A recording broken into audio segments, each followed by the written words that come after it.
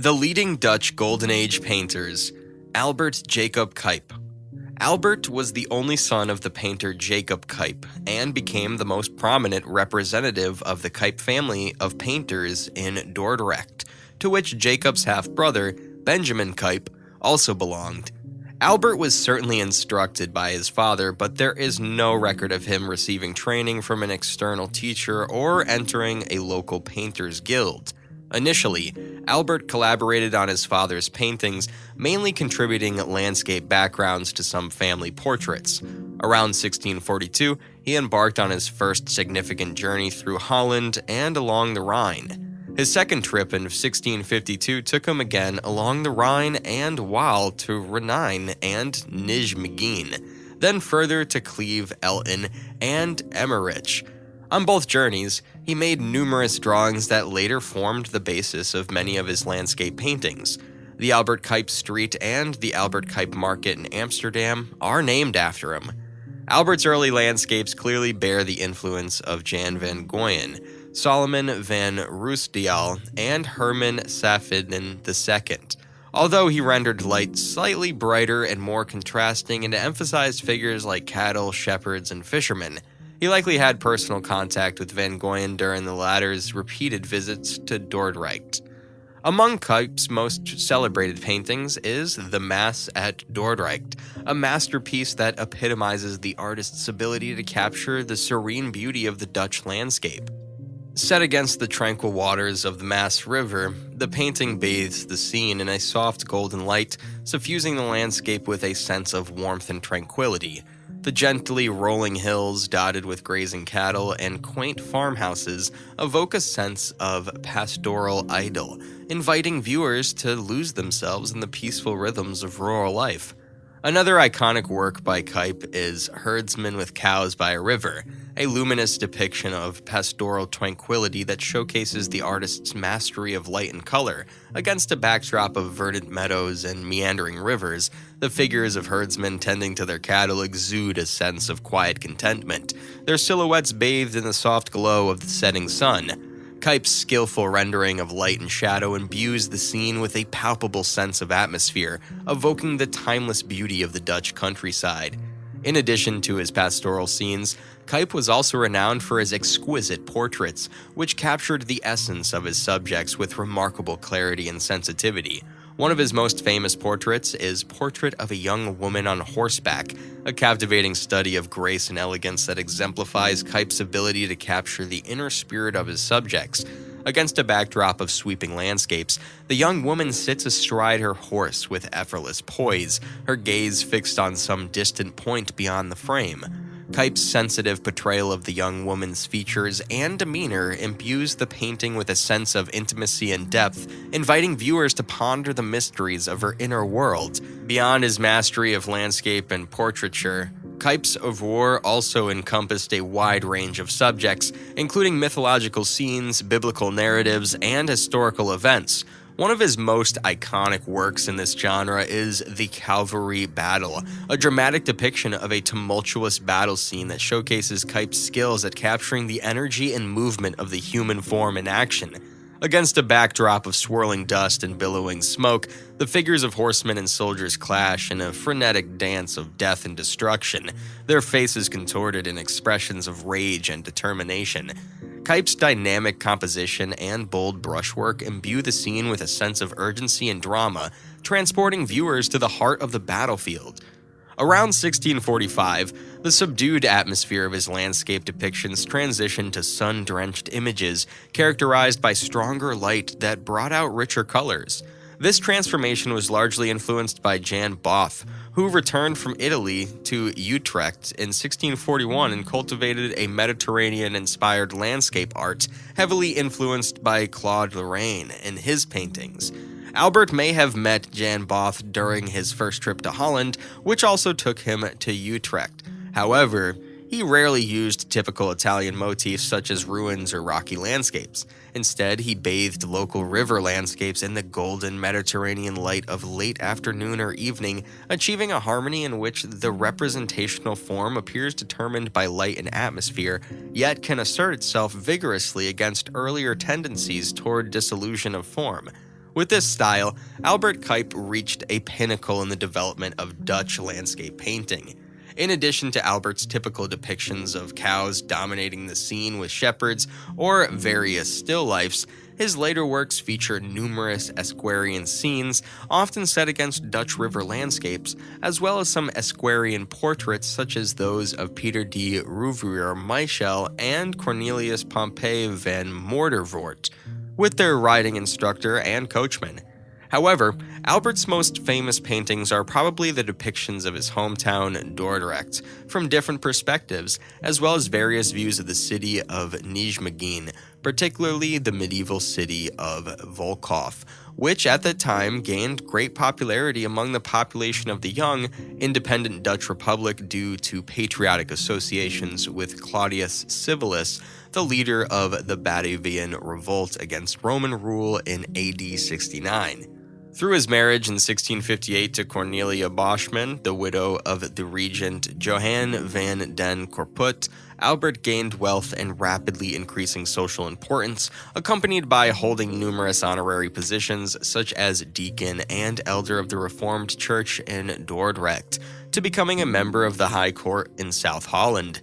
However, the exercise of these offices gradually brought his painting activities to a halt.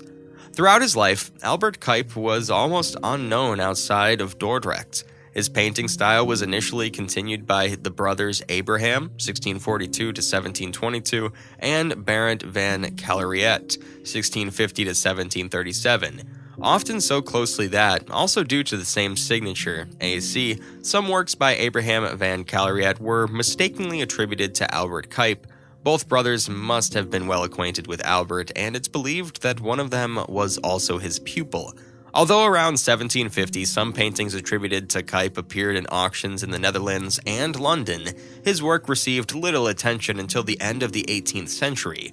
However, this changed dramatically when a sales catalogue from 1774 described Albert Cuyp as being on par with Claude Lorraine. From then on, his works, or those attributed to him, frequently appeared in auction catalogs and fetched high prices. Numerous imitations and copies of his paintings were created. Cuyp was particularly esteemed in England, especially by his fellow painters William Turner and John Constable, who borrowed elements from his paintings. As a result, Cuyp's works are still predominantly found in English collections today, while they are scarcely represented in Dutch museums.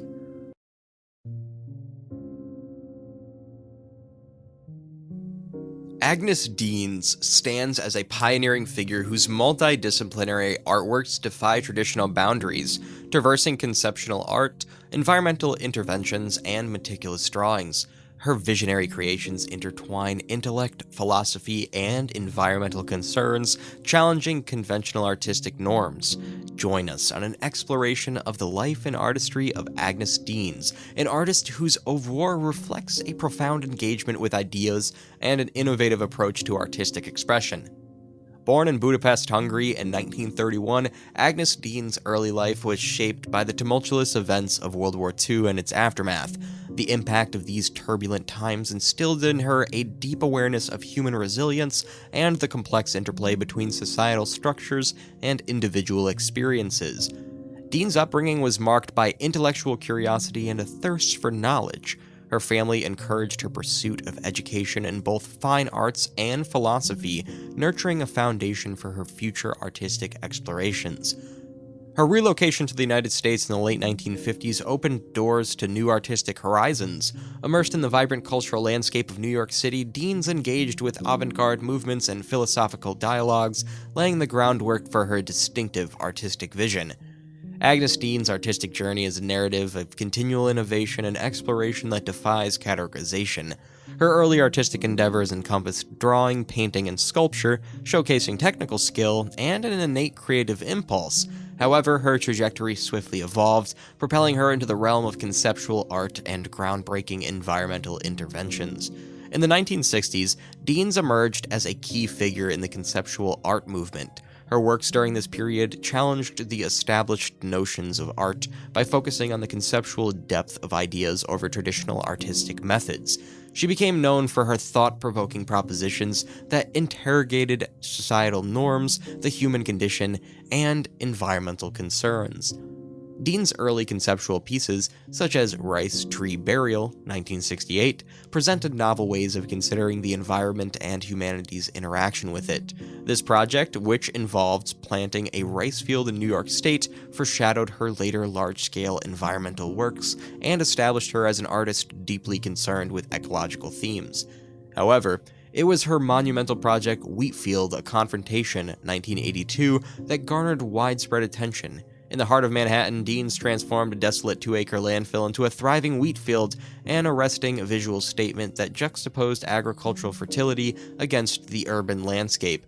This audacious intervention not only challenged perceptions of art, but also confronted societal concerns about land use, sustainability, and human impact on the environment.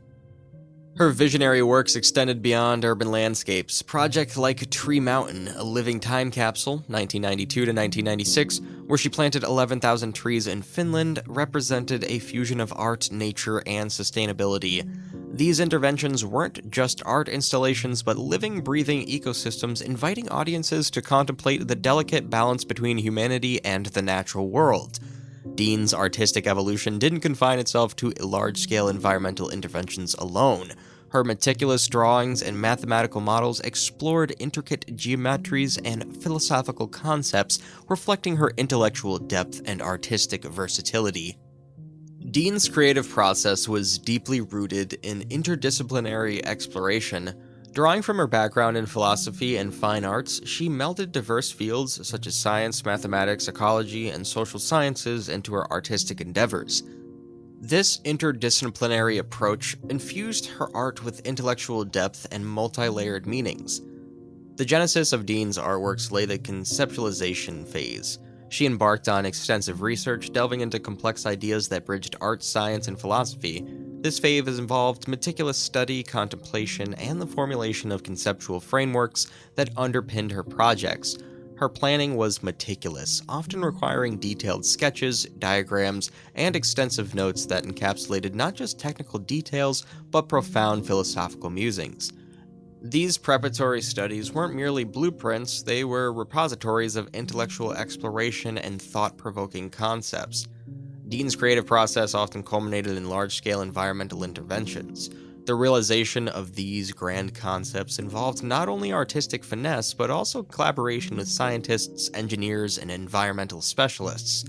Her projects like Wheatfield: A Confrontation demanded comprehensive planning and logistics. Soil analysis, environmental impact assessments, and collaboration with agricultural experts were integral to executing her vision. These interventions transformed urban landscapes into thought-provoking artworks that challenged the viewer's perceptions. Agnes Dean's artworks manifested across a spectrum of mediums. Her meticulous drawings, marked by precision and intricate detail, often incorporated mathematical elements and geometric forms, reflecting her conceptual explorations. Her large-scale environmental interventions were immersive experiences, inviting audiences to contemplate the complex relationship between humanity and the environment. These projects stood as powerful social commentaries, engaging the public in dialogues about ecological sustainability and societal norms. Dean's stands as a trailblazer in the realm of conceptual art. Her early forays challenged conventional artistic norms, emphasizing conceptual depth over traditional techniques.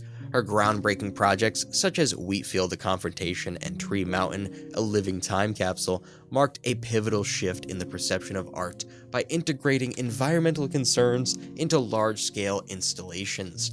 Her environmental interventions weren't merely artistic endeavors, they served as powerful statements that questioned societal norms, human impact on the environment, and the delicate balance between urbanization and nature. These projects sparked conversations about sustainability, land use, and ecological consciousness, leaving an indelible mark on environmental art practices. Agnes Dean's personal life and reflections epitomize an unwavering dedication to intellectual inquiry, environmental stewardship, and the convergence of art and philosophy. Her legacy extends beyond her artistic achievements, serving as an inspiration for future generations of artists, thinkers, and activists who seek to engage critically with societal and environmental issues through creative expression.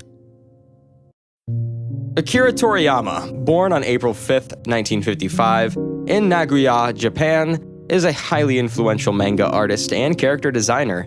He's best known as the creator of the iconic manga series Dragon Ball, and its various adaptations, including the immensely popular anime series and films. Toriyama's journey in the world of manga began in the 1970s when he started working as a professional artist and illustrator. He gained recognition for his unique art style, which features expressive characters with distinctive facial features and a blend of comedic and action-oriented storytelling.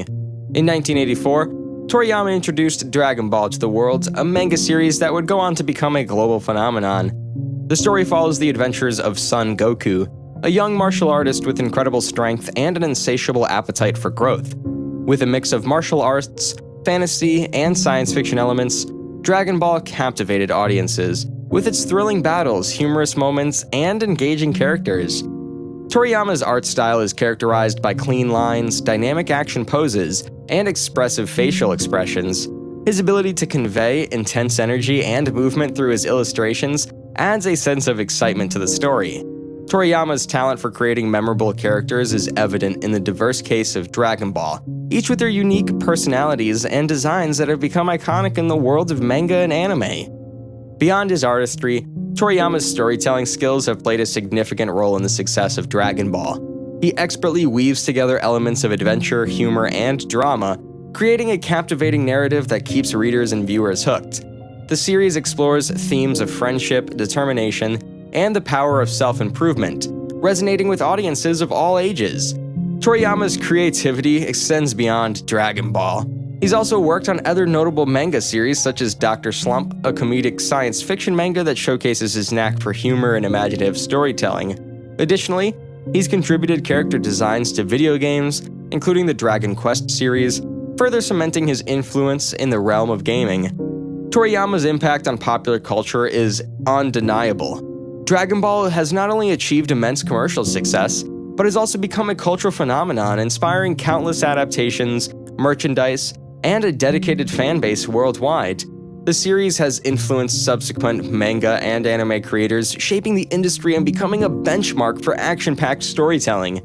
Despite his tremendous success, Toriyama is known for his humble nature and love for his craft. He continues to engage with fans and create new works, demonstrating his passion and dedication to his art. His contributions to manga and anime have left an enduring legacy, and his influence can be felt in the works of many artists who have been inspired by his style and storytelling techniques. Akira Toriyama's creativity, artistry, and ability to craft captivating stories have earned him a special place in the hearts of manga and anime enthusiasts worldwide. His work has entertained and inspired generations, and his impact on the industry will continue to be felt for years to come. Growing up in a period of significant social and political change, Belzoa came from a family with a deep appreciation for the arts. Her parents were well-educated and supportive of her artistic ambitions, fostering an environment that encouraged her creative development. Belzoa's formative years were marked by the political turbulence of early 20th century Russia. The country was undergoing profound changes, including the fall of the Russian Empire, the Russian Revolution of 1917, and the establishment of the Soviet Union. This era was characterized by political upheaval, economic instability, and significant cultural shifts. The social landscape was influenced by revolutionary ideals, which permeated various aspects of life, including the arts. Belzoa pursued her art education at the Imperial Academy of Arts in St. Petersburg, one of Russia's most prestigious art institutions. There, she studied under renowned artists and mentors who played a crucial role in shaping her artistic style.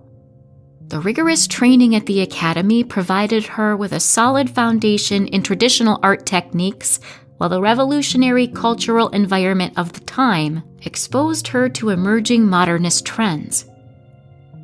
Throughout her career, Belzoa faced several adversities, including the challenges posed by the shifting political landscape and the social restrictions imposed by the Soviet regime. Despite these obstacles, she continued to develop her distinctive style, which blended elements of Russian avant-garde with the emerging Art Deco movement.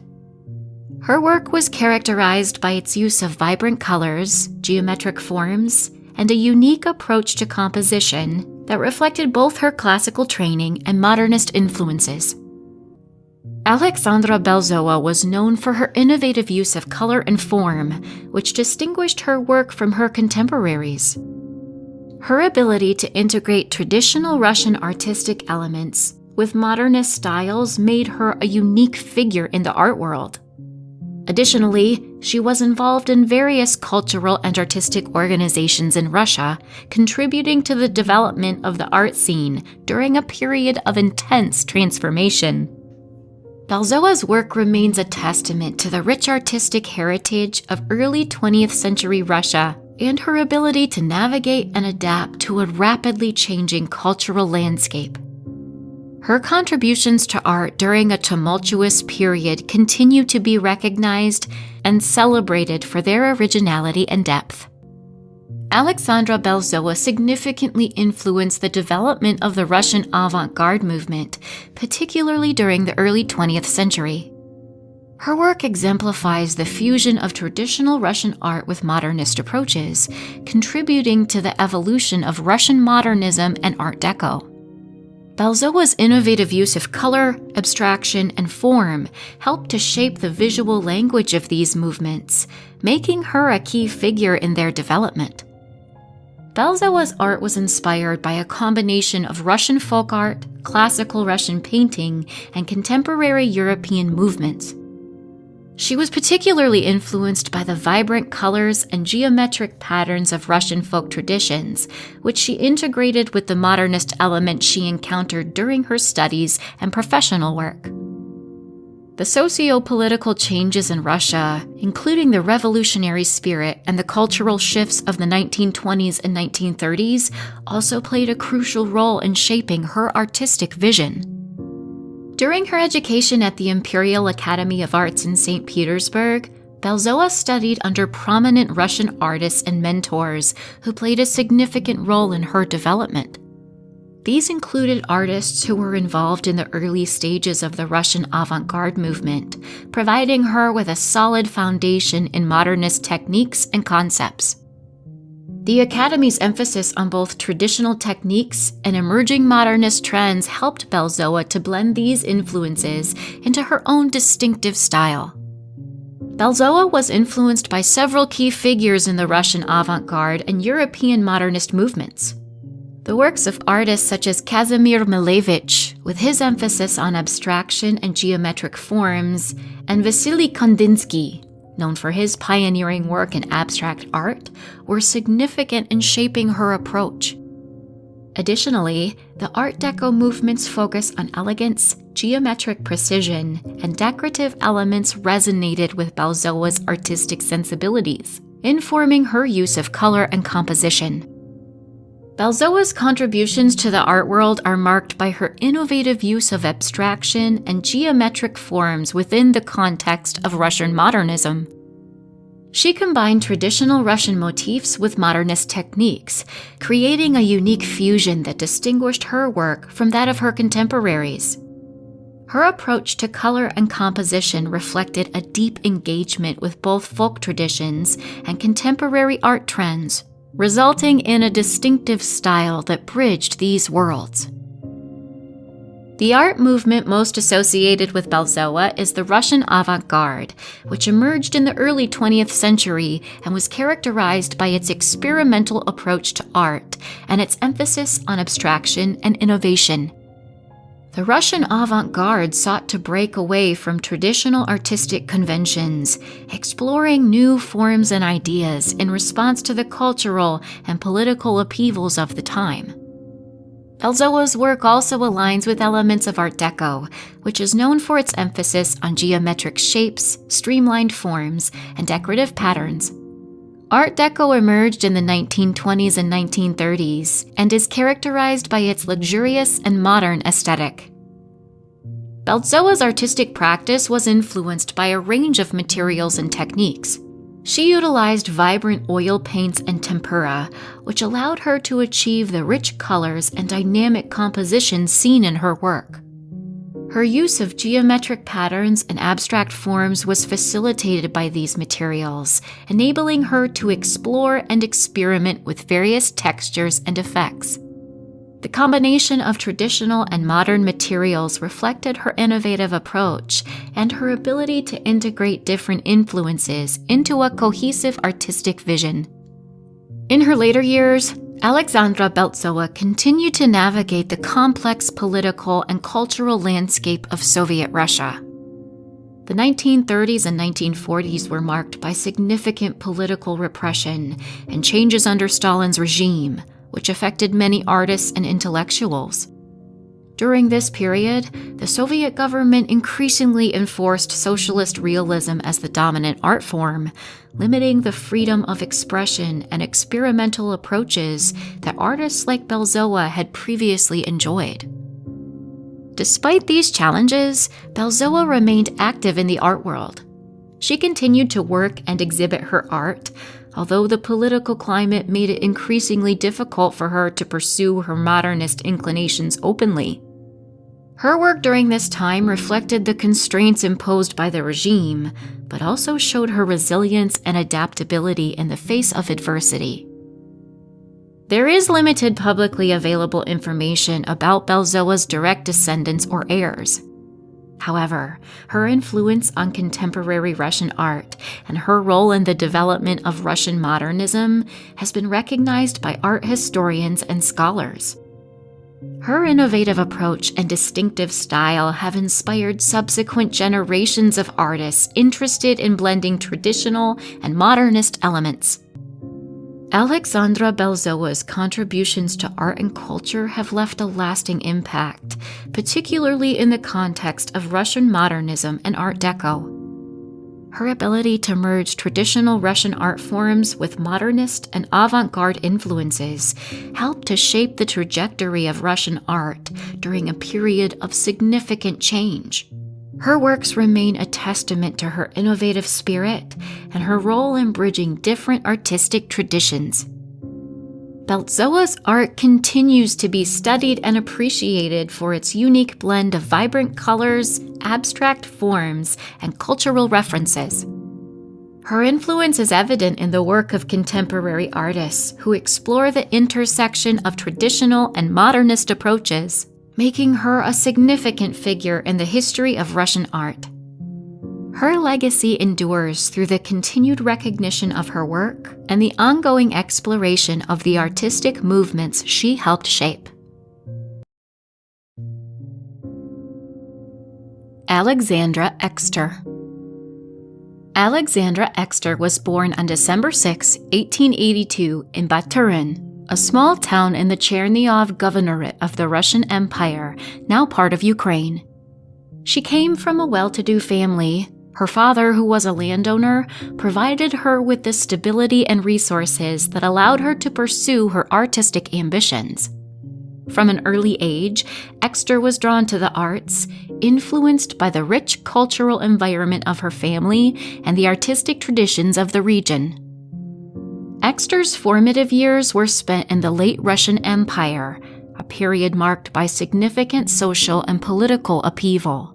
The early 20th century was a time of dramatic change in Russia, with the 1917 Russian Revolution leading to the establishment of the Soviet regime. This era saw the rise of various avant-garde movements, which played a crucial role in shaping the cultural and artistic landscape. Exter's artistic education began at the Kiev Art School, where she was exposed to a variety of artistic styles and techniques. She furthered her studies at the Moscow School of Painting, Sculpture, and Architecture, where she was influenced by prominent figures of the Russian avant-garde, such as Kazimir Malevich and Vasily Kandinsky. These experiences were instrumental in shaping her unique style, which combined elements of Cubism, Futurism, and Constructivism. Throughout her career, Exter faced numerous challenges, particularly during the tumultuous political changes in Russia. The rise of Soviet socialist realism and the subsequent repression of avant-garde movements posed significant obstacles for artists like Exter. The political environment often led to difficulties in exhibiting and promoting her work. Despite these challenges, she continued to produce and exhibit her art, adapting her style to the changing political and social climate. Alexandra Exter married the artist and critic Alexei Exter in 1910.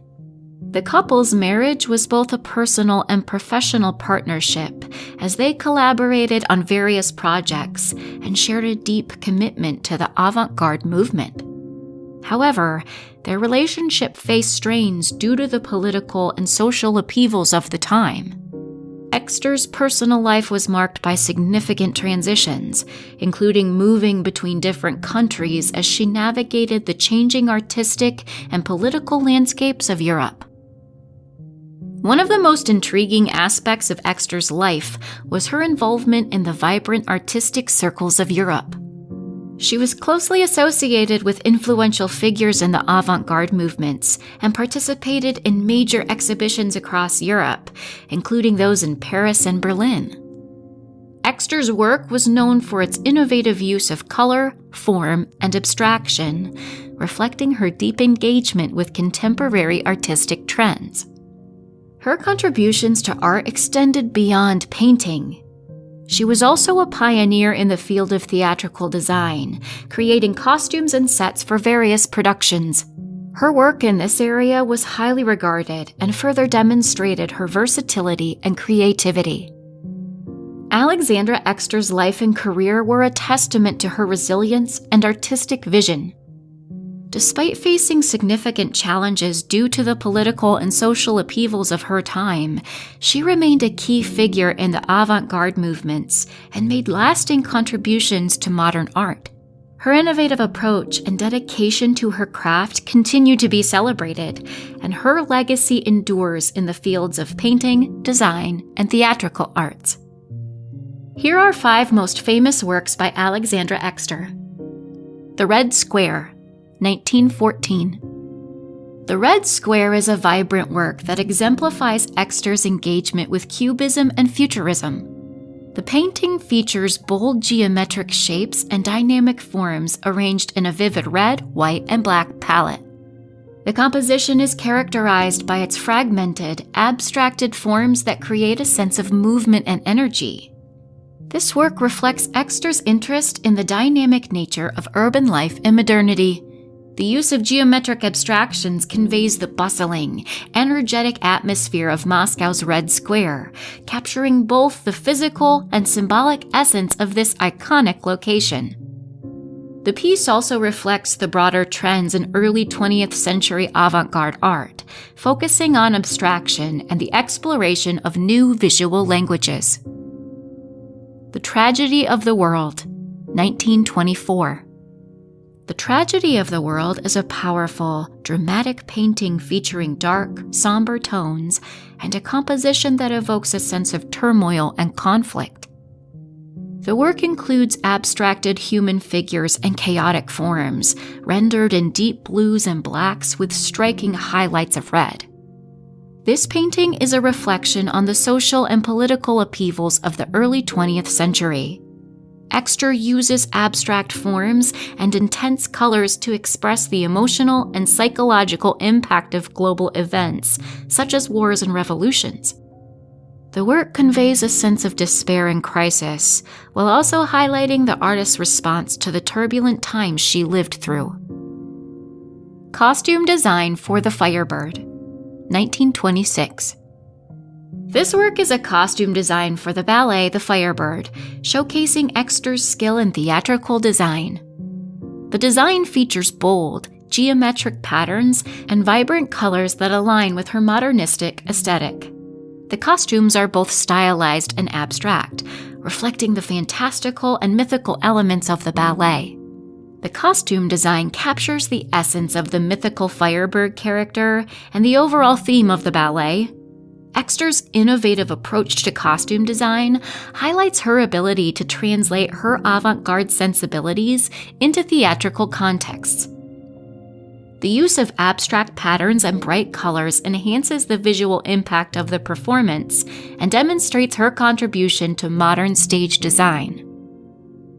Composition in red, blue, and yellow, 1919. This abstract work features a harmonious arrangement of geometric shapes and primary colors. The composition is characterized by its clean lines and balanced forms, creating a visually striking piece that emphasizes the interaction of color and form. The painting reflects Exter's exploration of abstraction and her engagement with the principles of constructivism. The use of primary colors and geometric forms illustrates her interest in reducing visual elements to their essentials, creating a sense of clarity and order. The work also demonstrates her influence by the Russian avant-garde and her contribution to the development of modernist art. The Return of the Prodigal Son, 1922. This painting presents an abstracted interpretation of the biblical parable, featuring fragmented forms and a subdued color palette. The composition includes dynamic, intersecting shapes that suggest the narrative of the prodigal son's return and reconciliation. Exter's interpretation of this classic biblical story is infused with modernist abstraction, reflecting her innovative approach to traditional subjects. The fragmented forms and muted colors convey the emotional complexity of the narrative, while also highlighting the artist's ability to reinterpret familiar themes through a contemporary lens. Apart from these 5 notable works, Alexandra Exter is also known for her abstract compositions, other costume and set designs, and various innovative works that contributed to the avant-garde movement. Her oeuvre includes pieces that span a range of styles and media, further demonstrating her versatility and impact on modern art. Alexandra Exter was a significant figure in the development of the Russian avant-garde movement, particularly the constructivist and cubist styles. Constructivism, which emerged in Russia in the early 20th century, was characterized by its focus on abstract, geometric forms and a rejection of traditional artistic methods.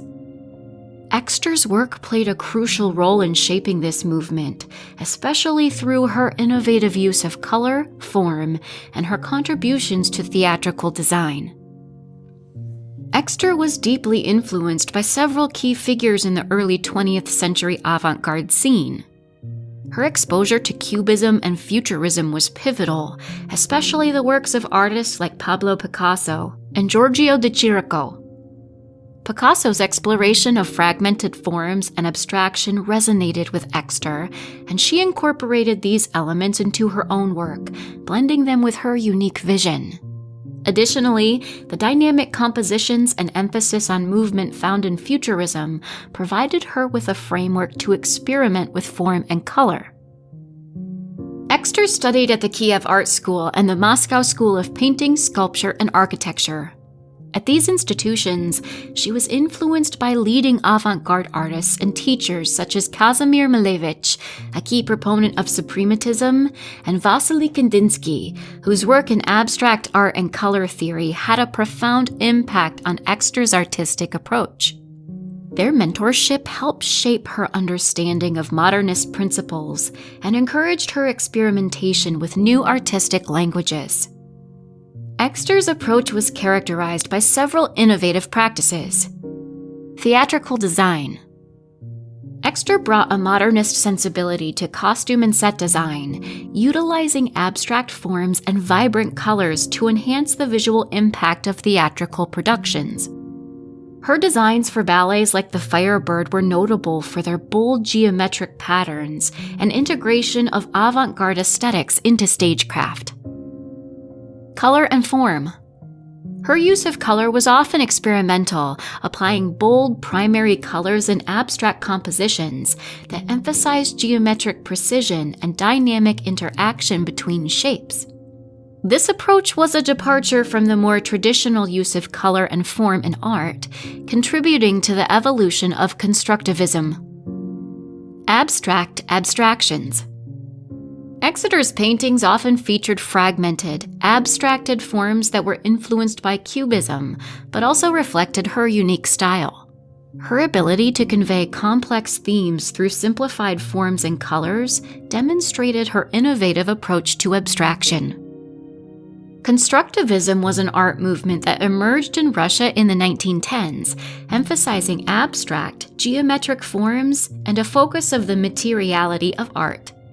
It was a response to the social and political changes of the time, aiming to create art that was relevant to the modern industrial society. Constructivists sought to reject traditional artistic techniques in favor of new, innovative approaches that reflected the technological and social advancements of the era. Exter was influenced by a variety of materials, including collage. She utilized collage techniques to create dynamic compositions, combining various materials and textures to add depth and interest to her work. Mixed media. Her use of mixed media allowed her to experiment with different textures and surfaces, contributing to the innovative quality of her designs. Geometric shapes. The incorporation of geometric shapes and bold colors was central to her style, reflecting her engagement with modernist principles and her interest in exploring the visual impact of abstraction. Overall, Alexandra Exter's contributions to art were marked by her innovative use of form, color, and material, which helped shape the development of constructivism and modernist art. Her work in both painting and theatrical design left a lasting impact on the avant-garde movement and continues to be celebrated for its creativity and originality. In the later years of her life, Alexandra Exter faced a series of significant challenges and changes. The political landscape in Russia was shifting dramatically during the early 1930s as the Soviet government increasingly cracked down on avant-garde and modernist art. The rise of Stalinism and the push for socialist realism led to a suppression of many modernist movements, including constructivism, which Exter had been a leading figure in. Despite these challenges, Exter continued to work and adapt her artistic practice. She focused more on applied arts, including theater and design, adapting her innovative style to the constraints imposed by the changing political climate. Her work during this period reflected a shift towards more socially and politically acceptable themes, although her avant-garde roots remained evident. The major historical changes that affected Exter in her later years included the rise of Stalinism. The consolidation of Stalin's power in the Soviet Union led to the persecution of many artists associated with avant-garde movements. Exter, along with many of her contemporaries, faced increasing pressure to conform to the new artistic norms dictated by the state. The shift to socialist realism. The Soviet government's endorsement of socialist realism as the official artistic style meant that artists like Exter, who had been associated with avant-garde movements, found themselves marginalized. This period saw a significant shift in the cultural landscape of the Soviet Union, with many modernist artists being sidelined or persecuted. Alexandra Exter did not have direct descendants, but her influence extended through her students and followers. She had a significant impact on younger generations of artists and designers, both in Russia and internationally. Her innovative approach to art and design influenced numerous artists who came after her, and her work continued to be studied and celebrated by scholars and art historians. Alexandra Exter passed away on March 17, 1949, in Paris, France. Her death marked the end of a significant chapter in modernist art, but her legacy lived on. She was buried in the Montparnasse Cemetery in Paris, a resting place for many prominent artists and intellectuals of her time. After her death, Alexandra Exter's contributions to art and culture continued to be recognized and celebrated. Her innovative work in both painting and theater design had a lasting impact on the development of modern art. She is remembered for her pioneering role in constructivism and her ability to integrate avant-garde aesthetics into various forms of artistic expression. Exter's influence can be seen in the continued exploration of abstract forms and dynamic compositions in contemporary art. Her contributions to costume and set design have also been acknowledged in the field of theater and performance art, where her innovative approach to visual storytelling continues to inspire new generations of artists and designers. Overall, Alexandra Exter's legacy remains a testament to her creativity, resilience, and significant role in shaping the modernist art movement. Her work continues to be studied and celebrated for its originality and impact on the trajectory of 20th century art. Alice Aycock is an American sculptor and installation artist known for her large-scale public artworks that explore themes of architecture, science, and the natural world. Born in Harrisburg, Pennsylvania in 1946, Aycock has become a prominent figure in contemporary art, renowned for her innovative and thought-provoking creations. Aycock's artistic journey began at Douglas College, where she studied under influential artists, such as Robert Morris and Robert Watts. It was during this time that she became captivated by the possibilities of sculpture and installation art. She went on to earn her MFA from Hunter College in New York City, where she honed her skills and developed her unique artistic vision. Aycock's early works often incorporated architectural elements, exploring the relationship between space, structure, and the human experience. She drew inspiration from diverse sources, including science fiction, literature, and historical events. Her sculptures and installations were characterized by their intricate and dynamic forms, blending organic and mechanical elements to create a sense of movement and energy. Throughout her career, Aycock has created numerous public art installations that have become iconic landmarks in the cities around the world. These monumental sculptures often integrate with their surroundings, engaging with the architectural and cultural context of the site. Aycock's works invite viewers to interact with the artwork and contemplate the relationship between the built environment and human existence. One of Aycock's notable public artworks is the East River Roundabout, 1995, located in New York City. This large-scale installation consists of a series of steel columns and beams that evoke the sensation of a whirlwind or tornado. The artwork references the historical significance of the site as a former shipping hub, while also symbolizing the energy and dynamism of the city. Another significant work by Aycock is Star Shifter, 2007, located in Terminal 1 of the Seattle-Tacoma International Airport. This installation features a suspended sculpture made of stainless steel and aluminum that resembles a celestial constellation. The artwork creates a sense of wonder and exploration, inviting viewers to contemplate their place in the universe. Aycock's artistic practice extends beyond public installations. She's also created smaller-scale sculptures, drawings, and mixed media works that explore similar themes of space, movement, and transformation. Her multidisciplinary approach allows her to experiment with different materials and techniques, constantly pushing the boundaries of her artistic practice. Alice Aycock's contributions to contemporary art have earned her numerous accolades and recognition. Her work has been exhibited in prestigious museums and galleries worldwide, and she's received grants and awards from institutions such as the National Endowment for the Arts and the Guggenheim Foundation. Her thought-provoking and visually striking artworks continue to inspire and challenge viewers, reaffirming her status as a visionary artist of our time. Alice Bailey, a Swiss painter and textile artist, was born in Geneva in 1872. She was a trailblazer in the field of modern art, known for her vibrant and eclectic works that combined various artistic styles and techniques. Bailey began her artistic training at a young age, studying at the School of Decorative Arts in Geneva. She later traveled to Munich, Germany, where she attended the Academy of Fine Arts. During her time in Munich, Bailey was exposed to the works of the German Expressionists and the avant-garde movements of the early 20th century, which greatly influenced her artistic development. Bailey's art defied traditional categorizations, as she seamlessly blended elements of Fauvism, Cubism, and Futurism, among other styles. Her paintings were characterized by their bold use of color, dynamic compositions, and a sense of movement. She often depicted everyday subjects such as still lifes, landscapes, and portraits, infusing them with a vibrant energy and a sense of modernity. One of Bailey's notable contributions to the art world was her use of collage and mixed media.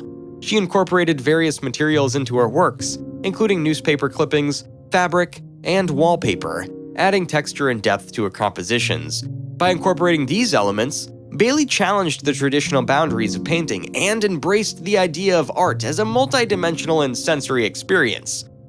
Bailey's art was also deeply influenced by her feminist beliefs and her commitment to social and political issues of her time.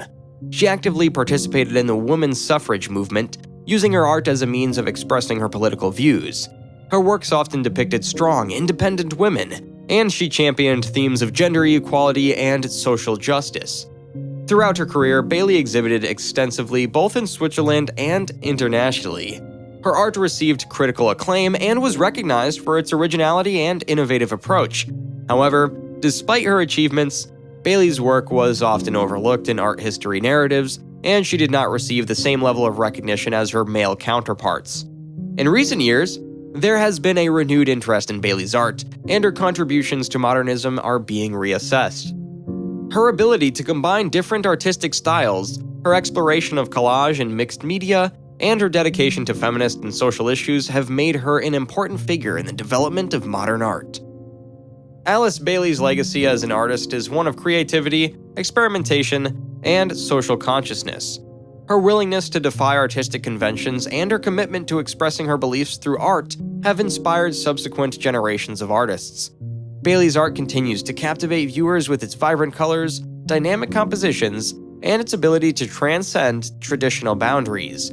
Her contributions to the art world are a testament to the power of individuality and the importance of embracing diversity within artistic expression.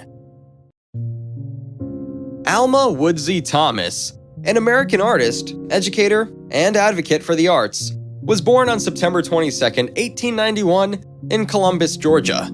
She is celebrated as a pioneering figure in the field of abstract art, known for her vibrant and colorful compositions that reflect her unique vision and deep appreciation for the beauty of the natural world. Thomas' artistic journey began later in life. She initially pursued a career in education and served as a teacher for several decades. It wasn't until her retirement from teaching in the 1960s, at the age of 69, that she fully dedicated herself to her artistic pursuits. This period marked a significant turning point in her life and marked the beginning of her remarkable artistic career.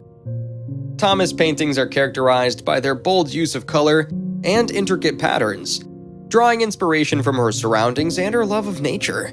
She created abstract compositions that evoked the rhythms and harmonies found in the natural world.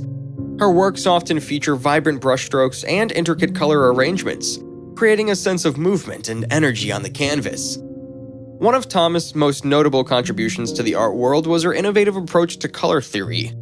She meticulously studied color relationships and employed a technique she called color fusion, in which she applied small strokes of color side by side, allowing them to blend and interact optically. This technique resulted in dynamic and luminous compositions, imbuing her paintings with a sense of depth and radiance. Thomas' art also reflected her commitment to social and cultural issues. She was an active participant in the civil rights movement and sought to break down racial barriers in the art world. She was a founding member of the Washington Color School, a group of artists in Washington, D.C., who focused on color and abstraction. Through her work and advocacy, Thomas paved the way for future generations of African American artists and challenged the prevailing norms of the art world. Throughout her career, Thomas received numerous accolades and recognition for her artistic achievements. In 1972, she became the first African American woman to have a solo exhibition at the Whitney Museum of American Art. Her work continues to be exhibited in major galleries and museums, and her legacy as an influential abstract artist is celebrated worldwide.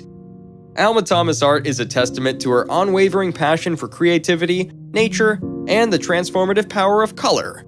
Her paintings exude a sense of joy, optimism, and harmony, inviting viewers to engage with the beauty and energy of the world around them. Thomas' artistic legacy serves as an inspiration to artists and art enthusiasts, reminding us of the boundless possibilities of self-expression and the enduring impact of pursuing one's artistic vision. The Renaissance in Italy. Andrea Mantegna. Born in the humble town of Isola di Carturo near Padua, Italy in 1431, Mantegna entered a world pulsating with change. The 15th century was a period of transition, marked by the revival of classical ideas and the burgeoning humanist movement. It was a time when Italy was a patchwork of city-states, each boasting its own unique culture and patronage of the arts. Against this backdrop, young Andrea Mantegna found himself immersed in the vibrant, artistic milieu of Padua. Here, he studied under the tutelage of the renowned painter Francesco Squarcione, whose unconventional methods and emphasis on classical antiquity would leave an indelible mark on Mantegna's artistic development. Under Squarcione's guidance, Mantegna honed his skills as a draftsman and painter, mastering techniques that would later distinguish him as one of the leading figures of the Italian Renaissance. Yet, it was not only Squarcione who shaped Mantegna's artistic vision. He was also influenced by the works of other masters such as Donatello and Jacopo Bellini, whose innovative approaches to form and perspective left an indelible impression on the young artist. As Mantegna matured, his talent began to attract attention beyond the confines of Padua. In 1453, he was commissioned to paint a series of frescoes for the Ovetari Chapel in the Church of the Eremitani, a project that would showcase his mastery of perspective and foreshortening techniques. These frescoes, depicting scenes from the lives of St. James and Christopher, heralded Mantegna's arrival as a major artistic force in northern Italy.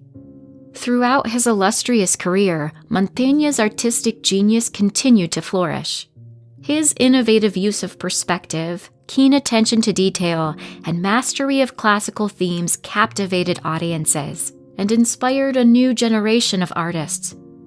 Among his notable pupils were the likes of Giovanni Bellini and Marco Zoppo, who would carry on Mantegna's legacy long after his passing. One of the most striking features of Mantegna's style is his meticulous attention to detail. Whether depicting landscapes, architecture, or human anatomy, Mantegna approached his subjects with a keen eye for precision and accuracy. His ability to render intricate textures, from the weathered stone of ancient ruins to the delicate folds of drapery, imbued his works with a sense of realism that was unparalleled in his time. Mantegna's mastery of perspective was another hallmark of his style. Influenced by the classical ideals of symmetry and proportion, he employed innovative techniques to create depth and spatial coherence in his compositions. Through the use of foreshortening and vanishing points, Mantegna achieved a sense of three-dimensionality that brought his scenes to life with remarkable clarity and dynamism. In addition to his technical prowess, Mantegna was also celebrated for his bold and dramatic compositions. He had a penchant for depicting scenes of epic grandeur, whether it be monumental battle scenes or solemn religious narratives.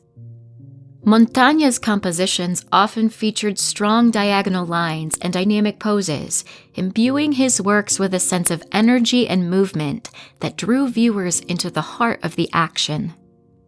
Furthermore, Mantegna's fascination with classical antiquity permeated his work, influencing both his subject matter and his stylistic choices.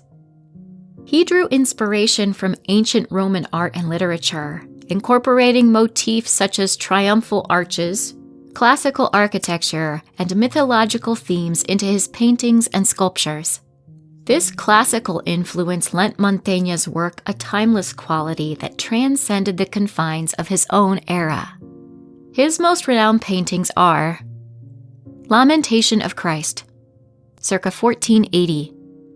This iconic painting, also known as the Dead Christ, is a poignant portrayal of the aftermath of Christ's crucifixion. Mantegna's composition emphasizes the lifeless body of Christ, tenderly cradled by Mary and surrounded by grieving figures. Through his meticulous attention to detail and expressive use of light and shadow, Mantegna evokes a sense of profound sorrow and human vulnerability. The painting serves as a powerful meditation on the themes of suffering, redemption, and the fragility of life, inviting viewers to contemplate the mysteries of faith and mortality. The Triumphs of Caesar, circa 1484 to 1492. A series of 9 monumental paintings, The Triumphs of Caesar is a tour de force of Mantegna's artistic vision and technical skill. Commissioned by Ludovico Gonzaga, the Duke of Mantua, the cycle depicts scenes from Julius Caesar's triumphal procession through Rome. Each painting captures a different aspect of the procession, from the victorious generals and captive prisoners to the elaborate floats and symbolic imagery. Mantegna's use of perspective and foreshortening creates a sense of grandeur and spectacle, immersing viewers in the pageantry of ancient Rome. Beyond its historical significance, the cycle also serves as a commentary on power, ambition, and the transient nature of earthly glory. The Agony in the Garden, circa 1458 to 1460. This hauntingly beautiful painting depicts the moment of Christ's anguish in the Garden of Gethsemane as he prays before his impending betrayal and crucifixion. Mantegna's composition focuses on the solitary figure of Christ, bathed in moonlight and surrounded by the looming presence of ancient olive trees. The painting's subdued palette and ethereal atmosphere convey a sense of spiritual intensity and existential struggle. Through his sensitive portrayal of Christ's humanity and divine grace, Mantegna invites viewers to contemplate the mysteries of faith and the redemptive power of Christ's sacrifice. The Dead Christ, circa 1501. Another powerful depiction of Christ's lifeless body, The Dead Christ is a deeply moving exploration of grief, loss, and the human condition. Mantegna's portrayal of Christ's lifeless form, laid out on a stone slab with wounds still visible, is rendered with exquisite realism and pathos. Surrounding figures, including Mary, John the Baptist, and Mary Magdalene, express profound sorrow and disbelief, their faces contorted in anguish. Through his sensitive depiction of human emotion and his profound understanding of Christian theology, Mantegna creates a work of transcendent beauty and spiritual resonance. The Madonna of the Rocks, circa 1480. This exquisite painting, also known as the Virgin of the Rocks, is a testament to Mantegna's mastery of composition, symbolism, and religious iconography. Set against a backdrop of rugged cliffs and verdant foliage, the Virgin Mary is depicted with the infant Christ and St. John the Baptist in a serene and intimate setting. Mantegna's use of chiaroscuro and subtle color harmonies imbues the scene with a sense of ethereal beauty and divine grace. The painting's intricate symbolism, including the presence of angels and symbolic flowers, invites viewers to contemplate the mysteries of the Incarnation and the role of Mary as the Mother of God. Andrea Mantegna's passing marked the end of an era in the Italian Renaissance art world. He died on September 13, 1506 in Mantua, leaving behind a legacy that continues to resonate through the annals of art history. Anne Truitt, born in 1921 and passing away in 2004, was an American known for her minimalist sculptures and abstract paintings. Truitt's work explores the relationship between color, form, and space, and is characterized by its clean lines, geometric shapes, and subtle use of color. Truitt began her artistic career as a painter and later transitioned to sculpture. Her early paintings were often monochromatic, featuring large, solid color fields that created a sense of calm and contemplation. As she delved into sculpture, Truitt continued to emphasize simplicity and precision, using wooden forms that she carefully painted with multiple layers of acrylic paint. One of Truitt's most notable series is the Early series, which consists of vertical wooden sculptures that stand at human scale. These sculptures, often referred to as columns, are meticulously crafted and painted in vibrant yet restrained colors. Truitt believed that the verticality of her sculptures evoked a sense of the human presence and created a dialogue between the viewer and the artwork. Throughout her career, Truitt's work underwent a gradual evolution. While her early sculptures were characterized by their smooth and polished surfaces, her later works featured more textured and weathered finishes. This shift reflected her exploration of the passage of time and the imperfections that come with it. Truitt's artistic practice was deeply influenced by her personal experiences and reflections. She often drew inspiration from her own memories, emotions, and observations of the natural world. Her work also reflects her interest in spirituality and the transcendental, as she thought to create art that resonated with a sense of inner harmony and contemplation. And Truitt's contributions to the art world would have been widely recognized and celebrated. Her minimalist sculptures and paintings have been exhibited in major galleries and museums around the world, and her unique approach to form and color continues to inspire and influence contemporary artists. Truitt's dedication to simplicity, precision, and the exploration of personal expression has left a lasting impact on the field of abstract art. Annie Leibovitz, born in 1949 in Waterbury, Connecticut, emerged as one of the most influential photographers of her generation, renowned for her iconic portraits and insightful visual storytelling.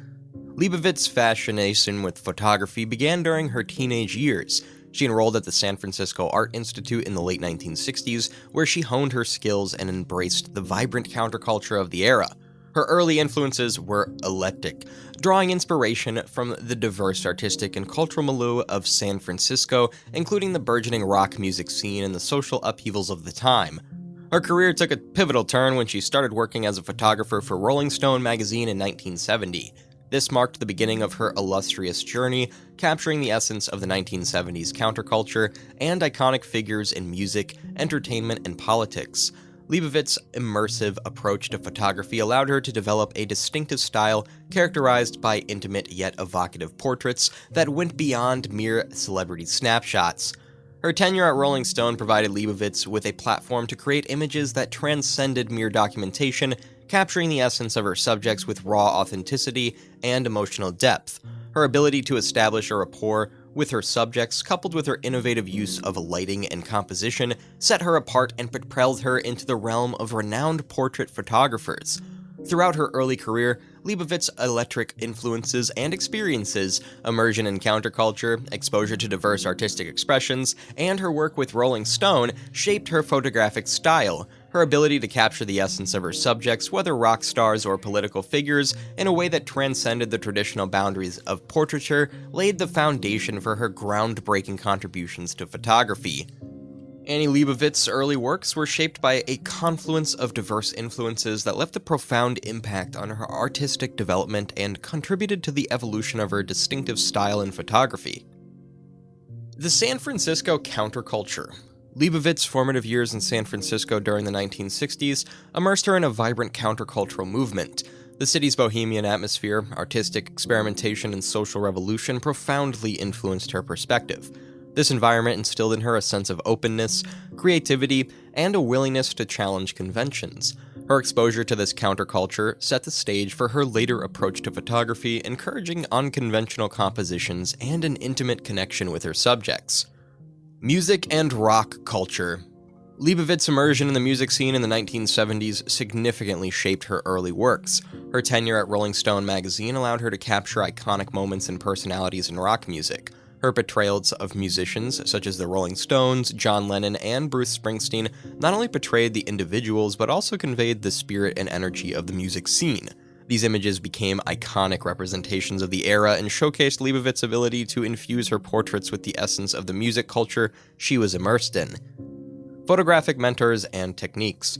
Early mentors like Ralph Gibson and Robert Frank influenced Leibovitz's technical approach to photography. She learned about composition, lighting, and the nuances of storytelling through images from these mentors.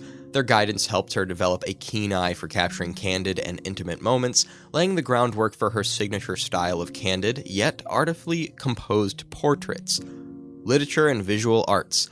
Leibovitz's broad range of influences extended beyond photography. She drew inspiration from literature, art, and cinema, incorporating elements from these mediums into her visual storytelling. Her ability to imbue her images with narrative depth and visual symbolism reflects the literary and cinematic influences evident in her work. The amalgamation of these influences counterculture ethos, immersion in rock music, mentorship, and a multidisciplinary approach to the arts shaped Leibovitz's early works. Her ability to capture not just the physical presence but the essence of her subjects, whether celebrities or countercultural figures, reflected her unique blend of artistic influences and contributed to her distinctive style in photography. These influences laid the foundation for her later iconic portraits and narrative-driven imagery that defined her illustrious career. Annie Leibovitz's artistic style is defined by a blend of intimacy, storytelling, and a unique ability to capture the essence of her subjects. Her distinctive techniques and approaches have made her one of the most influential portrait photographers of our time. Intimate portraiture. Leibovitz's portraits often possess an intimate quality that allows viewers to connect deeply with the subject. Her ability to establish a personal rapport with her subjects contributes to the candidness and vulnerability seen in her portraits. For instance, her photographs of John Lennon and Yoko Ono, taken for Rolling Stone magazine, captures a raw and intimate moment between the couple, reflecting their bond and vulnerability. Narrative and symbolism. Leibovitz's photographs frequently convey narrative depth and symbolic meaning. She infuses her images with elements that tell a story beyond the surface. For example, her portrait of Demi Moore, famously taken while Moore was pregnant, challenged traditional notions of celebrity portraiture and became an iconic representation of pregnancy and femininity. Leibovitz is known for her innovative use of composition and lighting. She often plays with unconventional angles and settings, creating visually striking and thought-provoking images.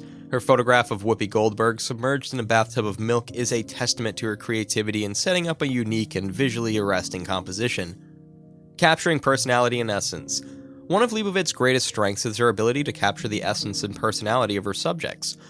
Whether photographing political figures, actors, or musicians, she goes beyond capturing their physical likeness, delving into their character and essence. Her portraits reveal the complexity and humanity of her subjects, transcending mere celebrity representation. Diverse range of subjects. Leibovitz's versatility extends to a wide range of subjects. From celebrities and politicians to cultural icons and everyday individuals, she portrays diverse subjects with equal depth and empathy. Her ability to humanize her subjects, regardless of their fame or background, is evident in her body of work. Leibovitz's artistic style is characterized by her ability to merge technical skill with a deep understanding of her subjects, resulting in images that are both visually captivating and emotionally resonant. Her groundbreaking approach to portraiture, combined with her storytelling prowess and technical mastery, has solidified her status as a visionary in the realm of contemporary photography. Annie Leibovitz's career is rich with iconic works that have left an indelible mark on contemporary photography.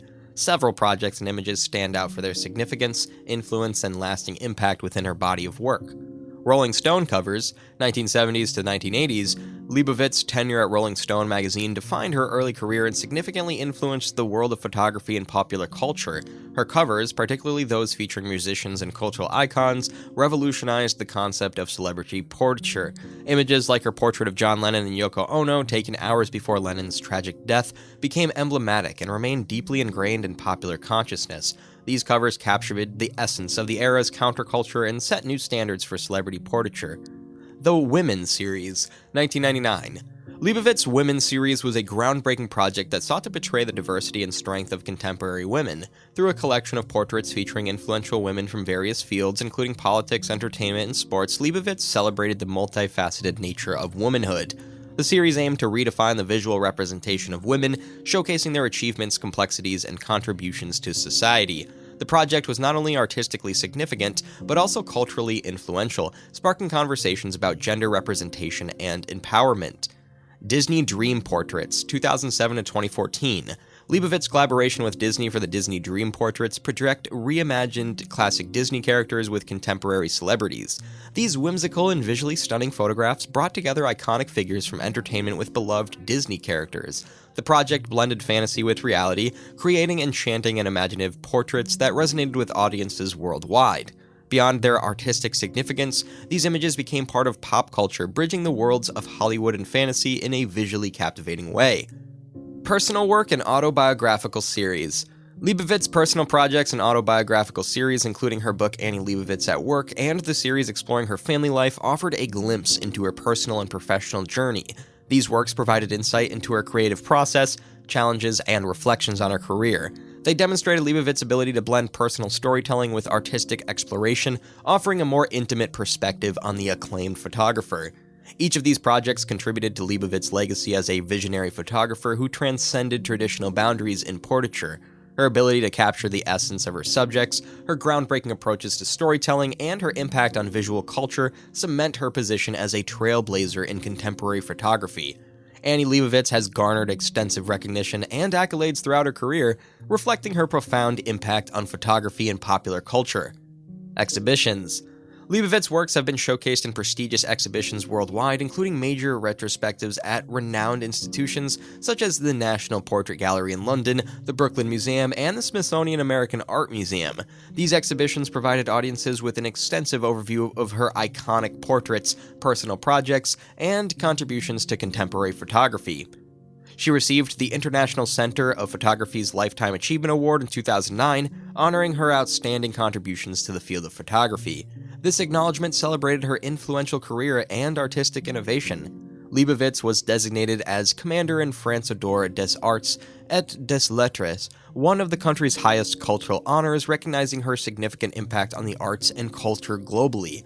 The Library of Congress awarded Leibovitz with the prestigious American Portrait Gala Lifetime Achievement Award in 2019, acknowledging her lasting influence on portraiture and visual storytelling. Retrospectives and exhibitions dedicated to Leibovitz's work allowed audiences to delve into her prolific career, offering a comprehensive view of her evolution as a photographer. These exhibitions not only celebrated her iconic portraits, but also highlighted her impact on shaping contemporary photography. Awards, such as the International Center of Photography's Lifetime Achievement Award and the Library of Congress recognition, reaffirmed Leibovitz's status as a trailblazer in the art of portraiture. These honors recognized her groundbreaking contributions, innovation, and lasting influence on the art world. The cultural significance of being honored with France's Ordre des Arts et des Lettres emphasized Leibovitz's international reach and her role as a cultural ambassador, bridging boundaries through her art. These acknowledgments underline Leibovitz's enduring legacy as an influential photographer whose innovative approach to portraiture and visual storytelling transcends artistic boundaries. They validate her impact on contemporary photography and cultural discourse, affirming her place among the most influential artists of our time. Antoni Gaudí, a visionary Catalan architect, was born in 1852 in Reus, Catalonia, Spain. His upbringing and early years laid the foundation for his groundbreaking architectural style and profound impact on the cityscape of Barcelona. Gaudí grew up in a family strongly rooted in craftsmanship, with his father working as a coppersmith. This environment exposed Gaudí to the world of artisanal work and inspired an appreciation for intricate details and skilled craftsmanship that would profoundly influence his architectural approach. His early education in architecture began at the Provincial School of Architecture in Barcelona, where he showcased exceptional talent and a unique creative vision. Gaudí's studies coincided with a period of political and cultural resurgence in Catalonia, fostering a sense of regional identity and a renowned interest in Catalan culture, language, and art. These cultural movements deeply influenced Gaudí's artistic sensibilities and commitment to incorporating Catalan heritage into his architectural designs. During his formative years, Gaudí was profoundly influenced by various artistic and architectural styles.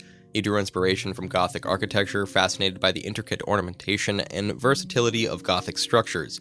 Additionally, he embraced the organic forms found in nature, drawing from natural elements such as trees, plants, and seashells. These influences would later manifest in his signature style, characterized by organic shapes, intricate details, and innovative structural techniques.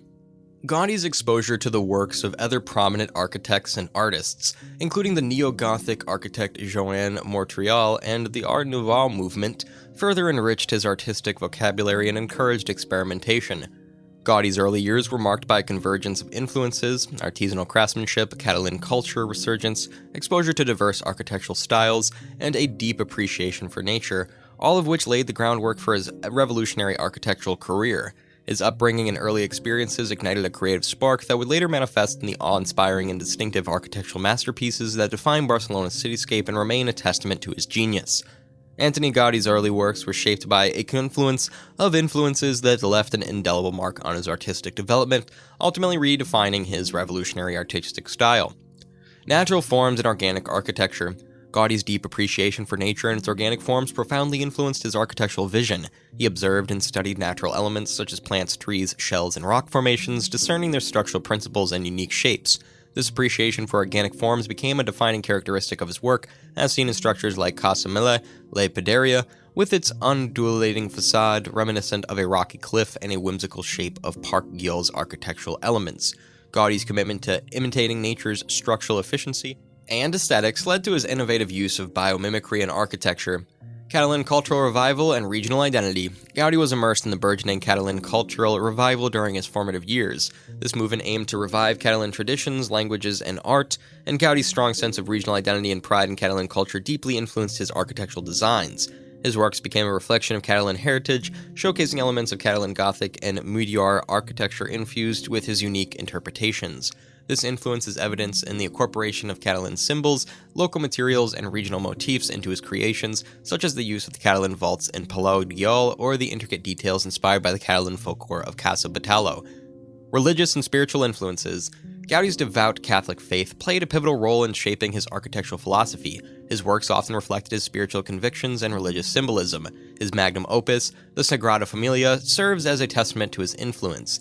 The Basilica's soaring columns and intricate facades are laden with Christian iconography and symbolism, translating religious narratives into architectural elements. Gaudi's profound spiritual beliefs inspired by his pursuit of creating sacred spaces that evoke a sense of awe and transcendence.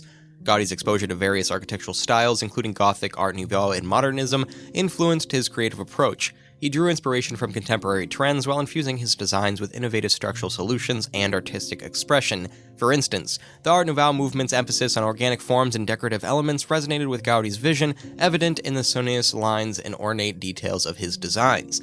The interplay of these influences, nature's organic beauty, Catalan cultural identity, spiritual beliefs, and exposure to diverse architectural and artistic movements, shaped Gaudi's early works and profoundly impacted his artistic evolution. These influences laid the groundwork for Gaudi's groundbreaking architectural style, characterized by its organic shapes, innovative structural solutions, and harmonious integration with nature and cultural identity. Antoni Gaudi's body of work is replete with iconic structures that have left an indelible mark on architecture. Several of his projects stand out for their profound artistic significance, innovation, and enduring influence. Perhaps Gaudi's most renowned and ambitious project, the Sagrada Familia, remains unfinished to this day. This basilica is a testament to Gaudi's visionary genius and encapsulates his architectural philosophy. Its soaring spires, intricate facades adorned with sculptural details, and innovative structural design reflect Gaudi's fusion of nature, religion, and architectural innovation. The basilica, at UNESCO World Heritage Site, serves as a monumental symbol of Barcelona and continues to attract millions of visitors annually. Its influence on modern architecture is profound, inspiring architects worldwide and serving as a benchmark for organic architecture and structural innovation. Park Güell. This public park, conceived as a residential project, is a testament to Gaudi's imaginative approach and integration of nature into urban spaces. Park Güell features sonorous mosaic-covered benches, whimsical architectural elements, and organic structures that harmonize with the surrounding landscape. Gaudi's use of vibrant colors, organic forms, and structural innovation in this park showcases his ability to create immersive spaces that blur the lines between architecture and nature. It remains a popular destination, inviting visitors to experience Gaudi's unique architectural vision in a natural setting. This residential building exemplifies Gaudi's mastery of integrating form, function, and artistic expression. The facade's organic curves, colorful tiles, and imaginative design captivates viewers. Inside, the use of natural light, innovative ventilation systems, and sculptural elements create a harmonious living space. Casa Batalo showcases Gaudi's attention to detail, use of innovative materials, and commitment to Catalan cultural motifs, becoming an emblematic representation of his residential architecture. This UNESCO-listed building epitomizes Gaudi's architectural innovation and sculptural expression. Its undulating stone facade and wrought iron balconies create an organic, almost living architectural sculpture. The rooftop terrace, adorned with unique chimney structures, offers panoramic views of Barcelona. Casa Mila exemplifies Gaudi's commitment to combining aesthetics, functionality, and structural innovation in the residential design. These significant works by Gaudi transcend mere architectural achievements. They embody his artistic philosophy, pioneering structural solutions, integration of nature and architecture, and dedication to Catalan identity. Their artistic significance lies in their ability to evoke wonder, awe, and contemplation, leaving an enduring impact on architectural design and inspiring generations of architects to push the boundaries of creativity and innovation. Antoni Gaudi's recognition in the art world and architectural sphere was not necessarily marked by traditional awards, but rather by the enduring impact and appreciation for his innovative and vision and unique contributions to architecture. Numerous exhibitions have been dedicated to Gaudi's life and work, both during his lifetime and posthumously. Retrospectives in prestigious museums and galleries worldwide, such as Gaudi Retrospective at the Museum of Modern Art in New York in 1957, have celebrated his architectural genius. These exhibitions provided comprehensive insights into his designs, showcasing his intricate models, original sketches, and the evolution of his visionary concepts. The significance lies in offering audiences an in-depth understanding of Gaudi's innovative architectural language and the opportunity to appreciate his masterpieces beyond their physical presence. Several of Gaudi's architectural marvels, including the Sagrada Familia, Parc Güell, Casa Mila, Casa Bitalo, have been designated as UNESCO World Heritage Sites. This acknowledgement underscores the global cultural significance of Gaudi's works, recognizing them as exceptional examples of human creativity and architectural innovation. The UNESCO status symbolizes their universal value and contributes to their preservation for future generations. Gaudi's influence extends beyond formal awards and exhibitions. His legacy lies in the profound impact he's had on the architectural thought and practice. Architects, artists, and designers worldwide draw inspiration from his innovative structural solutions, organic forms, and integration of nature into design. His architectural philosophy of respecting natural forms and materials, seen in his use of hyperbolic paraboloids, catenary arches, and biomimicry, remains a source of inspiration and study in architectural education and practice. Gaudi's works have become iconic symbols of Barcelona and Catalogne, drawing millions of tourists each year. The economic impact of tourism driven by his architectural legacy significantly contributes to Barcelona's cultural identity and economy. The constant influx of visitors to Gaudi's masterpieces not only bolsters tourism, but also perpetuates interest and appreciation for his architectural genius. The significance of Gaudi's recognition in the art market lies in the acknowledgement of his architectural legacy, not just as buildings but as embodiments of artistic and cultural significance. These acknowledgments highlight his enduring influence on architectural thought, his status as a cultural icon, and the global appreciation for his visionary and innovative architectural language, transcending mere accolades. Auguste Rodin. Born François Auguste René Rodin on November 12, 1840, in Paris, France, was a highly influential sculptor who revolutionized the art world with his innovative approach and expressive style. Known for his ability to capture raw human emotion and explore the depths of the human experience, Rodin's work are celebrated for their realism, dramatic intensity, and exquisite craftsmanship. Rodin's artistic journey began with a passion for drawing, which eventually led him to pursue a career in sculpture. He initially trained at the Petite École, a school for decorative arts, before gaining admission to the prestigious École des Beaux-Arts in Paris. However, Rodin's unorthodox artistic style and refusal to conform to traditional norms caused him to face rejection and criticism from the academic establishment. Despite these setbacks, Rodin persisted in his artistic pursuits and embarked on a path of experimentation and innovation. He rejected the idealized forms of classical sculpture and instead sought to capture the complexity and imperfections of the human form. Rodin believed that true art should reflect the genuine nature of humanity, with all its flaws, struggles, and passions. Rodin's most famous work, The Thinker, created between 1880 and 1902, has become an iconic symbol of contemplation and introspection. The sculpture depicts a muscular, nude male figure seated on a rock, deep in thoughts. It represents the universal human condition of reflection and the power of the human mind. The Thinker has been widely reproduced and is considered one of the most recognized sculptures in the world. Another notable masterpiece by Rodin is The Kiss, completed in 1889. This sculpture portrays a passionate embrace between a man and a woman, capturing the intensity and sensuality of love. The Kiss explores themes of desire, longing, and the complexities of human relationships, showcasing Rodin's ability to convey emotion through his art. Rodin's sculptural techniques was characterized by his use of texture and his ability to manipulate light and shadow to create depth and movement. He employed a method known as modeling, in which he worked directly with clay or plaster, allowing his hands to shape and mold the material with great sensitivity and precision. This approach gave his sculptures a sense of spontaneity and vitality. In addition to his individual sculptures, Rodin also created monumental compositions and commissioned works. One of his most significant projects was The Gates of Hell, a massive sculptural ensemble inspired by Dante's Divine Comedy. Although never fully realized during his lifetime, The Gates of Hell showcases Rodin's mastery of sculptural storytelling and his exploration of themes such as damnation, redemption, and the human condition. Auguste Rodin's impact on the world of art cannot be overstated. His groundbreaking approach to his sculpture challenged conventional standards and paved the way for future generations of artists.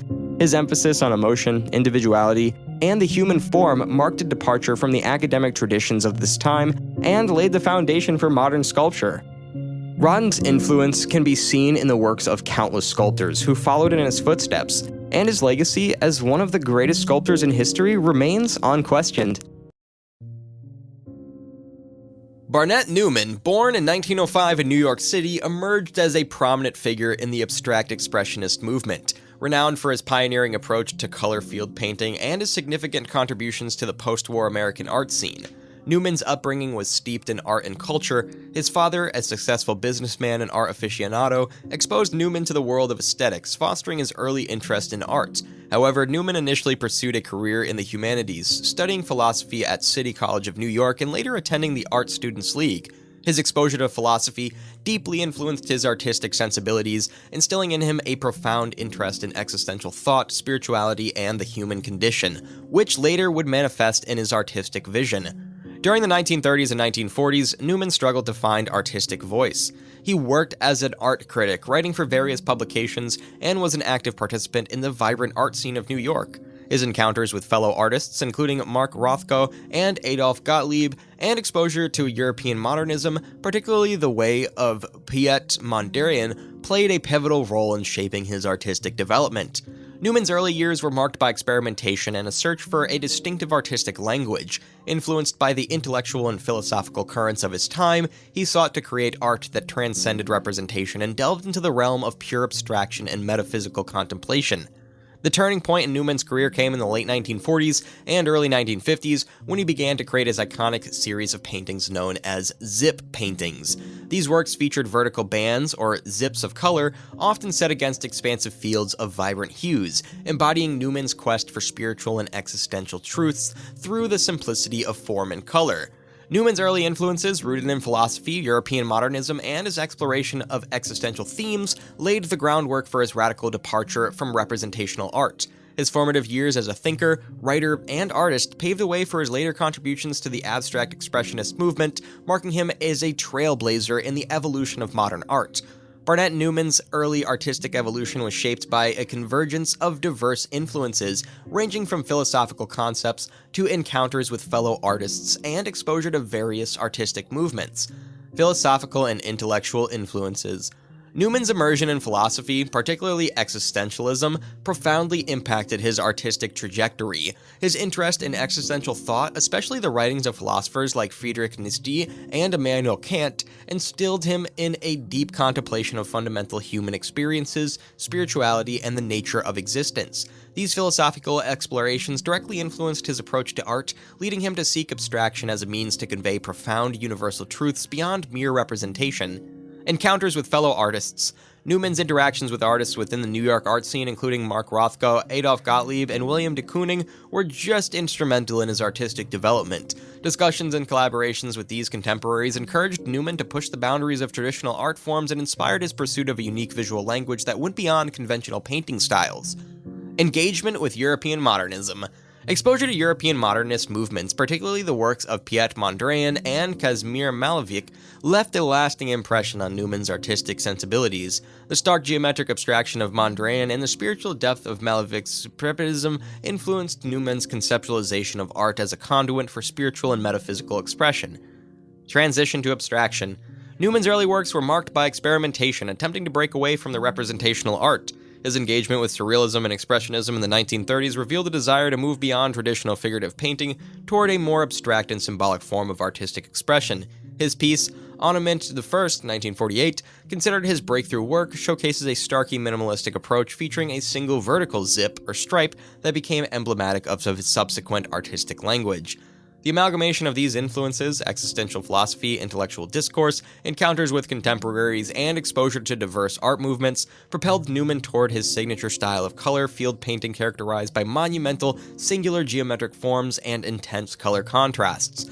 His pursuit of abstract expressionism aimed not merely to represent but to evoke profound emotional and spiritual experiences, illustrating the profound impact of philosophical and artistic influences on his artistic evolution. Barnett Newman's artistic style is synonymous with color field paintings and a radical form of abstraction that aimed to evoke profound emotional and spiritual experiences. His style, characterized by monumental canvases adorned with large swaths of pure color and vertical bands he termed zips, became emblematic of his artistic vision. Use of color. Newman's mastery lay in his use of color as a vehicle for conveying emotional depth and spiritual resonance. His canvases predominantly featured intense, solid colors applied in expansive fields, creating a sense of vastness and presence. In works like Verhircus Sublimis, 1950-51, vibrant hues of red evoke a sense of passion, while the simplicity of the color itself becomes the subject, inviting contemplation. The zip, Perhaps the most distinctive element of Newman's style is the vertical band or zip that traverses the canvas. These zips, usually contrasting in color to the surrounding field, act as focal points, interrupting the vastness of color and inviting viewers into an intimate dialogue with the canvas. The zip is not merely a compositional element, but a profound statement, symbolizing a spiritual presence or a gateway to another realm.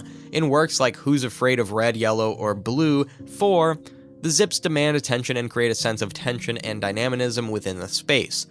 Scale and monumentality. Newman's canvases often exhibited a monumental scale, inviting viewers to immerse themselves physically and emotionally in the painting. The sheer size of his works, combined with the expansiveness of color fields and the vertical zips, created an overwhelming presence that aimed to evoke a sense of sublime. In pieces like Anna's Light, the vastness of the canvas becomes an area for contemplation and introspection. Minimalism and simplicity. Newman's art aimed for a reduction of elements to the most essential. His compositions were stripped down to the fundamental elements of color and form, imbuing his works with a sense of purity and simplicity. Simplicity, the intensity of color, and the arrangement of zips created a depth of meaning and emotional resonance. Newman's artistic style, characterized by bold colors, monumental scale, and the enigmatic presence of zips, aimed to transcend the visual realm and evoke profound emotional and spiritual experiences. His technique of color-filled painting and the iconic zips not only challenged traditional notions of painting, but also invited viewers to contemplate the transcendent and the sublime within the simplicity of his canvases. Several works stand out as pivotal in Barnett Newman's career, each contributing significantly to the evolution of his artistic vision and cementing his legacy within the realm of abstract expressionism and color-field painting. One Meant One. Considered Newman's breakthrough piece, One Meant One marks a pivotal moment in his artistic career. This work introduces the iconic vertical zip that would become synonymous with Newman's style. The singular vertical band, set against a vast field of muted color, embodies Newman's quest for a pure and direct expression, heralding the birth of his distinct artistic language. Its significance lies in its minimalistic yet profound impact, paving the way for its subsequent explorations of the zip as a powerful symbol and virtual element. This monumental canvas exemplifies Newman's pursuit of the sublime through color and form. The expansive red field, interrupted by 5 vertical zips of varying widths, invokes a sense of awe and contemplation. The title, translating to Man, Heroic, and Sublime, reflects Newman's aspiration to create art that transcends the ordinary and connects with the profound and spiritual. Ver Heraclitus Sublimis embodies Newman's ambition to evoke intense emotional and metaphysical experiences through the simplicity of color and form. Who's Afraid of Red, Yellow, and Blue 4. This painting, part of a series exploring the relationships between colors, exemplifies Newman's exploration of primary colors and their interaction. The large-scale canvas features vibrant red, yellow, and blue hues, each separated by distinct zips. The work challenges viewers to confront the purity and power of color and their emotional resonance. The series underscores Newman's dedication to investigating color as a means of creating spatial and emotional tension within the canvas. Each of these works holds immense significance within Barnett Newman's body of work, representing pivotal moments in his artistic evolution. They exemplify his commitment to pure abstraction, the exploration of color and form, and the quest for the transcendent and sublime. These paintings continue to influence contemporary artists and remain emblematic of Newman's profound impact on the trajectory of abstract expressionism and color-field painting. Barnett Newman not only was widely recognized with artists during his lifetime, achieved significant posthumous recognition, and contributed profoundly to the art world. Newman's works have been prominently featured in major exhibitions posthumously, solidifying his place in art history. Retrospectives at esteemed institutions like the Museum of Modern Art in New York, Tate Modern in London, and Stedelijk Museum in Amsterdam showcased his groundbreaking contributions to abstract expressionism and color field painting.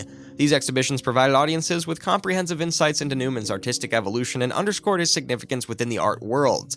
Despite a lack of formal awards, Newman's art has received critical acclaim for its groundbreaking approach. His pioneering use of color, exploration of scale, and the development of the zip as a formal element in painting garnered admiration and attention from art critics, scholars, and subsequent generations of artists.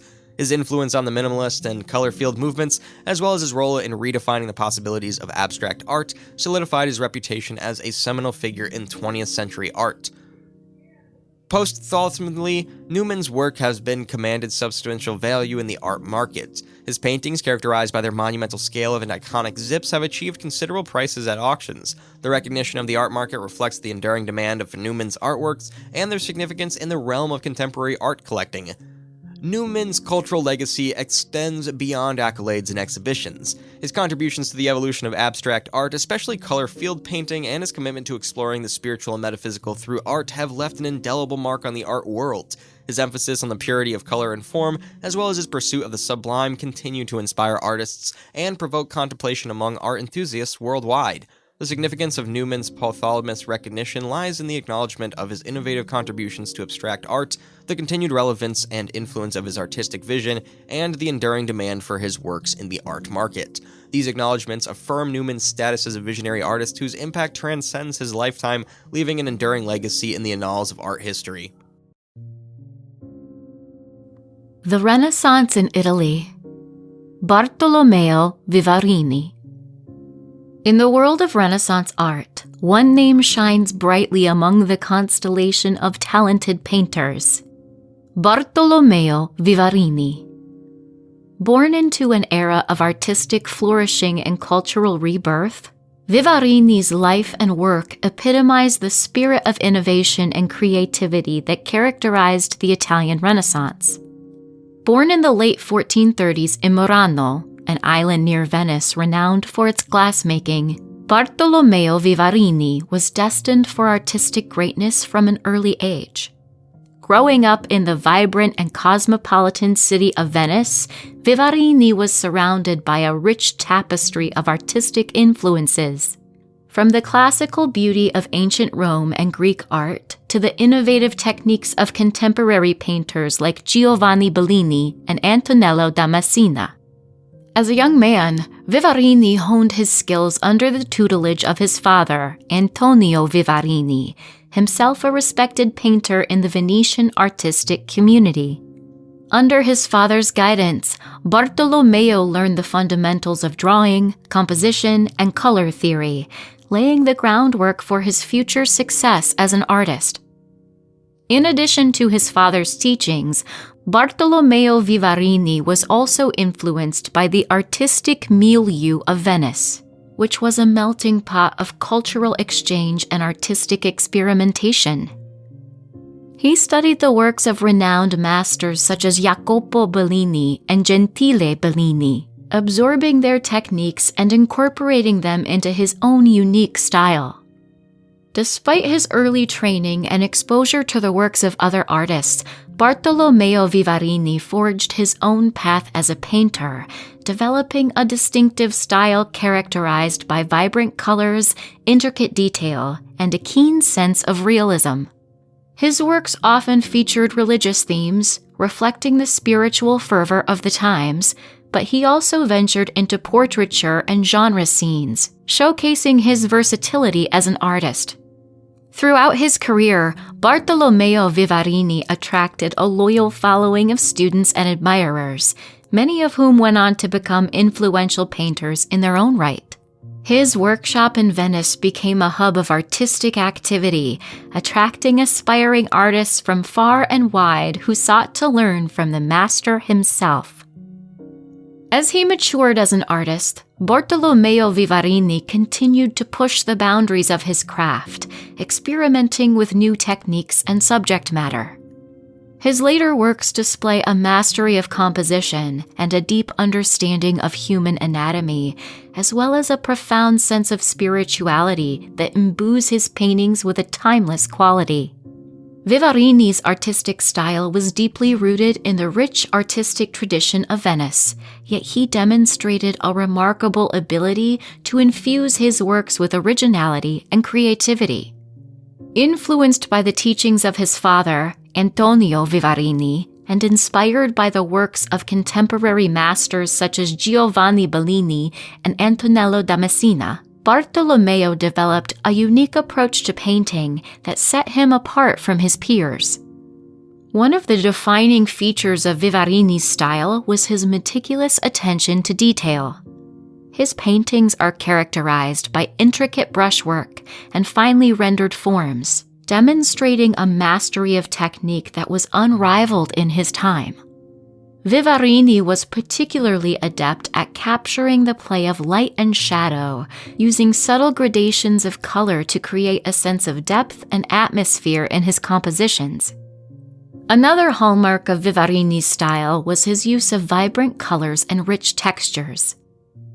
He had a keen eye for color harmony, often juxtaposing bold, saturated hues with softer, more muted tones to create dynamic and visually compelling compositions. His paintings are alive with energy and movement, drawing the viewer in with their vibrant palette and lively brushwork. In terms of subject matter, Vivarini's oeuvre was diverse and multifaceted. While he was best known for his religious paintings, which often depicted scenes from the Bible and the lives of saints, he also explored themes of mythology, portraiture, and genre painting. Vivarini had a particular affinity for depicting the human figure, and his figures are often imbued with a sense of grace and elegance that reflects his deep understanding of human anatomy. His most renowned paintings are Madonna and Child with Saints, 1465. This iconic painting exemplifies Vivarini's skill in religious portraiture. The central figure of the Madonna, depicted with serene beauty, is surrounded by saints in a harmonious composition. The work reflects the artist's reverence for religious themes and his ability to imbue sacred subjects with emotional depth and spiritual resonance. Saint Sebastian, 1474. In this striking depiction of Saint Sebastian, Vivarini showcases his talent for capturing human anatomy and emotion. The saint is shown tied to a tree, his body pierced with arrows, yet his expression remains serene and resolute. Vivarini's meticulous attention to detail and dramatic use of light and shadow create a powerful and evocative image that highlights the theme of martyrdom. The Annunciation, 1475. In this exquisite portrayal of the Annunciation, Vivarini demonstrates his skill in narrative storytelling and atmospheric rendering. The angel Gabriel appears to the Virgin Mary, delivering the news of the impending birth of Christ. Vivarini's use of soft, diffused light and delicate brushwork creates a sense of divine presence and transcendent beauty, capturing the awe and wonder of the sacred moment. Saint Jerome in the Wilderness, 1480. This captivating painting depicts the hermit Saint Jerome in contemplation amidst a rugged wilderness landscape. Vivarini's attention to detail in rendering the natural world reflects his keen observation of the environment. The painting conveys a sense of solitude and introspection, inviting viewers to reflect on themes of spirituality and the human condition. Portrait of a Gentleman, 1485. In this portrait, Vivarini demonstrates his proficiency in capturing the individual likeness and character of his subjects. The unidentified gentleman is depicted with dignity and sophistication, his features rendered with precision and clarity. Vivarini's ability to convey personality through portraiture speaks to his skill as a portraitist and his sensitivity to human expression. Bartolomeo Vivarini passed away in Venice in 1499, leaving behind a significant artistic legacy that continues to be celebrated today. His contributions to Venetian Renaissance art, characterized by his mastery of technique and profound creativity, ensured his lasting influence on subsequent generations of artists. Though the exact circumstances of his death are not extensively documented, his impact on the art world endures through his remarkable body of work. Berthe Morisot, a luminous figure in the annals of art history, emerged during an era entrenched in societal norms and conventions that dictated the roles and limitations imposed upon women. Born on January 14, 1841, in Bourges, France, she entered a world where traditional gender expectations confined women to domestic spheres, yet her upbringing was nestled within a household that fostered a deep appreciation for the arts. Morisot's childhood unfolded within the embrace of an affluent and cultured milieu. Her family, part of the French bourgeoisie, provided an environment that encouraged intellectual pursuits and artistic exploration. The Morisot household was a sanctuary of refinement, where discussions on art, literature, and culture were commonplace. This nurturing environment laid the groundwork for Berth's early exposure to artistic endeavors and laid the seeds for her future artistic pursuits. In contrast to the societal norms at the time, the Morisot family held progressive views on women's education and artistic inclinations. This liberated atmosphere allowed Berth and her sisters to receive an education that extended beyond conventional boundaries. Berth, in particular, demonstrated an innate talent and passion for art from a young age. Her artistic aspirations were nurtured further by the family's frequent travels to Paris, a bustling hub of cultural transformation and artistic innovation during the mid-19th century. These journeys exposed Berth to the vibrant art scene of the capital, where she encountered the works of renowned painters and absorbed the evolving art movements that permeated the city. Despite the privilege of her upbringing, Berth Morisot was constrained by the societal expectations that dictated the roles of women in the 19th century. However, within the confines of her upbringing, she found the encouragement and support to pursue her artistic passions. Morisot's artistic journey began with formal training under Joseph Gouchard and Geoffrey-Alphonse Cocharn. These early experiences provided her with a foundation in traditional techniques, yet her artistic sensibilities transcended these conventions. She was influenced by the realist movement and the works of Edouard Manet, whose approach and friendship played a pivotal role in her artistic development. Morisot's transition to the Impressionist style marked a turning point in her career. Her association with fellow Impressionists, including Claude Monet, Pierre-Auguste Renoir, and Edgar Degas, nurtured her inclination towards capturing the immediacy of light, color, and atmosphere in her paintings. This shift towards an Impressionist aesthetic was characterized by loose brushwork, delicate color harmonies, and an emphasis on capturing transient moments. Morisot's artistic evolution was defined by her exploration of innovative subjects and techniques. She frequently depicted domestic scenes, leisurely moments, and intimate glimpses into the lives of women, portraying them with a sensitivity that transcended traditional depictions of femininity in art. Her brushwork evolved, displaying a masterful use of color and light to capture the essence of a moment, rather than precise detail. Central to Morisot's artistic evolution was her exploration of the interplay between light and atmosphere. Her paintings embraced the ephemeral qualities of light, showcasing its transformative effects on landscapes and figures. She expertly captured the play of light on surfaces, infusing her works with an ethereal quality that heightened the emotional resonance of her compositions. As Morisot's career progressed, her style matured and became increasingly refined. Her brushwork became more confident, capturing nuances with a delicate yet assured touch. She continued to experiment with color and form, achieving a remarkable balance between spontaneity and control, a hallmark of her mature style. At the core of Morisot's creative process laid a profound sense of observation. She possessed a keen eye for the nuances of everyday life, from the play of light on fabrics to the subtleties of human expression. Her acute sensitivity allowed her to absorb the fleeting details that others might overlook. Morisot's artistic process embraced spontaneity and fluidity. She approached her canvases with a sense of improvisation, allowing her brushstrokes to flow freely and capture the essence of the moment.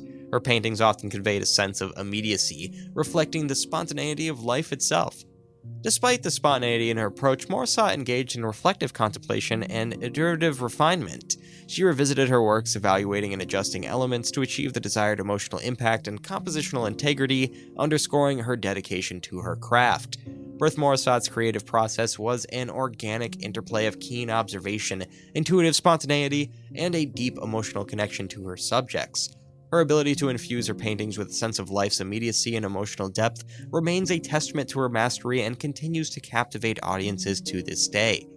Berth Morisot's personal life was intricately woven into the fabric of her artistic journey, reflecting her unyielding dedication to her craft, her commitment to family, and her position as a pioneering female artist in a male-dominated art world. Morisot hailed from a family that encouraged intellectual pursuits and artistic endeavors. She was the daughter of a high-ranking government official and grew up in a nurturing environment that fostered her artistic talents. In 1874, she married Eugene Manet, a brother of close friend and fellow artist Edouard Manet. Their union not only deepened her connection to the art world, but also introduced her to a supportive partnership that influenced her artistic career. Morissotte's marriage to Eugene Manette created an artistic synergy between them. Eugene was a fervent supporter of Bertha's artistic pursuits, providing her with encouragement and unwavering support. He became her subject in several paintings, collaborating with her in creating intimate portraits that reflected their shared life experiences. Despite her dedication to her art, Morisot embraced the roles of motherhood and being domestic. She had a daughter, Julie, who often served as a subject in her paintings. Morissotte's ability to balance her artistic career with her familial responsibilities was a testament to her multifaceted nature and her ability to find inspiration in the everyday aspects of life.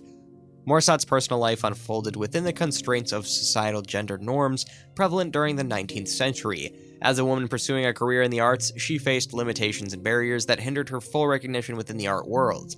Despite these challenges, Morisot remained resolute in her commitment to her artistic vision, challenging conventions and pioneering a path for future generations of female artists. In her personal correspondence and writings, Morisot revealed glimpses of her thoughts on art and society. She expressed a deep appreciation for the beauty found in everyday life and the subtleties of human emotion.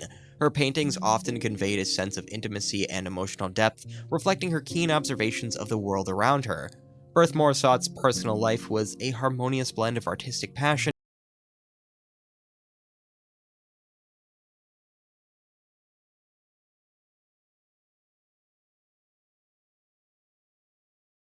artistic brilliance, and her unwavering commitment to her craft. Morisotte's ability to transcend societal limitations and leave an indelible mark on the art world stands as a testament to her enduring influence and legacy.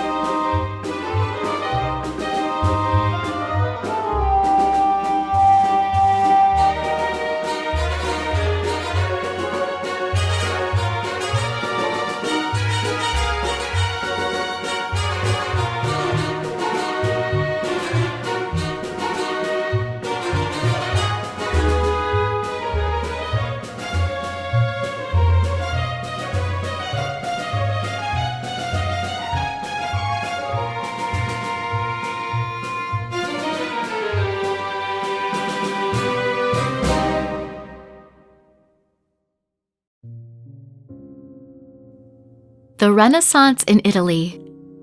Carlo Crivelli. Born in Venice around 1430, Carlo Crivelli emerged into a world brimming with artistic fervor and cultural vibrancy.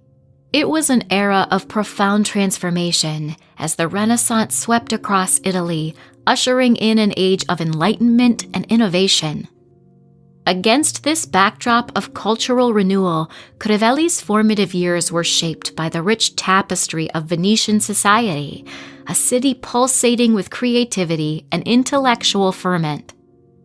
From a young age, Crivelli displayed an innate talent for painting, his artistic aspirations nurtured by the vibrant atmosphere of his native city. He honed his craft under the guidance of esteemed masters, absorbing the techniques and traditions of the era while also forging his own distinctive style. Among his early influences were the works of renowned Venetian painters such as Giovanni Bellini and Antonello da Messina, whose innovative approaches to composition and color left an indelible mark on Crivelli's artistic sensibilities. As Crivelli embarked on his artistic journey, he distinguished himself with his meticulous attention to detail and his mastery of perspective and composition. His paintings are characterized by a rich sense of texture and depth, as figures emerge from intricately detailed landscapes and architectural settings.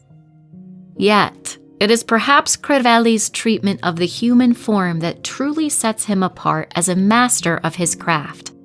His figures are imbued with a sense of emotional intensity and psychological depth, their gestures and expressions conveying a profound sense of humanity and pathos. Throughout his life, Crivelli continued to refine his technique and expand his artistic repertoire. He experienced with a variety of mediums and styles, from the sumptuous elegance of his altarpieces to the intimate delicacy of his devotional panels. His works reflect a deep spirituality and a profound reverence for the sacred, as he sought to capture the transcendent beauty of the divine in earthly form. In addition to his prolific output as a painter, Crivelli also played a pivotal role in the development of a new generation of artists. He took on apprentices and pupils, passing on his knowledge and expertise to the next generation of painters. Among his most notable students were the likes of Carlo di Giovanni Crivelli and Vittorio Crivelli, who would go on to achieve acclaim in their own right. At the heart of Crivelli's style lies his meticulous attention to detail, evident in every aspect of his compositions. From the delicate rendering of fabrics and textures to the intricate patterns adorning architectural elements, Crivelli's paintings are a testament to his consummate skill as a draftsman. His meticulous approach to rendering even the smallest of details imbues his work with a sense of realism and tactile presence, drawing the viewer into a world of astonishing complexity and beauty. In addition to his technical virtuosity, Crivelli's style is characterized by a bold use of color and form. His palette is rich and vibrant, with hues ranging from deep, velvety reds to luminous golds and blues. Crivelli's colors are often applied in bold, flat planes, creating a sense of intensity and dynamism that commands attention. Combined with his intricate patterns and decorative motifs, Crivelli's use of color lends his work a sumptuous and ornamental quality that is both mesmerizing and enchanting. Crivelli's compositions are also notable for their carefully balanced arrangements and geometric precision. His figures are often arranged in symmetrical groupings, framed by architectural elements or natural landscapes. This sense of order and harmony lends his paintings a sense of stability and poise, while also emphasizing the underlying symbolism and narrative significance of each scene. One of the most distinctive features of Crivelli's style is his use of perspective. Unlike his contemporaries, who embraced the linear perspective techniques pioneered by artists such as Brunelleschi and Alberti, Crivelli favored a more flattened, decorative approach to space. His compositions often feature multiple, overlapping planes of depth, creating a sense of spatial ambiguity and distortion that adds to the dreamlike quality of his works. In terms of subject matter, Crevelli's paintings often depict religious themes and narratives, reflecting the spiritual fervor of his era. He was particularly renowned for his altarpieces, which adorned churches and cathedrals throughout Italy. Crevelli's religious imagery is imbued with a sense of piety and reverence, as he sought to convey the profound mysteries of faith through his art. His most renowned paintings are Annunciation with St. Amadeus, 1486. This masterpiece depicts the Annunciation, a seminal event in Christian theology, where the angel Gabriel announces to the Virgin Mary that she will conceive the Son of God. What distinguishes Crevelli's rendition is the inclusion of St. Amadeus, the patron saint of Ascoli Piceno, kneeling in the foreground. The scene is set against a meticulously rendered Italian cityscape, showcasing Crevelli's penchant for intricate detail and architectural precision. Symbolically, the painting serves to connect the divine realm with earthly life, emphasizing the intersection of the sacred and the mundane. Madonna and Child with Saints, 1476. This altarpiece, commissioned for the Church of San Francesco in Metellica, exemplifies Crevelli's mastery of religious iconography and his ability to infuse his compositions with emotional depth and spiritual resonance. The central panel features the Virgin Mary tenderly cradling the infant Christ, surrounded by a host of saints and angels. Each figure is rendered with exquisite attention to detail, their faces suffused with a sense of divine presence and maternal tenderness.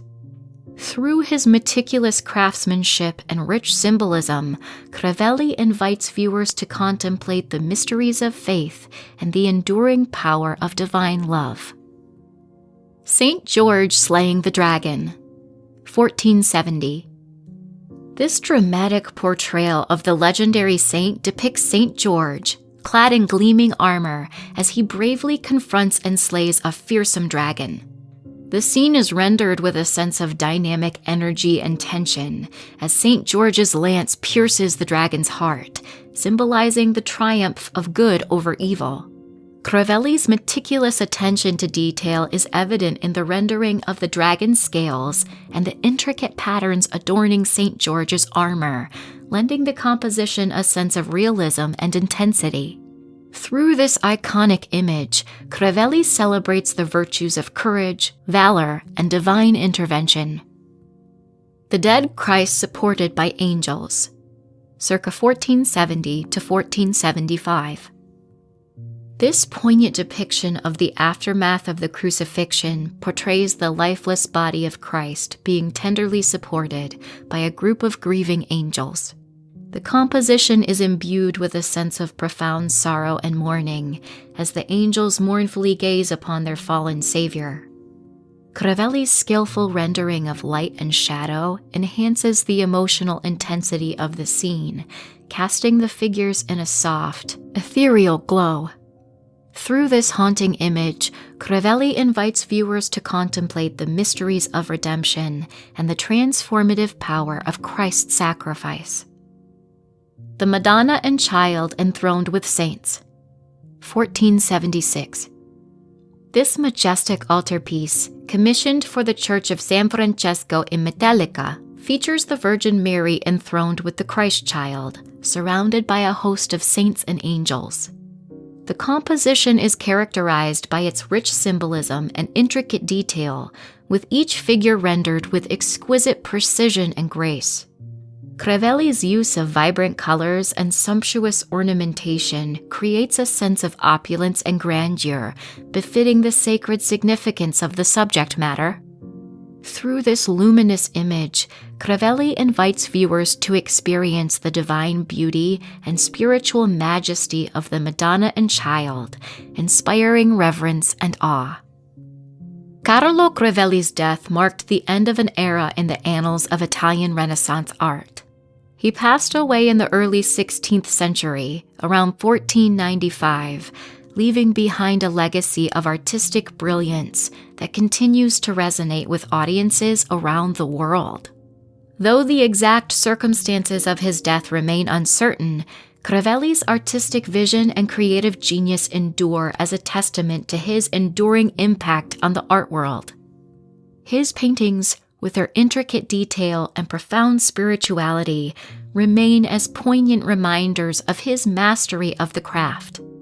While he may have departed from this world, Carlo Crivelli's legacy lives on through the timeless beauty of his works, inspiring and captivating generations of art lovers and scholars alike. The Renaissance in Italy. Cosimo Tura. Born in the bustling city of Ferrara, Italy, in the early 15th century, Cosimo Tura emerged into a world pulsating with an artistic fervor and cultural transformation. It was an era of great change, a time when the Renaissance was blossoming across Europe, igniting minds and spirits with the promise of renewal and enlightenment. Against this backdrop of innovation and renewal, Tura's formative years were shaped by the vibrant atmosphere of Ferrara, a city teeming with intellectual ferment and artistic experimentation. From an early age, he was drawn to the world of painting, captivated by the interplay of light and shadow, form and color. As a young apprentice, Tura honed his craft under the tutelage of esteemed masters, immersing himself in the techniques and traditions of the era.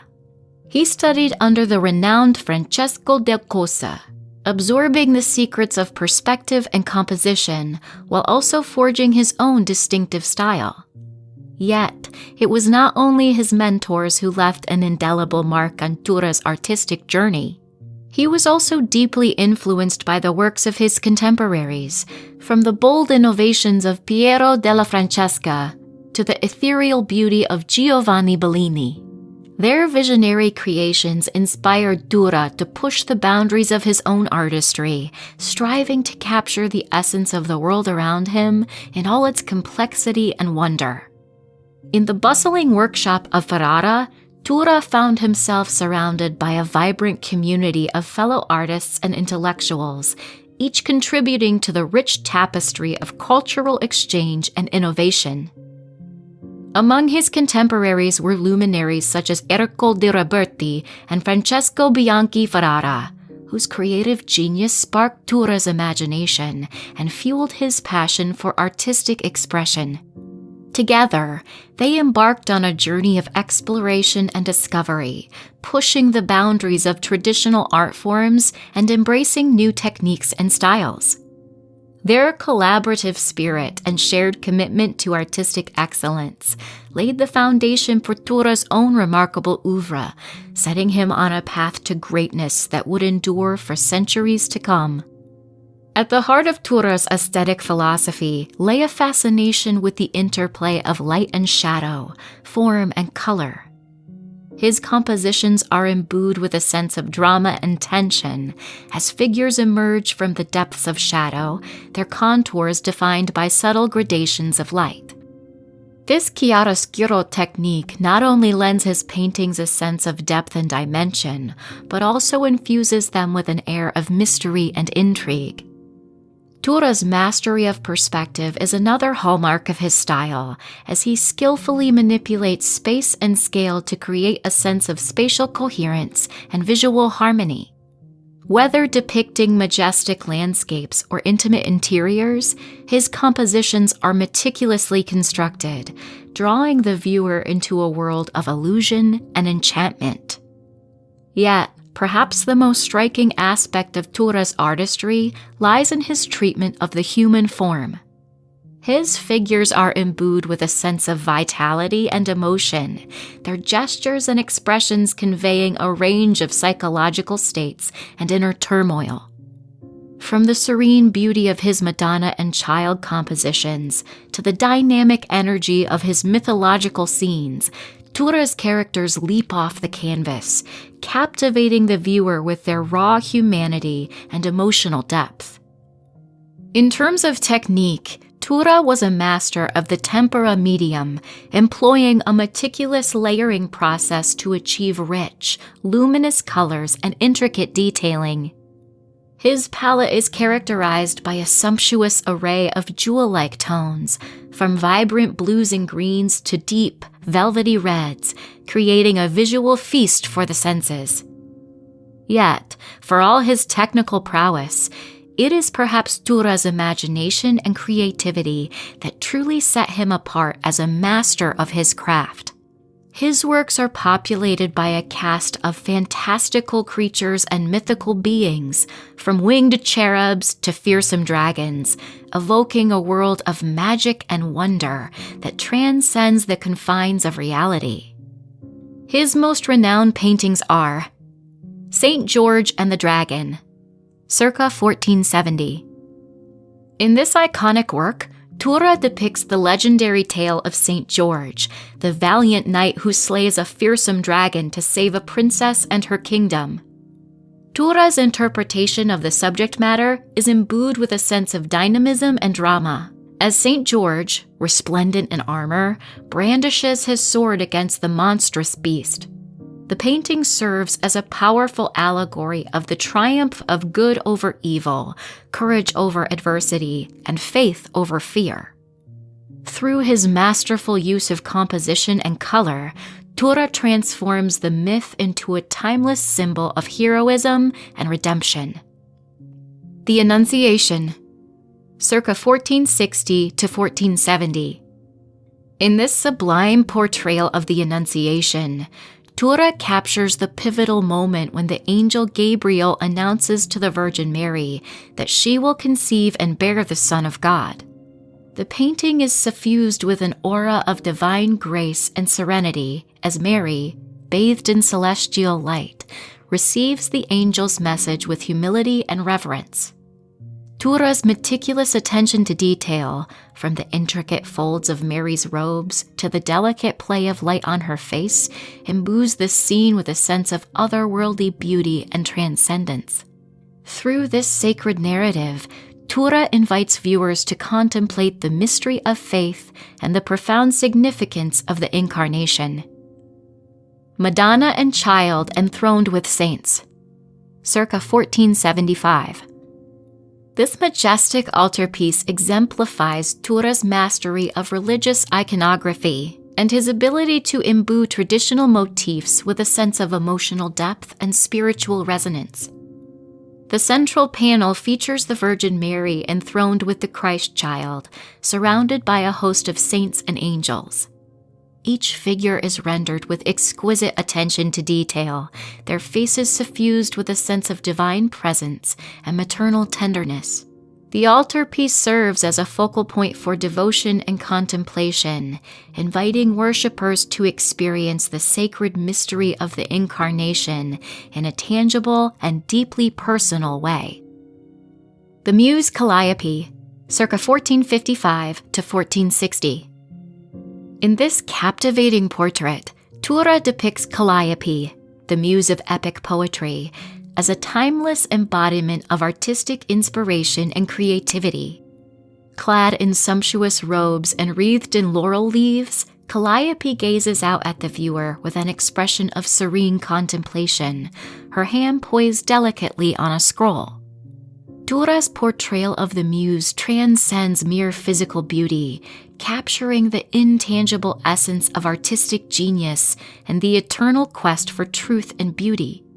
Through his portrayal of Calliope, Tura pays homage to the transformative power of art to elevate the human spirit and illuminate the depths of the human experience. Allegorical figure of music, circa 1460 to 1470. This allegorical representation of music exemplifies Tura's penchant for imbuing abstract concepts with tangible form and emotional resonance. The figure of music is depicted as a graceful maiden, her flowing robes and ethereal countenance evoking the harmonious rhythms and melodies of the musical arts.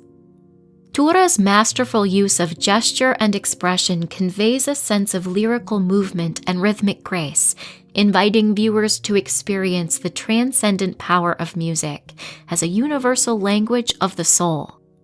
Through this allegorical depiction, Tura celebrates the transformative power of artistic expression to uplift and inspire humanity, transcending the limitations of language and culture to unite hearts and minds in harmony.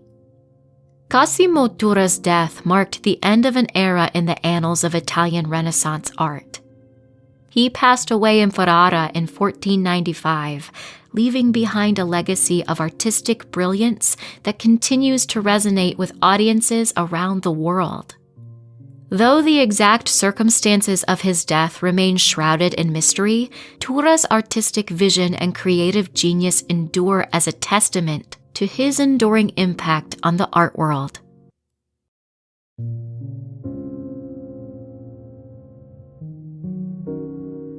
Art in 5. Dan Flavin. Dan Flavin was an American artist born in New York in 1933. He's best known for his pioneering work with fluorescent light, which he used to create minimalist sculptures that explored the relationships between light, space, and color. Flavin began his artistic career in the 1950s as a painter, but he soon became interested in using light as a medium. He began experimenting with fluorescent tubes, which he saw as an industrial product that could be repurposed for artistic ends. In 1961, Flavin created his first light installation, which consisted of a single fluorescent tube mounted on a wall. The tube emitted a soft, cool light that filled the space around it, creating a subtle but powerful visual effect. Over the next few years, Flavin continued to refine his use of fluorescent light, creating increasingly complex installations that played with the qualities of light and space. Flavin's work was closely associated with the minimalist movement, which emerged in the 1960s as a reaction against the excesses of abstract expressionism. Minimalist artists sought to create simple, pared-down works that emphasized the essential qualities of their materials. In Flavin's case, this meant using fluorescent light to create installations that were both elegant and austere. His works often consisted of simple geometric shapes such as squares, circles, and rectangles that were arranged in precise configurations to create a sense of order and balance. One of Flavin's most famous works is his Monument series, which he began in 1964. The series consists of installations made up of fluorescent tubes arranged in specific configurations that reference monuments and memorials. The tubes emit a soft, diffused light that suggests the solemnity and reverence of a traditional monument, while also subverting its weighty symbolism with the playful and ephemeral qualities of light. Flavin's work was not without controversy. Some critics accused him of being too focused on technique and process and not enough on the emotional and intellectual content of his work. Others saw his use of industrial materials as a betrayal of the humanistic values of art. Despite these criticisms, Flavin's work continues to be highly influential in the world of contemporary art. His innovative use of fluorescent light has inspired countless artists and designers, and his legacy as a pioneer of minimalism remains secure. Flavin died in 1996 at the age of 63, but his work continues to be celebrated around the world. Major retrospectives of his work have been held at the Guggenheim Museum in New York, the Dia Art Foundation in Beacon, New York, and the Stedelijk Museum in Amsterdam, among others. Today, his sculptures and installations can be found in museums and galleries around the world, serving as a testament to his enduring influence on the art world.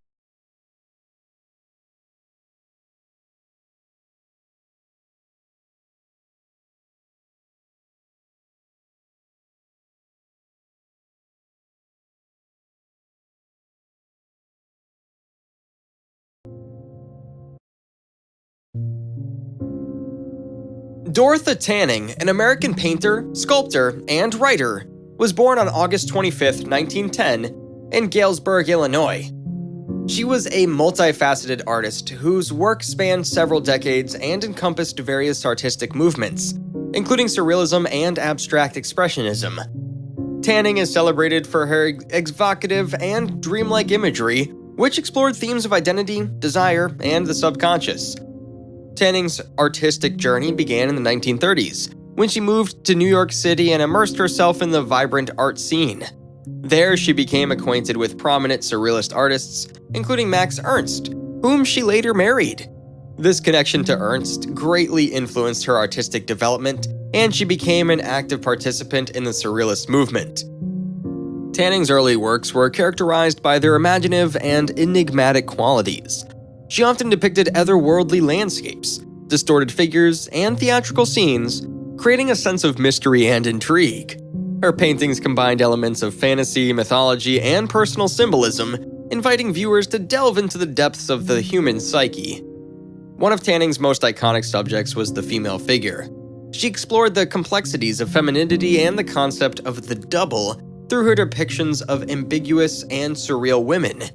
Tanning's figures often challenged traditional notions of beauty and embraced the power of the feminine in all its manifestations. In addition to painting, Tanning also ventured into sculpture and mixed media, further expanding her artistic repertoire. Her sculptures reflected her interest in exploring three-dimensional forms and incorporating found objects into her artwork. Tanning's sculptures embodied a sense of metamorphosis and transformation, echoing themes prevalent in her paintings. Throughout her career, Tanning continued to evolve and experiment with her artistic style. In the 1950s, she transitioned towards a more abstract and expressionistic approach, exploring the dynamic interplay of color, texture, and form. Her later works reflected a sense of freedom and spontaneity as she embraced the gestural qualities of abstract expressionism. Tanning's contributions to the art world have been widely recognized and celebrated. She exhibited her work in major galleries and museums around the world, solidifying her place as a significant figure in 20th century art. Her art continues to captivate audiences with its emotional depth, rich symbolism, and technical mastery. Beyond her visual art, Tanning also made significant contributions to the literary world. In her later years, she turned her creative talents toward writing, publishing several autobiographical novels and poetry collections. Her writings echoed the themes present in her visual art, further showcasing her artistic versatility. Dorothy Tanning's legacy as an artist is one of innovation, imagination, and the exploration of the human psyche. Her contributions to surrealism and abstract expressionism have left an indelible mark on the art world. Tanning's ability to blend the real and the surreal, the conscious and the unconscious, continues to inspire and challenge viewers, inviting them to embark on a journey into the realm of the extraordinary. Edna Clark Hall, a talented British artist and poet, left an enduring legacy through her evocative printmaking and poignant poetry. Born on September 15, 1879, her unique ability to capture intimate moments, emotions, and the human experience resonates through her works, enriching the worlds of visual arts and literature. Clark Hall's artistic journey began with her education at the Slade School of Fine Art in London, where she developed her skills in drawing and painting. However, it was in the realm of printmaking that she truly found her voice. Her mastery of techniques such as etching and woodcut allowed her to create intricate and emotionally resonant artworks that explored themes of human connection, love, and vulnerability. One of Clark Hall's notable accomplishments was her involvement with the Grosvenor School of Modern Art, where she worked alongside fellow artists like Claude Flight. Her participation in the line-out cut revival moment demonstrated her adaptability and willingness to experiment with different forms of printmaking. The lino cuts she created during this period showcased her ability to capture dynamic compositions and fleeting emotions in a bold and vibrant manner. Clark Hall's art often focused on the lives of women, portraying their daily activities, relationships, and inner thoughts. Her keen observation and empathy enabled her to depict moments of tenderness and shared experiences. She works like Interior, 1930, exude a sense of intimacy involving viewers to contemplate the emotions and connections within the depicted scene. Beyond her printmaking, Clark Hall was also gifted a poet. Her literary works carried the same sensitivity and depth as her visual art. Her poems often centered on themes of nature, love, and introspection. Her ability to evoke emotions through both visual and written mediums showcased her multidimensional talents and her capacity to communicate the complexity of the human condition. Throughout her career, Edna Clark Hall's art and poetry remained intertwined, each enriching the other. Her unique perspective on the world, characterized by an attention to detail and a celebration of everyday moments, resonated with audiences then and continues to do so today.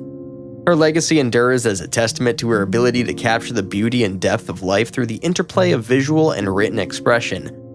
Edna Clark Hall's contributions to printmaking and poetry have secured her a place among the notable artists of her time.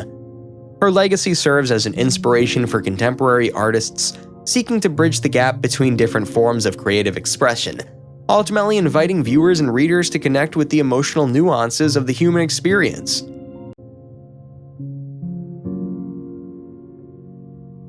Art in 5.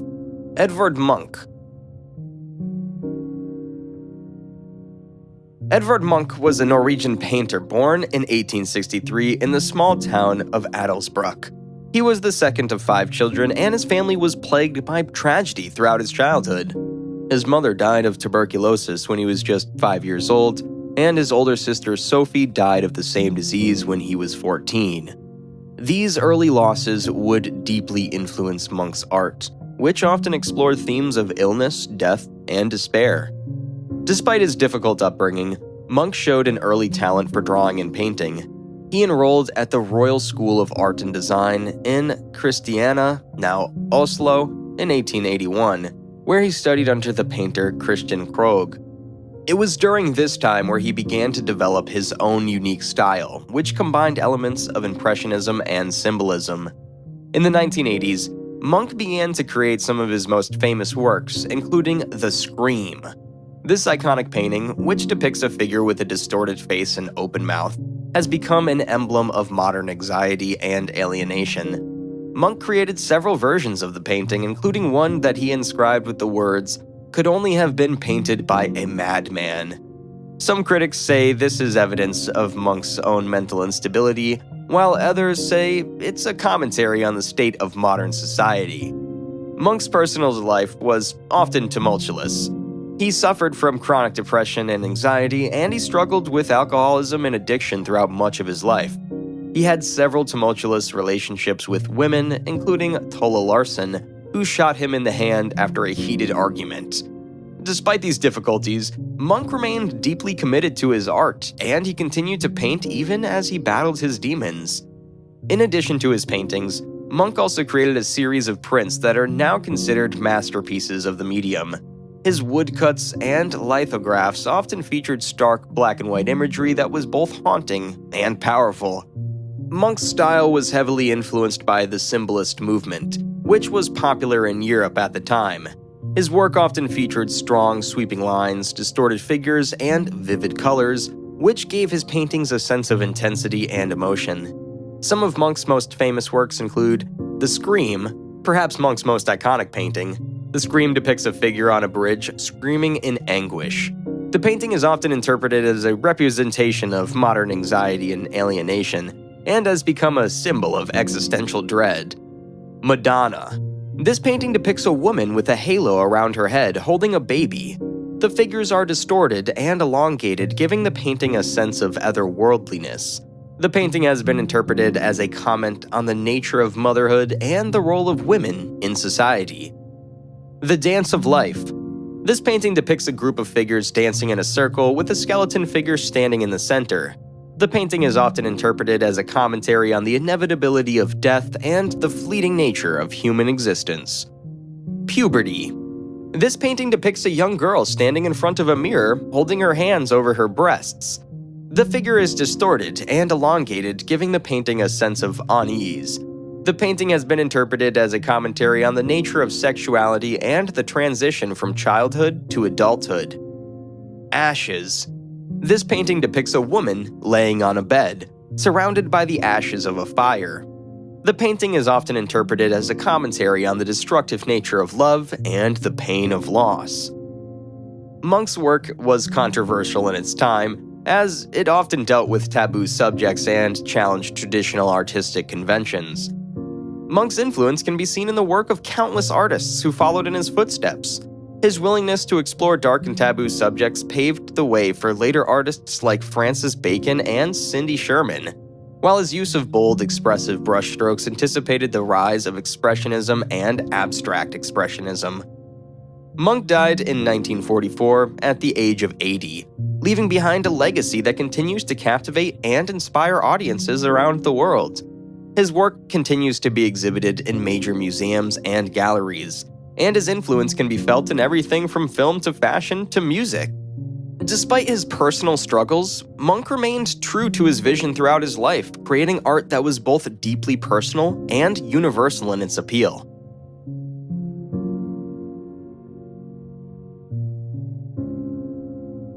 Art in 5. Edvard Munch. Eiichiro Oda, born on January 1st, 1975, in Kumamoto, Japan, is a highly acclaimed manga artist and the creator of the immensely popular manga series One Piece.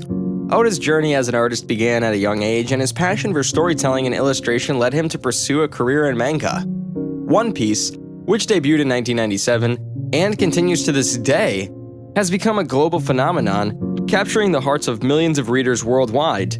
The series follows the adventures of Monkey D. Luffy and his crew of pirates as they search for the ultimate treasure, the One Piece, in a world filled with fantastical islands, mystical creatures, and formidable adversaries.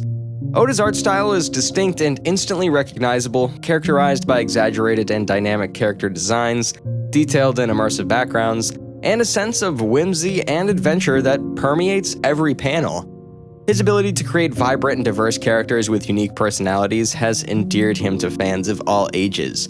Oda's skill in capturing emotions, whether it's comedy, drama, or intense action, brings depth and relatability to his characters, making them resonate with readers on a profound level. Beyond his artistry, Oda is celebrated for his exceptional storytelling prowess. One Piece is a masterful tapestry of intricate plot lines, rich world building, and compelling character arcs.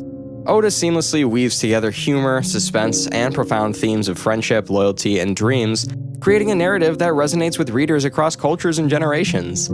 His ability to craft engaging and unpredictable storylines that keep fans eagerly anticipating each new chapter contributes to the longevity and enduring popularity of One Piece. Oda's dedication to his craft is also evident in his meticulous attention to detail. He has a remarkable ability to create intricate and visually stunning environments, ranging from bustling cities to lush jungles and treacherous seas. Each panel is meticulously crafted, showcasing Oda's passion for creating immersive and visually captivating worlds that draw readers into the story. Additionally, Oda's commitment to his work is reflected in his rigorous work ethic.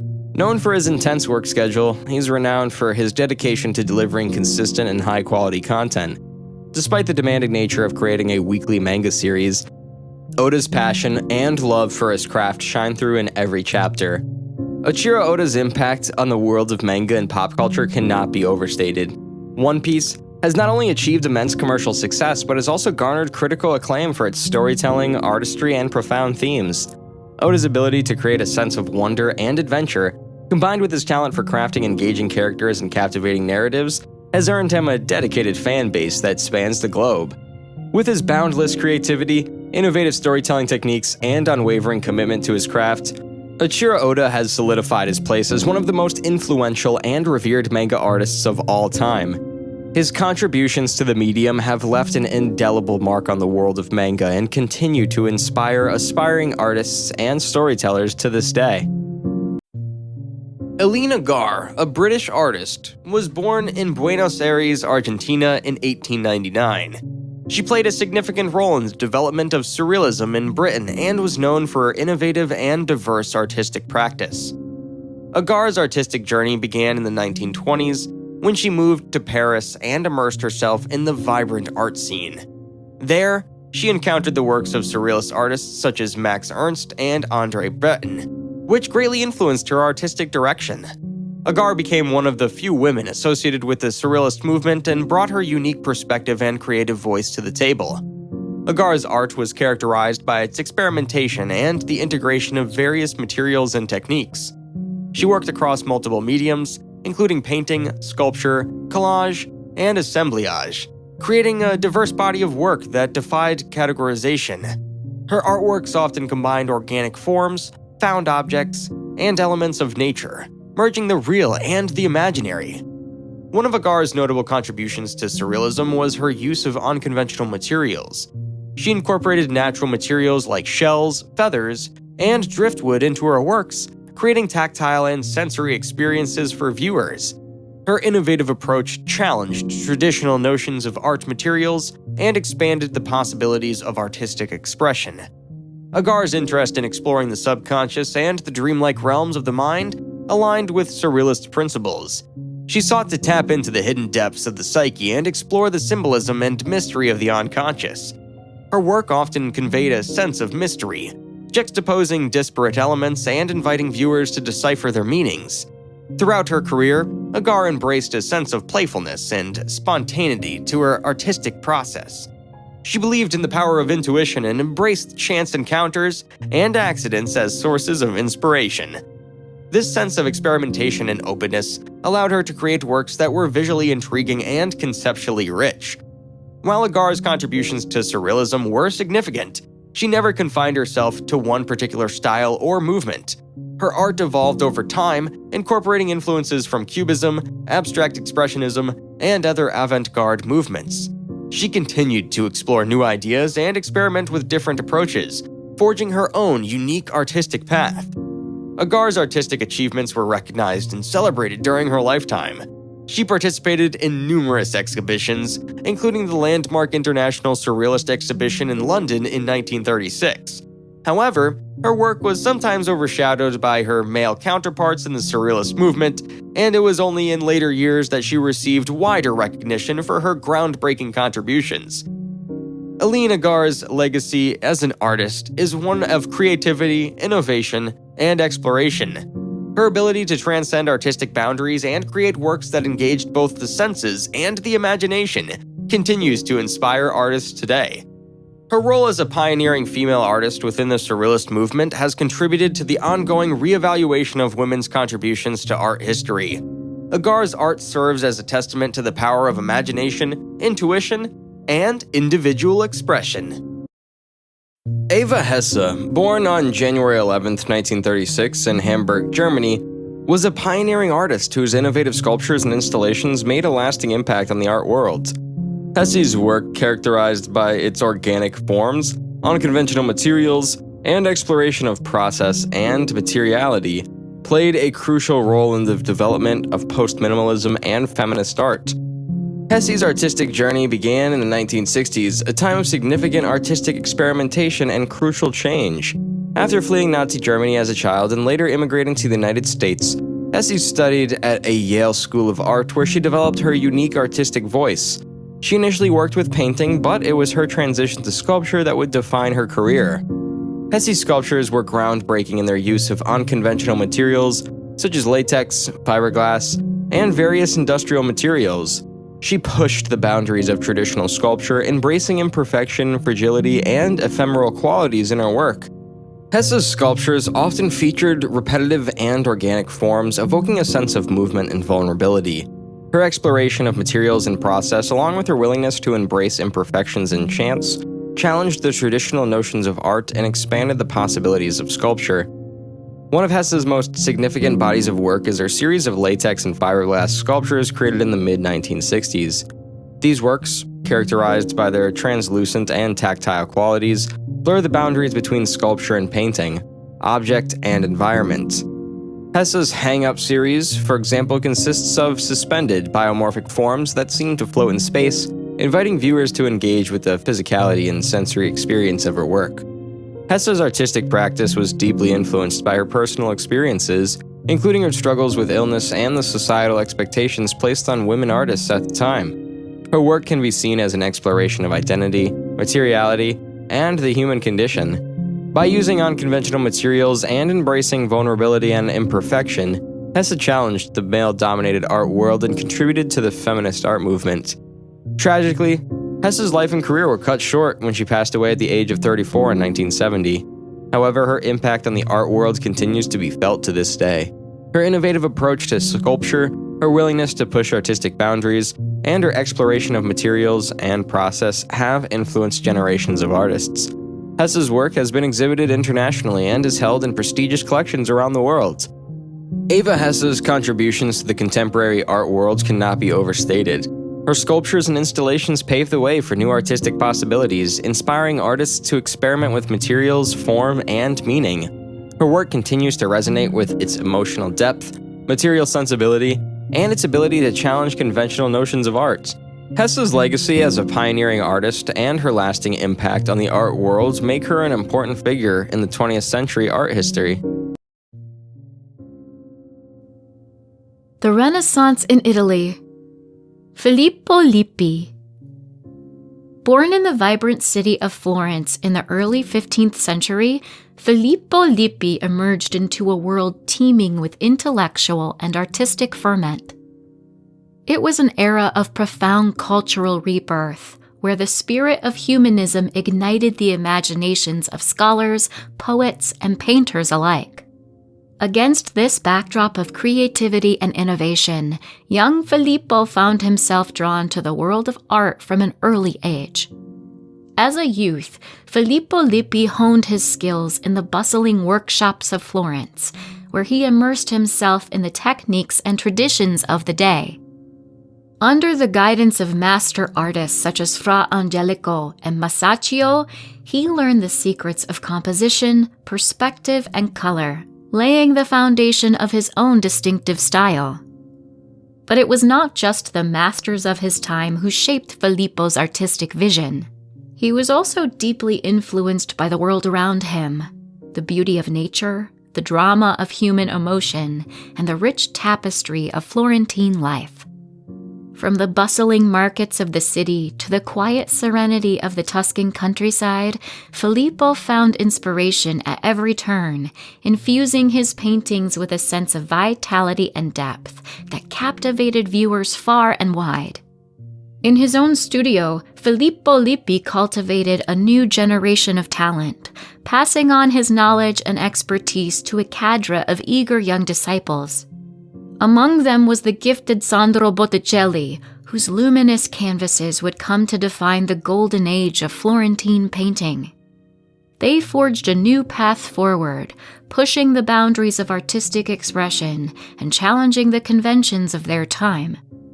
But Filippo's life was not without its trials and tribulations. From his tumultuous love affair with the nun Lucrezia Butti to his brushes with scandals and controversy, he navigated a world fraught with danger and intrigue. Yet through it all, his passion for painting remained undimmed, driving him to create some of the most iconic works of the Renaissance. At the heart of Lippi's artistic vision was his mastery of composition and perspective. He possessed an innate understanding of how to arrange figures within a painting to create a sense of balance and harmony, drawing the viewer's eye effortlessly across the canvas. His use of perspective, influenced by the teachings of his contemporaries such as Brunelleschi and Masaccio, imbued his works with a sense of depth and realism that was revolutionary for its time. Lippi's skillful handling of color further enhanced the impact of his paintings, allowing him to evoke mood and emotion with remarkable precision. Whether depicting the vibrant hues of a bustling market scene or the soft, ethereal tones of a Madonna and Child, he had a keen eye for color relationships and a deft touch with the brush. But perhaps Lippi's greatest innovation was his ability to infuse his paintings with a sense of narrative drama and emotional resonance. Drawing on his deep understanding of human psychology and emotion, he created characters that felt lifelike and relatable, inviting viewers to connect with the stories unfolding before them. From tender depictions of motherhood to stirring scenes of religious devotion, Lippi's paintings resonated with audiences on a deeply personal level, transcending the boundaries of time and culture. In addition to his technical prowess and emotional depth, Lippi was also known for his willingness to experiment and push the boundaries of artistic convention. He was unafraid to challenge traditional artistic norms, incorporating innovative techniques and unconventional subject matter into his work. This willingness to take risks and embrace innovation helped to establish Lippi as a true visionary of the Renaissance, paving the way for future generations of artists to follow. His most renowned paintings are Madonna and Child with Two Angels, circa 1465. This iconic painting exemplifies Lippi's mastery of composition, color, and emotion. The central figure of the Madonna, cradling the Christ child, radiates maternal love and tenderness. The presence of two angels adds a celestial touch to the scene, emphasizing the divine nature of the moment. Lippi's use of soft, luminous colors and delicate brushwork creates a sense of ethereal beauty that transports viewers to a realm of spiritual contemplation. The Coronation of the Virgin, circa 1441 to 1474. Commissioned for the high altar of the Spoleto Cathedral, this monumental altarpiece showcases Lippi's skill in depicting complex narrative scenes with grace and precision. The painting depicts the coronation of the Virgin Mary by the Holy Trinity, surrounded by a host of angels and saints. Lippi's meticulous attention to detail and richly layered symbolism imbues the painting with a sense of solemnity and reverence, making it a powerful expression of religious devotion. Adoration in the Forest, circa 1460 to 1465. In this enchanting scene, Lippi invites viewers into a lush forest setting where the infant Christ receives adoration from the Virgin Mary, Saint Joseph, and a group of angels. The painting's naturalistic landscape and intimate portrayal of the Holy Family create a sense of tranquility and intimacy, inviting viewers to join in the moment of reverence and awe. Through his use of light and shadow, Lippi infuses the scene with a sense of mystery and wonder, capturing the imagination of all who behold it. The Annunciation, circa 1443 to 1450. This exquisite portrayal of the Annunciation, the moment when the angel Gabriel announces to the Virgin Mary that she will bear the Son of God, is a testament to Lippi's skill as a storyteller and visual poet. The painting's dynamic composition, with Gabriel descending from above and Mary kneeling in prayer, captures the dramatic tension of the moment. Lippi's use of symbolism, such as the lilies symbolizing Mary's purity and the dove representing the Holy Spirit, adds a layer of meaning to the scene, inviting viewers to contemplate the mysteries of faith. Saint Jerome in the Wilderness, circa 1456. This striking portrayal of Saint Jerome, the renowned scholar and translator of the Bible, reflects Lippi's fascination with the human form and his ability to convey profound emotion through his paintings.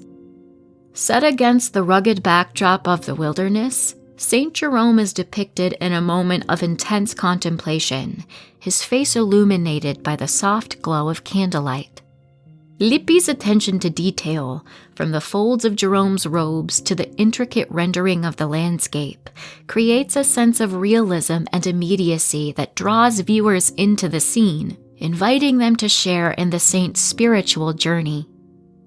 Filippo Lippi's death in 1469 marked the end of a remarkable chapter in the history of Italian Renaissance art. Despite his tumultuous life marked by personal challenges and artistic triumphs, Lippi's legacy endured long after his passing.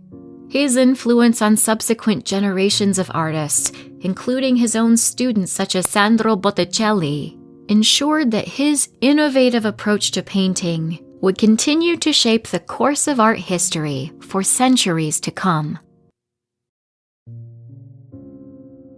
The leading Dutch Golden Age painters, Frans Hals. Frans Hals was born in Antwerp around 1582 or 1583 during a turbulent period in Dutch history. The 80 Years' War, 1568 to 1648, raged against Spanish rule and the fledgling Dutch Republic was fighting for independence. Yet, amidst the turmoil, the Netherlands experienced a cultural and economic boom known as the Dutch Golden Age. This period saw a flourishing of art, literature, and science, and Frans Hals would emerge as one of its leading artistic figures. Little is known about Hals' early life. His family moved to Haarlem when he was a child, and he is believed to have apprenticed with the Flemish painter Karel van Mander. In 1610, Hals joined a Haarlem guild of St. Luke, officially establishing himself as a master painter. Hals' early works show the influence of his teachers, as well as the Haarlem Mannerist style. His portraits from this period are characterized by their elongated figure, Mannerist poses, and small heads. However, Hals soon began to develop his own unique style characterized by loose brushwork, bold colors, and dynamic compositions. Hals' mature style is evident in his famous group portraits, such as the Banquet of the Officers of the St. George Civic Guard, 1616, and the Company of Captain Rainier Riel and Lieutenant Cornelius Michelis Blau, 1637. These works are remarkable for their lively and realistic depiction of the sitters, as well as their innovative use of composition and lighting.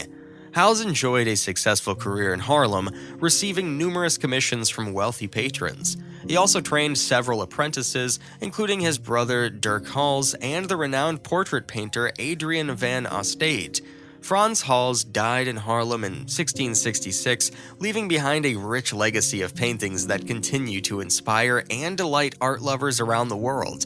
Frans Hals was a true master of the Dutch Golden Age, whose innovative style and keen eye for detail captured the essence of this time. His portraits remain timeless testaments to his artistic genius and continued to fascinate and inspire generations of artists and art lovers alike. His most renowned paintings are The Banquet of the Officers of the St. George Civic Guard, 1616. This is one of Hals' most famous and celebrated works. It depicts a group of 20 officers of the St. George Civic Guard, a military company in Haarlem. The painting is notable for its large size, its dynamic composition, and its realistic depiction of the sitters. Each officer is portrayed in a different pose and expression, creating a sense of lively camaraderie. The painting is also significant for its historical value, as it provides a glimpse into the life of the Dutch Civic Guard during the Golden Age. The Laughing Cavalier. This is one of Hals' most popular portraits. It depicts a young man dressed in fashionable clothing with a broad smile on his face. The painting is notable for its loose brushwork, its bold colors, and its vibrant sense of life. The sitter's identity is unknown, but the painting has been interpreted as a portrait of a wealthy young man enjoying the carefree pleasures of life. The Gypsy Girl, 1628. This is one of Hals' most enigmatic paintings. It depicts a young woman dressed in traditional gypsy clothing, with a mischievous smile on her face. The painting is notable for its use of light and shadow, its atmospheric setting, and its captivating portrayal of the sitter. The woman's identity is unknown, but the painting has been interpreted as a portrait of a gypsy fortune teller or a young woman playing a role. The Family of Willem van Heythuizen. This is one of Hals' most ambitious and complex paintings. It depicts a wealthy Haarlem family, the Van Houthians, posed in front of a landscape. The painting is notable for its large size, its complex composition, and its realistic depiction of the sitters. Each family member is portrayed in a different poise and expression, creating a sense of family unity and love. The painting is also significant for its historical value, as it provides a glimpse into the life of a wealthy Dutch family during the Golden Age. Portrait of a Man with a Cane, 1635. This is one of Hals' most striking portraits. It depicts a middle-aged man dressed in black with a cane in his hand. The painting is notable for its use of light and shadow, its dramatic pose, and its powerful characterization of the sitter. The man's identity is unknown, but the painting has been interpreted as a portrait of a wealthy merchant or a military officer. Hals' early style was influenced by the work of his teachers, as well as the Haarlem Mannerist style. His portraits from the period are characterized by their elongated figures, Mannerist poses, and small heads. However, Hals soon began to develop his own unique style characterized by loose brushwork, bold colors, and dynamic compositions. Hals was a master of brushwork. He used a variety of brushstrokes to create a sense of movement and vitality in his paintings. He also used bold colors to create a sense of drama and excitement.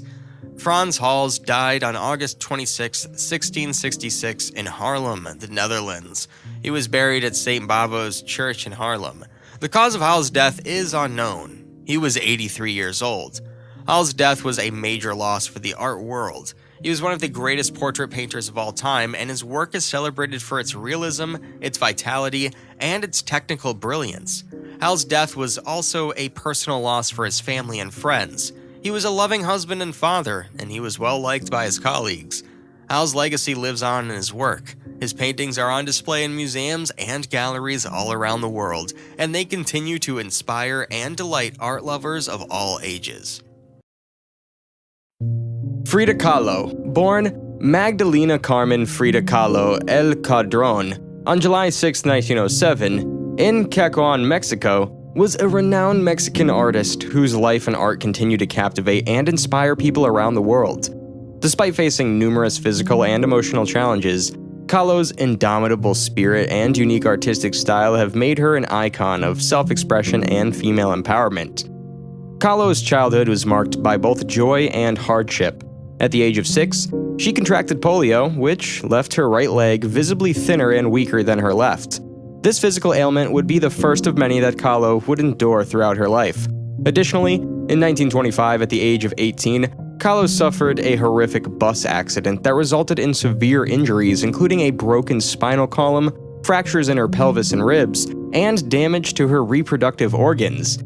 This accident would have a profound impact on her physical and emotional well-being and would shape the themes and symbolism in her artwork. During her long recovery from the accident, Kahlo turned to painting as a means of self-expression and therapy. Influenced by the vibrant colors and folk art traditions of Mexico, her work often featured vivid hues and intricate detailing. Kahlo's paintings were deeply personal and introspective, reflecting her experiences, pain, and emotional struggles. She's best known for her self-portraits, which allowed her to explore her identity, pain, and sexuality with remarkable honesty and vulnerability. Through her art, she confronted her physical and emotional wounds, creating a visual autobiography that transcended time and cultural boundaries. Kahlo's self-portraits were characterized by their surreal and symbolic elements, combining elements of realism with dreamlike imagery. She often incorporated Mexican cultural and mythological symbols, such as monkeys, thorns, and butterflies, into her works, infusing them with a sense of magic realism. Her use of symbolism allowed her to explore themes of identity, femininity, pain, and the complexities of the human experience. Kahlo's artwork also served as a means of political and social commentary. Her paintings addressed issues of gender inequality, colonialism, and Mexican cultural identity. She embraced her indigenous heritage and celebrated Mexican traditions in her art, challenging the prevailing Eurocentric beauty standards and societal norms of her time. Through her powerful depictions of the female body and her exploration of gender roles, Kahlo became a feminist icon, inspiring generations of women to embrace their individuality and assert their voice. Despite her physical and emotional struggles, Kahlo's artistic career flourished. She exhibited her work in Mexico and abroad, garnering recognition and admiration from fellow artists and art enthusiasts. However, it wasn't until after her death in 1954 that Kahlo's art generated widespread international acclaim. Her distinctive style and uncompromising exploration of the self resonated with audiences, solidifying her status as one of the most important artists of the 20th century. Today, Frida Kahlo's legacy endures. Her life and art continue to be celebrated for their raw honesty, vibrant symbolism, and unwavering spirit. She remains an inspiration to artists, feminists, and individuals around the world, reminding us to embrace our true selves, confront our pain, and find the beauty in the midst of adversity. Frida Kahlo's art is a testament to the power of self-expression, and serves as a timeless reminder of the resilience and strength of the human spirit. The leading Dutch Golden Age painters. Gerard ter Borch. In the serene landscapes of the Dutch Golden Age, amidst the bustling cities and tranquil countryside, emerged a painter whose mastery of light, detail, and emotion captured the essence of his time. His name was Gerard ter Borch, a visionary artist whose works continue to captivate audiences centuries after his lifetime. Born in Zwolle in the Netherlands in 1617, Gerard ter Borch came of age during a period of great cultural and economic prosperity in the Dutch Republic. The 17th century was a time of burgeoning trade, scientific inquiry, and artistic innovation, and Ter Borch was immersed in this vibrant atmosphere from a young age. Raised in a family of artists, he inherited a passion for painting and a keen eye for observation. From his earliest years, Ter Borch displayed a remarkable talent for capturing the nuances of human expression and interaction. His keen sense of composition and attention to detail set him apart from his peers, earning him recognition as a prodigy in the local art community. Under the guidance of his father, Gerard Ter Borch the Elder himself, a respected painter, young Gerard honed his skills and developed his signature style. As he matured, Ter Borch's artistic vision evolved, drawing inspiration from the works of Dutch masters such as Rembrandt, Van Rijn, and Frans Hals. He also found influence in the elegant courtly scenes of the Flemish Baroque painter Anthony van Dyck, whose refined portraiture and rich color palette left a lasting impression on Ter Borch's work. Throughout his life, Ter Borch's artistry flourished, and he gained renown for his exquisite genre paintings depicting scenes of everyday life, often set against sumptuous interiors or tranquil outdoor settings. His meticulous attention to detail and ability to convey emotion through gesture and expression earned him admiration and patronage from across Europe. Ter Borch's legacy extends beyond his own remarkable achievements as an artist. His studio in Deventer became a hub of artistic activity, attracting aspiring painters eager to learn from the master. Among his pupils were some of the most talented artists of the next generation, including Caspar Netschier and Gabriel Metsu, who would go on to make significant contributions to Dutch art in their own right. Ter Borch's style is characterized by meticulous attention to detail, refined composition, and a subtle use of color and light. He had a remarkable ability to capture the texture of fabrics, the play of light on surfaces, and the nuances of facial expressions, which imbued his paintings with a sense of realism and depth. One of the defining features of Ter Borch's style is his emphasis on narrative storytelling within his compositions. His genre scenes often depict intimate moments of daily life, such as elegant gatherings, domestic interiors, and outdoor leisure activities. Through careful composition and subtle gestures, Ter Borch was able to convey complex emotions and interpersonal relationships, inviting viewers to engage with the narrative unfolding before them. In addition to his skillful rendering of figures and settings, Ter Borch was also a master of chiaroscuro, the technique of using contrasts of light and shadow to create depth and drama in a painting. His careful manipulation of light and shadow added a sense of atmosphere and mood to his works, enhancing their emotional impact. Ter Borch's influence extended beyond his technical mastery to his innovative approach to subject matter and composition. He was one of the first Dutch artists to focus on depicting scenes of everyday life with a sense of dignity and refinement, elevating the genre of genre painting to new heights and sophistication. His use of asymmetrical compositions, dynamic poses, and subtle symbolism further distinguished his work and set him apart from his contemporaries. His most renowned paintings are The Suitor's Visit. The Suitor's Visit is perhaps one of Ter Borch's most famous works, depicting a scene of courtship and romance in a domestic interior. The paintings portray a young woman seating at a table while a gentleman leans in, presumably to woo her. The tension and anticipation between the figures are palpable, as Ter Borch masterfully captures the delicate nuances of their interactions. The painting serves as a timeless portrayal of love, courtship, and social customs in the 17th century Dutch society. The Concert. The Concert, Ter Borch offers viewers a glimpse into the leisure activities of the upper class. The painting features a group of elegantly dressed figures engaged in a musical performance, with instruments scattered around the room. The soft lighting and intimate setting evoke a sense of harmony and refinement, inviting viewers to share in the pleasure of the moment. Through his meticulous attention to detail and sensitive portrayal of human expression, Ter Borch captures the essence of camaraderie and the artistic appreciation. The Gallant Conversation. The Gallant Conversation exemplifies Ter Borch's talent for capturing the nuances of social interaction.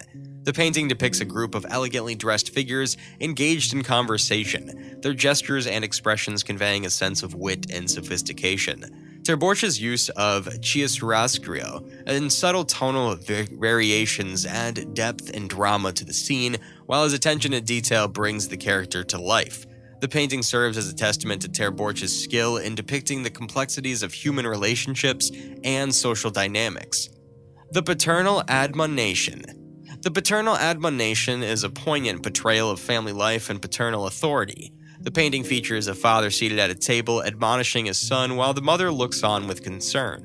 The emotional intensity of the scene is palpable, as Ter Borch captures the tension between the figures with sensitivity and empathy. Through his careful composition and expressive brushwork, Ter Borch invites viewers to reflect on themes of discipline, responsibility, and the bonds of family. The Letter. In The Letter, Ter Borch explores the theme of communication and personal connection. The painting depicts a young woman seated at a table, engrossed in reading a letter, while a gentleman stands nearby awaiting her response.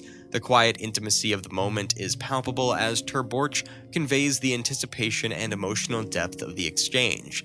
Through his nuanced portrayal of gesture and expression, Ter Borch invites viewers to contemplate the power of written correspondence and its role in fostering human connection. Gerard Ter Borch died on December 8, 1681, in Deventer, the Netherlands. He was buried in the grot of Lemmenbergenskerk Church in Deventer. The cause of Ter Borch's death is unknown. He was 64 years old. Ter Borch's death was a major loss for the art world. He was one of the leading genre painters of the Dutch Golden Age, and his work is celebrated for its realism, its use of light and shadow, and its depiction of everyday life. Ter Borch's death was also a personal loss for his family and friends. He was a loving husband and father, and he was well liked by his colleagues. Ter Borch's legacy lives on in his work. His paintings are on display in museums and galleries around the world, and they continue to inspire and delight art lovers of all ages.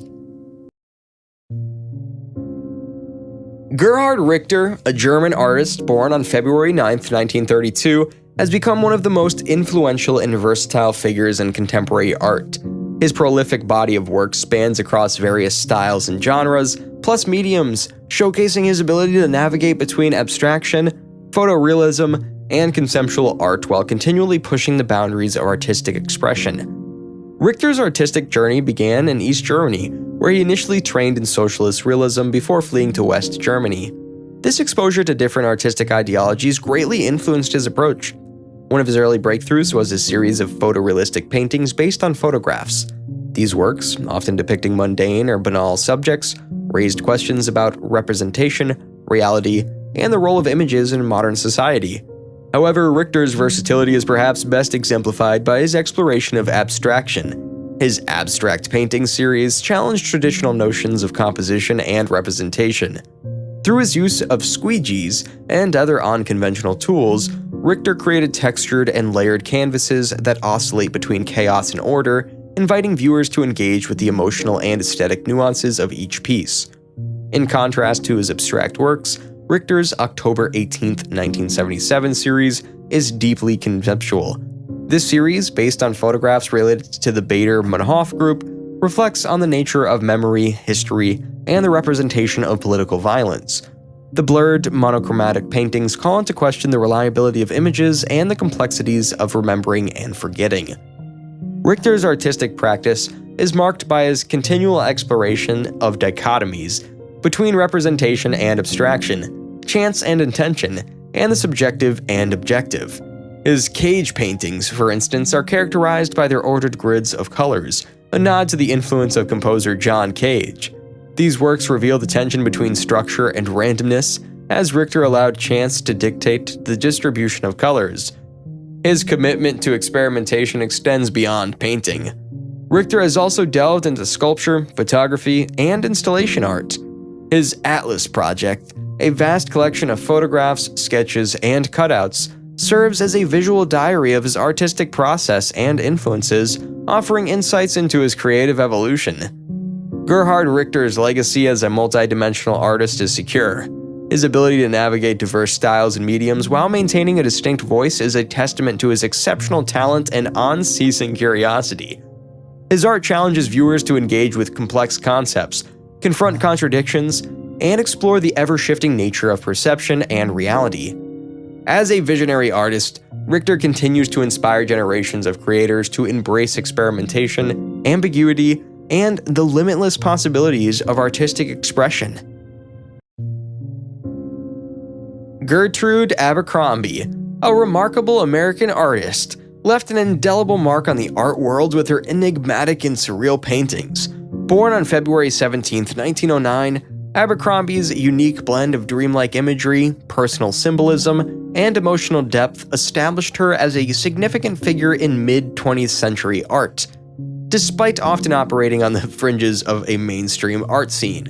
Abercrombie's artistic journey began in Chicago, where she studied at the School of the Art Institute of Chicago.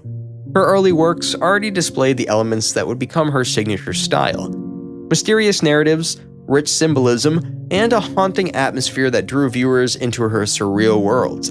Her paintings often featured self-portraits, which she used as vessels to explore her inner thoughts and emotions. One of Abercrombie's recurring motifs was the portrayal of herself as a lone figure in enigmatic introspective scenes. These compositions, exemplified by works like Self-Portrait 1945, convey a sense of solitude and mystery while inviting viewers to delve into the artist's psyche. Abercrombie's introspection was paired with a fascination for the magical and the fantastical, often featuring moonlit landscapes, arcane objects, and dreamlike scenarios. Her use of symbolism further enriched her works. Cats, owls, and crescent moons frequently appeared, each carrying its own narrative weight and inviting interpretation. Abercrombie's paintings often became visual poems, with her personal vocabulary resonating in each stroke of the brush. These symbols not only invited viewers to engage with her narratives, but also created a sense of connection between her inner world and the external realm. Despite her prominence within avant-garde circles, Abercrombie never sought widespread fame. She remained a fixture of Chicago's bohemian scene, hosting intimate gatherings at her home that attracted artists, writers, and musicians. These soirees, often filled with jazz music and intellectual conversation, became an extension of her artistic expression, blurring the boundaries between her art and her life. Abercrombie's legacy as an influential artist endures. Her ability to transport viewers into a realm of introspection and enchantment, her personal symbolism, and her unique fusion of the surreal and the personal continue to captivate audiences. Her art serves as a testament to the power of visual expression in exploring the depths of the human experience and inviting viewers to embark on their own journeys of interpretation and discovery. Gertrude Abercrombie's impact in the art world is a testament to her ability to create a unique and timeless language that communicates across time and space. Her contributions to surrealism and her dedication to her personal vision have secured her a place among the vanguard of artists who pushed the boundaries of artistic expression and left a lasting imprint on the creative landscape.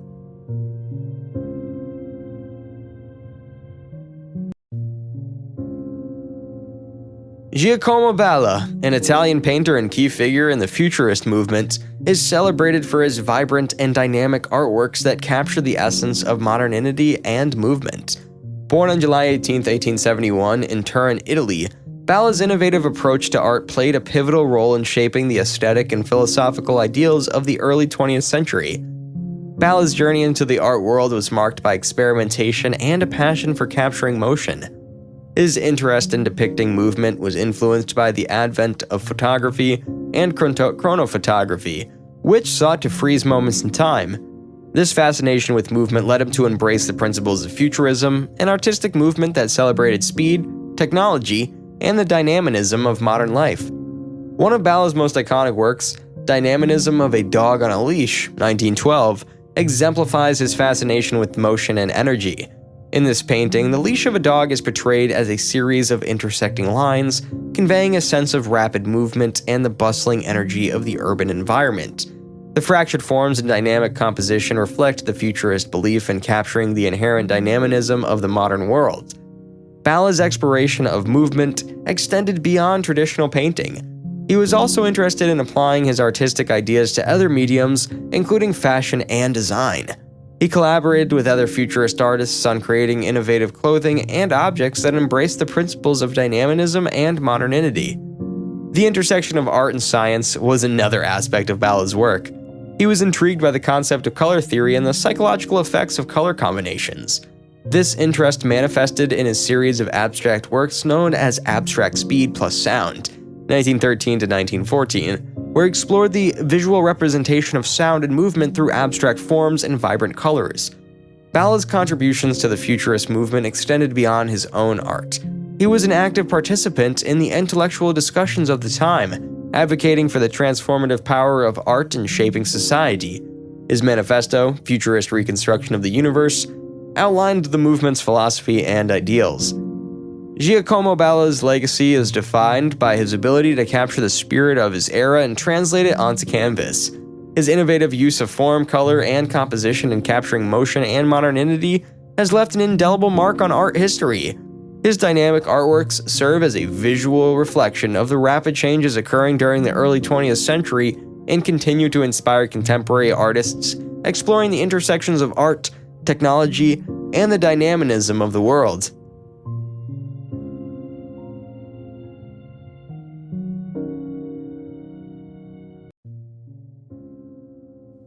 The Renaissance in Italy. Giorgione. Giorgione, whose true name remains a subject of debate among art historians, emerged onto the scene during a time of unprecedented cultural ferment and artistic innovation. Born in the late 15th century, Giorgione came of an age amidst the flourishing of the Italian Renaissance, a period marked by a renewed interest in classical learning, humanist ideals, and the pursuit of beauty and truth. Raised in the vibrant city of Venice, Giorgione was surrounded by a rich tapestry of artistic influences and cultural exchange. Venice, with its bustling mercantile ports and cosmopolitan atmosphere, provided fertile ground for the burgeoning talents of young artists like Giorgione to flourish. Against this backdrop of prosperity and creativity, Giorgione honed his craft, drawing inspiration from the city's rich artistic heritage and the dynamic interplay of light, color, and atmosphere that characterized Venetian painting.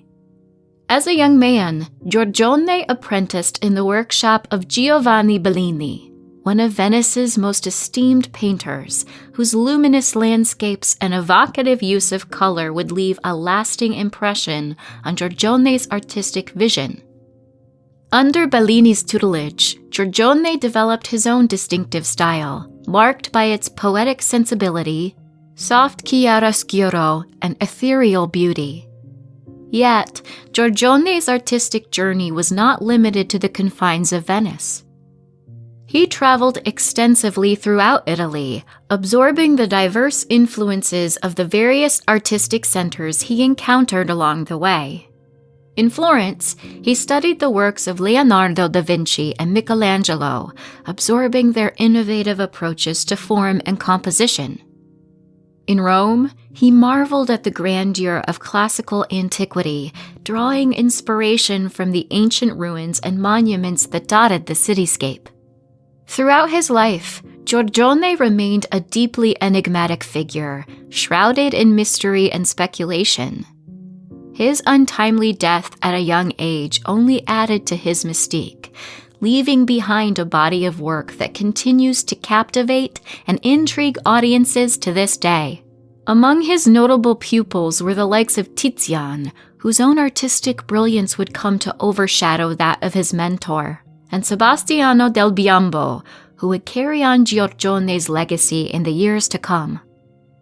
One of the defining characteristics of Giorgione's style is his mastery of chiaroscuro, the use of light and shadow to create dramatic contrasts and depth in his compositions. Giorgione's paintings are suffused with a soft, diffused light that bathes his subjects in a luminous glow, imbuing his works with a sense of mystery and enchantment.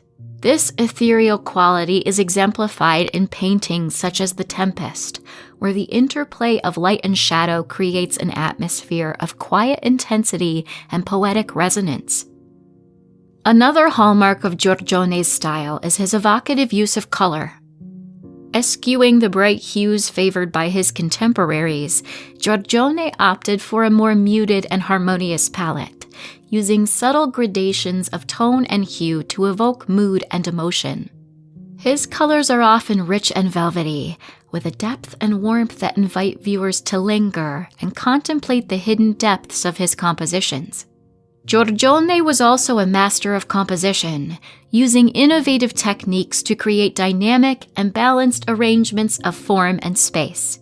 His compositions often feature figures placed in naturalistic settings, surrounded by lush landscapes or architectural elements that serve to enhance the sense of depth and perspective. Giorgione's skillful manipulation of scale and proportion adds to the illusion of reality in his paintings, drawing viewers into the world of his imagination with remarkable subtlety and grace. Thematically, Giorgione's work is characterized by its exploration of human emotion and experience. His paintings often depict scenes of love, longing, and melancholy, rendered with a sensitivity and psychological depth that reveal the inner lives of his subjects. Whether portraying mythological figures, biblical scenes, or pastoral landscapes, Giorgione imbued his work with a sense of intimacy and immediacy that continues to resonate with viewers to this day. His most renowned paintings are The Tempest, circa 1506 to 1508. Perhaps Giorgione's most famous work, The Tempest is a hauntingly enigmatic painting that has puzzled art historians for centuries. Set against a stormy landscape, the painting features a woman nursing an infant while a soldier looks on from the shadows. The meaning of the painting remains open to interpretation, with various theories suggesting allegorical, mythological, or biblical references. Some see it as an allegory of the elements, with the storm symbolizing the tumultuous forces of nature, while others view it as a meditation on love, longing, and the passage of time. Whatever its interpretation, The Tempest remains a powerful and evocative masterpiece that continues to fascinate viewers with its mysterious beauty. The Sleeping Venus, circa 1510. In this iconic painting, Giorgione depicts Venus, the goddess of love, reclining languidly in a landscape of lush vegetation. Her sensual form is bathed in soft, diffused light, while a sleeping Cupid lies at her feet. The Sleeping Venus is notable for its intimate portrayal of female beauty and its celebration of the erotic and the sensual. The painting is often seen as a precursor to later works by artists such as Tizian and Rubens, who would explore similar themes of love, desire, and the female form. Portrait of a Man, circa 1506 to 1508. This enigmatic portrait is believed to depict Giorgione himself, although the identity of the sitter remains uncertain. The man gazes out at the viewer with a direct and penetrating stare, his expression inscrutable and enigmatic. The painting is notable for its psychological depth and realism, with Giorgione capturing the inner life of the sitter with remarkable sensitivity and insight. Portrait of a Man is a testament to Giorgione's skill as a portraitist and his ability to convey the complexity and ambiguity of human emotion. The Three Philosophers, circa 1509 to 1510. This allegorical painting depicts three figures representing philosophy, astrology, and alchemy, engaged in deep discussion against a backdrop of ruins. The painting is thought to be a meditation on the pursuit of knowledge and wisdom, with each figure embodying a different aspect of human inquiry and discovery. Giorgione's use of symbolism and allegory invites viewers to contemplate the mysteries of the universe and the nature of human existence. The Adoration of the Shepherds, circa 1505 to 1510. This religious painting depicts the biblical scene of the Adoration of the Shepherds, with the infant Jesus surrounded by Mary, Joseph, and a group of humble shepherds. The painting is imbued with a sense of quiet reverence and awe, with Giorgione capturing the spiritual significance of the moment with remarkable sensitivity and grace. The Adoration of the Shepherds is a testament to Giorgione's versatility as an artist and his ability to convey profound emotion and spiritual depth in his work. Giorgione's death in 1510 marked a tragic loss for the world of art. He passed away at a relatively young age, leaving behind a legacy of innovation and creativity that would continue to influence generations of artists to come. Grant Wood, an influential American painter, is best known for his distinctive style and iconic portrayals of rural American life. Born on February 13, 1891, in Iowa, Wood's art is closely associated with the American regionalist movement, which sought to capture the essence of the nation's heartland and its people during a time of social and economic change. Wood's artistic journey began with his studies in the United States and Europe, where he was exposed to various artistic influences. However, it was his return to his native Midwest that deeply shaped his style and subject matter. His most famous painting, American Gothic, 1930, is a testament to this regional focus. This work depicts a stern-looking farmer and his daughter in front of a Gothic-style house, becoming an enduring symbol of American identity and the values associated with rural life. Wood's art often evoked a sense of nostalgia and idealization of rural America. His paintings, characterized by meticulous attention to detail, celebrated the simple beauty of everyday scenes. Works like Daughters of Revolution, 1932, and Parson Weems' Fable, 1939, showcase his ability to blend realism with a touch of irony and symbolism, reflecting his commentary on societal values and historical narratives. While Wood's art was rooted in regionalism, his subjects often carried broader implications. He frequently explored themes of identity, tradition, and cultural heritage. Through his portrayals of everyday people, he highlighted their individuality and the collective experience of rural America during a time of great social change. Wood's style, often referred to as American Gothic Revival, combined elements of European Renaissance art with a distinctly American flavor. His meticulous craftsmanship, attention to detail, and incorporation of regional architectural elements set him apart as an artist who synthesized various influences to create a unique visual language. Beyond painting, Wood's influence extended to his role as a teacher and advocate for the arts. He played a significant role in fostering a sense of pride and appreciation for American art during a time when European influences were dominant. His contributions helped shape a distinctive American artistic identity. Grant Wood's legacy as an American regionalist and a chronicler of rural life is enduring. His ability to capture the essence of a changing nation while celebrating its traditions and values has left an indelible mark on American art. His work serves as a reminder of the power of art to connect with the human experience and to reflect the complexities of identity, community, and the passage of time.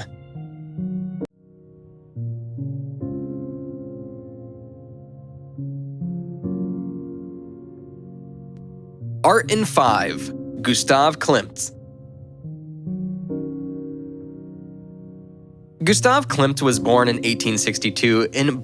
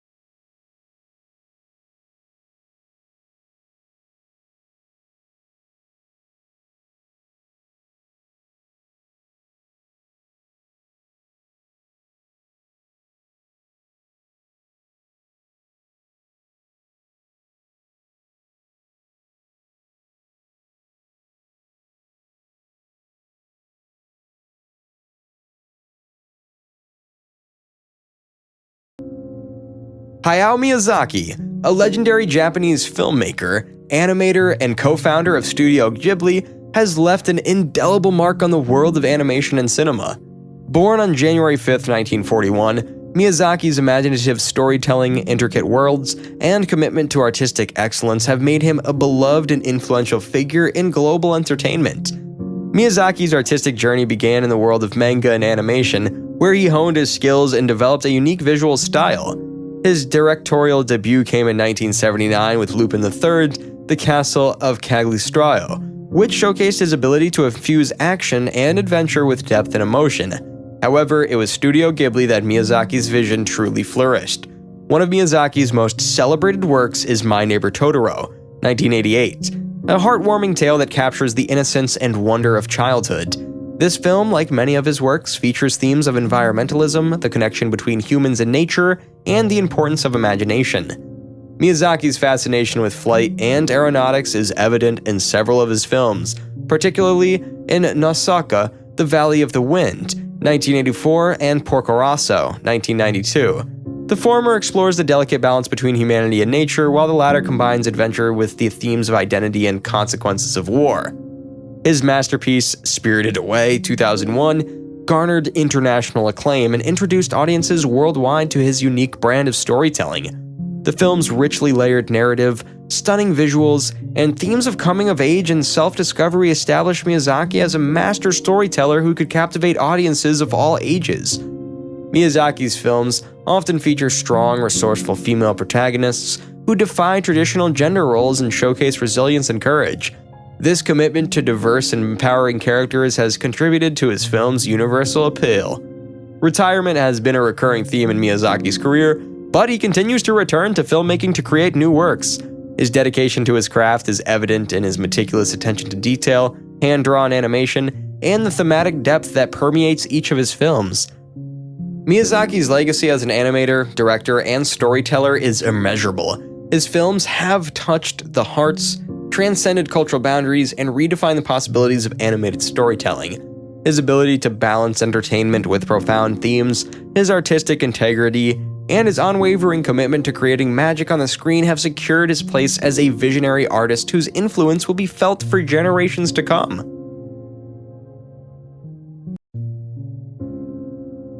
Henry Darger, an enigmatic American artist, is renowned for his intricate and imaginative body of work that exists at the intersection of art and outsider art. Born on April 12, 1892, Darger's life and creations have captivated the art world with their complexity, originality, and the mystery that surrounds his private existence. Darger's artistic journey remained hidden for most of his life. He lived in a reclusive and isolated existence, working as a janitor and rarely sharing his art with the outside world. It wasn't until his landlord discovered his voluminous body of work after his death in 1973 that Darger's unique artistic universe was revealed. At the heart of Darger's art is his magnum opus, the story of the Vivian Girls, in what is known as the realms of the unreal, of the Glendeco-Angelinian war storm caused by the child slave rebellion. This massive manuscript consists of thousands of pages of text and illustrations, featuring a complex narrative involving young heroines, angelic creatures, and epic battles. Darger's artworks and writings often blur the lines between reality and fantasy, incorporating themes of innocence, struggle, and spirituality. Darger's visual style is characterized by his use of watercolor, pencil, and collage techniques. His illustrations are often filled with intricate details, lush landscapes, and a combination of innocence and darkness. His subjects range from idyllic scenes of young girls at play to more violent depictions of battles and warfare. This contrast creates a unique tension that adds to the complexity of his art. The question of whether Darger's creations were autobiographical, a form of therapy, or purely fantastical remains a subject of debate among art historians and scholars. His personal background, which included a challenging childhood and a stint in an institution, certainly contributed to the depth and complexity of his work. Yet, the enigma surrounding his intentions adds to the allure of his art. Darger's legacy as an outsider artist is significant. His art challenges traditional artistic norms and definitions, blurring the boundaries between artistic intention and the personal realm. His ability to create an entire world of narratives, characters, and images showcases the power of art to serve as a deeply personal form of expression, even when it exists outside the conventional art worlds. Henry Darger's work invites viewers to explore the complexities of the human psyche and the intricate interplay between reality and imagination. His legacy continues to spark conversations about the role of outsider art in the broader context of artistic creation, and his enigmatic universe remains a testament to the boundless creativity that can emerge from the most unexpected places. Henry Moore, born July 30th, 1898 in Castleford, Yorkshire, England, was a renowned British sculptor whose innovative and monumental works transformed the field of modern sculpture. Moore's artistic vision and distinctive style combined organic forms with abstract elements, creating sculptures that embraced the natural world while pushing the boundaries of traditional sculpture. Moore's early artistic development was influenced by his experiences in the Yorkshire countryside, where he developed a deep appreciation for natural forms and landscapes. He studied at the Leeds School of Art and later at the Royal College of Art in London, where he honed his skills and explored various sculptural techniques. One of Moore's most recognizable themes was the human figure. He was fascinated by the human form and its relationship with the surrounding space. Moore's sculptures often depicted reclining figures, abstracted and simplified to emphasize their essential qualities. His figures exuded a sense of harmony, grace, and monumentality, while also conveying a profound connection to the earth and the passage of time. Moore's sculptures were primarily created using traditional materials such as stone, wood, and bronze. He had a deep understanding of these materials, and his mastery allowed him to manipulate and shape them with great skill.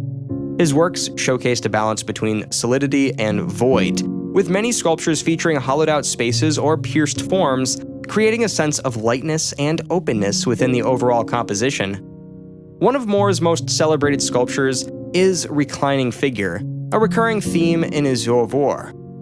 This series of sculptures explored the relationship between the figure and its environment, often blurring the boundaries between the human form and the natural world. Reclining figure sculptures were characterized by their smooth, curvilinear shapes, inviting viewers to interact with the sculpture from multiple angles and perspectives.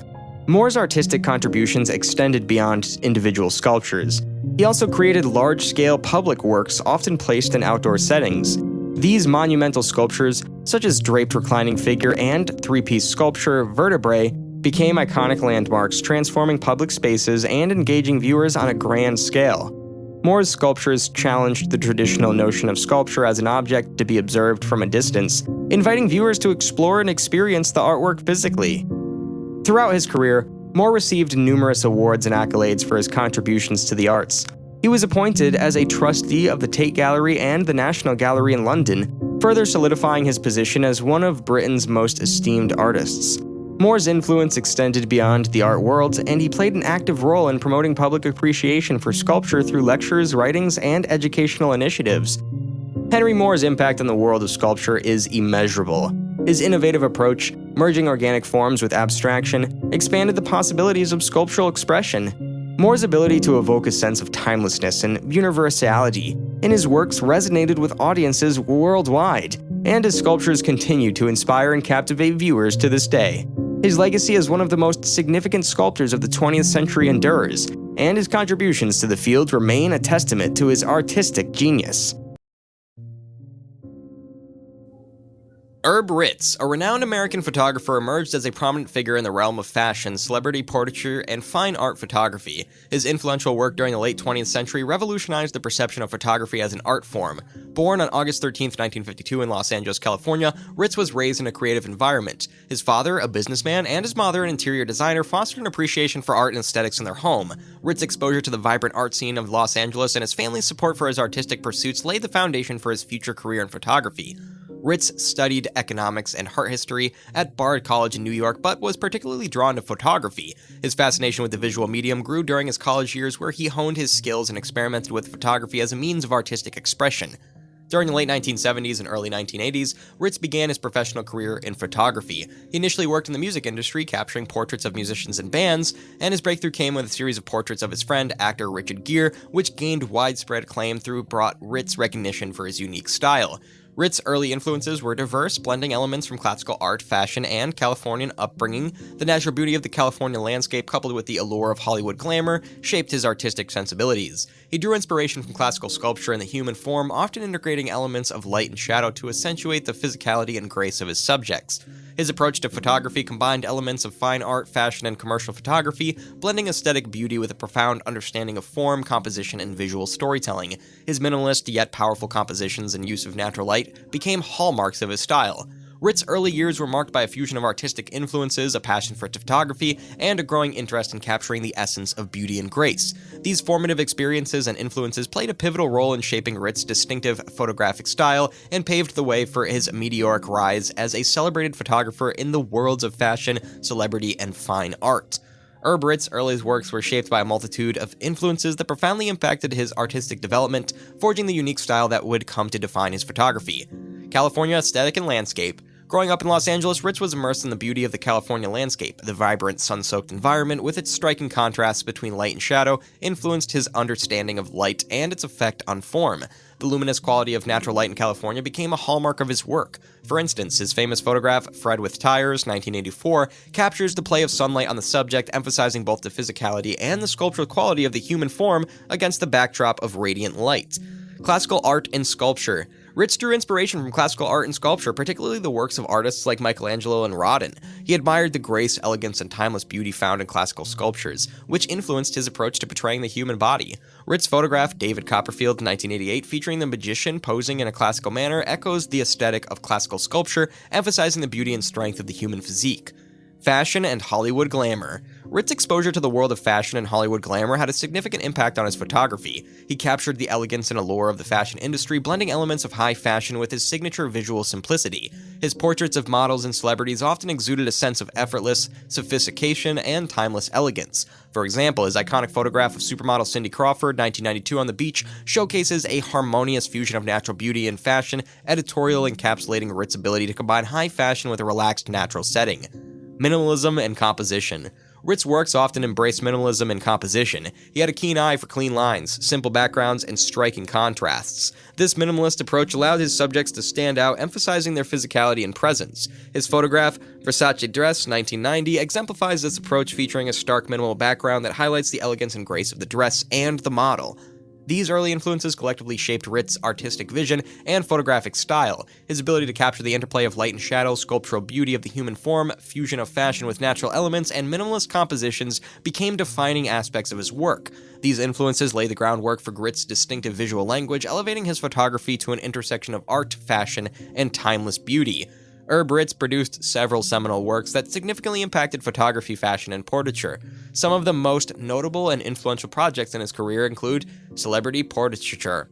Ritz's portraits of celebrities such as Madonna, Michael Jackson, Richard Gere, and Jack Nicholson are among his most iconic works. His ability to capture the essence and personality of these figures revolutionized celebrity portraitures. Ritz's portraits were characterized by their timeless elegance and ability to convey the humanity of his subjects. For instance, his photograph Jack Nicholson London, 1998, reveals a contemplative moment capturing the actor's introspection. These images redefined how celebrities were portrayed, moving away from mere glamour shots to more intimate and insightful representations. Fashion photography.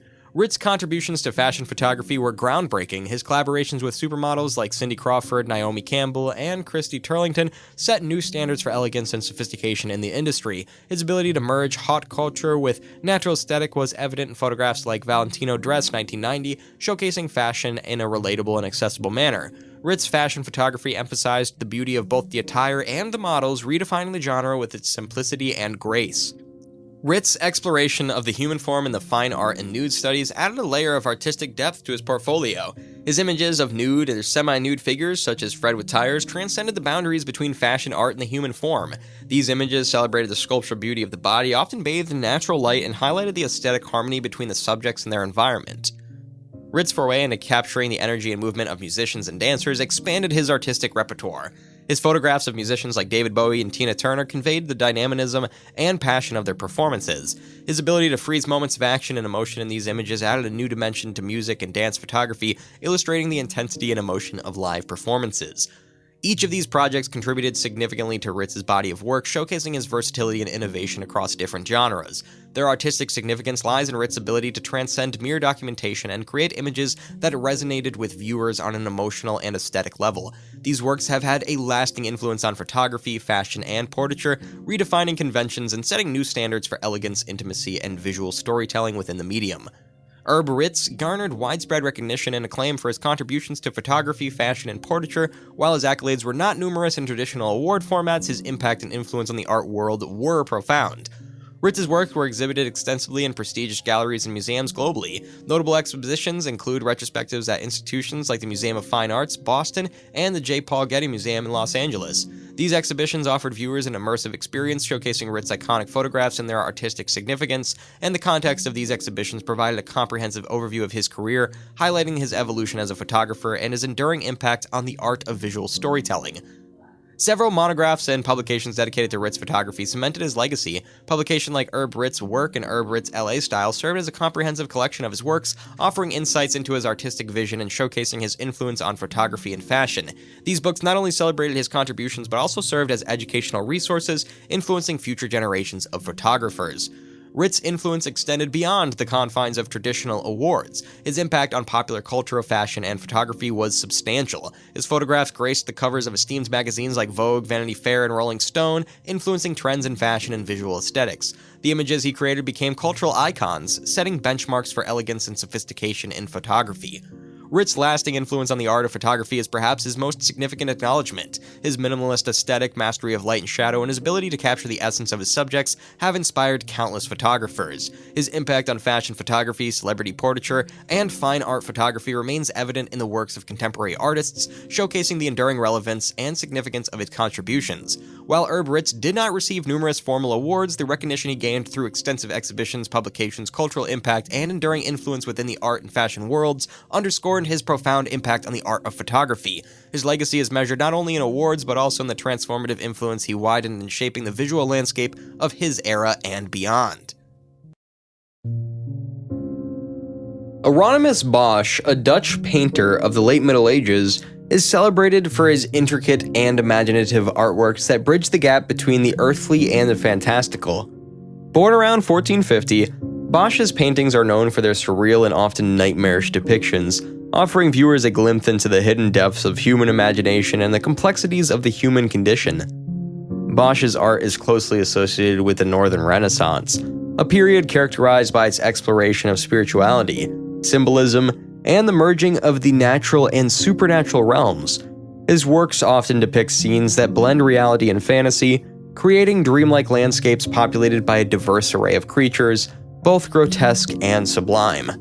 One of Bosch's most famous paintings, The Garden of Earthly Delights, is a triptych that explores the journey from innocence to sin and the consequences that follow. The central panel is a mesmerizing depiction of an otherworldly garden filled with strange and alluring creatures engaged in various activities. The left panel portrays the creation of the world, while the right panel illustrates a terrifying hell populated by tormented souls. This painting encapsulates Bosch's ability to intertwine symbolism, allegory, and a rich visual vocabulary to convey complex moral and religious themes. Bosch's fascination with the supernatural and the unseen is further evident in works like The Last Judgment, where intricate details fill every inch of the canvas, inviting viewers to explore the depths of both heaven and hell. His mastery of composition, combined with his vivid imagination, creates an overwhelming sense of visual complexity that pulls viewers into his world. Bosch's art is often open to interpretation, with his symbolism and allegory sparking a range of analyses. His depictions of hybrid creatures, bizarre landscapes, and intricate narratives have led to numerous interpretations that delve into religious, moral, and psychological dimensions. His ability to evoke both wonder and unease makes his art a testament to the power of visual storytelling. Beyond his individual paintings, Bosch's impact on art history is profound. He influenced a generation of artists who admired his innovative approach to composition, his attention to detail, and his willingness to explore the fringes of imagination. His legacy has left an enduring mark on the art world, inspiring countless generations of artists to explore the boundaries of the visible and the realms of the unseen. Harmonious, Bosch's art continues to fascinate and captivate viewers with its imaginative richness and its exploration of the human experience. His visionary depictions of the fantastical and the spiritual serve as a bridge between the earthly and the divine, inviting us to reflect on the complexities of existence and the mysteries that lie beyond our comprehension.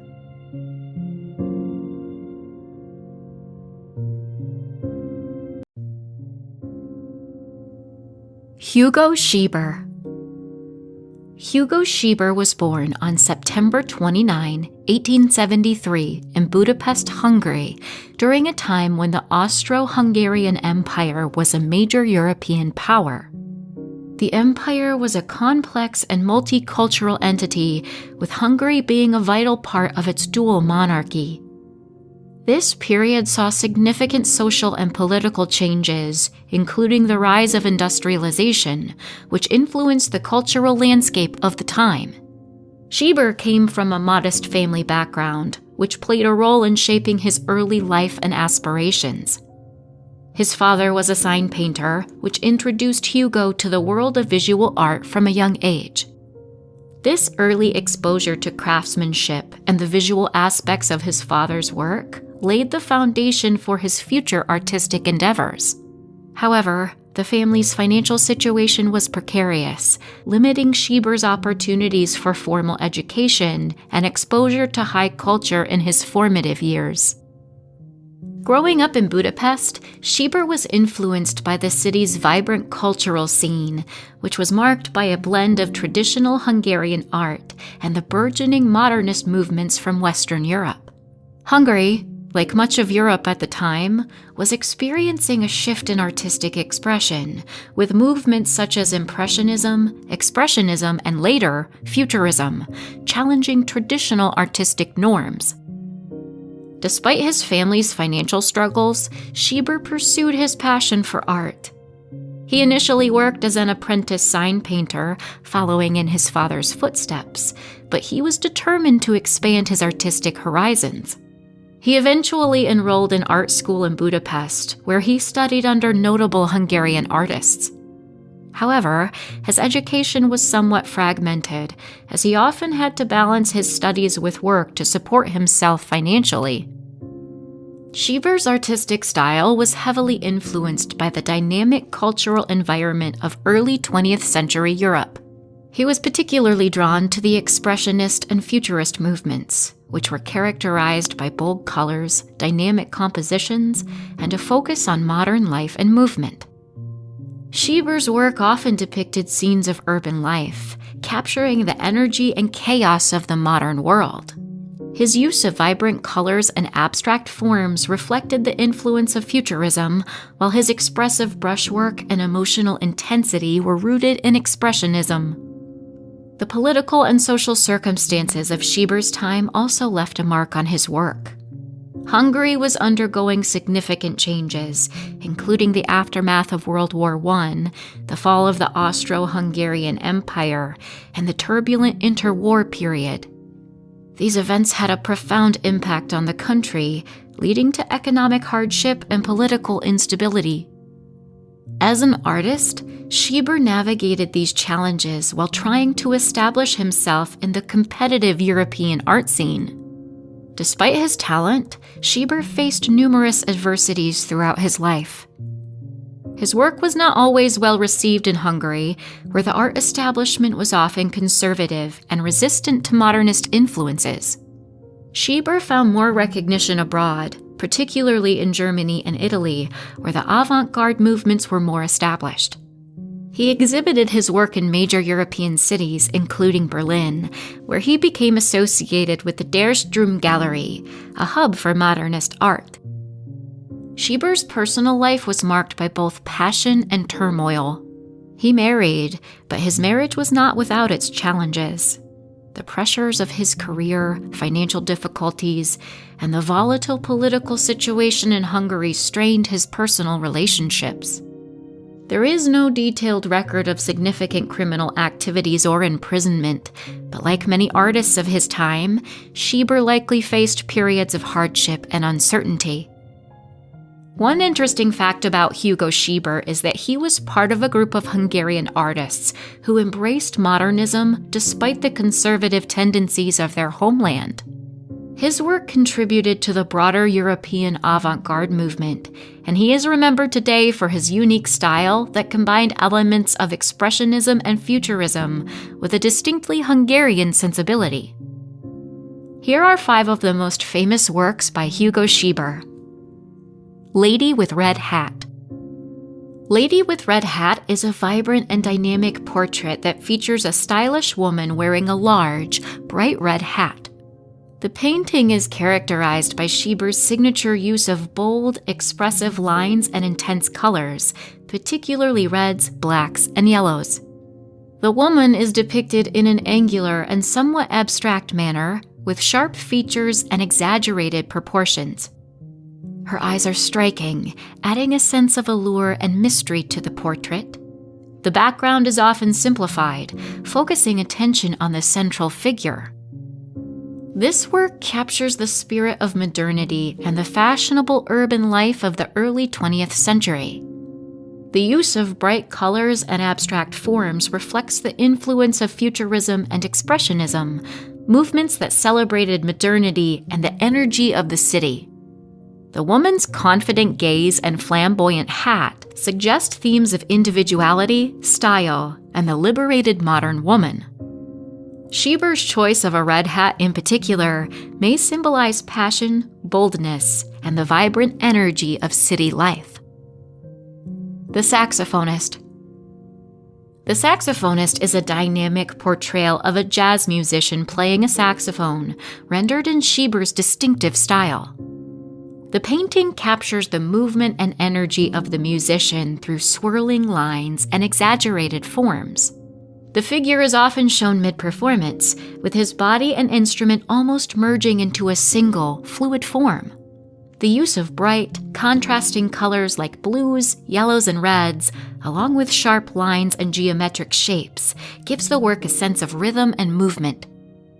This piece reflects Schieber's fascination with the modern cultural scene, particularly the popularity of jazz music in Europe during the 1920s and 1930s. Jazz, with its improvisational style and rhythmic complexity, was emblematic of the vibrant, chaotic, and rapidly changing modern world.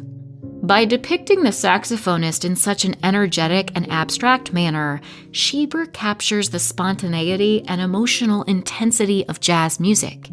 The work can be seen as a celebration of urban nightlife and the cultural melting pot of the modern city. Circus. Circus is a lively and colorful depiction of a circus performance, featuring performers such as acrobats, clowns, and animals. The composition is packed with overlapping figures, creating a sense of movement and chaos that mirrors the energetic atmosphere of a circus. Schieber employs his typical bold lines and bright color palette, using reds, blues, and yellows to convey the excitement and spectacle of the scene. The figures are rendered in a stylized and somewhat abstract manner with exaggerated poses and expressions. The circus was a recurring theme in Schieber's work, symbolizing the unpredictability and spectacle of life. In this painting, the chaotic and overlapping figures can be interpreted as a metaphor for the complexity and hustle of modern urban existence. The circus performers, with their exaggerated expressions and movements, reflect the performative aspects of life in a city, where individuals often play roles and put on appearances. The piece captures the tension between reality and illusion, a theme that resonates with the broader artistic movements of the time. City Lights. City Lights is an abstract representation of a bustling cityscape at night, illuminated by bright electric lights. The composition is dominated by geometric shapes and vivid colors, with streaks of light that cut through the canvas in sharp angles. The painting conveys the energy and vibrancy of a city at night, with a focus on the interplay of light and shadow. The forms are simplified and stylized, capturing the essence of the city rather than its literal appearance. This work reflects Schieber's fascination with urban life and the impact of technology on the modern city. The bright lights and sharp lines symbolize progress, industrialization, and relentless pace of city living. The abstract style allows Schieber to convey the sensory overload and dynamic environment of the city, where lights blur and merge in a kaleidoscope of color. The piece can be seen as a celebration of modernity, but also as a commentary on the alienation and fragmentation that often accompanies urbanization. Cabaret scene. Cabaret scene depicts a lively cabaret performance with musicians, dancers, and an audience immersed in the entertainment. The painting is characterized by its vibrant colors, expressive lines, and a composition that captures the chaotic energy of the scene. Figures are depicted in motion, with elongated limbs and exaggerated gestures, giving the work a sense of rhythm and fluidity.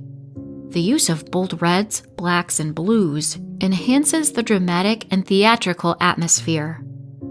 This work is a reflection of the cabaret culture that was popular in Europe, particularly in cities like Berlin and Budapest, during the early 20th century. Cabarets were spaces of artistic experimentation, social commentary, and often submersive performances. Schieber's depiction of the cabaret captures both the excitement and the decadence of the nightlife. The stylized, almost cartoonish figures may also reflect the superficiality and transient nature of such entertainment, highlighting themes of escapism and the contrast between appearance and reality. Other well-known works by Hugo Schieber: Portrait of a Woman with Green Eyes, Self-Portrait, The Pianist, Train Station, Clown and Harlequin. These works, like his most famous pieces, reflect Schieber's fascination with modern life, his innovative use of color and form, and his ability to capture the essence of early 20th century European culture. In the later years of Hugo Schieber's life, he continued to produce art, although he faced considerable challenges, both personally and professionally. By the 1930s and 1940s, the political landscape in Hungary and Europe had become increasingly fraught, with the rise of fascism, the onset of World War II, and the subsequent occupation of Hungary by Nazi Germany.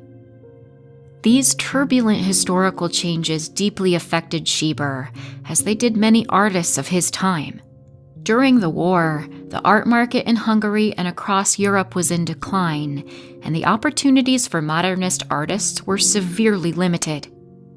The oppressive political climate was hostile to avant-garde art, which was often labeled as degenerate by the fascist regimes. Schieber, whose work was aligned with the avant-garde movements, found it increasingly difficult to exhibit and sell his art. He faced financial difficulties, as well as the broader challenges of living under an authoritarian regime that did not support the freedoms essential to his artistic expression. There is limited information on Schieber's personal life in his later years, including details about his descendants, followers, or direct heirs. However, he remained a significant figure within the Hungarian art community, admired for his commitment to modernist principles and his ability to capture the spirit of the times. He did not establish a formal school or movement of followers, but his distinctive style and thematic focus influenced other Hungarian artists who were drawn to the avant-garde. Hugo Schieber died on March 7, 1950, in Budapest, Hungary. His death marked the end of a career that spanned the heights of European modernism and the depths of wartime hardship. Unfortunately, the details of his final resting place, including the location of his grave, are not well documented or widely known, reflecting the broader neglect of his legacy in the years immediately following his death. Despite the challenges he faced, Schieber's contributions to contemporary art are significant. His work is a vivid representation of the modernist movement in Hungary, characterized by its bold colors, dynamic compositions, and focus on the rapidly changing urban environment of the early 20th century. Schieber's ability to blend elements of futurism, expressionism, and his unique vision helped to push Hungarian art in new directions, even as the political landscape grew more restrictive. After his death, Schieber's work experienced a revival of interest, particularly as art historians and collectors sought to rediscover the contributions of artists marginalized by the political events of their time. Today, his paintings are appreciated for their vibrant energy and their documentation of the modernist aesthetic. Exhibitions of Schieber's work, both in Hungary and internationally, have helped to reestablish his reputation as a key figure in the European avant-garde. His legacy continues to inspire contemporary artists who explore the themes of modernity, urban life, and the human condition. Hugo Schieber's life and work remain a testament to the resilience of the human spirit and the enduring power of art, even in the face of historical adversity. His contributions to the cultural landscape of his time have ensured his place in the history of modern art, and his vibrant depictions of early 20th century life continue to resonate with audiences today. Jacob Lawrence, a prominent African-American artist, was born in Atlantic City, New Jersey in 1917. Renowned for his powerful narrative paintings, Lawrence played a significant role in shaping the art world and capturing the African-American experience in the United States. Growing up in Harlem during the vibrant cultural movement known as the Harlem Renaissance, Lawrence was exposed to the rich artistic and intellectual atmosphere of his time. His work was deeply influenced by the social and political climate of the era, as well as the stories and struggles of the African-American community. One of Lawrence's most renowned bodies of work is the Migration series. Created in 1940 to 1941, this series of 60 paintings depicts the mass migration of African Americans from the rural South to the urban North during the early 20th century. Through bold colors, simplified forms, and striking compositions, Lawrence captured the human stories and collective experience of a generation seeking a better life. Lawrence's distinctive artistic style combined elements of realism, abstraction, and modernism. He often used a limited color palette and strong geometric shapes to convey the essence of his subject or scene. His paintings possessed a dynamic energy and a sense of movement, reflecting the vitality and resilience of the people and communities he portrayed. Beyond his subject matter, Lawrence was deeply committed to social justice and used his art as a platform for activism. He believed in the power of art to raise awareness and bring about change. Throughout his career, he tackled issues such as racial inequality, poverty, and historical events, shedding light on important narratives that have been overlooked or marginalized. Lawrence's contributions to the art world extended beyond his own work. He was a dedicated educator, teaching at various institutions and inspiring generations of artists. He emphasized the importance of artistic expression, creativity, and individuality, encouraging his students to find their unique voices. Over the course of his career, Lawrence received numerous accolades and honors, including the Guggenheim Fellowship and the Presidential Medal of Freedom. His work has been exhibited in major museums and galleries worldwide, cementing his place as one of the most influential African-American artists of the 20th century. Jacob Lawrence's art continues to resonate and captivate audiences with its powerful storytelling, social commentary, and visual impact. His ability to depict the human experience and bring marginalized stories to the forefront has left an indelible mark on the art world. Lawrence's legacy as an artist and advocate for social justice is a testament to the enduring power of art to inspire, inform, and provoke change. The leading Dutch Golden Age painters, Jacob van Roosendaal. Jacob van Roosendaal was born in the bustling city of Haarlem in the Netherlands during the 17th century, a period known as the Dutch Golden Age. This was a time of unprecedented economic prosperity and cultural flourishing in the Netherlands, marked by a burgeoning art market and a thriving middle class hungry for works of the art to adorn their homes. Growing up in Harlem, Roosendaal was surrounded by a rich artistic heritage, with the city serving as a hub for painters, poets, and philosophers alike. His father, Isaac van Roosendaal, was himself a talented artist, and it was under his guidance that young Jacob first learned the fundamentals of painting.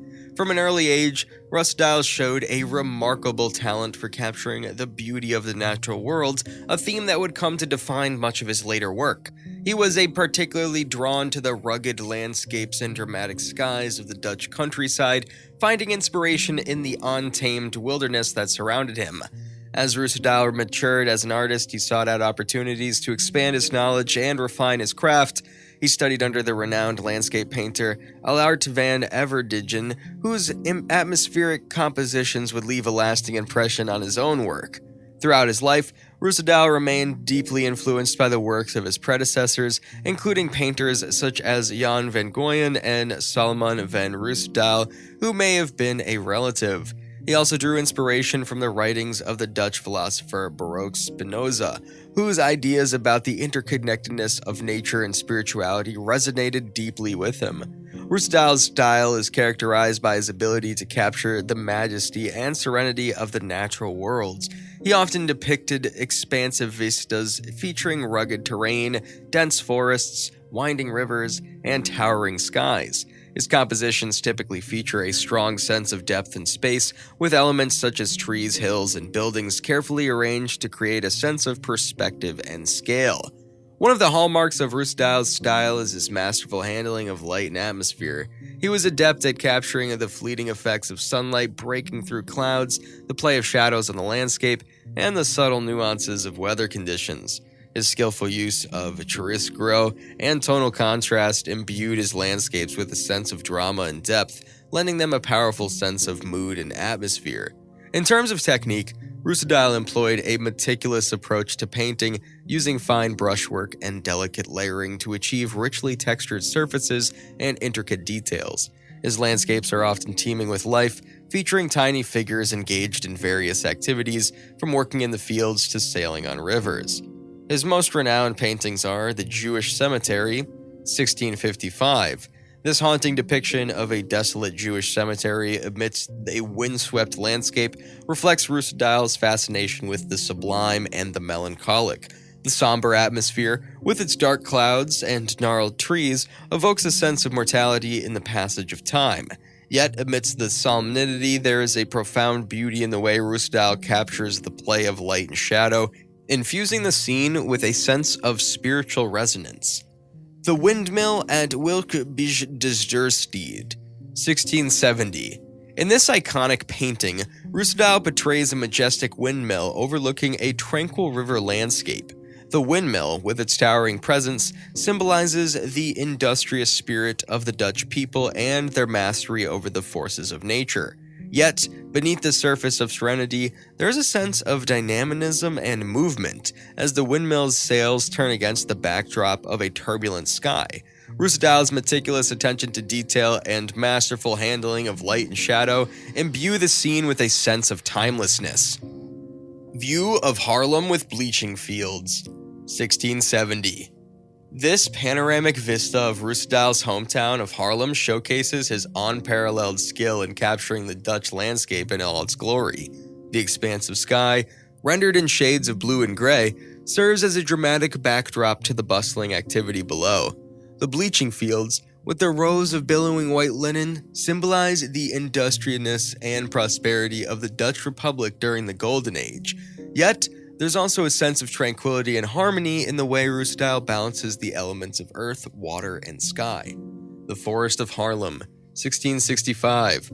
In this immersive woodland scene, Roosendaal transports the viewer into the heart of the Dutch countryside. Towering trees loom overhead, their branches entwined in a dense canopy that filters the sunlight into dappled patterns on the forest floor. The play of light and shadow creates a sense of depth and atmosphere, inviting the viewer to wander deeper into the scene. Roosendaal's meticulous attention to detail, from the gnarled roots of the trees to the moss-covered rocks, imbues the paintings with a sense of naturalistic realism. The Mill at Wilkebiedsdursteed. Another rendition of the Windmill at Wilkbüderside, this painting showcases Ruysdael's mastery of composition and perspective. The windmill stands as a sentinel against the vast expanse of sky, its sails catching the breeze in a moment of frozen motion. The surrounding landscape, with its gently rolling hills and meandering river, adds to the sense of tranquility and serenity. Yet there's also a sense of anticipation in the air, as if the windmill is poised to spring to life at any moment. Jacob van Ruysdael died on March 14, 1682 in Haarlem, the Netherlands. He was buried in St. Bavo's Church in Haarlem. The cause of Ruysdael's death was unknown. He was 53 years old. Ruysdael's death was a major loss for the art world, as he is one of the leading landscape painters of the Dutch Golden Age, and his work is celebrated for its realism, its dramatic compositions, and its use of light and shadow. Ruysdael's death was also a personal loss for his family and friends. He was a loving husband and father, and he was well liked by his colleagues.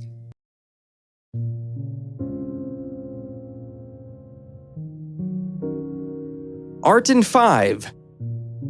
James Rosenquist. James Rosenquist was an American painter who played a significant role in the pop art movement of the 1960s. He was born on November 29, 1933, in Grand Forks, North Dakota, and grew up in Minneapolis. He was known for his monumental pop art paintings that often incorporated fragmented images from advertising and popular culture. He was born in Grand Forks, North Dakota, and spent much of his childhood moving around the Midwest due to his father's job as an airplane mechanic.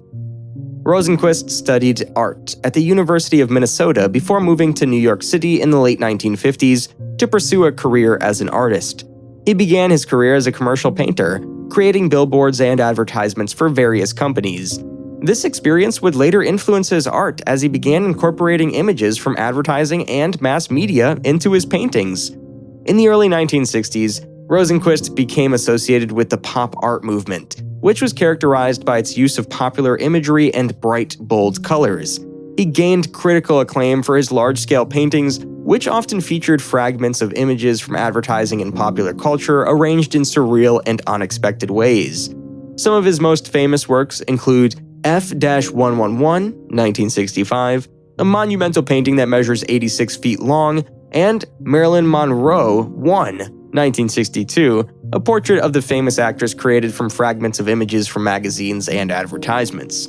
Rosenquist was also known for his printmaking, creating numerous lithographs and screen prints throughout his career.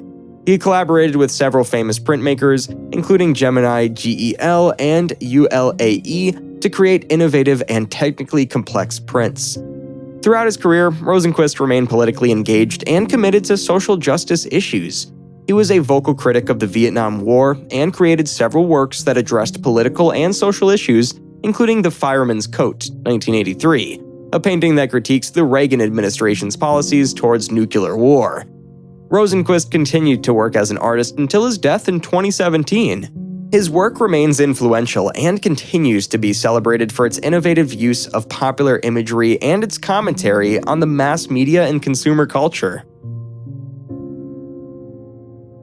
Art in 5. James Rosenquist.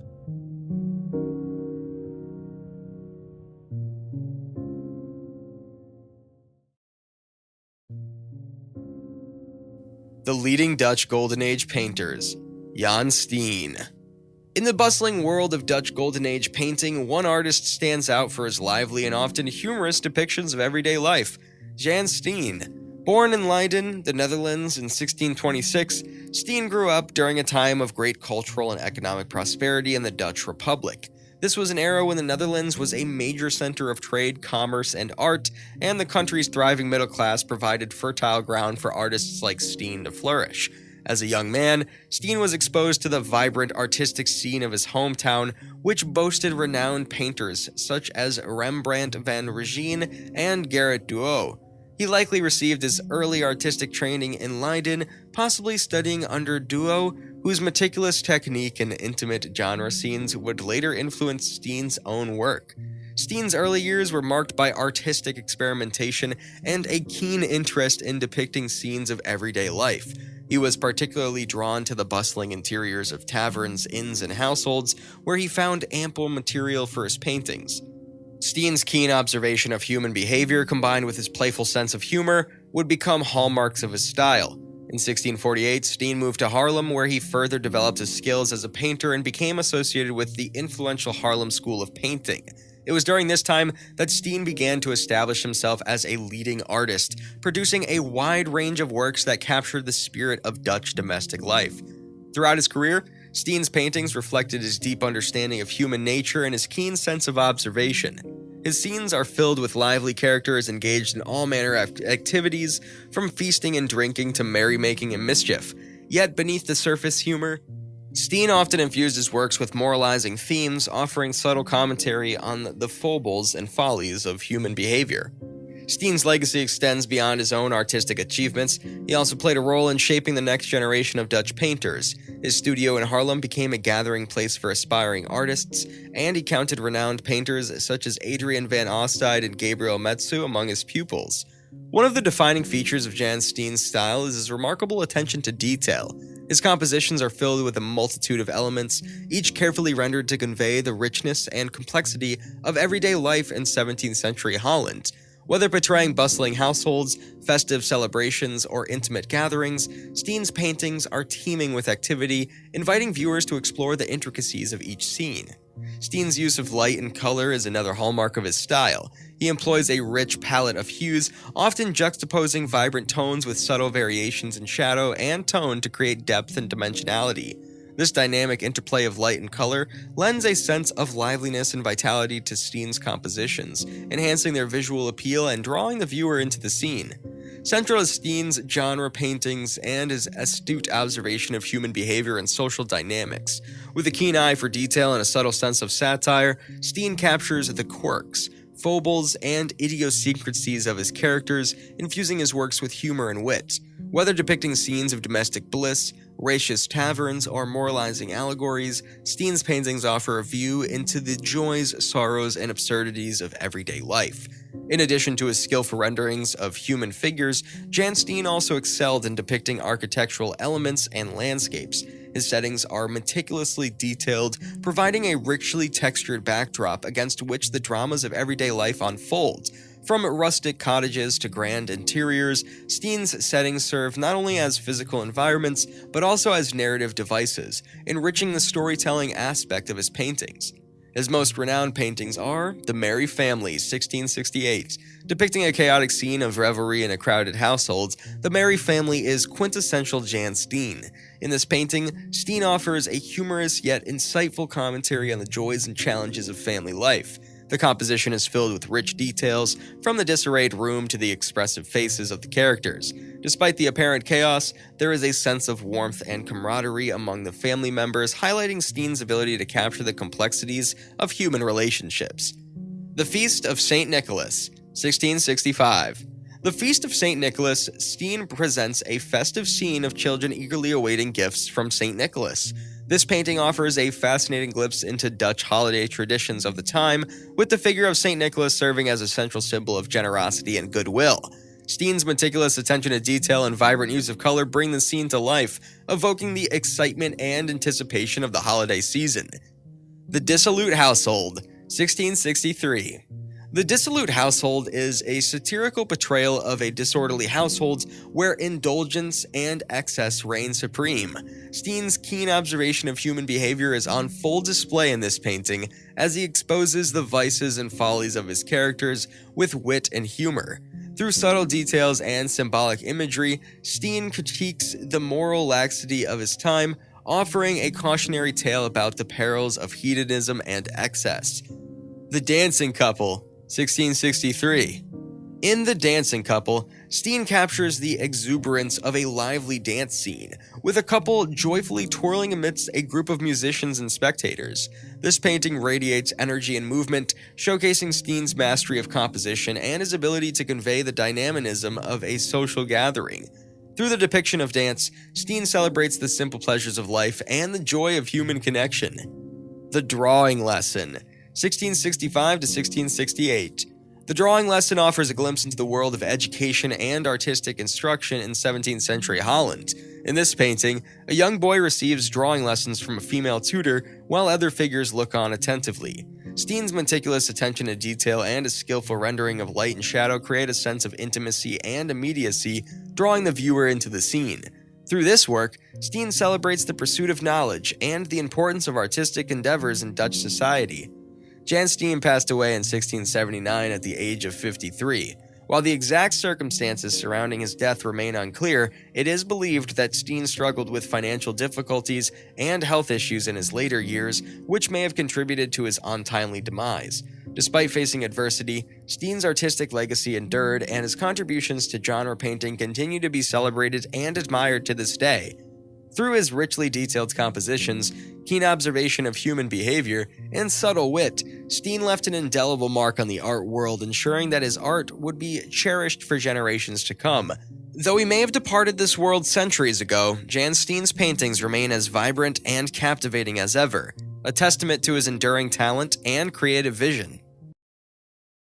Jeff Koons is an American artist widely recognized for his provocative and controversial works that blur the boundaries between art and popular culture. Born in York, Pennsylvania in 1955, Koons has become one of the most influential and commercially successful artists of his generation. Koons' artistic career began in the late 1970s when he moved to New York City and worked as a commodities broker on Wall Street. However, his passion for art led him to pursue a career as a full-time artist. Influenced by pop art and conceptual art movements, Koons started creating works that challenged traditional notions of aesthetics and consumerism. One of Koons' notable bodies of work is his Banality series, which he created in the late 1980s. These sculptures, made of porcelain and painted wood, depict everyday objects and figures, such as Michael Jackson, porcelain puppies, and Pink Panthers. The series explores themes of kitsch, mass culture, and the commodification of art, raising questions about taste, value, and the role of art in society. Another iconic series by Koons is the Balloon Dog series, which consists of large-scale stainless steel sculptures that resemble inflated balloon animals. These sculptures reflect Koons' fascination with childhood nostalgia, innocence, and the ephemeral nature of life. The shiny, reflective surfaces of the sculptures capture the viewer's attention and evoke a sense of wonder and playfulness. Koons is also known for his controversial collaboration with the fashion brand Louis Vuitton, where he created a line of handbags featuring famous artworks, including Leonardo da Vinci's Mona Lisa and Vincent van Gogh's Wheatfield with Cypresses. This collaboration further solidified Koons' reputation as an artist who blurs the boundaries between art and commercialism, raising questions about the relationship between art, commerce, and the art market. Throughout his career, Koons has faced both praise and criticism for his work. His sculptures often require meticulous craftsmanship and the collaboration of skilled artisans to achieve their polished and flawless appearance. This approach challenges traditional notions of authorship in art and raises questions about the role of the artist in the production of artworks. Koons' artworks have been exhibited in major museums and galleries around the world, including the Museum of Modern Art in New York, the Tate Modern in London, and the Centre Pompidou in Paris. His works have also fetched record-breaking prices at auctions, making him one of the most financially successful artists in history. Jeff Koons' art continues to provoke and engage audiences, sparking conversations about art, consumerism, and popular culture. His works challenge conventional notions of taste and provoke discussions about nature and the value of art in contemporary society. Whether celebrated or criticized, Koons' contributions to the art world has undeniably left a lasting impact and established him as a leading figure in contemporary art. Jenny Holzer is an American artist known for her thought-provoking and politically charged artworks that combine text and installation. Born in Galapagos, Ohio, in 1950, Holzer has become renowned for her use of language as a medium, utilizing words to challenge power structures, explore social issues, and provoke contemplation. Holzer initially studied painting and printmaking before turning her attention to text-based art in the late 1970s. She gained recognition for her Truisms series, which features concise and ambiguous statements written in the form of aphorisms. These statements touch on various themes, including power, gender, violence, and consumerism. Holzer displayed her truisms in unconventional ways, such as projecting them onto buildings, displaying them on electronic signs, and engraving them on public benches, disrupting traditional models of art display. Throughout her career, Holzer has experimented with various mediums and formats to convey her messages. She's employed LED signs, stone benches, billboards, projections, and even clothing to showcase her texts. This multidisciplinary approach allows her to engage with diverse audiences in both public and gallery settings, blurring the boundaries between art and the everyday world. One of Holzer's most significant works is her series titled Inflammatory Essays, created in the late 1970s and early 1980s. These essays, displayed as posters, feature provocative statements and viewpoints on topics such as feminism, war, and power structures. The essays challenge viewers to confront uncomfortable truths and consider the complexities of contemporary society. Holzer has also collaborated with architects and designers to create large-scale public installations. For instance, her project, Protect, presented at the Venice Biennale in 2007, involved displaying excerpts from declassified US government documents on LED signs wrapped around the facade of the Italian pavilion. This installation highlighted issues of state surveillance, secrecy, and the erosion of civil liberties. In addition to her text-based works, Holzer has explored themes of memory, trauma, and loss in projects such as her Lustmord series.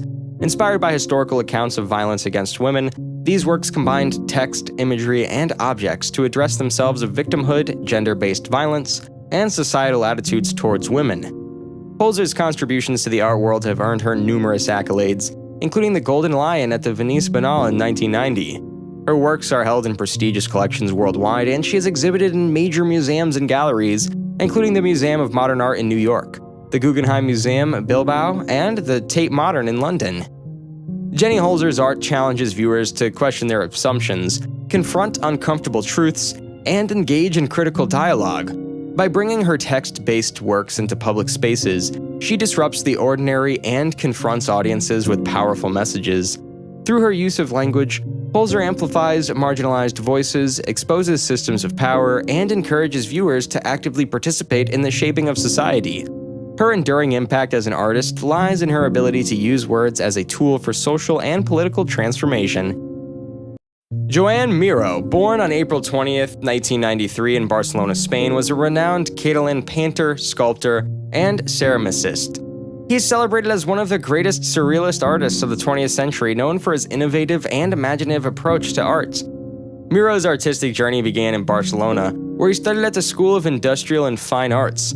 Initially influenced by Fauvism and Cubism, Miró soon developed his unique style, which blended abstraction, surrealism, and a childlike sense of wonder.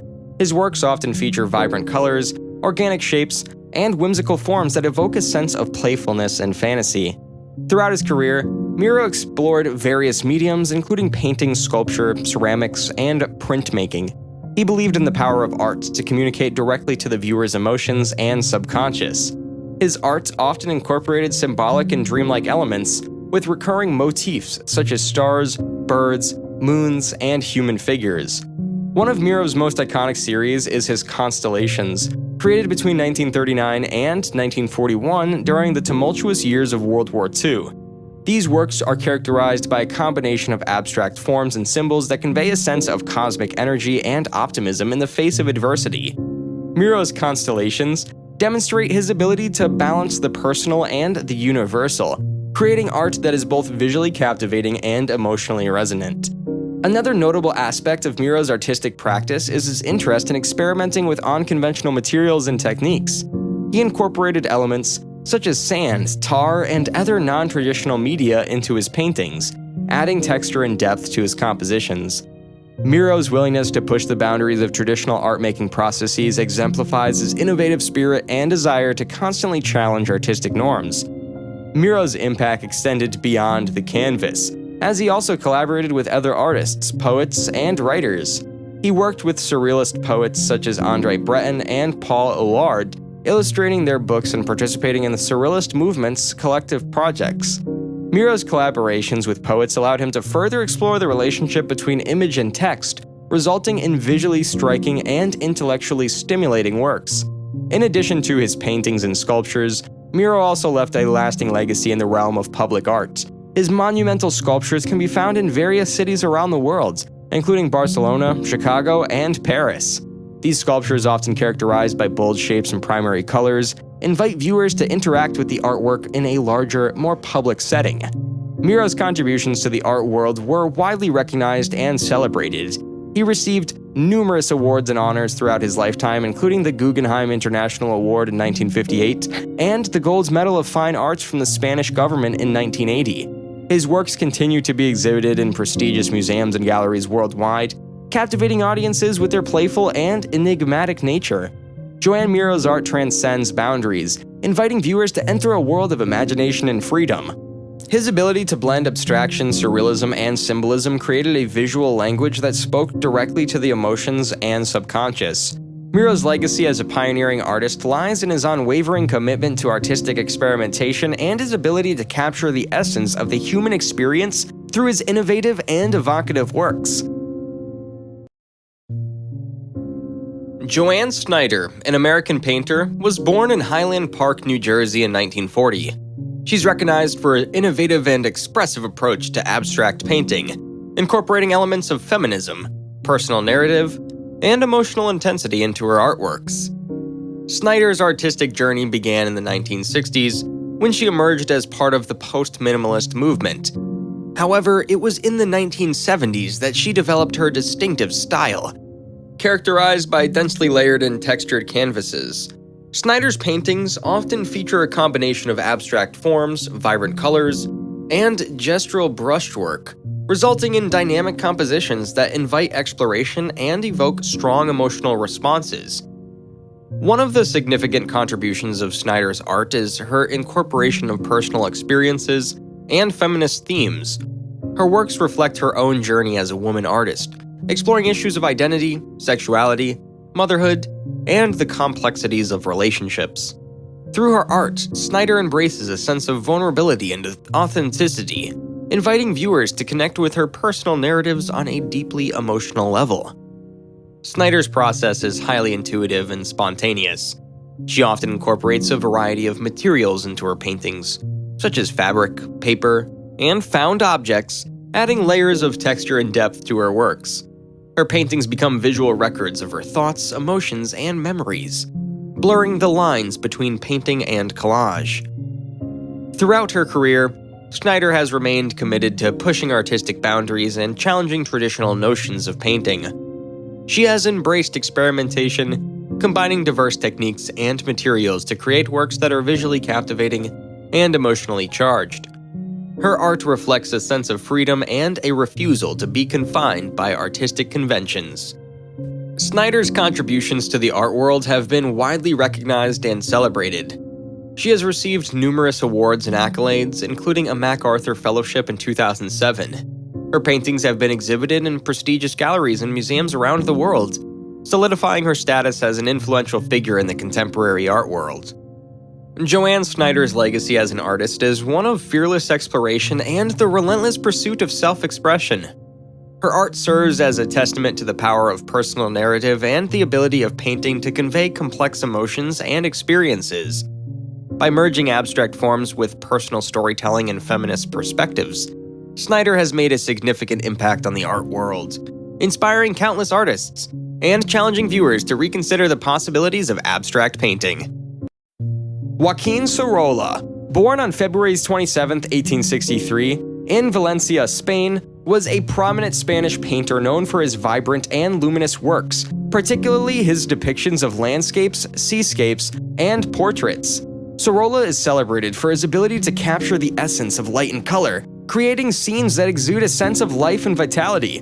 From a young age, Sorolla demonstrated a natural talent for art. He received his initial artistic training at the School of Fine Arts in Valencia before furthering his studies in Madrid and Rome. Influenced by the works of the Spanish masters and the Impressionist movement, Sorolla developed his unique style, characterized by loose brushwork, bold colors, and a keen observation of light and shadow. Sorolla's preferred subjects were scenes of everyday life, often depicting people engaged in outdoor activities. His beach scenes, in particular, are highly regarded and showcase his ability to capture the play of sunlight on water and the joyful atmosphere of leisurely moments. Sorolla's skillful use of light and color brings his paintings to life, infusing them with a sense of energy and movement. One of Sorolla's most significant accomplishments was his ability to portray the human figure with remarkable realism and sensitivity. His portraits are known for their exquisite attention to detail and their ability to convey the personalities and emotions of his subjects. Sorolla had a particular talent for capturing the subtleties of facial expressions and the play of light on skin, which added depth and authenticity to his portraits. Throughout his career, Sorolla achieved international acclaim and success. His works were exhibited in major cities across Europe and the United States, earning him numerous awards and honors. In 1909, he received a grand prize at the Exposition Universelle in Paris, solidifying his reputation as one of Spain's most accomplished painters. Sorolla's commitment to his craft extended beyond his artistic pursuits. He was a dedicated advocate for social causes and often used his art to shed light on important issues of his time. His painting, Sad Inheritance, 1899, depicted disabled children bathing in the sea that raised awareness about the plight of those suffering from physical disabilities and the need for social reform. Tragically, Sorolla's life was cut short when he died at the age of 60 in 1923.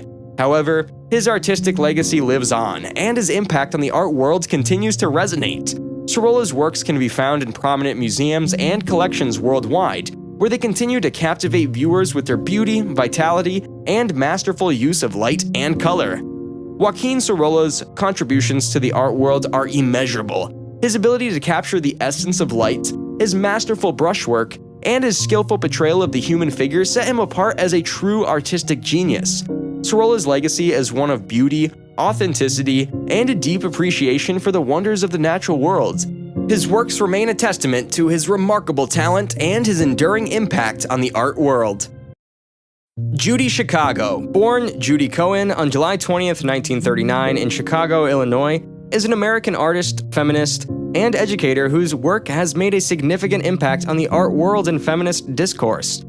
Chicago is best known for her pioneering role in the feminist art movement in the 1970s, her iconic installation, The Dinner Party, and her ongoing commitment to promoting women's voices and experiences through art.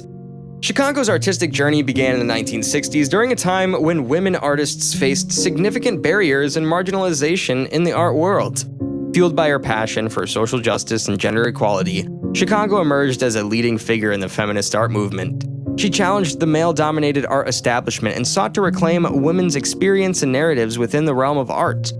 One of Chicago's most renowned works is The Dinner Party, a monumental installation that took over 5 years to complete and was unveiled in 1979. This groundbreaking artwork consists of a large triangular table with place settings for 39 historical and mythological women, including figures such as Virginia Woolf, Frida Kahlo, and Sojourner Truth. Each place setting features a unique, intricately designed ceramic plate and an embroidered runner that celebrates the achievements and contributions of the woman it represents. The Dinner Party is not only a visually stunning artwork, but also a powerful statement about the erasure of women's history and the need for women's voices to be recognized and celebrated. It's been exhibited in numerous locations around the world and has become an iconic symbol of feminist art. Chicago's artistic practice extends beyond the dinner party. She has explored a wide range of mediums, including painting, sculpture, ceramics, and performance art. Her works often incorporate vibrant colors, symbolic imagery, and text, creating visually striking and thought-provoking compositions. Through her art, Chicago addresses issues of gender, power, sexuality, and identity, challenging societal norms and advocating for social change. In addition for her artistic practice, Chicago is also an influential educator and writer. She co-founded the first feminist art program in the United States at California State University, Fresno, and later established the Feminist Studio Workshop in Los Angeles. Through her teaching and mentorship, Chicago has empowered and inspired countless artists, encouraging them to embrace their unique voices and perspectives. Judy Chicago's impact on the art world and feminist movement cannot be overstated. Her groundbreaking contributions have paved the way for future generations of women artists, challenging the art establishment and reshaping the canon of art history.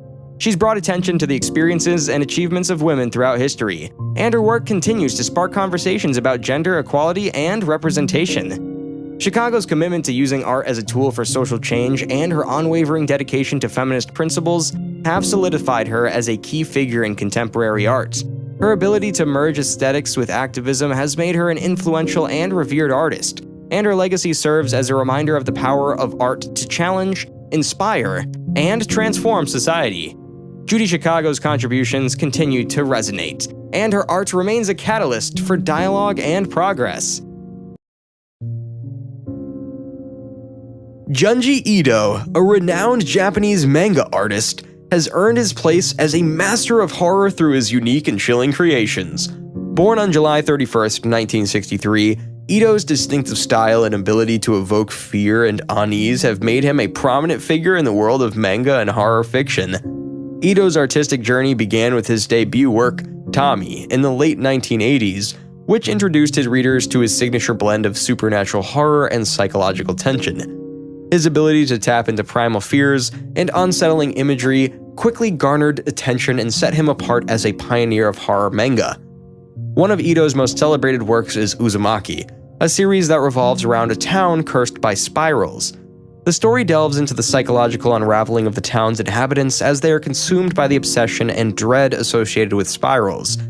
Ito's meticulous attention to detail and his ability to transform everyday objects into sources of terror contributes to the eerie atmosphere that permeates his works. Ito's artistic mastery extends to his ability to evoke fear through both visuals and narrative. His use of grotesque imagery, surreal landscapes, and unnerving transformations contributes to a sense of visceral horror that lingers in the reader's mind. The psychological elements of his stories often explore the fragility of the human psyche and the boundary between reality and delusion. Another hallmark of Ito's work is his knack for blending the supernatural with mundane settings. His stories often unfold in familiar environments, amplifying the sense of dread by making the horror feel closer to home. This contrast between the everyday and the uncanny creates a sense of discomfort that heightens the impact of his narratives. Ito's impact on the horror genre extends beyond manga.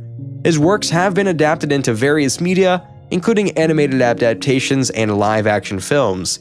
His influence has also reached international audiences, where his stories have left a lasting impact on horror enthusiasts and creators alike. Junji Ito's legacy as a horror manga artist is undeniable. His ability to tap into the darkest corners of human fears and his mastery of visual storytelling have earned him a place as one of the genre's most celebrated and innovative creators. Through his chilling narratives and iconic illustrations, he continues to redefine the boundaries of horror fiction and invite readers into a world of unrelenting terror and fascination. Cara Maria, born in 1967, is a contemporary visual artist known for her vibrant and expressive paintings that address themes of social and political commentary, environmental concerns, and the human experience. Her work often combines elements of abstraction, figuration, and symbolism to create visually striking compositions that provoke thought and engage viewers. Maria's art is characterized by its bold use of color and energetic brushwork. Her paintings often feature a mix of organic and geometric forms, creating dynamic compositions that convey a sense of movement and vitality. She employs a variety of techniques, including layering, drips, and gestural marks to add texture and depth to her work. One recurring theme in Maria's art is the exploration of the relationship between humans and nature. Her paintings often depict animals, plants, and landscapes, drawing attention to the interconnectedness and fragility of our environment. Through her vibrant and stylized representations, she invites viewers to reflect on their own connection to the natural world and the impact of human actions on the planet. Another significant aspect of Maria's work is her exploration of social and political issues. She uses her art as a platform for commentary on topics such as gender, identity, inequality, and cultural diversity. Her paintings often feature symbolic imagery and juxtapositions, inviting viewers to consider the complexities of these subjects and engage in critical reflection. Maria's art is deeply rooted in her personal experiences and observations of the world around her. Her work is influenced by her upbringing in a multicultural environment and her travels to different countries, which have exposed her to diverse perspectives and cultural narratives. Through her art, she seeks to challenge preconceived notions, spark dialogue, and promote empathy and understanding. Cara Maria's vibrant and thought-provoking paintings have been exhibited in numerous galleries and museums internationally, earning her recognition and acclaim within the contemporary art world. Her art continues to captivate audiences with its visual richness, compelling narratives, and passionate engagement with social and environmental issues.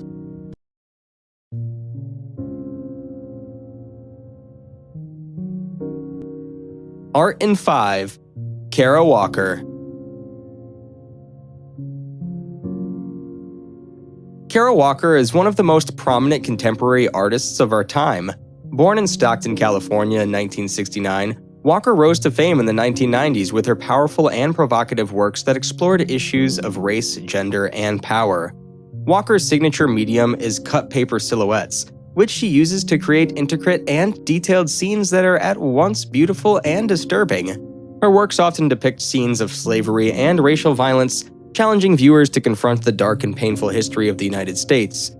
One of Walker's most famous works is Gone, an historical romance of a civil war as it occurred between the dusky thighs of one young negress and her heart, a large-scale installation that was first exhibited in 1994. The work features a series of life-size cut paper silhouettes arranged in a circular formation depicting a grotesque and violent scene of slavery and sexual violence. The installation was highly controversial, with some critics accusing Walker of promoting racist stereotypes and exploiting the history of slavery for shock value. Others praised the work for its powerful critique of the legacy of slavery and its lasting impact on American society. Walker has continued to create innovative and thought-provoking works throughout her career.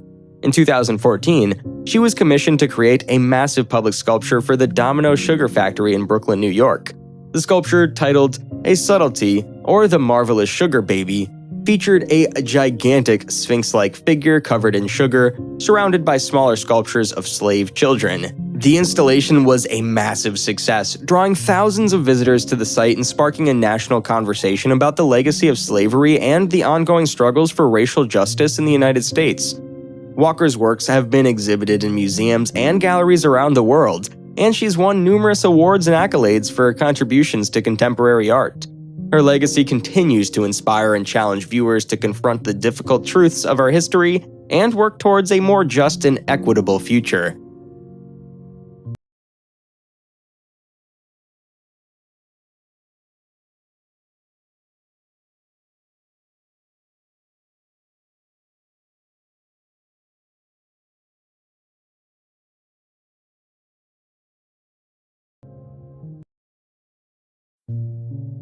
Kay Sage, an American surrealist artist, was born in Albany, New York in 1898.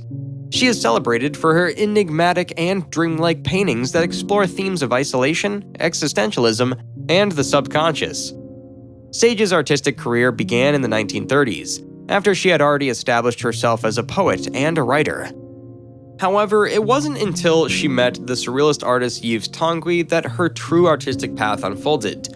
Tanguy, whom she later married, became a significant influence on her work, introducing her to surrealist concepts and techniques.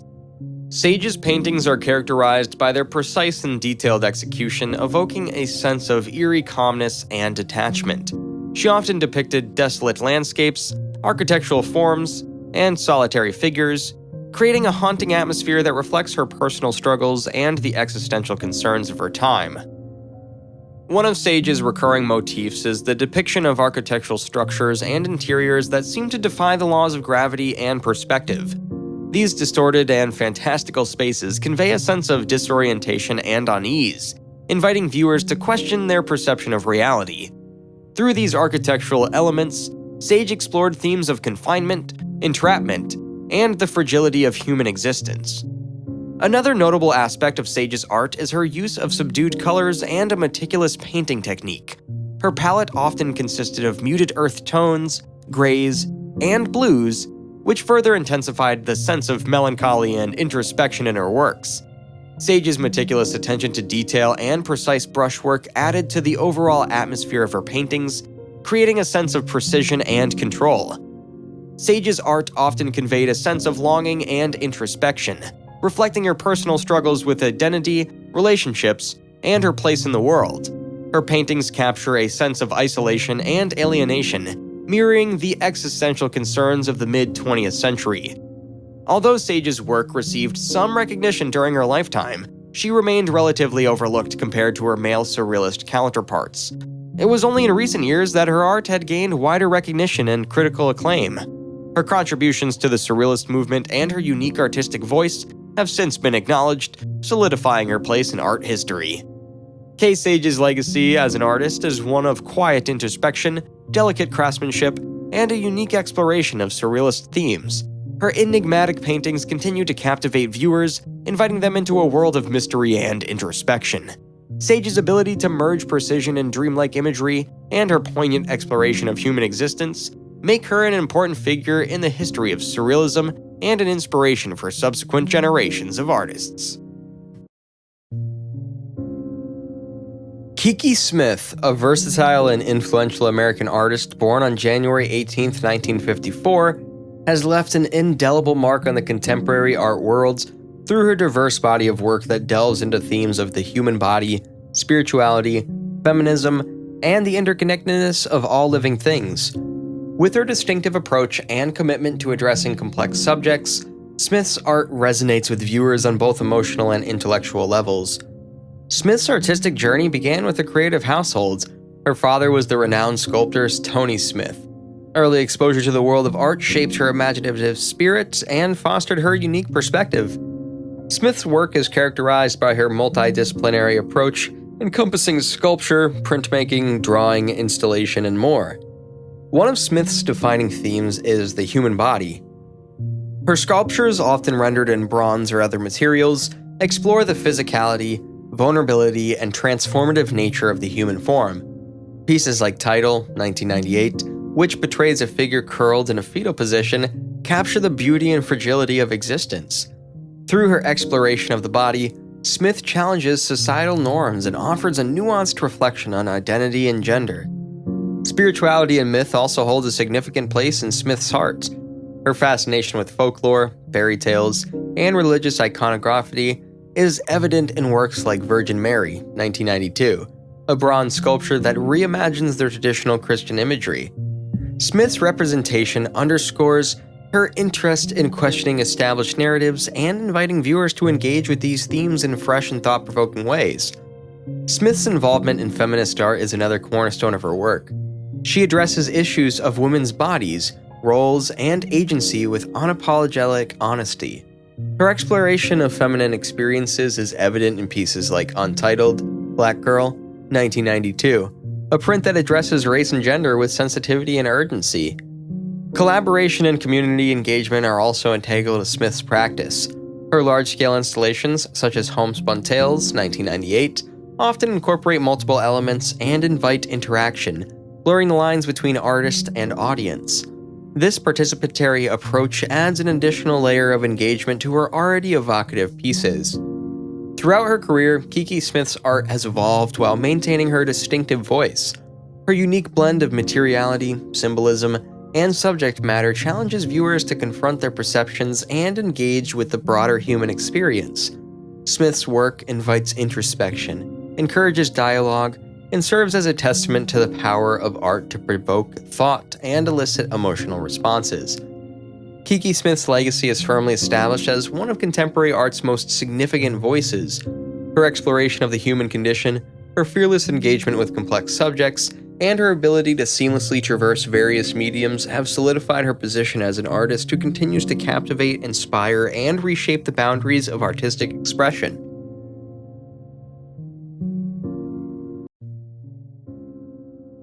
The leading Dutch Golden Age painters, Ludolf Backhuizen.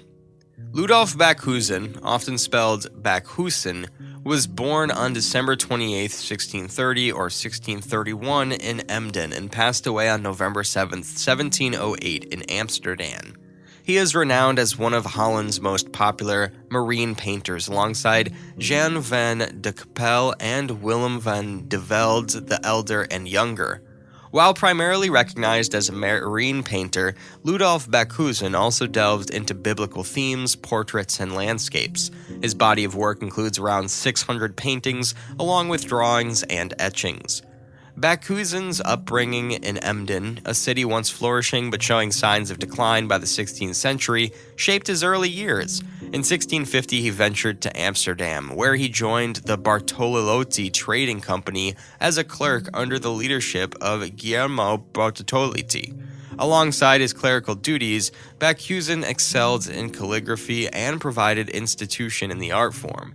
He embarked on his artistic journey, learning from marine painters Allard van Everdingen and Hendrik Jacobs Dobels around 1651. Influenced by Willem van de Velde the Elder, Bakhuyzen's earliest known works date back to 1658. He became a member of the Amsterdam Guild of St. Luke in 1663 and gained recognition when Amsterdam city officials presented a representative painting of the city to the French minister Hugues de Luynes in 1666. After the departure of the Van de Veldes for London in 1672, Ludolf Bakhuyzen rose to prominence as Amsterdam and the Netherlands' foremost marine painter. He continued painting until 1707, achieving wealth and status, residing in a house near on the Westerkerk of Herengrat. Despite battling a long illness, he dedicated himself to marine painting, becoming a celebrated figure in European art circles until the 19th century. Bakhuyzen's portfolio extended beyond marine scenes to include portraits, landscapes, and biblical themes, totaling 573 paintings. He also produced Griselles and a series of 10 etchings titled Strom en Zeegeischen, featuring views of rivers and seas, including a depiction of Emden. Throughout his life, Bakhuyzen entered matrimony 4 times. His third wife, Alida Griffet, bore him a daughter, Maria, in 1665, while his fourth wife, Anna de Huge, gave him 3 sons, with only Johannes reaching adulthood. Today, descendants of Ludolf Bakhuyzen, such as a church historian Jean-Nicolas Bakhuyzen van den Berg, continue to thrive in the Netherlands. Ludolf Bakhuyzen, a celebrated Dutch painter of the Baroque period, left behind a legacy of stunning marine paintings that continue to captivate audiences around the world. Here are 5 of his most renowned works and their significance. Ships in Distress in a Stormy Sea.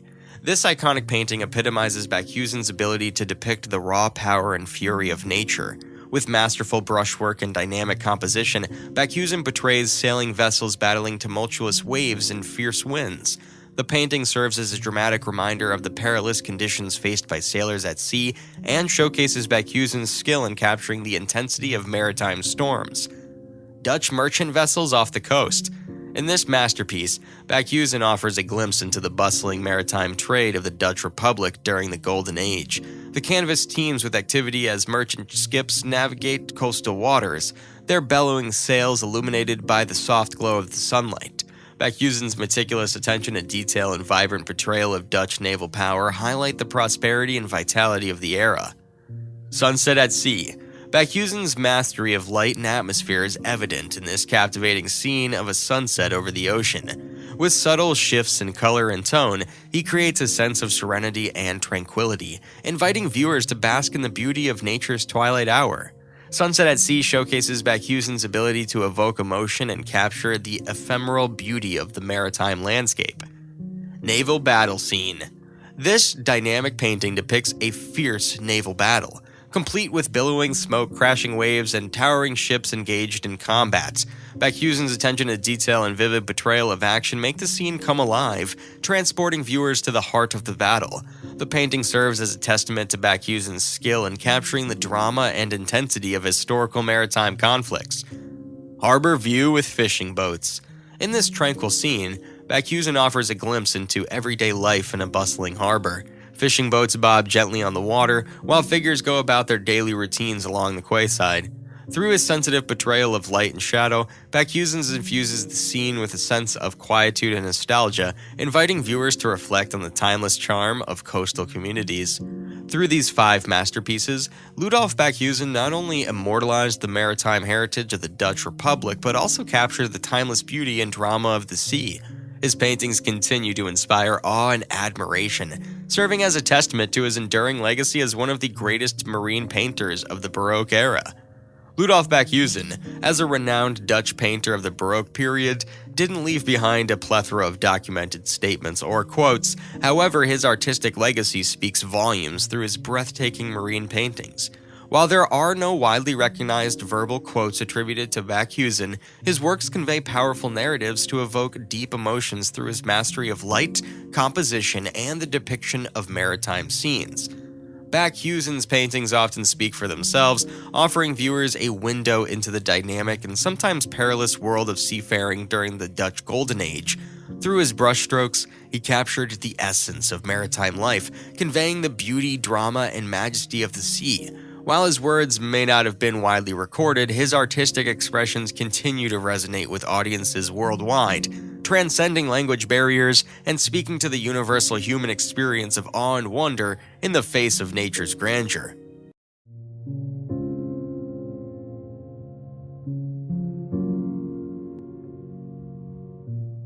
Art in 5.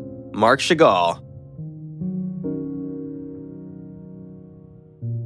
Marc Chagall was a Russian-French artist who lived from 1887 to 1985. He was born in Vitebsk, a small town in what is now Belarus.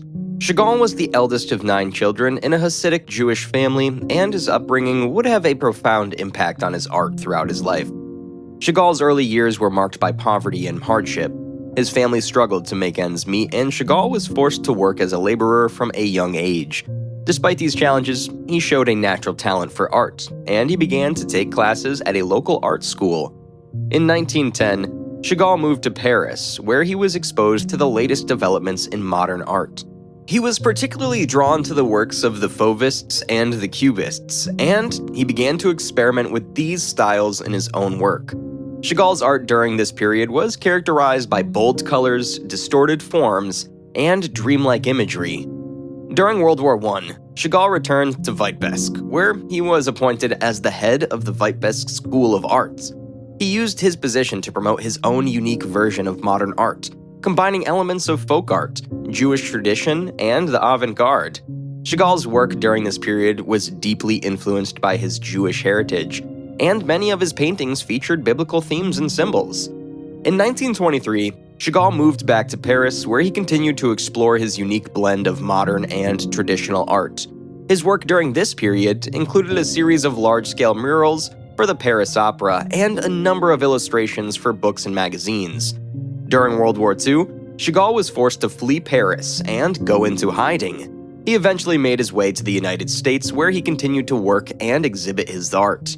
Chagall's later works were characterized by a more subdued color palette and a greater emphasis on narrative and symbolism. Throughout his career, Chagall remained a deeply spiritual artist, drawing inspiration from his Jewish faith and his love of life. His work has been celebrated for its playful, whimsical quality, as well as its deep emotional resonance. Marc Chagall was a prolific artist who created many famous works throughout his long career. Number 1. I and the Village, 1911. This painting depicts a scene from Chagall's childhood in Vitebsk with a whimsical composition featuring a man and a goat. It's one of his most famous early works and showcases his distinctive style. Number 2. The Birthday, 1915. This painting features a woman floating in midair, surrounded by a colorful array of objects and animals. It's a dreamlike composition that exemplifies Chagall's use of symbolism and imagination. Number 3. The Fiddler, 1913. This painting features a fiddler playing music in a village square, surrounded by a group of dancing figures. It's one of Chagall's most iconic images, and it's become a symbol of Jewish life and culture. Number 4. The Promenade, 1918. This painting features a couple walking through a vibrant, whimsical landscape. It's a celebration of love and life, and it showcases Chagall's use of bold colors and playful imagery. Number 5. White Crucifixion, 1938. This painting depicts Jesus on the cross, surrounded by scenes of violence and oppression. It's a powerful statement against the persecution of Jews in Europe during World War II, and it has become one of Chagall's most important works. Number 6. The Four Seasons, 1974. America Windows, 1977. These stained glass windows, located in the Art Institute of Chicago, feature a vibrant array of colors and shapes. They're a celebration of American culture and identity, and they showcase Chagall's ability to work in a variety of mediums. Number 8. The Paris Opera Ceiling, 1964. This monumental ceiling mural, located in the Place Garnier in Paris, features a colorful array of figures and motifs. It's a celebration of music and the arts, and it's considered one of Chagall's most impressive works. These are just a few examples of the many famous works created by Marc Chagall throughout his long and illustrious career. Each painting showcases his unique style and vision, and they continue to inspire and captivate audiences around the world. Today, Chagall is widely regarded as one of the greatest artists of the 20th century. His legacy continues to inspire and captivate audiences around the world, cementing his place in art history as a true visionary and iconoclast.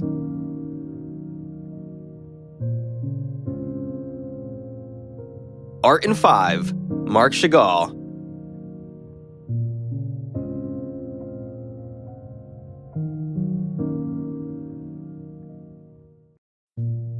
Marcel Duchamp, a French-American artist, was born in Blainville-Crevron, France in 1887. Regarded as one of the most influential figures in 20th century art, Duchamp challenged traditional notions of art, redefined the boundaries of creativity, and had a profound impact on the development of conceptual art. Duchamp's artistic journey began within the realms of Cubism and Dadaism, but he quickly transcended these movements, forging a path entirely his own. He rejected the notion of art as solely a visual or aesthetic experience, instead emphasizing the importance of ideas and intellectual engagement. One of Duchamp's most famous works, The Fountain, 1917, a urinal signed with the pseudonym R. Mutt, epitomizes his radical approach to art. By presenting an everyday object as an artwork, Duchamp challenged the traditional notion of the artist as a skilled craftsman and questioned the very definition of art itself. With this act, he pioneered the concept of the ready-made, ordinary objects transformed into art through the act of selection and designation. Duchamp's exploration of the ready-made continued with the works like Bicycle Wheel, 1913, and Bottle Rack, 1914, where he elevated mundane objects into the realm of art by presenting them in a new context. These works challenged conventional aesthetics, inviting viewers to question the role of the artist, the value of originality, and the nature of art's meaning. Beyond the ready-mades, Duchamp engaged in other artistic endeavors, such as his rotoreliefs, 1935, spinning discs that created optical illusions, and his enigmatic work Etant Dawns, 1946 to 1966, a tableau visible through a peephole, shrouded in mystery and evoking questions of voyeurism and perception. Duchamp's ideas and actions had a far-reaching impact on the world of art. His concept of the ready-made revolutionized the definition of art, paving the way for later movements like conceptual art and minimalism. Duchamp's influence extended to artists such as Andy Warhol, Robert Rauschenberg, and Yoko Ono, who embraced the notion of art as an intellectual and philosophical exploration. Duchamp's radical approach to art was accompanied by his writings and critical engagement with the art world. He challenged prevailing art theories, questioned art institutions, and advocated for the importance of the viewer's interpretation and participation. Duchamp's writings, including his influential essay, The Creative Act, 1957, continue to be studied and debated by scholars and artists alike. Marcel Duchamp's legacy as an avant-garde artist and intellectual provocateur remains enduring. His radical ideas, unconventional approach to art making, and questioning of established norms have left an indelible mark on the art world. Duchamp's ability to challenge preconceptions and push the boundaries of artistic expression serves as an inspiration for generations of artists, encouraging them to question, experiment, and explore the limitless possibilities of art. Mario Testino, a prominent Peruvian fashion and portrait photographer, has become a renowned figure in the world of fashion and celebrity photography. Born on October 30th, 1954 in Lima, Peru, Testino's early years were marked by an innate passion for art and aesthetics. Growing up in Lima, Testino's fascination with imagery and aesthetics began to manifest during his formative years. He attended an all-boys Catholic school where he was exposed to the rich cultural tapestry of Peru. His early exposure to Peru's diverse cultural heritage, encompassing its history, art, and traditions, might have sown the seeds for his later appreciation of visual beauty and storytelling through imagery. Testino's interest in photography blossomed during his teenage years. At the age of 24, he moved to London to pursue a career in photography, where he initially worked in fashion and advertising. His early experiences in London provided a fertile ground for his artistic development, allowing him to immerse himself in the vibrant fashion and cultural scene of the city.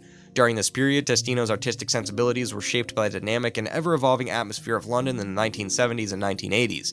His exposure to the diverse styles, trends, and creative energy of the city likely influenced his evolving photographic style and visual language. Testino's journey in photography began with fashion editorials and advertising campaigns. His unique eye for composition, combined with an ability to capture natural beauty and spontaneity, quickly garnered attention within the fashion industry. His breakthrough came in the 1990s, when his work began gracing the pages of esteemed fashion magazines like Vogue and Vanity Fair. His distinctive style, characterized by vibrant colors, candid moments, and an innate ability to capture the essence of his subjects, catapulted Testino to international fame. His portraits of celebrities and models became iconic, capturing the spirit and allure of the fashion and entertainment industries. Testino's Peruvian heritage and his experiences in London likely played crucial roles in shaping his artistic vision. His journey from Lima to London and subsequent global success attests to his ability to blend cultural influences and artistic sensibilities, creating a unique and impactful body of work that continues to shape the world of fashion and photography. Mario Testino's early works were profoundly shaped by a blend of cultural heritage, experiences, and the dynamic artistic development of both Peru and London, influencing his evolution as a prominent fashion and portrait photographer. Testino's upbringing in Peru, with its rich cultural heritage and diverse traditions, deeply influenced his artistic sensibilities. The vibrant colors, textures, and aesthetics prevalent in Peruvian art, textiles, and indigenous cultures might have imbued his early works with a sense of vividness and dynamism. Elements of vibrant color palettes and a celebration of natural beauty in his photography could stem from this cultural influence.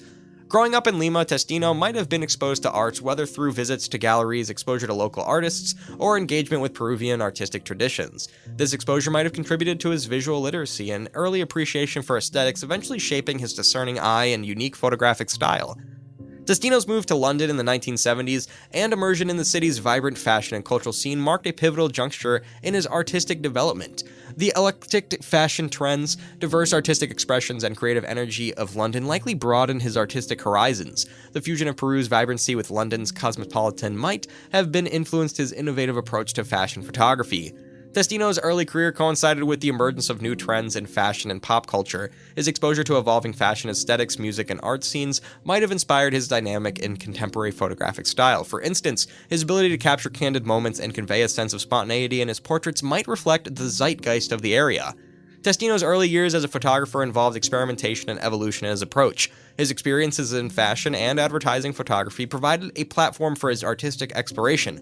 Over time, this exploration likely shaped his distinct visual language, characterized by a blend of elegance, natural beauty, and a sense of intimacy in his portraits. Ability to blend his Peruvian roots with the cosmopolitanism of London, coupled with exposure to diverse cultural influences and emerging trends, played a pivotal role in shaping his artistic vision. The fusion of vibrant colors, celebration of natural beauty, and an innate ability to capture authenticity and allure became hallmarks of his influential photographic style, establishing Testino as a prominent figure in the world of fashion and portrait photography. Mario Testino's illustrious career in fashion and portrait photography boasts several significant projects that have left a lasting impact in the industry, solidifying his status as a visionary photographer. Testino's collaboration with the fashion house Versace resulted in iconic campaigns that epitomized opulence, glamour, and sensuality. His ability to capture the essence of Versace's aesthetics, featuring supermodels like Kate Moss and Christie Turlington, redefined the brand's image. These campaigns became synonymous with the 90s fashion excess and elevated Testino's profile as a leading fashion photographer. Testino's renowned portrait session with Princess Diana for Vanity Fair in 1997 remains an emblematic moment of his career. The images captured Diana's grace, warmth, and natural beauty, portraying her in an intimate and candid light. This collaboration highlighted Testino's ability to connect with his subjects and capture their authenticity, transcending the realm of traditional royal portraiture. Testino's extensive contributions to Vogue, including numerous covers and editorials for various international editions, significantly impacted the fashion photography landscape. His vibrant and dynamic imagery, often featuring top models and celebrities, set new standards for elegance, sophistication, and storytelling within fashion magazines. These collaborations elevated Testino's influence and defined contemporary fashion aesthetics.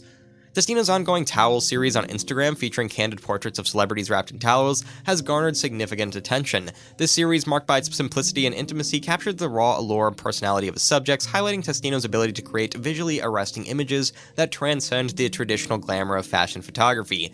Testino's exploration of his Peruvian heritage in various projects, including photographic books and exhibitions, showcases his commitment to celebrating his roots. These endeavors highlight his cultural pride and have influenced his artistic sensibilities, infusing elements of vibrancy, color, and authenticity into his body of work.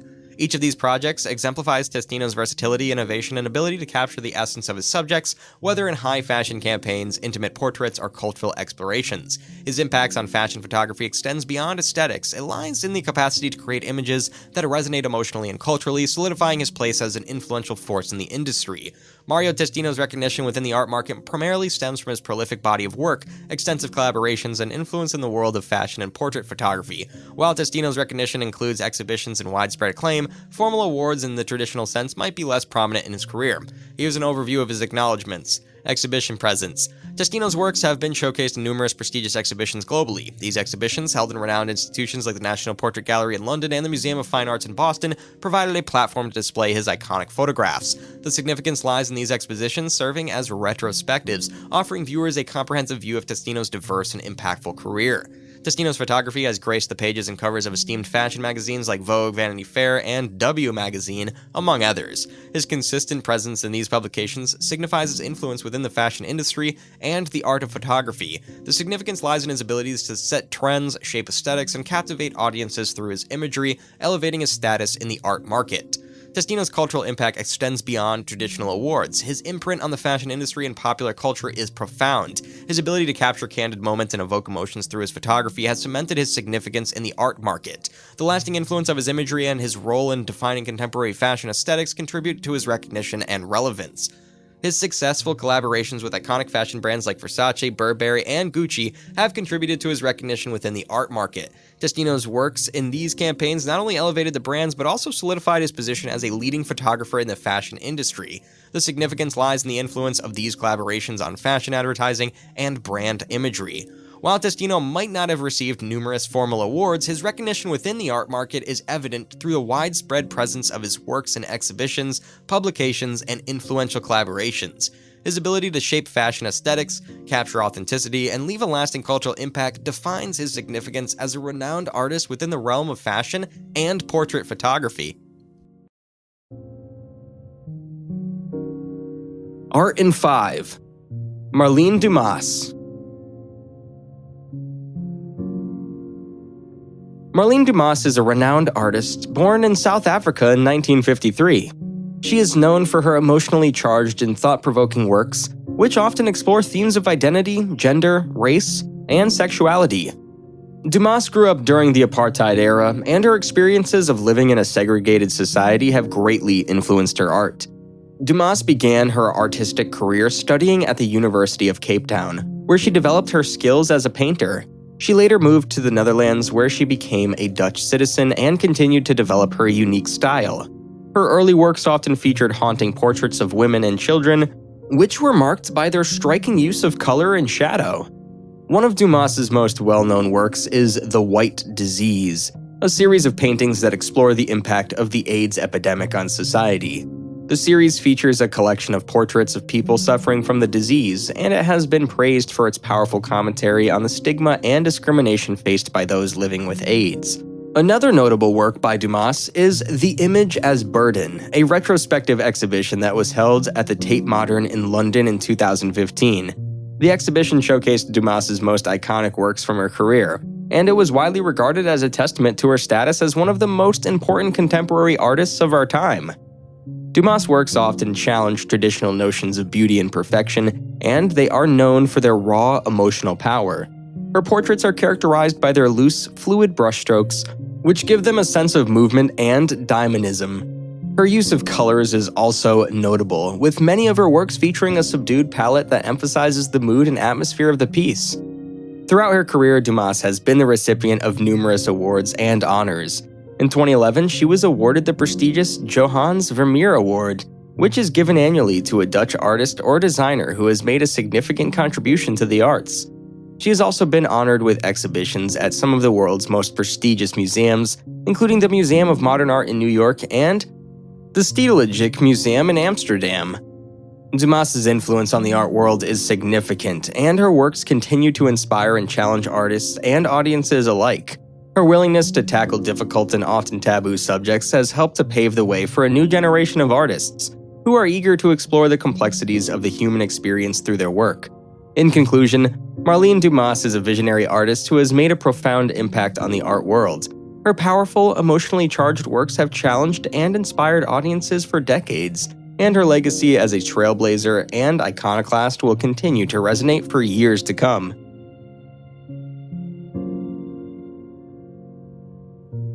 Art in 5.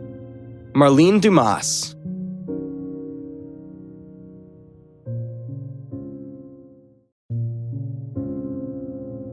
Mary Beale, a pioneering English artist, emerged as a leading portrait painter during the Restoration era, leaving a lasting legacy in the annals of art history. Born in late March 1633, Beale defied the gender norms of her time to become one of the most accomplished and respected portraitists of the 17th century. Beale's artistic journey began as an apprentice of her father, who was a successful painter. This early exposure to art laid the foundation for her future career. Her skillful brushwork and keen attention to detail quickly gained attention, and she soon became known for her ability to capture the likeness and character of her subjects. At a time when women were rarely admitted to artistic academies, Beale's determination and talent allowed her to carve a niche for herself. She gained a reputation for her portraits that were marked by their naturalism, grace, and sensitivity. Her work was characterized by a focus on her subject's individuality rather than adhering to the formal conventions of the time. One of Beale's most notable achievements was her appointment as the portraitist to the court of King Charles II and his queen, Catherine of Braganza. Her portraits of the royal family and members of the court were celebrated for their realism and the psychological depth they conveyed. Her portraiture often revealed her subjects in informal, relaxed poses, which was a departure from the stiff formality that characterized many portraits of the time. Beale's talent extended beyond her artistry. She maintained a studio where she not only produced her own paintings but also instructed other aspiring artists, including her husband, Charles Beale. Her influence extended to her written works as well, as she penned a manuscript titled Discourse on Friendship that provided insights into her artistic philosophy and thoughts on portraiture. Despite her success, Beale's legacy was somewhat overshadowed by the male-dominated art world of her time. It was only in later centuries that her contributions began to fully be recognized and appreciated. Today, she's celebrated as a trailblazer for women in the arts, paving the way for future generations of female artists. Mary Beale's impact as a portrait painter and a woman who defied societal norms is undeniable. Her ability to capture the essence of her subjects, her dedication to her craft, and her resilience in a male-dominated field have cemented her place in art history. Her legacy serves as a testament to the power of artistic talent and determination in overcoming barriers and making an enduring mark on the art world.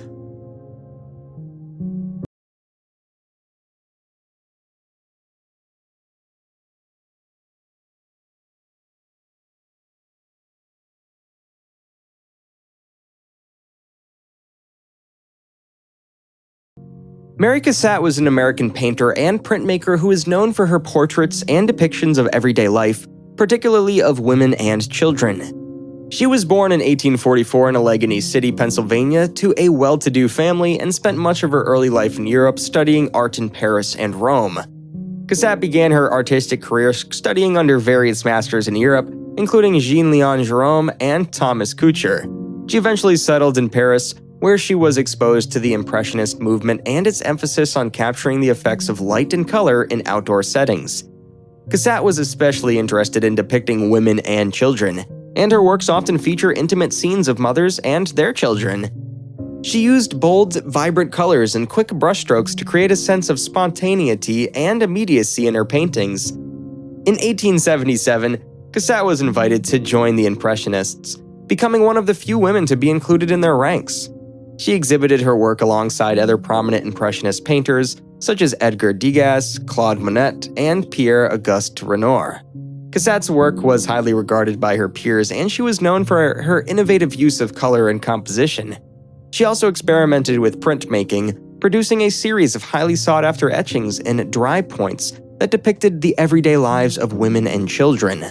One of Cassatt's most famous paintings is The Child's Bath, which shows a mother and child in a private moment. The painting captures the intimacy and tenderness of the moment, with the mother carefully washing her child's feet while the child looks up at her with trust and affection. Cassatt continued to paint and exhibit her work throughout her life, and she became a highly respected figure in the art world. She also played an important role in introducing French Impressionist art to American audiences, helping to establish a market for modern art in the United States. Today, Cassatt's work is recognized as a significant contribution to the Impressionist movement, and her paintings and prints are highly valued by collectors and museums around the world. Her unique perspectives on the lives of women and children has influenced countless artists, and her legacy continues to inspire new generations of painters and printmakers. Art in 5. Mary Cassatt.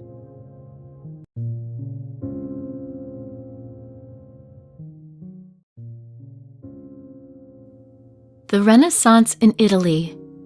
Masaccio. Masaccio was born in the early 15th century in the Tuscan town of San Giovanni Valdarno, Italy. He emerged during a period of profound cultural and artistic transformation, as Italy experienced a revival of interest in classical antiquity and a newfound emphasis on humanism and realism. Growing up in the vibrant city of Florence, Masaccio was exposed to the burgeoning intellectual and artistic currents of the early Renaissance. Florence, a bustling center of trade, commerce, and artistic patronage, was home to some of the greatest minds and talents of the time, including the likes of Brunelleschi, Donatello, and Ghiberti. As a young artist, Masaccio studied under the guidance of the esteemed painter Masolino da Panical, whose influence would shape his early artistic development. Under Masolino's tutelage, Masaccio honed his skills in drawing, composition, and perspective, laying the groundwork for his future success as a painter. Yet it was Masaccio's encounter with the works of Giotto and the innovative architectural designs of Brunelleschi that truly ignited his artistic imagination. Inspired by Giotto's mastery of form and expression, as well as Brunelleschi's revolutionary approach to perspective, Masaccio began to develop his own distinctive style, characterized by its naturalism, emotional depth, and dramatic realism. In 1424, Masaccio received his first major commission, a series of frescoes for the Brancacci Chapel in the Church of Santa Maria del Carmine in Florence. This monumental project would become his magnum opus, showcasing his unparalleled skill as a storyteller and his profound understanding of human emotion and anatomy. Throughout his brief but prolific career, Masaccio continued to push the boundaries of artistic expression, experimenting with new techniques and materials to achieve greater realism and depth in his paintings. His innovative use of light and shadow, known as chiaroscuro, revolutionized the way artists approach the representation of space and form. First and foremost, Masaccio's artistic style was characterized by a commitment to naturalism and realism. He sought to depict the world as it appeared, with a focus on accurately representing human anatomy, proportion, and expression. Masaccio's figures possess a sense of weight, solidity, and three-dimensionality that was unprecedented in the art of his day. His mastery of perspective and foreshortening further enhanced the illusion of depth and space in his paintings, creating a sense of immersion and realism that captivated viewers. In addition to his naturalistic approach, Masaccio was also a master of composition and narrative storytelling. He had a keen understanding of the principles of balance, harmony, and rhythm, which he employed to create dynamic and engaging compositions that drew viewers into the heart of the narrative. Masaccio's paintings are often characterized by their clarity of composition, with figures arranged in carefully choreographed poses that convey a sense of movement, emotion, and drama. Whether depicting biblical scenes, mythological stories, or everyday life, Masaccio infused his compositions with a sense of narrative urgency and psychological depth that resonated with viewers on a profound level. Another hallmark of Masaccio's artistic style was his use of light and shadow to create mood, atmosphere, and drama.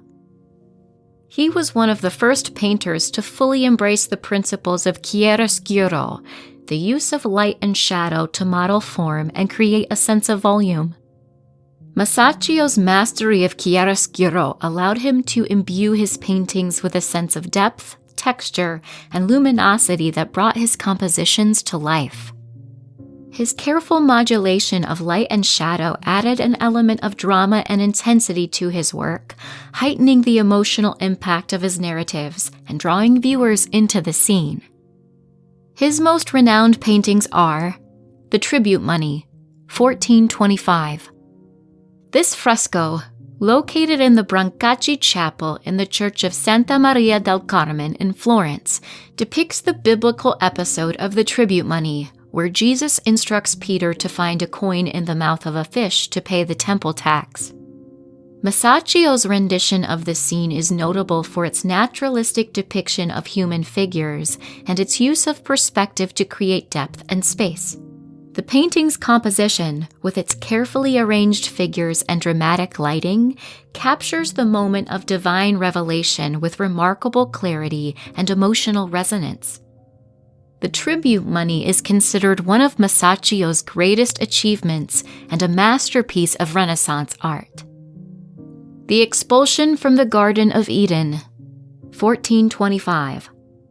Another fresco from the Brancacci Chapel, The Expulsion from the Garden of Eden, depicts the biblical story of Adam and Eve's expulsion from paradise after their disobedience to God. Masaccio's portrayal of the scene is notable for its emotional intensity and psychological depth. The figures of Adam and Eve, depicted in the moment of their fall from grace, convey a profound sense of anguish and despair. The painting's composition, with its dynamic poses and expressive gestures, captures the tragic consequences of sin with poignant immediacy.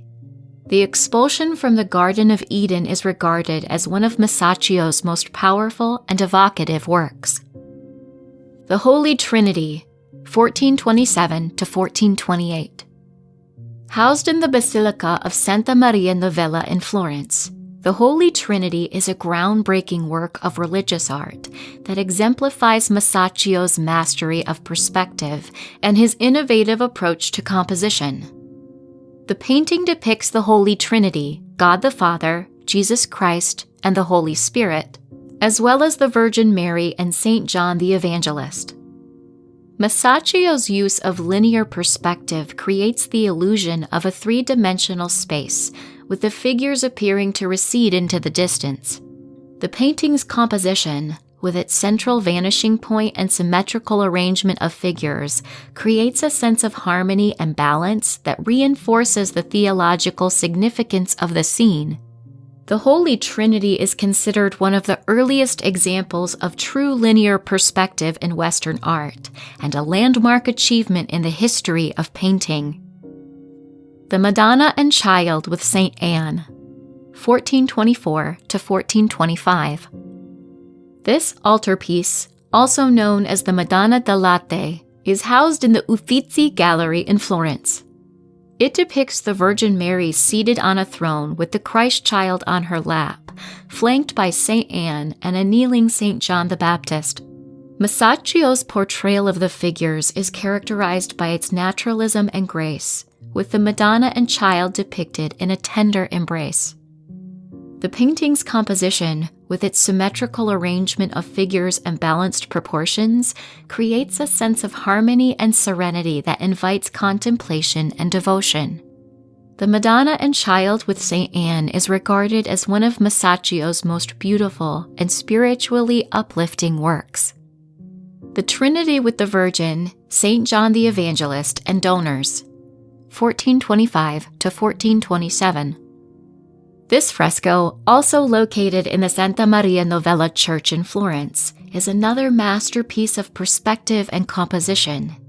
It depicts the Trinity, with God the Father holding the crucified Christ, as well as the Virgin Mary, St. John the Evangelist, and two donors kneeling at the foot of the cross.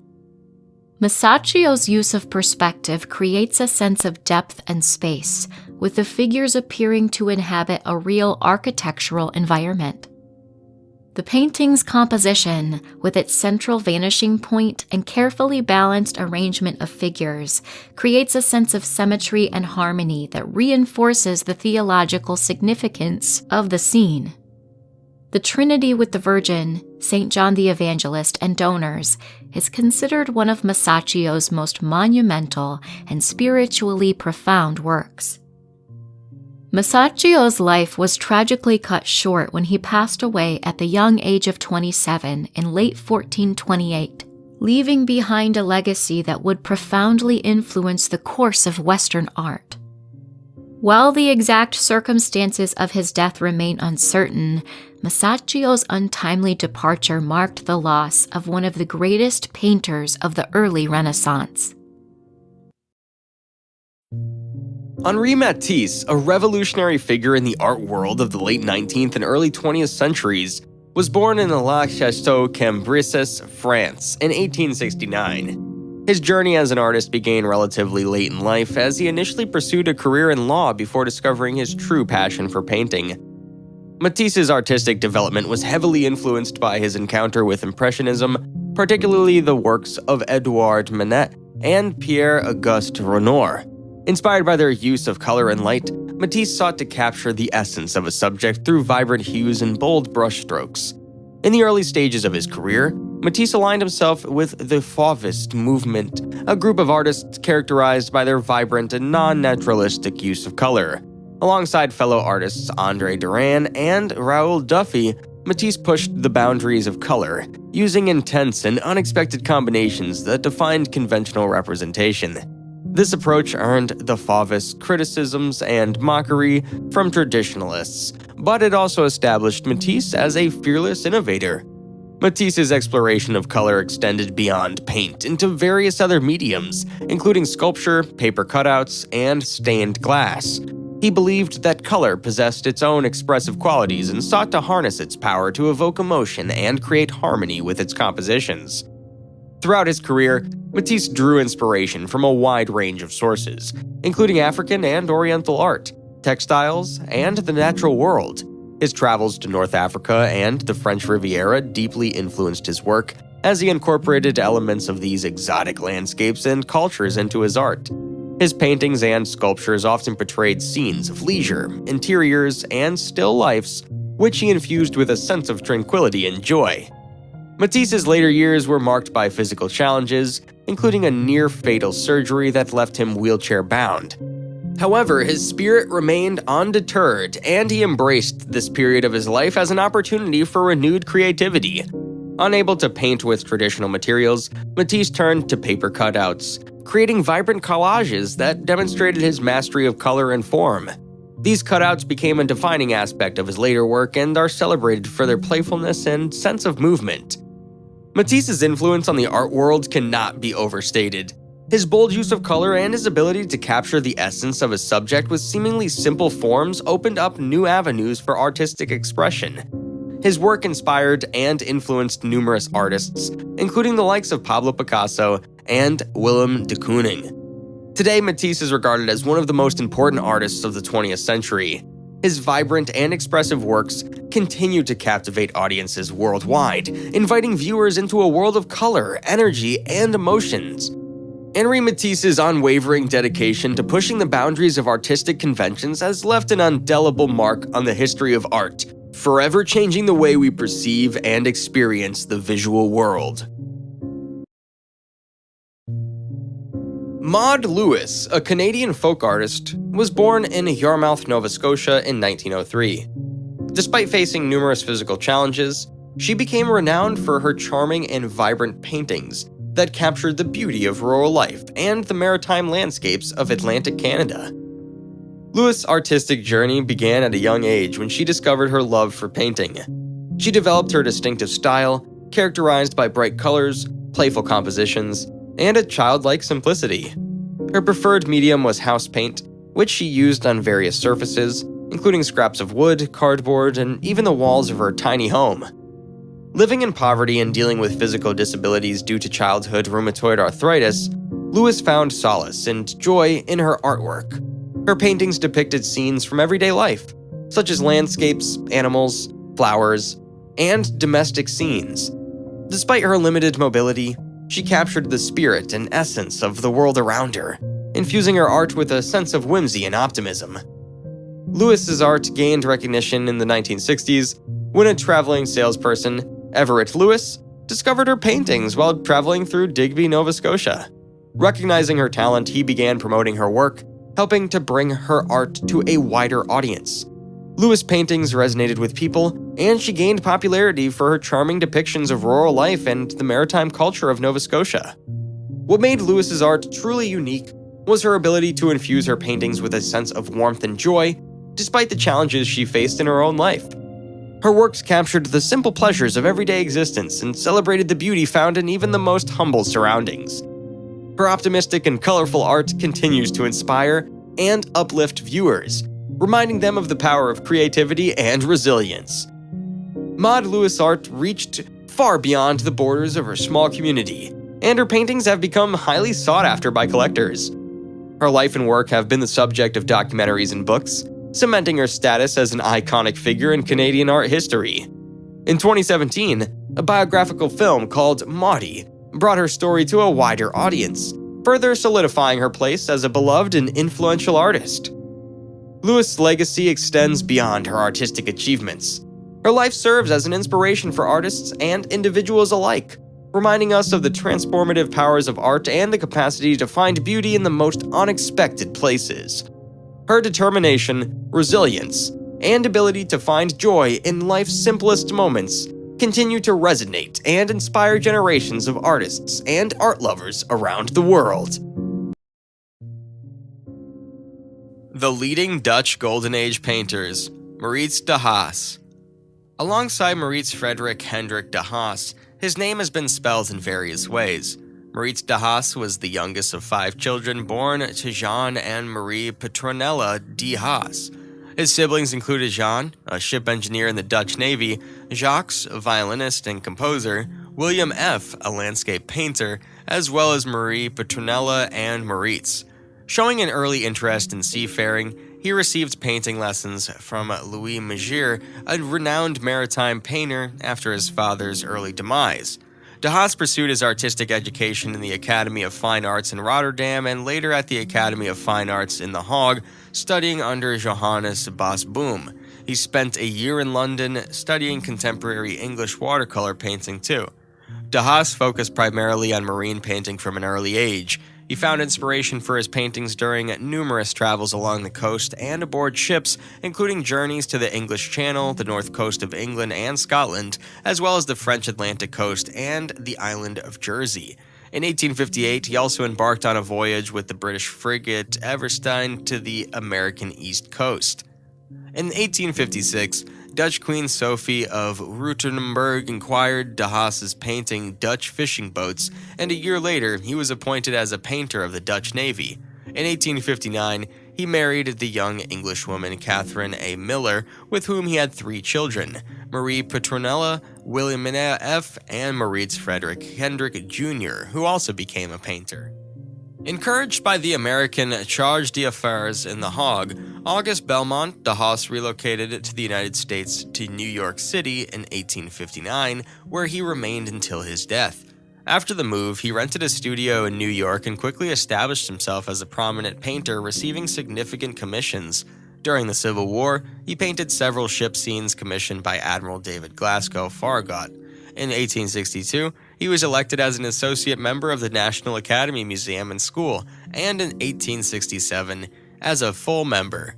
He exhibited his watercolors annually at the Academy and was one of the founders of the American Watercolor Society in 1866. One of his students was landscape and marine painter James Craig Nicol. He left behind a legacy of captivating artworks that vividly portrayed the maritime world. While it's challenging to definitively list his 5 most famous paintings, several of his works stand out for their significance and impact. Farragut passing the forts at the Battle of New Orleans. This iconic painting captures the pivotal moment during the American Civil War when Admiral David Glasgow Farragut's Union fleet passed Confederate forts to seize control of New Orleans. De Haas's portrayal of the intense naval battle and the determination of Farragut's forces showcases his mastery of capturing dynamic maritime scenes. The Rapids above Niagara. In this masterpiece, De Haas depicts the awe-inspiring natural wonder of the Niagara Falls Rapids. Through his meticulous attention to detail and masterful use of light and shadow, De Haas transports viewers to the thundering waters of Niagara, conveying its majestic power and beauty. Dutch fishing boats. Commissioned by Dutch Queen Sophie of Württemberg, this painting exemplifies De Haas's ability to capture the essence of Dutch coastal life. With skillful brushwork and a keen eye for detail, De Haas portrays the everyday activities of Dutch fishermen and their boats against the backdrop of scenic coastal landscapes. Marine scenes. Many of De Haas's most renowned works feature marine scenes, ranging from bustling harbors to expansive seascapes. Through his use of perspective and atmosphere, De Haas brings to life the dynamic energy of the sea, depicting ships battling stormy waves or gliding gracefully across calm waters. Coastal landscapes. De Haas's coastal landscape paintings often showcase rugged cliffs, tranquil beaches, and dramatic seascapes. With a keen sense of composition and an innate understanding of maritime environments, De Haas transports viewers to picturesque coastal settings, inviting them to experience the beauty and serenity of the sea. His painting, Farragut passing the forts at the Battle of New Orleans and the rapids above Niagara, were exhibited at the 1878 World's Fair in Paris and are among the most renowned works. Characteristic of his art are scenes along the coasts and at sea, often depicting storms or windy weather, or even moonlit scenes. De Haas preferred working with oil paint but also utilized watercolor. His contemporaries praised his realistic portrayal of nature and his knowledge of shipbuilding and the oceans. Maurits Friedrich Hendrik de Haas continued painting until his death in New York in 1895. While specific quotes from De Haas may not be prevalent in popular culture, his paintings often speak for themselves, conveying his profound appreciation for the sea, ships, and coastal landscapes. His meticulous attention to detail, mastery of light and shadow, and ability to capture the essence of maritime life continue to resonate with viewers around the world. While we may not have notable quotes from De Haas readily available, his paintings themselves serve as a profound expression of his artistic vision and enduring legacy in the realm of marine art. Max Ernst, a German-born artist, was a key figure in the Surrealist movement and a pioneer of innovative artistic techniques. He was born in Brühl, Germany in 1891, and his artistic career spanned several decades, leaving an indelible mark on the art world. Ernst's early works were influenced by movements such as Dada and Expressionism. He was deeply affected by his experiences during World War I, which had a profound impact on his artistic development. In the aftermath of the war, Ernst's art became a way to explore the depths of the human psyche, expressing the anxieties, dreams, and unconscious desires of the individual. One of Ernst's most notable contributions to the art world was its development and technique known as frottage. By placing a piece of paper over a textured surface and rubbing it with a pencil or other medium, Ernst created spontaneous and unpredictable patterns. Frottage allowed him to tap into the subconscious, revealing hidden imagery and symbolic associations. This technique became a defining element of his work and a means of assessing the surreal and fantastical realms of the mind. Ernst also experimented with collage, a technique that involved combining disparate elements from various sources to create a unified composition. He pioneered the use of collage in Surrealist art, seamlessly blending different visual fragments to construct dreamlike and enigmatic narratives. His collages often featured elements of nature, mythology, and the human form, offering viewers a glimpse into the world that transcended the boundaries of reality. Throughout his career, Ernst embraced automatism and chance as creative tools. He sought to bypass conscious control and access the realm of the unconscious, believing that true artistic expression resided in the irrational and unexpected. This approach allowed him to create works that were simultaneously playful and profound, inviting viewers to question the nature of reality and the power of the imagination. Ernst's art also reflected his personal experiences and struggles. He grappled with the trauma of war, the dislocation of exile, and the turbulence of personal relationships.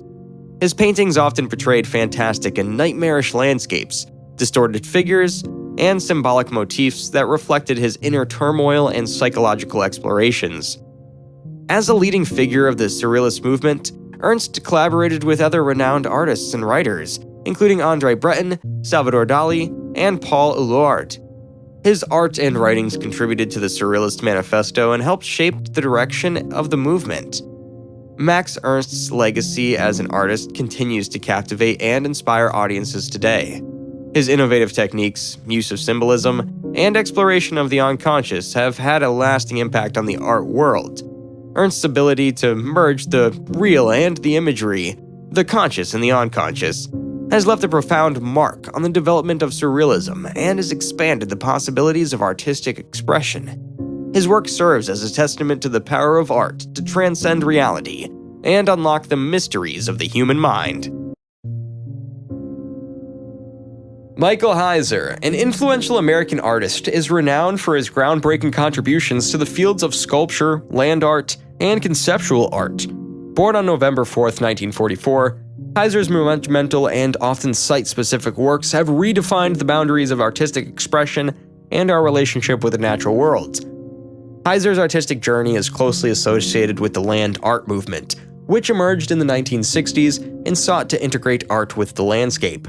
His approach goes beyond traditional sculptural practices as he uses the earth itself as a medium.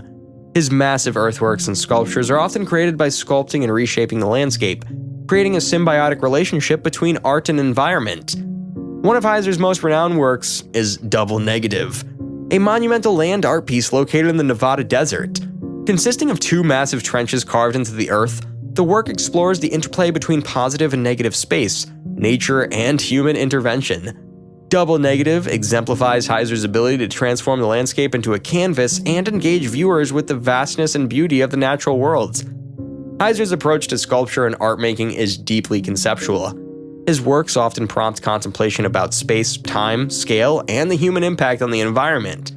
By creating interventions in nature, he challenges conventional ideas about permanence and impermanence in art and the fleeting nature of human existence. In addition to his land art, Heiser's City project is another monumental endeavor. Conceived in the 1970s, City is an ongoing work that involves the construction of a massive sculptural complex in the Nevada desert. The project combines architecture, sculpture, and environment, creating a surreal and immersive experience that questions the boundaries between reality and artifice. Heiser's work also embraced the use of natural materials like rocks, stones, and earth to create sculptures that resonate with the primordial and the elemental. His sculptures often evoke a sense of timelessness and connection to the Earth's geological history. Michael Heiser's legacy is deeply rooted in his ability to challenge preconceptions about art and space. His pioneering contributions to land art and his conceptual approach to sculpture have expanded the possibilities of artistic expression.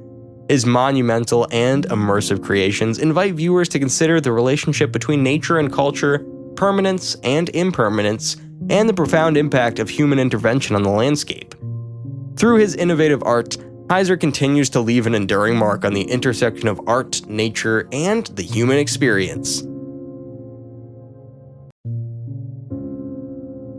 Mithu Sen, a prominent contemporary Indian artist, has made a profound impact on the art world with her thought-provoking and multidisciplinary creations. Born in West Bengal, India, her work delves into themes of identity, gender, intimacy, and human relationships. Through her diverse range of mediums, including painting, sculpture, installation, and performance, Sen's art invites viewers to engage with complex narratives and challenge societal norms. Sen's artistic journey began with her studies at the Government College of Art and Craft in Kolkata. Early in her career, she gained recognition for her boundary-pushing artworks that addressed themes of sexuality, desire, and the female experience. Her use of vivid colors, intricate details, and unflinching subject matter set her apart as an artist willing to confront taboos and engage in conversations that were often considered uncomfortable. One of Sen's iconic series is Cock, which consists of a collection of mixed media sculptures depicting roosters. These sculptures, adorned with intricate patterns and vibrant colors, serve as metaphors for male desire and assertiveness. Through this series, Sen challenges traditional notions of masculinity while celebrating the complexity and vulnerability of human relationships. Another significant aspect of Sen's art is her exploration of intimacy and the body. Her series, Border on Scene, 2006, incorporates textiles, stitching, and embroidery, revealing a personal narrative that explores the boundaries between self and other. These works offer a glimpse into the artist's inner world while addressing universal themes of vulnerability and connection. Sen's use of diverse mediums extends to her performances, where she often engages with her audience to create immersive experiences. Her performances explore the dynamics of human relationships, often involving intimate interactions that blur the line between artist and viewer. Through her performances, Sen creates spaces for dialogue and self-reflection, challenging conventional notions of spectatorship. In addition to her artistic practice, Sen is a prolific writer and poet, further expanding her creative exploration. Her words often complement her visual artworks, adding an additional layer of depth and complexity to her already intricate narratives. Mithu Sen's impact on contemporary art is undeniable. Her fearless exploration of identity, desire, and the human experience challenges societal norms and encourages open conversations about complex subjects. Through her multidisciplinary approach, she invites viewers to question assumptions and engage with the nuances of the human relationship and personal narratives. Sen's legacy as a boundary-pushing artist continues to inspire and challenge both artists and audiences. Her ability to seamlessly traverse various mediums while maintaining a distinct and consistent voice is a testament to her creative versatility and dedication to artistic expression. Mithu Sen's art serves as a bridge between personal introspection and societal dialogue, ultimately inviting viewers to explore their own connections with the world around them. Nancy Spero, a visionary American artist, made significant contributions to the feminist art movement and is celebrated for her powerful and provocative works that address themes of gender, violence, and social justice. Born on August 24, 1926, Spero's art reflects her unwavering commitment to challenging social norms and amplifying marginalized voices through her distinctive artistic language. Spero's artistic journey began in the 1950s when the art world was dominated by male voices. As a response to this male-centric environment, Spero became a trailblazer in the feminist art movement, co-founding the AIR Gallery, the first women's cooperative art gallery in the United States. This initiative provided a platform for women artists to showcase their work and challenge the existing power dynamics in the art world. One of Spero's most iconic and enduring works in her series of war paintings created during the Vietnam War era. These works, often created on long scrolls of paper, address the horrors of war, violence, and their impact on women. Spero utilized a visual language that blended symbols, text, and figures to create narratives that are both poignant and disturbing. Through her art, she shed light on the often overlooked human toll of conflict and militarism. Spero's exploration of gender and female identity is evident in her use of ancient mythologies and historical narratives. Her Artemis series, for example, portrays the goddess Artemis in various forms and poses, invoking notions of female strength, agency, and resistance. These works challenge traditional representations of women in art, reclaiming their stories and reshaping their depictions. The use of text was another hallmark of Spero's art, incorporating snippets of text from literature, speeches, and historical documents. She created visual narratives that resonated with the written word. Her juxtaposition of text and image underscores the power of language in shaping perceptions and social constructs. Spero's fearless exploration of taboo subjects, her unapologetic feminist perspective, and her dedication to amplifying the voices of marginalized individuals have left an enduring legacy in the art world. Her art challenges viewers to confront uncomfortable truths and question societal norms, fostering a deeper understanding of the complex interplay between gender, power, and social justice. Nancy Spero's artistic contributions have had a profound impact on feminist art and beyond. Her ability to fuse activism with artistic expressionism, to convey raw emotions through our unique visual vocabulary, and to champion the importance of women's voices in the art world have solidified her place as an influential figure in contemporary art history. Neo Rauch, a prominent German painter, has made a significant impact on the art world with his unique blend of a figurative and surreal element in a style often referred to as New Leipzig School. Born on April 18, 1960, Rausch's work are celebrated for their enigmatic narratives, dreamlike landscapes, and the sense of tension and ambiguity they evoke. Rausch's artistic journey began during a period of political and social change in East Germany. His early exposure to socialist realism and the figurative art of the region had a lasting impact on his artistic development. After the fall of the Berlin Wall, he emerged as a leading figure in the New Leipzig School, a group of artists who explored contemporary themes using traditional techniques. One of Rausch's distinctive qualities is his ability to blend seemingly disparate elements into cohesive compositions. His paintings often feature fragmented narratives, combining figures, objects, and settings that create a sense of visual and conceptual complexity. These juxtapositions invite viewers to interpret and engage with the layers of meaning within his art. Rausch's dreamlike landscapes and interiors are populated by enigmatic characters and scenarios that blur the lines between reality and imagination. His paintings often evoke a sense of nostalgia while also challenging conventional notions of time and space. This temporal ambiguity adds to the dreamy and mysterious quality of his works. While Rausch's art is characterized by his figurative nature, his approach to representation is far from straightforward. His figures often possess a dreamlike quality, with distorted proportions and sometimes unrealistic poses that contribute to the overall sense of dissonance and unease. This blending of the familiar and the uncanny creates a tension that is central to his visual language. Rausch's use of color and texture also contributes to the atmosphere of his paintings. His palette ranges from muted and earthy tones to vibrant bursts of color, enhancing the emotional impact of his works. His meticulous attention to detail and the intricate layering of paint add to the complexity and depth of his compositions. Neo-Rausch's art invites viewers to explore the intersection of reality and imagination, nostalgia and innovation. His ability to create enigmatic narratives that challenge perceptions and embrace ambiguity has earned him international recognition and a place as a contemporary master of figurative painting. Through his evocative works, Rausch continues to captivate audiences and offer a unique perspective on the complexities of the human experience. Niki de Saint-Phal, born Catherine Marie Agnes Fall de Saint-Phal on October 29, 1930, in Noël-sur-Seine, France, was a French-American artist known for her vibrant and monumental sculptures, immersive installations, and provocative artworks. Saint-Phal's artistic journey was marked by her bold and fearless exploration of themes such as feminism, societal norms, and personal expression. Saint-Phal's early life was filled with challenges and struggles.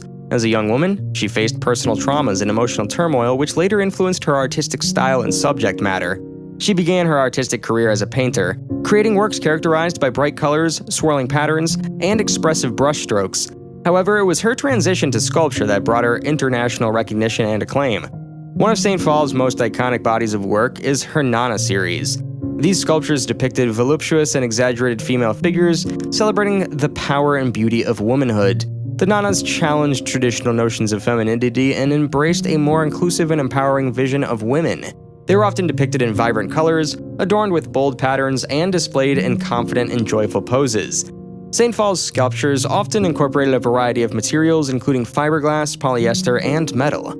She experimented with different techniques and forms, creating dynamic and multi-dimensional artworks. Her sculptures were notable for their monumental size and immersive nature, inviting viewers to walk around and interact with the artwork. In addition to her sculptures, Saint-Phal also created ambitious and immersive installations. One of her most famous works is the Terrace Garden, located in Tuscany, Italy. This sprawling outdoor sculpture park features larger-than-life sculptures inspired by the mystical symbols of the tarot cards. The Terrace Garden is a testament to Saint-Phal's ability to create immersive and magical environments that transport viewers into a world of fantasy and imagination. Throughout her career, Saint-Phal remained committed to using art as a means of social and political commentary. She tackled issues such as gender inequality, violence against women, and societal constraints through her provocative and confrontational artworks. Her installations often incorporated themes of liberation, freedom, and breaking societal boundaries. Saint-Phal's impact extended beyond the art world. Her vibrant and audacious artworks captured the public's imagination and challenged conventional notions of art and beauty. She became a prominent figure in the feminist art movement and a symbol of female empowerment. Her bold and unapologetic approach to her art inspired generations of artists and continues to resonate with audiences today. Niki de Saint-Phal's legacy as an artist is characterized by her fearlessness, creativity, and unwavering commitment to self-expression. Her sculptures and installations serve as a testament to her ability to push boundaries, provoke thought, and ignite conversations. Through her art, she encouraged viewers to question societal norms, embrace their true selves, and imagine a more inclusive and liberated world. Nikki de St. Phal's contributions to the art world will remain influential, and her artworks continue to inspire and captivate audiences around the globe. Growing up in a middle-class family, Arpka was exposed to the arts from an early age, as his parents had a keen interest in culture and the visual arts. The Hamburg of his youth was a bustling port city undergoing significant changes, marked by rapid industrialization and modernization. Arpka's formative years were shaped by the political and social upheavals of early 20th century Germany. The country was experiencing the late stages of the Kaiserreich, followed by the Weimar Republic, a period characterized by both cultural flourishing and economic instability. The social landscape was marked by stark contrasts between the opulence of the urban elite and the struggles of the working class. This dynamic environment, coupled with the political turbulence of the era, influenced Arpka's artistic vision and approach. During his career, Arpka faced numerous challenges. The economic instability of the Weimar Republic and the rise of the Nazi regime created a difficult environment for artists. The political shifts affected his career opportunities and his ability to exhibit and sell his work. Despite these adversities, Arpka's commitment to his art remained steadfast, and he continued to produce influential works that captured the spirit of his time. Otto Arpka married Lisbeth Arpka, and their relationship was a significant influence on his work and personal life.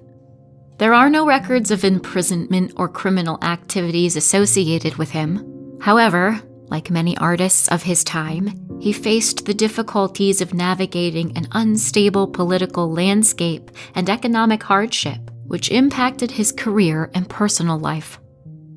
Arpka was known for his unique integration of Art Deco elements into his work, reflecting both the glamour and the modernity of the 1920s. His art often featured streamlined, geometric forms and a sophisticated color palette, characteristic of the Art Deco movement. Additionally, Arpka's work in commercial design and illustration further showcased his versatility and adaptation to the evolving artistic and cultural demands of his era. Arpka's life and career were emblematic of the challenges faced by many artists during a period of great social and political change.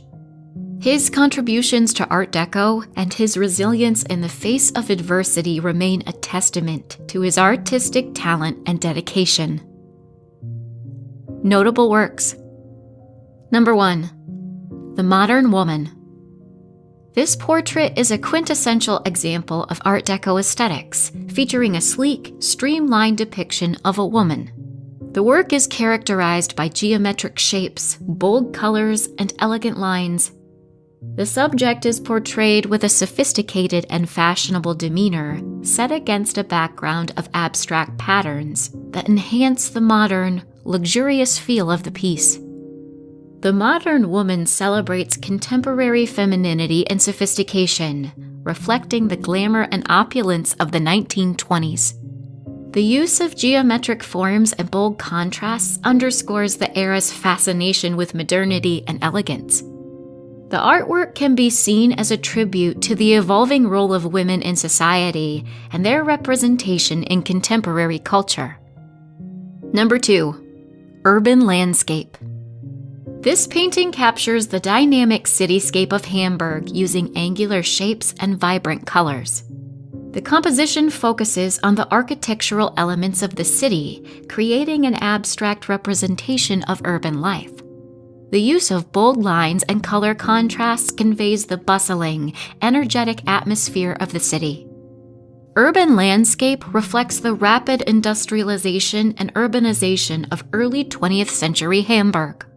The work highlights the contrast between the city's modern architecture and the vibrant, often chaotic, life within it. It serves as a visual commentary on the impact of industrial progress on urban environments. Number 3. Elegance in Motion. This piece features streamlined figures engaged in dynamic poses, set against a backdrop of geometric patterns. The painting employs smooth, flowing lines and a sophisticated color palette to convey a sense of movement and grace. The figures are depicted in elegant, flowing attire, emphasizing their fluidity and poise.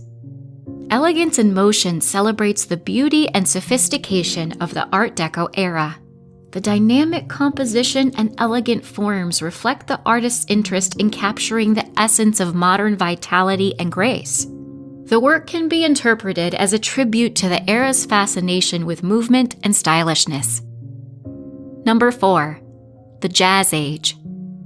Integrating elements of jazz music and dance, this artwork features abstract forms and vibrant colors that evoke the lively rhythms of jazz performances. The composition includes energetic, rhythmic lines and bold color contrasts, creating a sense of excitement and movement. The Jazz Age reflects the cultural significance of jazz music during the 1920s. The artwork captures the exuberance and vitality of the jazz era, celebrating the music and dance that defined the cultural landscape of the time. It serves as a visual homage to the influence of jazz on contemporary art and culture. Number 5. Industrial Symphony. This painting combines industrial design elements with Art Deco aesthetics, featuring geometric forms and metallic colors. The composition highlights technological progress and modernity through its use of abstracted industrial motifs and sleek, streamlined lines. Industrial Symphony celebrates the achievements of the industrial age, emphasizing the harmony between art and technology. The work reflects the era's fascination with industrial progress and its impact on modern life. It serves as a commentary on the integration of industrial aesthetics into artistic expression. Apart from these 5 notable pieces, Otto Arpka created other influential works, including commercial illustrations and design projects that further exemplify his contributions to the Art Deco movement. These works also showcase his versatility and adaptation to the evolving artistic trends of his time. Otto Arpka was a significant figure in the Art Deco movement, which emerged in the 1920s and 1930s. Art Deco is characterized by its use of geometric shapes, bold colors, and a streamlined, modern aesthetic that reflects the spirit of the era. The movement represents a departure from the ornate and complex designs of the preceding Art Nouveau style, embracing instead a more simplified and glamorous approach. Arpka's art was deeply inspired by the cultural and technological advancements of his time. The rapid industrialization and urbanization of early 20th century Europe provided a backdrop for his work, influencing his use of geometric forms and streamlined lines. Additionally, the Jazz Age and the rise of modern fashion and design significantly impacted his artistic direction. Arpka was influenced by several key figures in the Art Deco movement. Among his mentors were prominent artists and designers of the time, though specific names may vary. His exposure to these influential figures helped shape his understanding and execution of the Art Deco style. Additionally, he drew inspiration from the works of other notable Art Deco artists, including Tamara de Lampica and Georges Barbier, whose emphasis on elegance, modernity, and abstraction resonated with Arpka's own artistic vision. Arpka contributed to the Art Deco movement through his innovative use of geometric shapes and streamlined forms, which became hallmarks of the style. He was known for incorporating a sense of movement and dynamism into his work, often depicting figures and objects in ways that emphasized their elegance and modernity. His approach to blending vibrant colors with sleek, architectural lines helped to define the Art Deco aesthetic. One of Arpka's key innovations was his ability to merge traditional artistic techniques with modern design elements.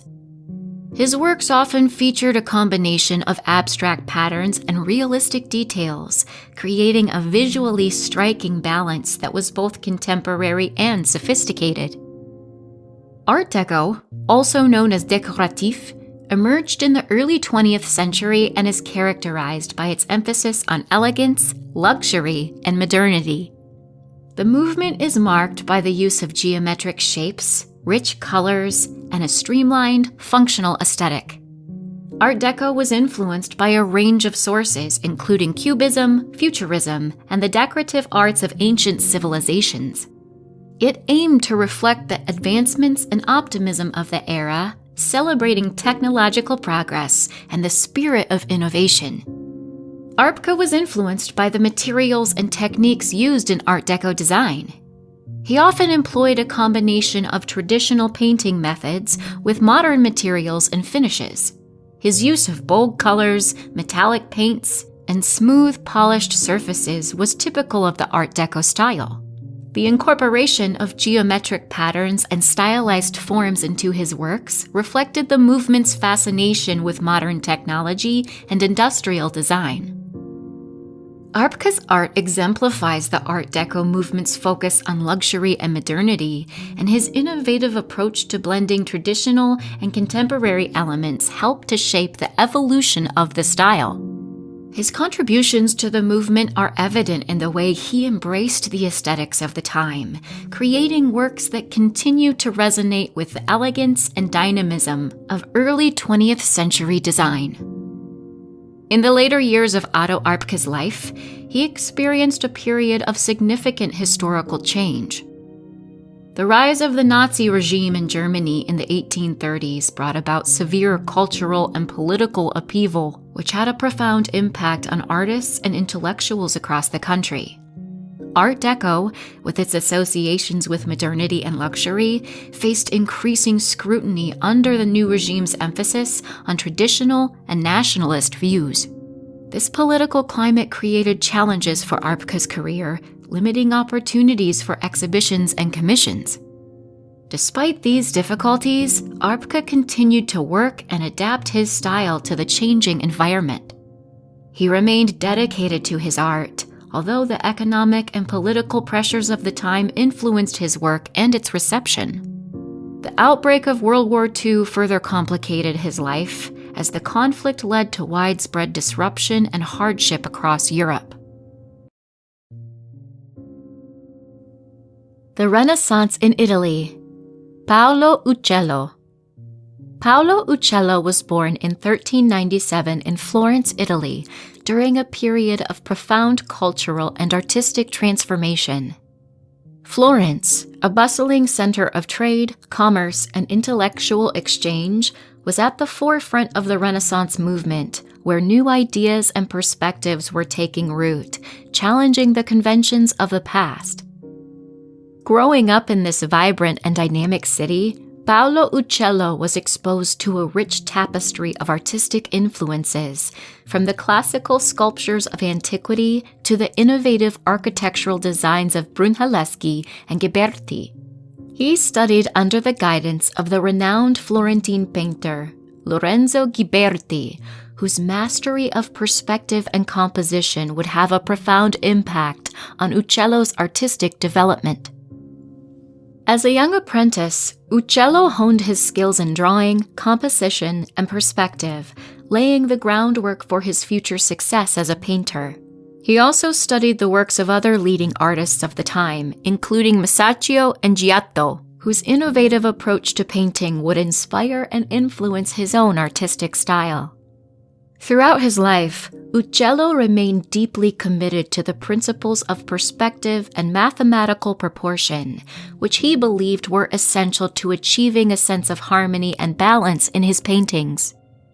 He experimented with new techniques and materials, pushing the boundaries of artistic expression and paving the way for future generations of artists. Uccello's early works, such as his frescoes in the Chiostro degli Aronci at Santa Maria Novella, demonstrate his mastery of linear perspective and his fascination with geometric forms and patterns. These paintings, characterized by their precision and clarity, reveal Uccello's meticulous attention to detail and his obsession with creating the illusion of three-dimensional space on a two-dimensional surface. In addition to his solo career, Uccello also collaborated with other leading artists of the time, including Andrea del Castagno and Fra Angelico, whose innovative approaches to composition and narrative storytelling would further influence his own work. One of the defining characteristics of Uccello's artistic style was his meticulous attention to detail and his commitment to achieving perfect mathematical proportion in his compositions. He was deeply fascinated by geometry and perspective, which he viewed as essential tools for creating a sense of depth and realism in his paintings. Uccello meticulously studied the principles of perspective, exploring ways to represent three-dimensional space on a two-dimensional surface with mathematical precision. In his quest for mathematical perfection, Uccello employed techniques such as orthogonals and vanishing points to create the illusion of depth and distance in his paintings. His meticulous use of linear perspective allowed him to construct elaborate architectural settings and complex spatial arrangements with remarkable accuracy and clarity. Uccello's paintings are characterized by their geometric precision, with carefully calculated proportions and meticulously rendered details that contribute to the overall sense of harmony and balance. Another distinctive feature of Uccello's artistic style was his use of vibrant color and dynamic composition to create a sense of movement and energy in his paintings. He often depicted scenes of action and drama, such as battles or hunting scenes, with a keen sense of dynamism and motion. Uccello's figures are often depicted in dynamic poses, with exaggerated gestures and expressive faces that convey a sense of urgency and intensity. Despite his meticulous attention to detail and mathematical precision, Uccello's paintings are imbued with a sense of imagination and creativity that transcends mere technical proficiency. He was known for his innovative approach to composition, experimenting with unconventional viewpoints and dramatic foreshortening to create compositions that are both visually striking and emotionally resonant. Uccello's artistic style was also influenced by his contemporaries and predecessors, including Giotto, Masaccio, and Brunelleschi, whose innovations in perspective and composition inspired and informed his own work. He drew inspiration from a wide range of sources, including classical antiquity, medieval tapestries, and contemporary humanist thought, synthesizing these influences into a unique and distinctive artistic vision. His most renowned paintings are The Battle of San Romano, circa 1438 to 1440. One of Uccello's most famous works, this series of 3 paintings depicts the Battle of San Romano, a historical conflict between the Florentine and Sienese forces in 1432. These meticulously detailed panels capture the chaos and intensity of battle, with soldiers engaged in fierce combat amidst a dynamic landscape. Uccello's use of perspective creates a sense of depth and spatial complexity, drawing the viewer into the heart of the action. The paintings are celebrated for their dramatic composition, vivid depiction of motion, and innovative use of geometric forms to organize space. The Hunt in the Forest, circa 1460. This atmospheric painting depicts a hunting scene set in a dense forest, with hunters and their dogs pursuing various game.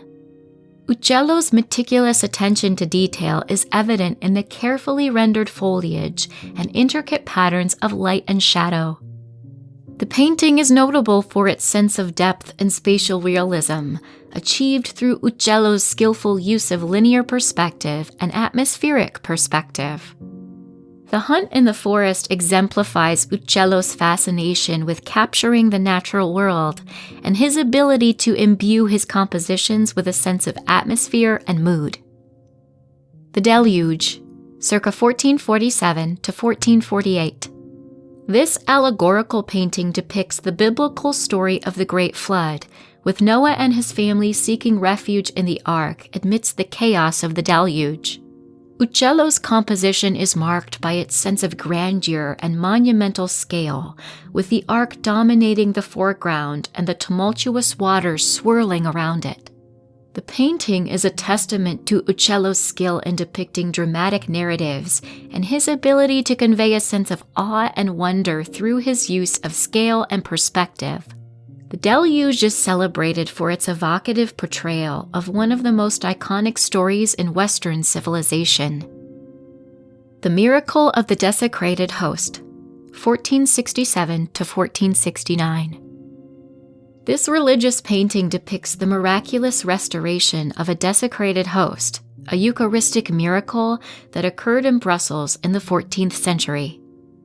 Uccello's composition is characterized by its sense of reverence and piety, with the figure of Christ depicted in the center of the composition, surrounded by angels and cherubs. The painting is noted for its luminous color palette and ethereal atmosphere, which imbue the scene with a sense of divine intervention. The Miracle of the Desecrated Host is a testament to Uccello's skill as a religious painter and his ability to evoke a sense of spiritual awe through his art. The Annunciation, circa 1435 to 1440. This religious painting depicts the Annunciation, the moment when the angel Gabriel announces to the Virgin Mary that she will conceive and bear the Son of God. Uccello's composition is marked by its sense of grace and elegance, with the figure of Mary depicted in a moment of quiet contemplation as she receives the angel's message. The painting is notable for its delicate rendering of drapery and its subtle use of color and light to create a sense of divine presence. The Annunciation is celebrated for its serene beauty and its timeless portrayal of one of the central events in Christian theology. Paolo Uccello's life came to an end in December 1475, marking the conclusion of a career marked by innovation and artistic brilliance. He passed away in Florence, Italy, leaving behind a legacy that would profoundly influence the course of Western art.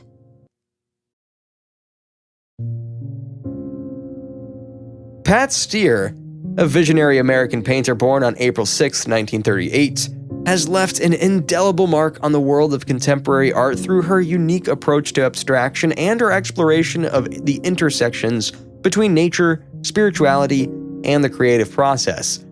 Steer's works are characterized by their poetic and flowing qualities, inviting viewers to engage with the emotions and sensations she evokes through her distinctive artistic language. Steer's early artistic endeavors were influenced by abstract expressionism and color field painting, which laid the foundation for her own distinctive style.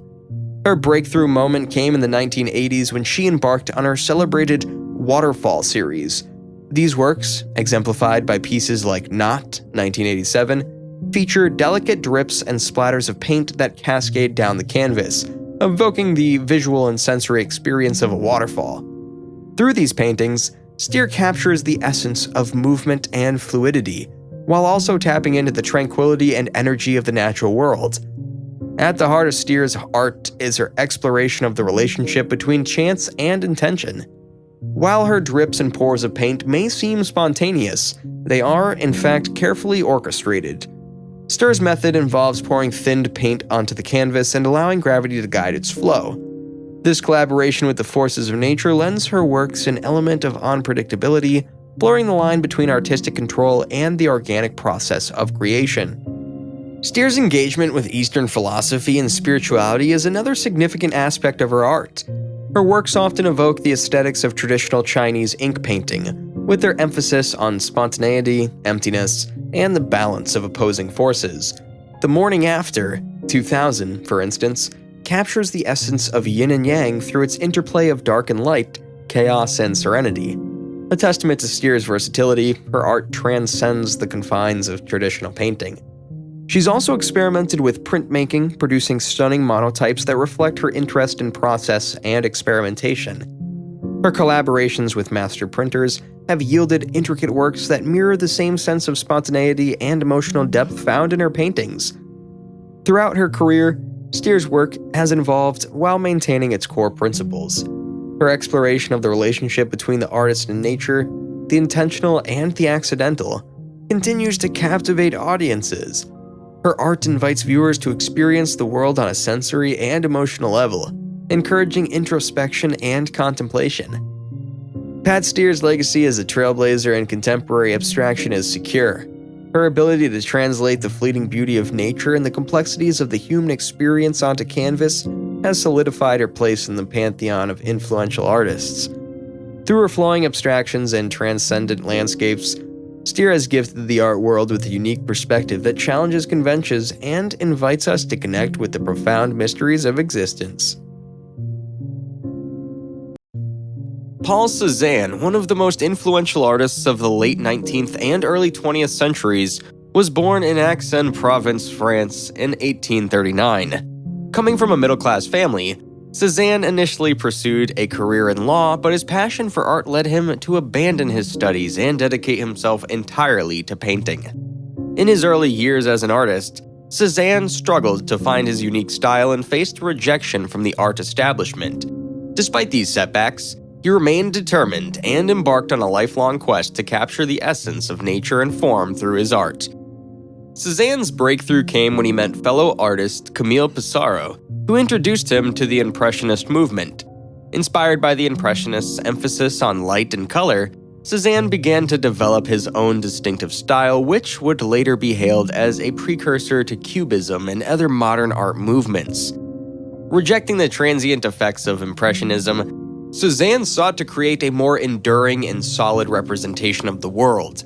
He developed a unique approach to composition, breaking down complex subjects into their basic geometric shapes and emphasizing the underlying structure. This technique, known as constructive stroke, allowed him to convey depth and volume through carefully arranged brushwork. Cézanne's subject matter varied widely, encompassing landscapes, still lifes, portraits, and bathers. His beloved hometown of Aix-en-Provence provided him with endless inspiration, and he often depicted the serene beauty of the surrounding countryside in his landscapes. His still lifes, with their carefully arranged objects and vibrant colors, revealed his meticulous attention to detail and his ability to infuse inanimate objects with a sense of life and energy. Despite his growing reputation as an artist, Cézanne remained a reclusive figure, avoiding the spotlight and rarely exhibiting his work. He struggled with self-doubt and was highly self-critical, constantly revisiting and reworking his paintings in an attempt to capture his vision more fully. His dedication to his craft and his uncompromising pursuit of artistic truth laid the groundwork for future generations of artists. Cézanne's influence extended far beyond his contemporaries. His innovative approach to composition and his exploration of form and color paved the way for the development of modern art. His work inspired and influenced artists such as Pablo Picasso and Henri Matisse, who admired his ability to distill the essence of a subject into its essential elements. Today, Cézanne is celebrated as one of the great masters of modern art. His paintings, with their dynamic brushwork and bold use of color, continue to captivate viewers and inspire new generations of artists. His relentless quest for artistic truth and his unwavering commitment to his vision have secured his place in art history as a true pioneer and innovator.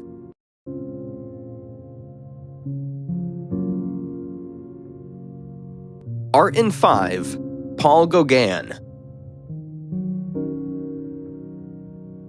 Paul Gauguin, one of the most influential artists of the late 19th century, was born in Paris in 1848. His family was of French and Peruvian descent, and Gauguin spent much of his youth shuttling between France and South America. He was largely self-taught as an artist, and his early career was marked by a series of failures and setbacks. In 1883, Gauguin made a life-changing decision. He abandoned his job as a stockbroker and moved to Brittany, a rugged region in western France that was renowned for its traditional way of life. There, he began to experiment with a new style of painting that combined bright, flat colors with bold, simplified forms. His paintings from this period, such as Vision After the Sermon and The Yellow Christ, were unlike anything else being produced at the time, and they caused a sensation in the art world.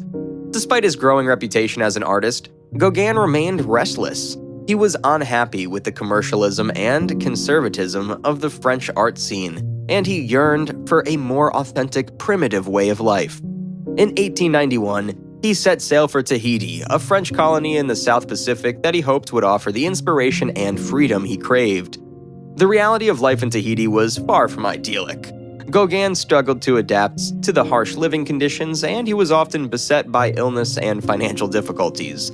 Nevertheless, he threw himself into his work, producing a series of paintings that celebrated the beauty and vitality of Tahitian culture. His most famous works from this period include Tahitian Women on the Beach and Where Do We Come From? What Are We? Where Are We Going? Gauguin's time in Tahiti was fraught with controversy. He was accused of exploiting the local people, and some critics dismissed his paintings as exoticist fantasies. Nevertheless, his work had a profound impact on the art world, inspiring a generation of artists to explore new forms of expression and break free from the constraints of Western tradition. Gauguin returned to France in 1893, but he was unable to shake his fascination with the South Pacific. He made a second trip to Tahiti in 1895, but by this time the island had changed dramatically. The French had imposed their own culture on the island, and Gauguin found it increasingly difficult to connect with the local people. He eventually settled on the nearby island of Hivaoe, where he spent the remainder of his life. Gauguin's later years were marked by a series of personal and financial crises. He struggled to sell his paintings, and he was plagued by health problems and isolation. Nevertheless, he continued to paint until the end of his life, producing a body of work that was as daring and innovative as anything he had done before. Today, Gauguin is remembered as a pioneer of modern art, a man who pushed the boundaries of what was considered acceptable in his time and opened up new avenues of creativity for future generations. His work continues to captivate audiences around the world, offering a window into the exotic and mysterious worlds he so brilliantly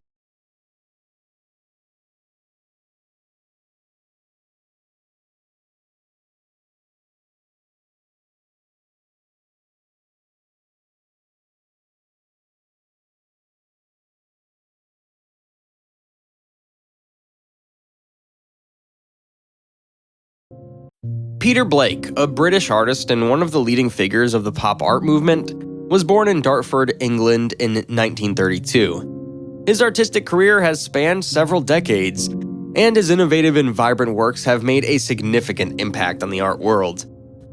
Blake's fascination with popular culture and consumerism became very evident early in his career. He drew inspiration from sources such as comic books, advertisements, and music, infusing his art with a sense of nostalgia and a celebration of everyday life. His iconic work, The Beatles' Sgt. Pepper's Lonely Hearts Club Band album cover, created in collaboration with his then-wife Jan Haworth, exemplifies his ability to merge art and popular culture, capturing the spirit of the era. Blake's art often incorporated elements of collage, using found objects and images to create multi-layered compositions. He skillfully combined disparate elements, such as vintage postcards, movie stars, and icons of British culture, to create visually striking and thought-provoking pieces. His collages were a reflection of the vibrant and diverse society in which he lived, offering a commentary on mass media, consumerism, and the allure of fame. Beyond his collage work, Blake also explored painting, printmaking, and sculpture. He was known for his meticulous attention to detail, often incorporating intricate patterns, textures, and symbolism into his pieces. Blake's art possessed a playful and whimsical quality, challenging traditional notions of fine art and inviting viewers to engage with the imagery on multiple levels. In addition to his personal artistic endeavors, Blake has been an influential teacher and mentor to younger generations of artists. He served as a professor at the Royal College of Art, London, where he shared his knowledge and passion for art, nurturing emerging talent and encouraging experimentation and innovation. Blake's impact on popular culture extended beyond the art world. His collaborations with musicians, including album covers for iconic bands such as The Who and Oasis, further solidified his place as a cultural icon. His art not only adorned album covers, but also became an integral part of the visual identity of the music he helped shape. Today, Peter Blake's contributions to the art world are widely recognized and celebrated. His pioneering spirit and ability to seamlessly merge high and low culture have left an indelible mark on contemporary art.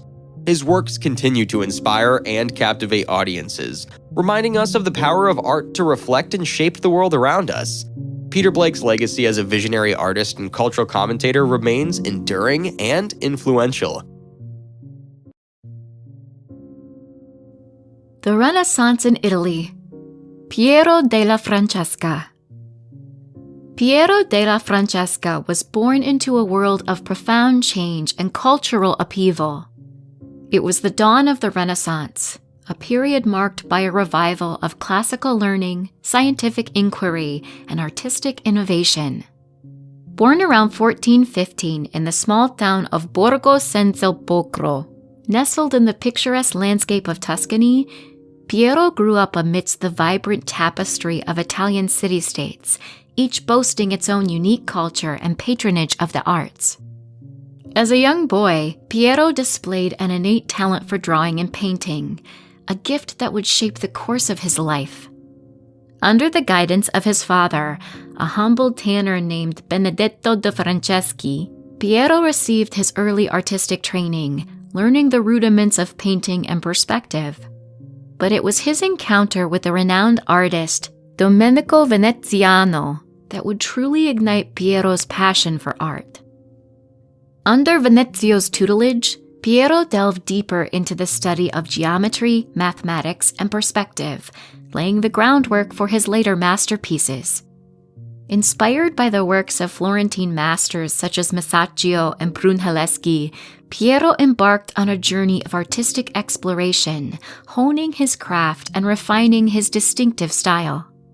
In the bustling workshops of Florence and Urbino, Piero immersed himself in the study of classical texts and humanist philosophy, drawing inspiration from the writings of figures such as Leon Battista Alberti and Filippo Brunelleschi.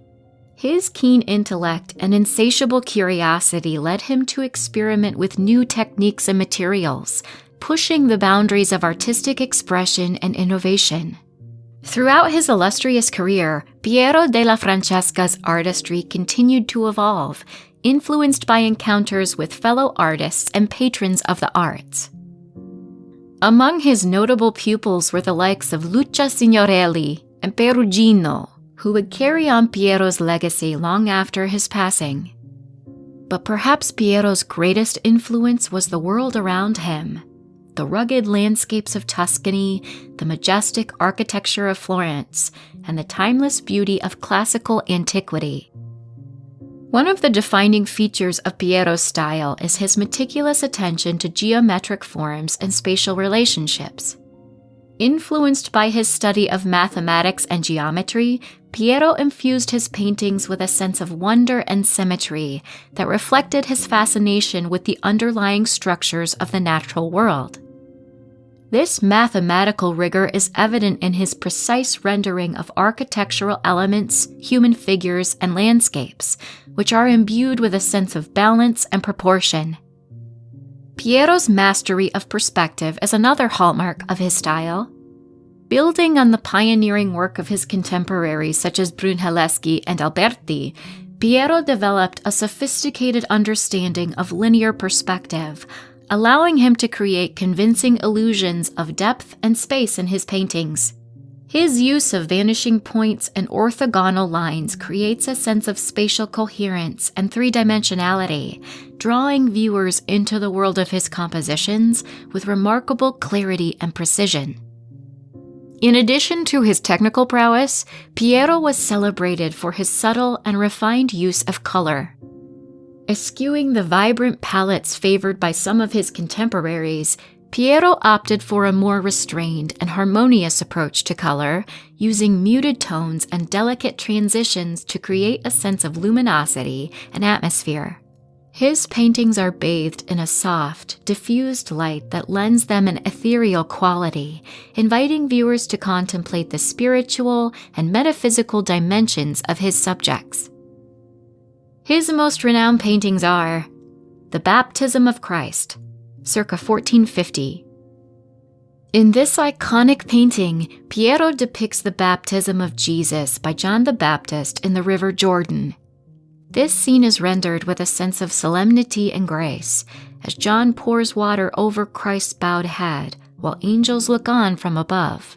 Piero's use of perspective and spatial composition creates a harmonious balance between the celestial and earthly realms, emphasizing the significance of this sacred moment in Christian theology. The Flagellation of Christ, circa 1455 to 1460. This powerful depiction of Christ's flagellation is characterized by its restrained emotional intensity and meticulous attention to detail. Piero captures the moment of Christ's suffering with a sense of dignity and stoicism, as he is bound to a column and scourged by Roman soldiers. The composition is marked by its geometric clarity and balance, reflecting Piero's fascination with the principles of mathematics and geometry. The Madonna of Senigallia, circa 1470 to 1472. Piero's portrayal of the Madonna and Child in this exquisite altarpiece is notable for its serene beauty and refined elegance. The Virgin Mary, seated on a throne with the Christ child in her lap, is depicted with a sense of serene majesty, while angels and saints surround her in adoration. Piero's use of color and light imbues the scene with a sense of ethereal beauty, inviting viewers into a contemplative space of devotion and reverence.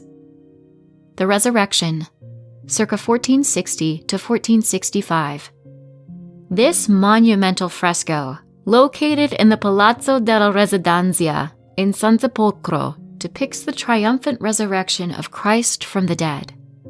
Piero's composition is marked by its sense of grandeur and solemnity, as Christ emerges from the tomb amidst a throng of astonished onlookers. The scene is bathed in a soft, diffused light, symbolizing the dawn of a new era of salvation and redemption. The History of the True Cross, Fresco Cycle, 1452 to 1466. Perhaps Piero's most ambitious and enduring masterpiece, this cycle of frescoes in the Basilica of San Francesco in Arezzo recounts the legendary history of the Cross of Christ. Through a series of meticulously rendered scenes, Piero traces the journey of the cross from its creation in the Garden of Eden to its rediscovery in St. Helena. Each panel is rich in symbolic imagery and allegorical meaning, offering viewers a profound meditation on the themes of faith, redemption, and the passage of time. Piero della Francesca passed away in relative obscurity around the year 1492. Despite his immense contributions to the world of art, Piero's death went largely unnoticed at the time, and the exact circumstances surrounding his passing remain shrouded in mystery. The leading Dutch Golden Age painters, Pieter de Hooch. In the bustling city of Delft, amidst the vibrant art scene of the Dutch Golden Age, emerged one of the most talented painters of his time, Pieter de Hooch. Born in 1629, de Hooch grew up in a period of great cultural and artistic flourishings in the Netherlands. During his formative years, de Hooch would have been surrounded by the works of renowned artists like Johannes Vermeer and Rembrandt van Rijn, who were making significant contributions to the art world. It was in this richly creative environment that de Hooch began to develop his own artistic talents. Little is known about de Hooch's early life, but by the time he reached adulthood, he had already begun to establish himself as a skilled painter. He likely received training in the studio of another artist, possibly Nicolas Berchem or Peter Groenewegen van der Med, where he would have honed his craft or learned the techniques of the Dutch masters. De Hooch's paintings are characterized by their meticulous attention to detail, use of light and shadow, and ability to capture everyday scenes with remarkable clarity. His mastery of perspective and composition set him apart as a true innovator in Dutch genre painting. Throughout his career, de Hooch painted scenes of domestic life, often depicting interiors of middle-class homes with figures engaged in daily activities. His works offer a glimpse into the social customs and values of 17th century Dutch society, portraying moments of intimacy, leisure, and domestic harmony. De Hooch's paintings also reflect his interest in architecture and spatial relationships, as seen in his meticulous renderings of interior spaces and architectural elements. He often used doorways and windows to create depth and perspective, inviting viewers to step into his meticulously crafted worlds. De Hooch's paintings typically feature interior spaces of middle-class homes, often portraying scenes of everyday life. One of the defining characteristics of his style is his adeptness at capturing the play of natural light within these domestic settings. He skillfully utilizes light to create depth and atmosphere, illuminating interiors with soft, diffused light that filters through windows and doorways. This mastery of light lends his compositions a sense of warmth and intimacy, inviting viewers into the private worlds of his subjects. In addition to his mastery of light, De Hooch is renowned for his meticulous attention to detail in rendering architectural elements and interior furnishings. He carefully depicts the intricate pattern of tiles, rugs, and textiles, as well as the subtle nuances of domestic objects such as furniture, utensils, and household items. These meticulous details not only enhance the realism of his scenes, but also provide insights into the material culture of the 17th century Dutch society. Another hallmark of De Hooch's style is his skillful composition and use of space. He often arranges figures within his compositions to create dynamic relationships and narratives, while carefully balancing the elements of the interior setting. His compositions frequently feature open doorways and windows, which serve as visual frames and conduits for the viewer's gaze, inviting them to explore the spatial depth of the scene. Furthermore, De Hooch's paintings often convey a sense of harmony and tranquility, portraying moments of familial intimacy and domestic bliss. His figures are depicted and engaged in everyday activities such as cooking, reading, or playing music, conveying a sense of domestic routine and comfort. Through his sensitive portrayal of human interactions and emotions, De Hooch captures the essence of Dutch domestic life with remarkable sensitivity and insight. His most renowned paintings are The Bedroom. This iconic painting depicts a tranquil bedroom interior with a woman seated at a table engaged in household tasks. The composition exudes a sense of domestic harmony and quietude, with the soft, diffused light filtering through the window casting a warm glow over the scene. The bedroom exemplifies De Hooch's skillful use of light and space to create a serene atmosphere within the confines of the domestic setting. A Dutch Courtyard. In this painting, De Hooch captures a picturesque courtyard scene with figures engaged in various activities. The meticulous attention to architectural detail, including the intricate patterns of the brickwork and the play of light and shadow on the surfaces, demonstrates De Hooch's mastery of composition and perspective. A Dutch courtyard is celebrated for its depiction of everyday life in the 17th century Dutch urban setting. A woman and her maid in a courtyard. This painting portrays a woman and her maid engaged in domestic chores within a tranquil courtyard setting. De Hooch skillfully renders the architectural elements of the courtyard, including the arched doorway and the tiled floor, with meticulous detail. The interaction between the figures conveys a sense of domestic routine and intimacy, reflecting De Hooch's ability to capture the nuances of everyday life. The Linen Cupboard. In this composition, De Hooch depicts a woman sorting linens in a domestic interior illuminated by soft, diffused lights. The painting is notable for its meticulous attention to detail in rendering the textures of the fabrics and the reflective surfaces of the objects. The Linen Cupboard exemplifies De Hooch's ability to imbue mundane domestic scenes with a sense of beauty and tranquility. A Woman Drinking with Two Men. This painting portrays a scene of conviviality and social interaction, with a woman seated at a table sharing a drink with two men. De Hooch adeptly captures the gestures and expressions of the figures, conveying a sense of camaraderie and relaxation. The painting is celebrated for its depiction of social customs and interpersonal relationships in 17th century Dutch society. Peter De Hooch died in or after 1684 in Amsterdam, the Netherlands. The exact date of his death is unknown. He was buried in the Nieuwe Kerk Church of Amsterdam. The cause of De Hooch's death is unknown, and he was in his early to mid-50s. De Hooch's death was a major loss for the art world. He was one of the leading genre painters of the Dutch Golden Age, and his work is celebrated for its realism, its use of light and shadow, and its depiction of everyday life. Range Murata, a celebrated Japanese artist and designer, has made a significant impact on the world of illustration, character design, and science fiction art. Born on October 2nd, 1968, Murata's unique artistic style, intricate attention to detail, and ability to capture futuristic and fantastical worlds have earned him a dedicated following and a respected place in the art community.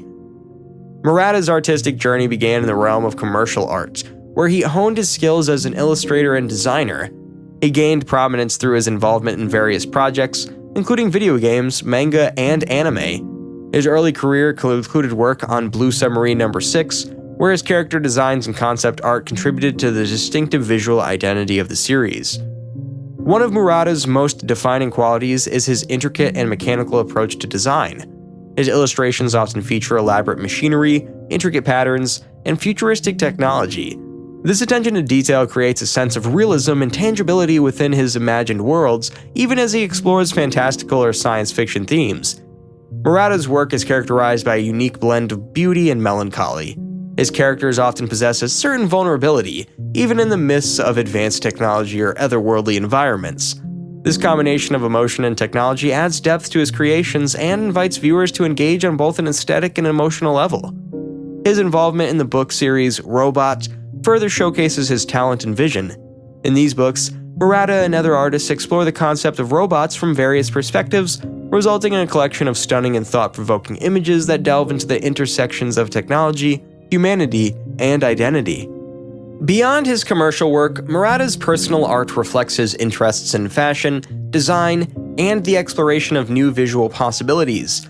His art often blurs the lines between reality and the imaginary, inviting viewers to step into worlds that are both alluring and slightly unsettling. Range Murata's legacy as an artist and designer is evident in his ability to bring futuristic and imaginative worlds to life. His contributions to various media, including anime, manga, and video games, have helped shape visual storytelling within these industries. His intricate designs, attention to detail, and thematic exploration of technology and emotion have left a lasting impact on fans and fellow creators alike, solidifying his place as a visionary artist with a distinctive and captivating style. Rex Whistler.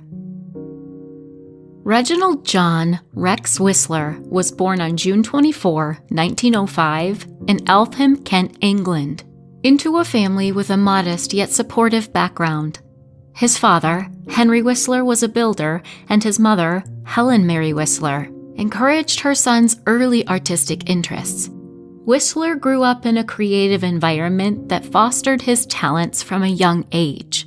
He was the elder of two sons, and his childhood was marked by a strong sense of imagination and creativity. From an early age, Whistler showed a prodigious talent for drawing and painting. His fascination with storytelling and mythology, as well as his interests in historical themes, were evident in his early works. He was also influenced by his visits to London museums and galleries, where he was captivated by the works of old masters and the decorative arts, which would later become significant influences in his career. Whistler's formal education in the arts began at the prestigious St. Paul's School in London, where his talent was recognized and nurtured. He then briefly attended the Royal Academy schools, but found the environment too rigid and uninspiring for his imaginative style. He was subsequently expelled, a setback that would have discouraged many young artists, but only seemed to propel Whistler toward finding his true artistic path. In 1922, he enrolled at the Slade School of Fine Art, part of University College London, which was known for its progressive approach to art education. It was at the Slade that Whistler truly thrived, developing his distinctive style characterized by elaborate, whimsical, and often fantastical imagery. His teachers included the celebrated Henry Tonks, whose emphasis on technical skill and draftsmanship greatly influenced Whistler's approach to art. At the Slade, Whistler became friends with notable contemporaries such as Stephen Tennant, Cecil Beaton, and the Sitwell siblings, Edith Osbert and Sacheverell Sitwell, who were key figures in British cultural circles. These connections opened doors for Whistler, leading to commissions and introductions to high society, where his talents as a muralist and painter of imaginative, theatrical scenes were highly sought after. Whistler's career took off in the 1920s with his first major commission, a mural for the Tate Gallery restaurant, completed in 1927, known as the Expedition in Pursuit of Rare Meats. This whimsical and elaborate mural showcased his ability to blend fantasy with meticulous historical detail, drawing from his love of classical art, Rococo design, and romantic landscapes.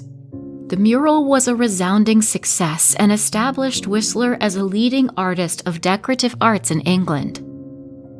Whistler became known for his murals, book illustrations, set and costume designs for the theater, and portraits. His style was characterized by an elegant, romantic, and often playful aesthetic, with influences from the Renaissance, Baroque, and 18th century European art. He was particularly skilled in trompe-l'œil, a technique that creates the illusion of three-dimensional space on a flat surface, which he used to great effect in his murals. Rex Whistler lived through a time of significant change in Britain, marked by the aftermath of World War I, the Great Depression, and the lead-up to World War II.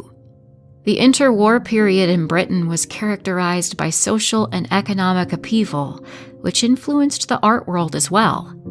Despite these challenges, Whistler found success and was able to thrive as an artist due to his unique style and the patronage of British high society.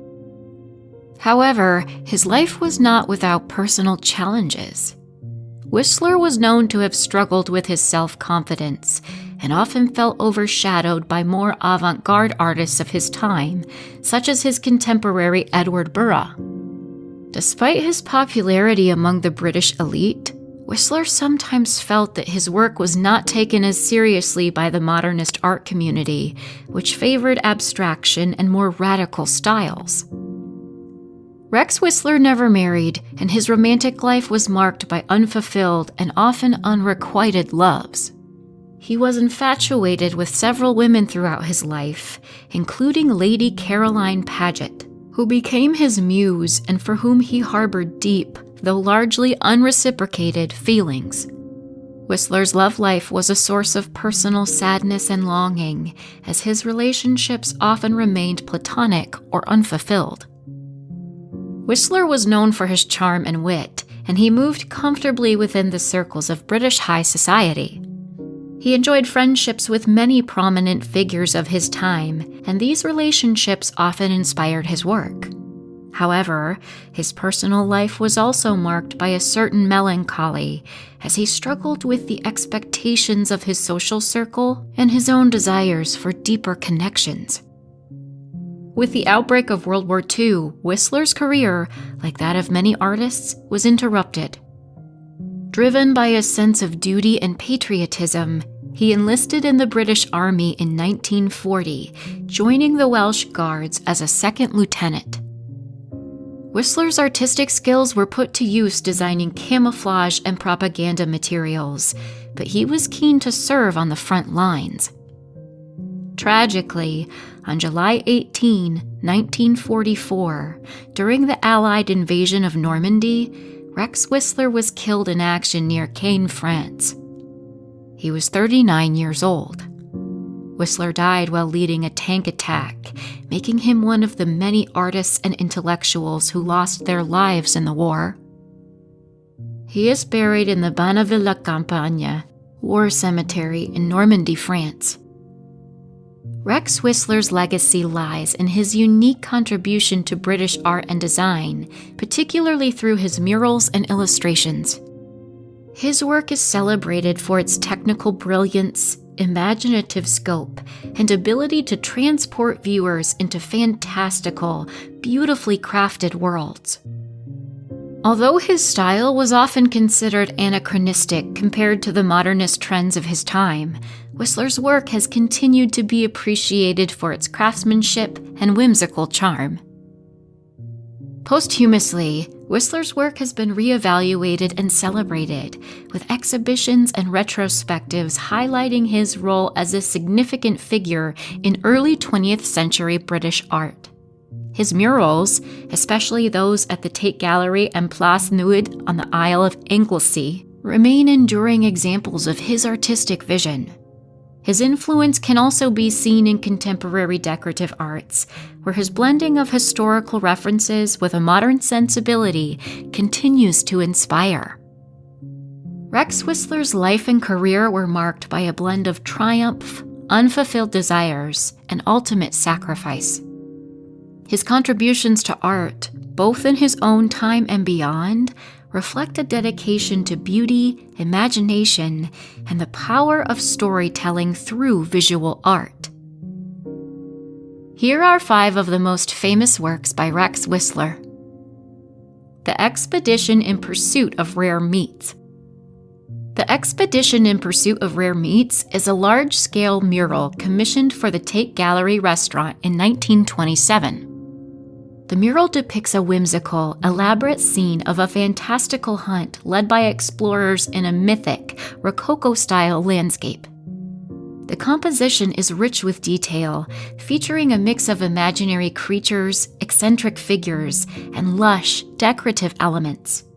The colors are vibrant, with a palette that includes deep reds, blues, and golds. The mural is designed to wrap around the space, creating an immersive experience for viewers. This work reflects Whistler's fascination with historical and fantastical themes, combining elements of 18th century Rococo with his own imaginative flair. The mural can be seen as a playful commentary on the pursuit of rare and exotic experiences, mirroring the opulence and curiosity of the era. Whistler's use of vivid colors and elaborate design elements highlights the extravagance of the subject matter, while also showcasing his skill in creating a visually engaging and entertaining narrative. The Fantasy of a Landscape. The Fantasy of a Landscape is a mural that exemplifies Whistler's love for fantastical and historical imagery. The work features a highly detailed and imaginative landscape, populated by classical and mythical figures. The scene is rendered with a surreal quality, using a palette of rich, muted colors and intricate patterns. The composition is both dynamic and balanced, with a focus on elaborate architectural elements and lush foliage. This piece reflects Whistler's interest in blending historical references with fantasy, creating a dreamlike environment that invites viewers to escape reality. The inclusion of mythical and classical elements speaks to the artist's fascination with past epochs and their aesthetics. The mural can be interpreted as a commentary on the power of imagination and the allure of historical grandeur, offering a visual narrative that transcends time and space. The Whistler Room at Place Nude. The Whistler Room at Place Nude, located on the Isle of Anglesey, features a series of murals created by Whistler between 1927 and 1929. The room's decor includes whimsical and detailed scenes of classical and mythical figures, set against a richly decorated backdrop. The murals cover the walls and ceiling, creating an immersive experience with a combination of mythological themes and elaborate design motifs. The Whistler Room reflects Whistler's mastery of decorative arts and his ability to transform a space into a living artwork. The murals embody themes of myth and fantasy, celebrating classical mythology and the decorative arts in a way that embraces the architectural space. The room itself becomes a stage for Whistler's creative vision, blending art and environment into a cohesive and enchanting experience. Portrait of Lady Caroline Paget. Portrait of Lady Caroline Paget is a striking portrait of one of Whistler's notable muses and friends. The painting features Lady Caroline in an elegant pose with an elaborate, patterned background. Whistler's use of color and texture in the portrait highlights his skill in capturing both the subject's personality and the opulence of her attire. The portrait is characterized by its intricate details and sophisticated use of light and shadow. The portrait reflects Whistler's ability to convey the personality and status of his sitters through a combination of detailed realism and artistic stylization. Lady Caroline's portrayal is not just a depiction of her physical appearance, but also a representation of her social position and the era's elegance. The portrait underscores Whistler's interest in blending decorative elements with personal likeness, creating a work that is both visually compelling and rich in character. The Mural of the Café Royal.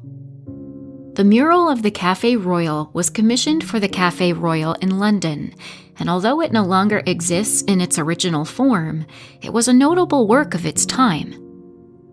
The mural depicted a fantastical scene with mythological references and extravagant decorative details. The composition was known for its dynamic use of color and intricate patterns, creating a visually stimulating environment for the cafe's patrons. The mural served as both an artistic statement and an enhancement of the cafe's luxurious atmosphere. Whistler's use of mythological and historical elements was intended to evoke a sense of grandeur and escapism, aligning with the opulent character of the Café Royal. The work is an example of how Whistler used his artistic talents to elevate everyday spaces into realms of fantasy and elegance.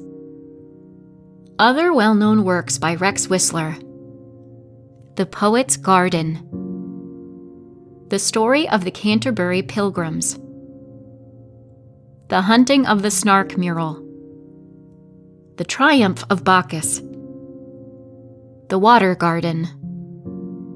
These works, like the 5 listed above, showcase Whistler's distinctive style and his contributions to decorative and figurative art. His ability to merge historical references with imaginative flair remains a key aspect of his artistic legacy. Rex Whistler's legacy is marked by his distinctive and imaginative approach to art. His work remains influential in several ways. Number 1. Decorative arts. Whistler's murals and set designs are celebrated for their elaborate and whimsical qualities. His ability to transform spaces with his imaginative vision continues to be admired in both historical and contemporary contexts. His work in decorative arts helped to popularize a style that combined historical references with a modern sensibility. Number 2. Theatrical design. Whistler made significant contributions to theatrical design, bringing a sense of fantasy and historical richness to stage productions. His work in this field influenced subsequent generations of designers and remains a reference point for the integration of art and performance. Number 3. Cultural impact. Although he was not always aligned with the avant-garde movements of his time, Whistler's work has been re-evaluated and appreciated for its unique charm and craftsmanship. His murals, particularly those in the Café Royal and Place Nude, are seen as masterpieces of early 20th century British art. Number 4. Revival of interest. Posthumously, Whistler's work has experienced a revival of interest. Exhibitions and retrospectives have highlighted his artistic achievements and contributions to British art. This renewed interest underscores his place in art history and the continued relevance of his imaginative and decorative approach. Number 5. Influence on contemporary artists. Whistler's work has influenced contemporary artists who appreciate the blend of historical and fantasy elements in his art. His use of elaborate designs and storytelling through visual art continues to inspire and inform modern artistic practices. Rex Whistler's life and career were marked by both artistic brilliance and personal sacrifice. His contributions to art, particularly in the realms of murals and theatrical design, have left an enduring legacy that continues to be celebrated. Despite the challenges and ultimate tragedy of his early death, Whistler's work remains a testament to his creativity and the impact he made on British art and culture. Robert Frank, a trailblazing photographer and filmmaker, revolutionized documentary photography and visual storytelling, leaving an indelible mark on the art world. His life's narrative is one of resilience, artistic innovation, and a profound exploration of the human condition. Born on November 9, 1924 in Zurich, Switzerland, Robert Frank's early life unfolded amidst the backdrop of a tumultuous Europe between the two world wars. His upbringing was marred by the rise of fascism, economic instability, and the looming specter of war. These formative experiences instilled in him a sense of restlessness and a desire for artistic expression. Frank's passion for photography emerged during his teenage years when he appeared with various photographers and printers in Switzerland. His artistic inclinations prompted him to seek opportunities beyond the confines of his home country. In 1947, at the age of 23, Frank embarked on a journey to the United States, setting sail on what would become a transformative voyage.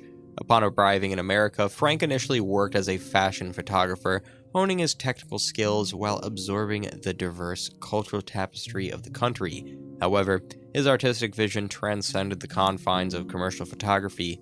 Immersed in the vibrant and dynamic landscape of post-war America, Frank was deeply moved by the social realities, disparities, and the nuances of everyday life. His seminal work, The Americans, published in 1958, stands as a testament to his perceptive eye and groundbreaking approach to documentary photography. Traveling across the United States for 2 years, Frank captured a poignant visual narrative that unveiled the complexities and contradictions of American society. His candid and unfiltered images portrayed a raw, unvarnished truth: poverty, segregation, alienation, and the mundane aspects of daily existence. Frank's photographic style deviated from the established norms of the time. He eschewed formal compositions, opting instead for spontaneous and often blurry shots that captured the essence of fleeting moments. His use of grainy film, unconventional angles, and focus on marginalized communities challenged the prevailing conventions of photography, ushering in a new era of visual storytelling. Beyond his iconic photography, Frank ventured into filmmaking, producing documentaries that echoed his keen observation of society. His films, such as Pull My Daisy and Cocksucker Blues, reflected his unconventional approach, capturing the essence of countercultural movements and challenging societal norms. Robert Frank's artistic evolution is a testament to his radical departure from traditional photography, ushering in a new era of documentary and artistic expression that resonated far beyond the confines of the medium. Frank's early career in the late 1940s and early 1950s saw him working as a fashion photographer, honing his technical skills while immersing himself in the vibrancy of post-war America. However, his artistic vision surpassed the confines of commercial work. His experiences in Europe and his subsequent immersion in American culture profoundly influenced his perspective and approach to photography. The turning point in Frank's artistic evolution came with his monumental work, The Americans. Between 1955 and 1956, he embarked on an extensive journey across the United States, capturing an intimate and unfiltered portrayal of the American landscape and its people. The resultant photographs challenged the prevailing notions of post-war American life, revealing a poignant and often gritty reality that diverged from the idealized imagery often depicted in mainstream media. Frank's photographic style was groundbreaking. He eschewed the polished and posed aesthetics of conventional photography, opting instead for a raw and unvarnished approach. His images were characterized by spontaneity, blur, and unconventional framing, reflecting a visceral and candid documentation of human experiences. Using his high-contrast grainy film and his emphasis on capturing the overlooked moments of everyday life defined the norms of photographic composition. Throughout The Americans, Frank focused on themes of alienation, racial segregation, economic disparity, and the loneliness of modern existence. His photographs transcended mere documentation, delving deeper into the emotional and psychological landscape of the nation. Each image was a potent visual commentary, evoking a spectrum of emotions and challenging viewers to confront uncomfortable truths about American society. Following the publication of The Americans in 1958, Frank's work had a profound impact on the trajectory of documentary photography. His unconventional and deeply introspective approach revolutionized the genre, inspiring a new generation of photographers to embrace spontaneity, authenticity, and a deeper exploration of the human condition. Beyond photography, Frank ventured into filmmaking, further expanding his artistic horizons. His films echoed the same spirit of experimentation and rebellion against traditional narratives, capturing the essence of countercultural movements and societal complexities. Robert Frank's artistic evolution stands as a testament to his unwavering commitment to truth-telling through his lens. His departure from conventional norms redefined the possibilities of documentary photography, leaving an enduring legacy that continues to inspire artists and challenge the perceptions of the world around us. At the core of Frank's creative process lay a keen sense of observation. He immersed himself in his surroundings, absorbing the nuances of people, places, and cultures. His innate curiosity allowed him to connect with the essence of his subjects, enabling him to capture the unguarded moments that revealed the depth of human experience. Frank's creative process revolved around spontaneity and unpredictability. He eschewed the conventional norms of formal composition, preferring to embrace the unexpected and the unscripted moments.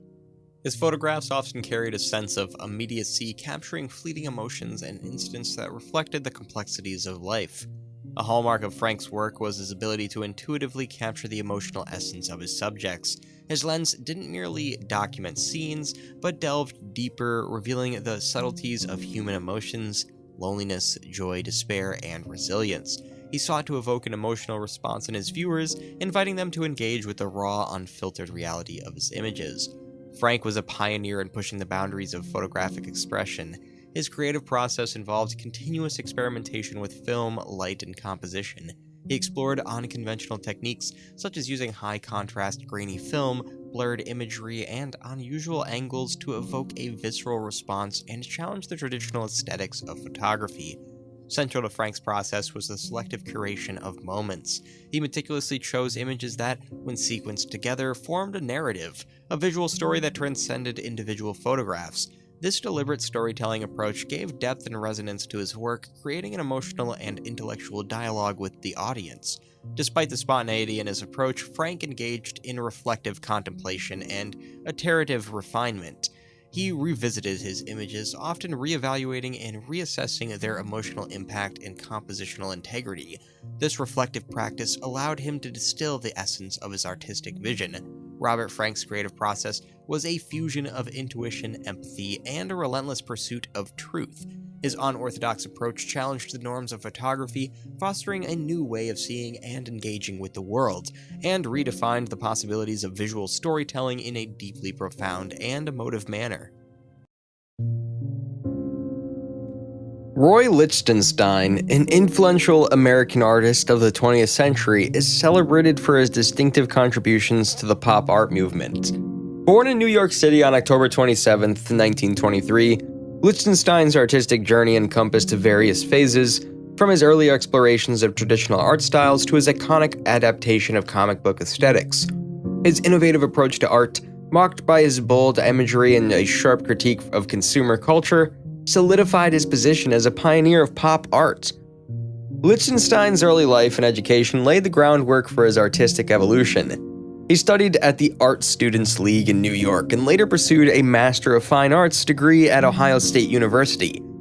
His early works reflected the influence of movements like Cubism and Expressionism, showcasing his technical skills and experimentation with different styles. However, it was his encounter with the burgeoning pop culture of the 1960s that would propel him into the limelight. The emergence of pop art in the 1960s provided Lichtenstein with a fresh avenue for his creative expression. He turned to the world of comic books, advertisements, and everyday objects as inspiration for his art. His unique interpretation of these familiar images involved meticulous hand painting that simulated the mechanical printing techniques of comics, including the use of Ben-Day dots and primary colors. This replication of mass-produced imagery questioned notions of originality, highlighting the repetitive and superficial nature of popular culture. Among Lichtenstein's most iconic works is Wham! 1963, a diptych painting that captures the intensity of aerial combat, sourced from a comic book panel. Through this monumental artwork, Lichtenstein transformed a transient moment into a timeless symbol of both heroism and tragedy. The meticulous detail of the plane and the fiery explosion, juxtaposed with the deliberate mechanical style, evokes a complex emotional response from the viewer. Lichtenstein's artistic exploration extended beyond comics to encompass a diverse array of subjects. He reimagined famous works of art by artists such as Picasso and Monet, effectively merging high art with popular culture. His series Brushstrokes, 1965, which rendered painterly gestures in a stylized manner, demonstrated his ability to blur the line between representation and abstraction. These works showcased Lichtenstein's ability to engage with art history while maintaining his signature style. Beyond his visual art, Lichtenstein's work held a deep conceptual significance. By appropriating and recontextualizing mass-produced images, he addressed the commercialization of art and the shallowness of contemporary visual culture. His art questioned the boundaries between high and low art forms, prompting viewers to reconsider their preconceived notions of artistic value. Roy Lichtenstein's influence continues to reverberate in the art world and beyond.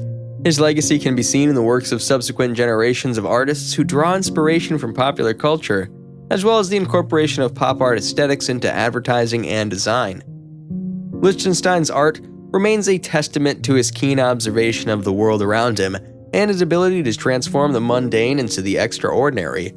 Through his innovative approach to arts, he bridged the gap between fine art and popular culture, leaving an indelible mark on the trajectory of contemporary art history. Salvador Dali stands as an iconic figure whose artistic prowess transcended the realms of conventional thought. His distinctive style and enigmatic persona continue to mesmerize and intrigue art enthusiasts worldwide. Join us on an exploration of the life and legacy of Salvador Dali, a visionary artist whose impact on the art world remains unparalleled. Dali was born on May 11, 1904, in Figueres, Catalonia, Spain. His upbringing within a supportive and artistic environment fostered his early interest in creativity. His parents, recognizing his burgeoning talent, encouraged his artistic pursuits from an early age. Dali's formal artistic education began at the Royal Academy of Fine Arts in San Fernando in Madrid. Despite his brief tenure, his unorthodox methods and rebellious spirit set him apart from his contemporaries.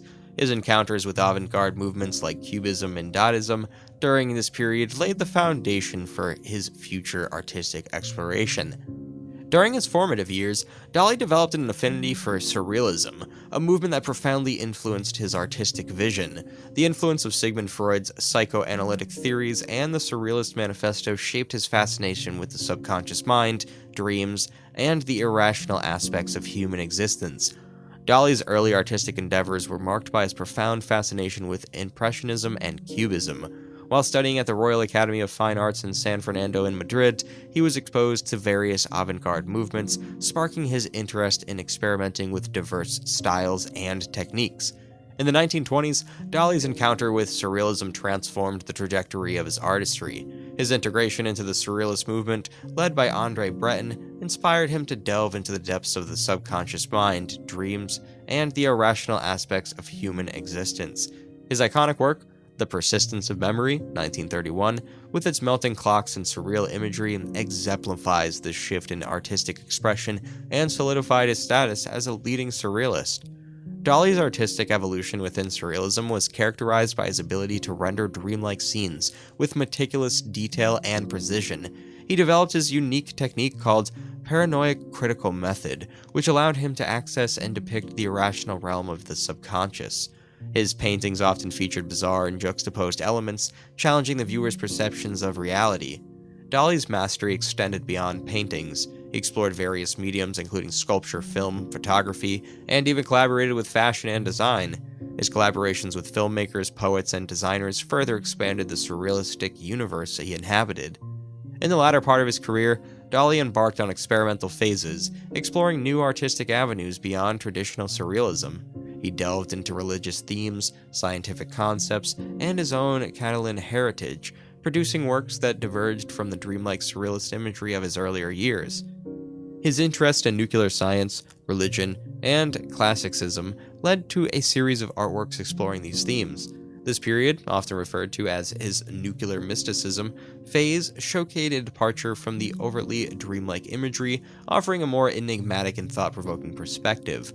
At the heart of Dali's creative process lay a fascination with dreams and the subconscious mind. He believed that dreams were a window into the inner psyche, an untapped realm of boundless creativity. Dali meticulously documented his dreams and used them as a wellspring of inspiration for his artworks, and his paintings often featured surreal, dreamlike landscapes and symbolic imagery, drawing from the depths of his subconsciousness. Dali developed a unique artistic method known as the paranoid critical method. This technique involved tapping into his subconscious through a state of self-induced paranoia. By deliberately inducing paranoia, he assessed a heightened creative state, allowing seemingly unrelated images and ideas to converge in his mind. This method enabled him to interpret reality in unconventional ways, resulting in artworks filled with disjointed yet cohesive imagery. Contrary to the spontaneous appearance of his paintings, Dali's creative process was characterized by meticulous planning and attention to detail. Before starting a painting, he would conduct extensive research and sketch out his ideas meticulously. His sketches were intricate and detailed, serving as blueprints for his final works. Each element in his paintings was carefully crafted with precise brushwork and meticulous execution. Dali was a master of technique, experimenting with various artistic methods to achieve his desired effects. He employed techniques such as meticulous brushwork, precise detailing, and optical illusions to create depth and surrealism in his paintings. His exploration of texture, color, and perspective contributed to the dreamlike quality of his artworks. Salvador Dali's impact on surrealism is profound and enduring. He elevated surrealism to new heights, becoming one of the most iconic figures. His ability to depict the subconscious mind with vivid and dreamlike imagery, exemplified by works like The Persistence of Memory, defined the movement and solidified his position as a pioneer of surrealism. Dali's legacy lies in his relentless pursuit of innovation and experimentation. His artistic evolution, from his early surrealist masterpieces to later experimental phases, inspired artists to break free from artistic conventions. His techniques, such as the paranoid critical method and meticulous attention to detail, continue to inspire contemporary artists seeking to push the boundaries of imagination and perception. Beyond paintings, Dali's influence extended to sculpture, film, photography, design, and even advertising. His collaborations with filmmakers, photographers, and designers showcased his ability to transcend artistic boundaries and innovative across various mediums. His multidisciplinary approach continues to inspire artists to explore diverse avenues of creative expression. Dali's eccentric personality and flamboyant style made him a cultural icon. His distinct appearance, waxed mustache, flamboyant attire, and theatrical demeanor contributed to his iconic status. His presence in popular culture, from films to fashion, continues to fascinate and captivate audiences worldwide. Dali's personal life was intertwined with significant relationships, notably his marriage to Gala Dali, a muse and pivotal figure in his life and art. Gala's influence on Dali was profound. She served as his muse, manager, and inspiration for numerous artworks. Their relationship was unconventional and often tumultuous, marked by intense passion and occasional strife. Dali's public persona was as iconic as his art. He cultivated an eccentric and flamboyant image, sporting a distinctive waxed mustache, flamboyant attire, and theatrical mannerisms. His self-promotion and controversial statements often drew attention, contributing to his status as a larger-than-life figure in the art world. Dali's reflections and philosophical views were as intricate as his artworks. He expressed a deep interest in exploring the human psyche, dreams, and the irrational aspects of existence. His writing and interviews revealed a complex mind grappling with philosophical concepts, often blending reality with fantasy and embracing paradoxes. As Dali aged, his health deteriorated, limiting his artistic output. He spent his later years in seclusion, facing health issues that curtailed his creative vigor. His reflections during this period delved into themes of mortality, legacy, and the intersection between art and life. Salvador Dali's personal life was a tapestry of complexity, passion, and introspection. His relationships, eccentricities, and philosophical musings were interwoven with his artistic genius, contributing to the enigma that continues to fascinate admirers and art enthusiasts worldwide.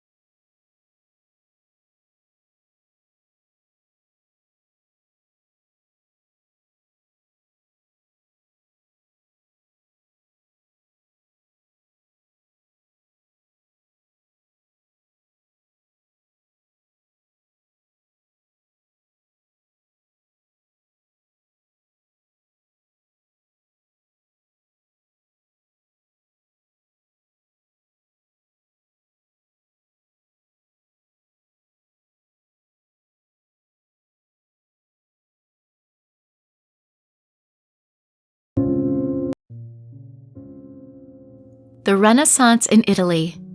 Sandro Botticelli. Sandro Botticelli was born in Florence, Italy in 1445.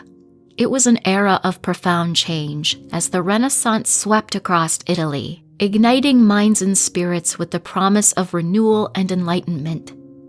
Against this backdrop of innovation and renewal, Botticelli's formative years were shaped by the vibrant atmosphere of Florence, a city teeming with intellectual ferment and artistic experimentation. From a young age, he showed a keen interest in the arts, captivated by the vibrant colors and graceful forms of the natural world. As a young apprentice, Botticelli honed his craft under the tutelage of Florentine masters such as Fra Filippo Lippi, whose expressive style and innovative techniques left a lasting impression on the young artist.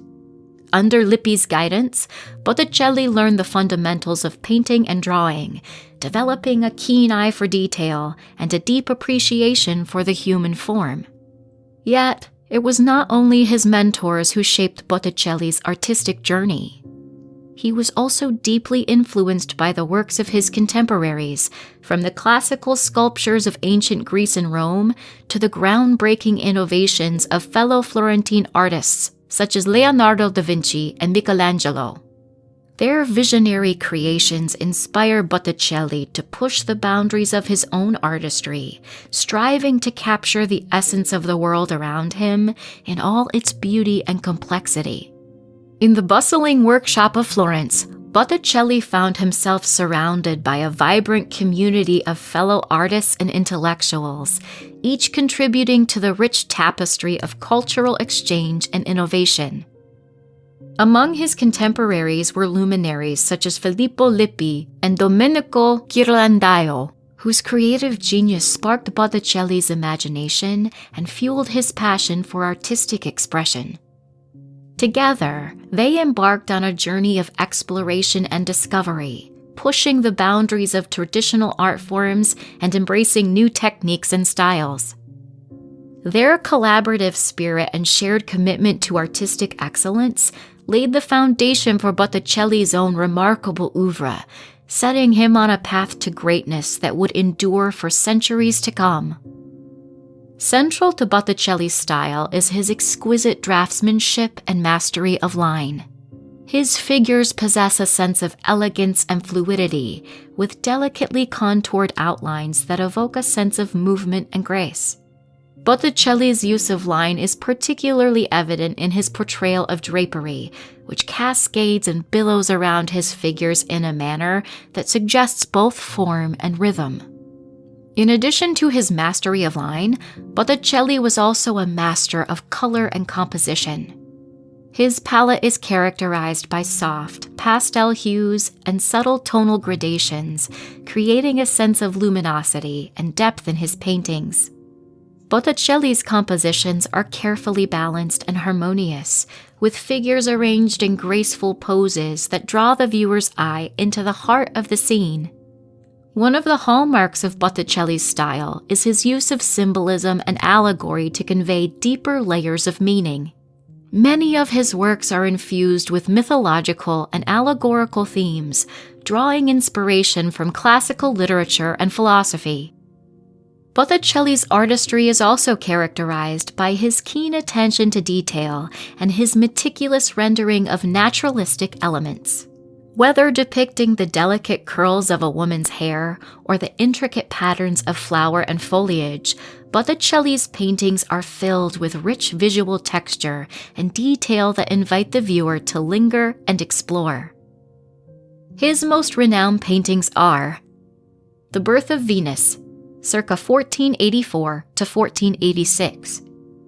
One of Botticelli's most iconic works, The Birth of Venus depicts the goddess Venus emerging from the sea on a giant scallop shell.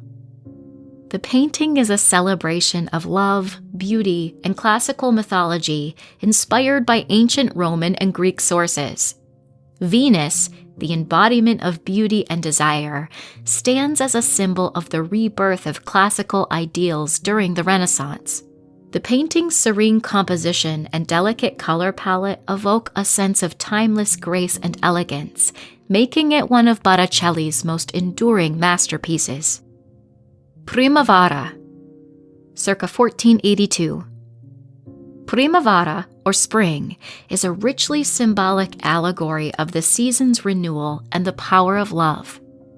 The painting features a group of mythological figures, including Venus, Cupid, and the Three Graces, set against a lush, verdant landscape. Each figure represents a different aspect of love and fertility, from Venus, the goddess of love, to Mercury, the messenger of the gods. Botticelli's intricate composition and meticulous attention to detail imbue the painting with a sense of enchantment and mystery, inviting viewers to contemplate the deeper meanings hidden within its lush, symbolic imagery. The Adoration of the Magi, circa 1475 to 1476. This monumental altarpiece depicts the biblical scene of the three wise men presenting gifts to the infant Jesus. Botticelli's interpretation of the Adoration is characterized by its richly detailed narrative and its emphasis on the divine significance of the event. The painting is filled with symbolic elements, from the exotic gifts of the Magi to the celestial host of angels hovering above. Botticelli's meticulous craftsmanship and masterful use of color create a sense of awe and reverence, inviting viewers to contemplate the spiritual significance of Christ's birth. The Annunciation, circa 1489 to 1490. Botticelli's portrayal of the Annunciation, the moment when the angel Gabriel announces to the Virgin Mary that she will conceive the Son of God, is a masterpiece of religious iconography. The painting captures the moment of divine revelation with a sense of serene beauty and grace. The Virgin Mary, portrayed with humility and reverence, gazes upward in quiet contemplation as the angel delivers his message. Botticelli's use of delicate brushwork and subtle symbolism imbues the scene with a sense of profound spirituality, inviting viewers to meditate on the mysteries of faith. Venus and Mars, circa 1485. This playful and sensual painting depicts the love affair between the goddess Venus and the god of war, Mars. The scene is set in a lush garden, where Venus reclines seductively while Mars sleeps, his armor discarded at his side. Botticelli's portrayal of the mythological couple is imbued with a sense of eroticism and humor, as Venus playfully teases Mars with a sprig of roses. Yet, beneath the surface, the painting also explores deeper themes of love and desire, as well as the delicate balance between passion and war. Through his masterful brushwork and nuanced storytelling, Botticelli invites viewers to contemplate the complexities of human emotion and relationships. Sandro Botticelli's death marked the end of an era in the annals of Italian Renaissance art. He passed away in May 1510, leaving behind a legacy of artistic brilliance that continues to resonate with audiences around the world. Though the exact circumstances of his death remain unclear, Botticelli's artistic vision and creative genius endure as a testament to his enduring impact on the art world. In his final years, Botticelli's style fell out of favor with the changing tastes of the time, and he struggled to find commissions for his work. Despite this, his paintings continued to be admired and revered by later generations of artists and connoisseurs, ensuring his place in the pantheon of great masters. Growing up in a culturally vibrant city like Stockholm, Gate was exposed to a variety of artistic influences from an early age.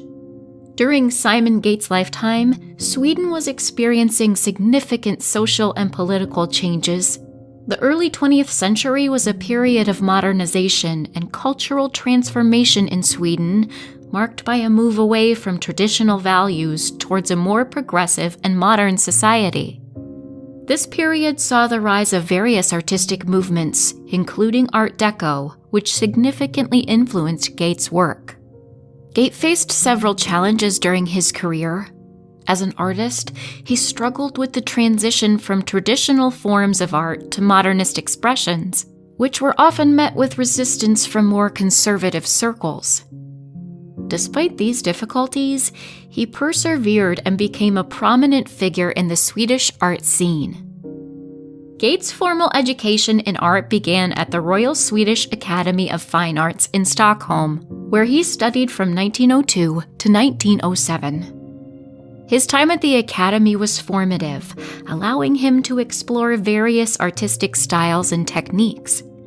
The Academy's emphasis on classical training provided a solid foundation, but Gate was also exposed to the emerging Art Deco movement, which would later become a defining feature of his work.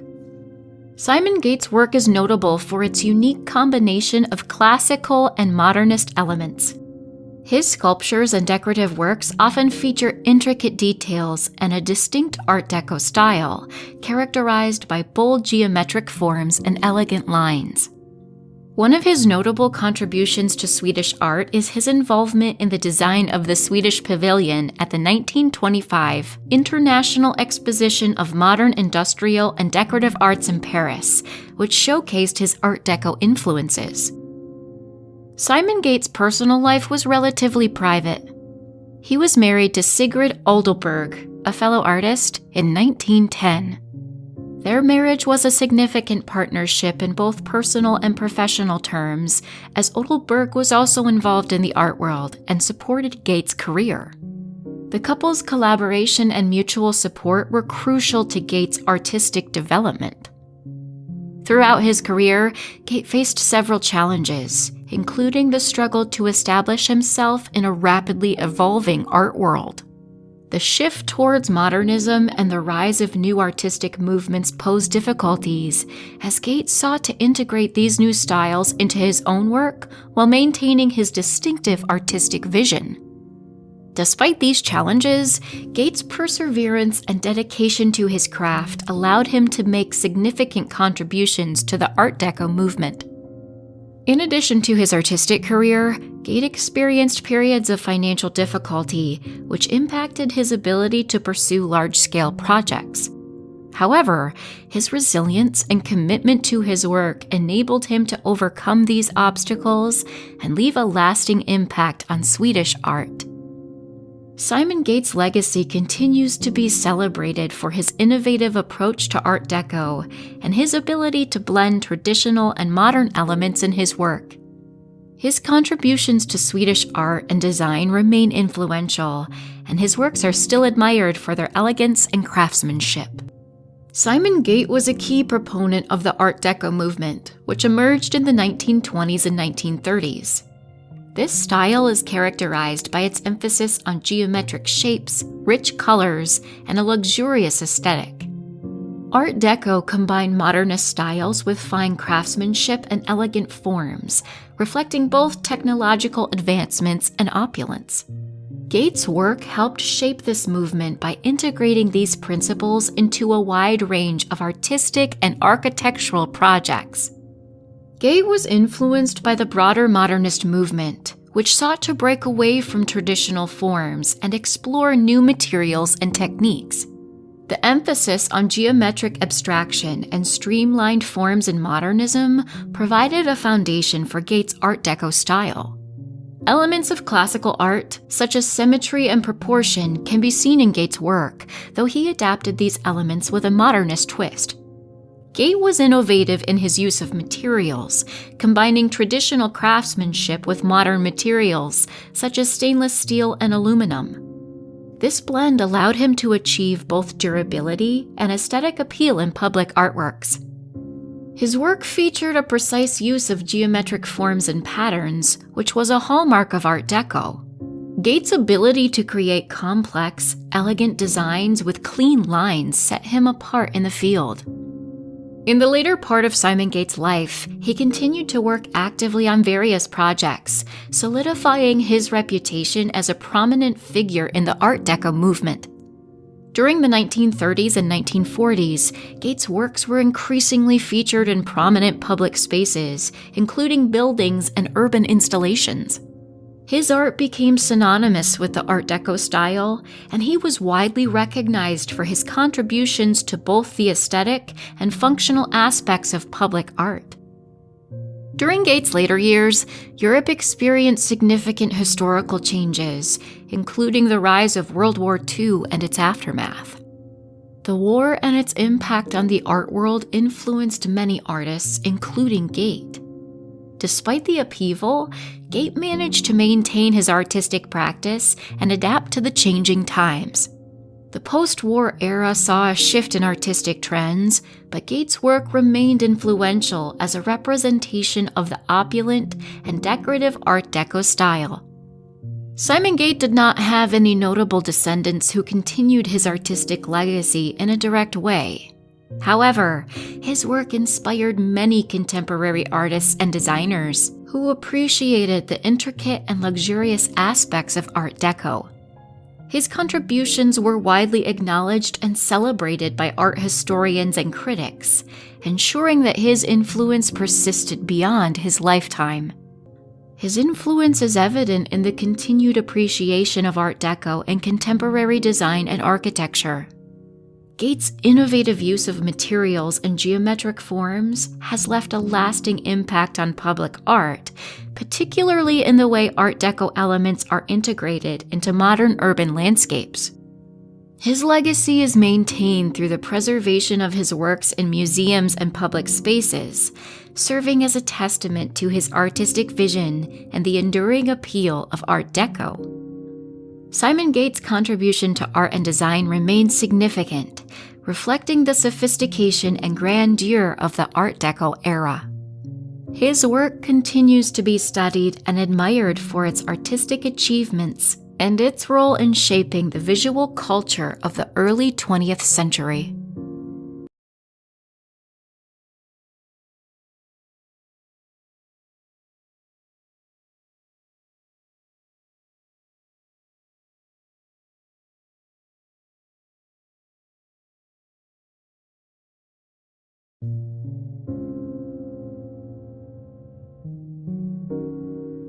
Art in 5. Silhouette. Silhouette was a renowned American artist known for his contributions to the conceptual art movement. He was born in 1928 in Hartford, Connecticut, and grew up in New Britain. Silhouette studied at Syracuse University, where he earned a Bachelor of Fine Arts degree in 1949. Silhouette began his career as an artist in the 1960s, a time when the art world was undergoing significant changes. It was during this period that conceptual art emerged as a major new movement, challenging traditional notions of art and creativity. Silhouette quickly became a leading figure in this movement, and his work would go on to have a profound influence on the course of contemporary art. One of Silhouette's most significant contributions to conceptual art was his embrace of the idea that the concept or idea behind a work of art was more important than the final product itself. This idea became a cornerstone of conceptual art and set it apart from traditional art forms, which focused more on the physical creation of objects. Silhouette's work was characterized by its simplicity and geometric forms. He used basic shapes such as squares, circles, and triangles, arranging them in patterns that were often repeated throughout his work. He also explored the use of color, using bright, bold hues to create a sense of energy and movement in his pieces. One of Silhouette's most famous series of works is his wall drawings, which he began creating in the 1960s.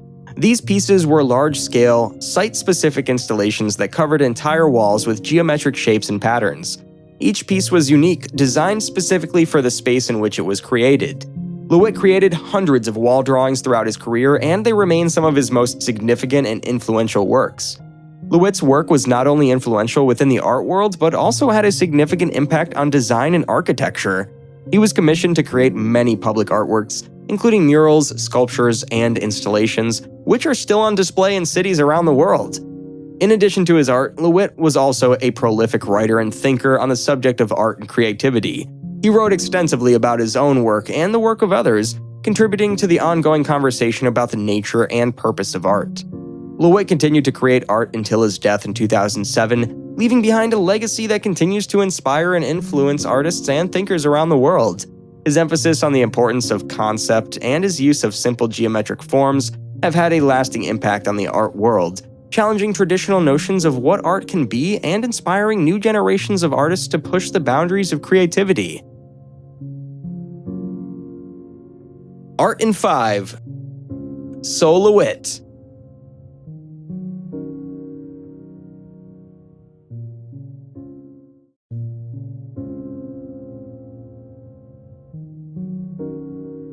Art in 5. Sonia Delany. Sonia Delany was a Russian-born artist and designer who played a key role in the development of the avant-garde movement in Europe in the early 20th century. She was born in Sarastern in 1885 in Ukraine, but later changed her name to Sonia Turk when she moved to Paris in 1905 to study art. There, she met her future husband, the painter Robert Dulany, with whom she would collaborate on many of her most famous works. Together, Sonia and Robert developed a style of painting that they called simultaneism, which emphasized the use of bright colors and geometric shapes to create dynamic, multi-layered compositions. They were inspired by the new technologies of the time, such as electricity and telegraphy, which they saw as emblematic of the modern era. Sonia's work was particularly innovative in its use of color. She was one of the first artists to recognize the expressive potential of color, using it not just as a means of representation, but as an independent element of design. She created vibrant, abstract compositions that explored the interplay of color, shape, and light.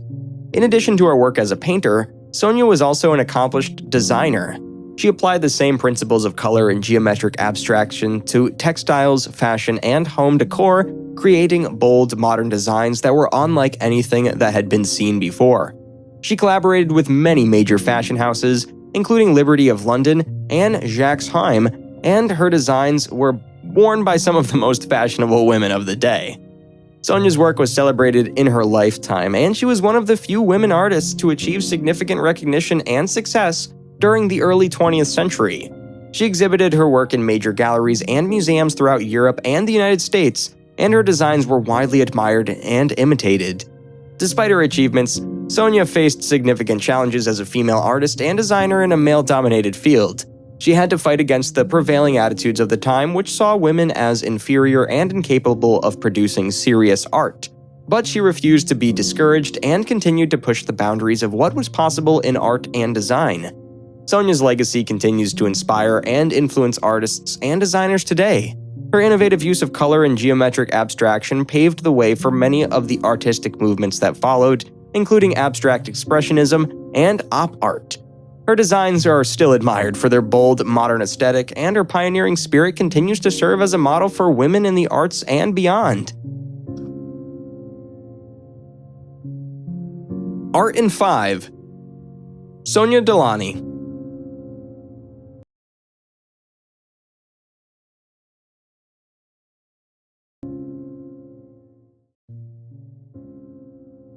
Stephen Meisel, a highly influential and celebrated fashion photographer, rose to prominence for his innovative and transformative contributions to the fashion industry. Moreover, details about his personal life and early years are not extensively publicized, as Meisel remains a relatively private person. Born on June 5, 1954, in New York City, Meisel grew up with a passion for art and a keen eye for aesthetics. His childhood experiences and upbringing significantly shaped his artistic inclinations, although specific details about his early life remain largely undisclosed. It's known that his fascination with photography began at a young age, and he cultivated his skills beyond the lens from an early age.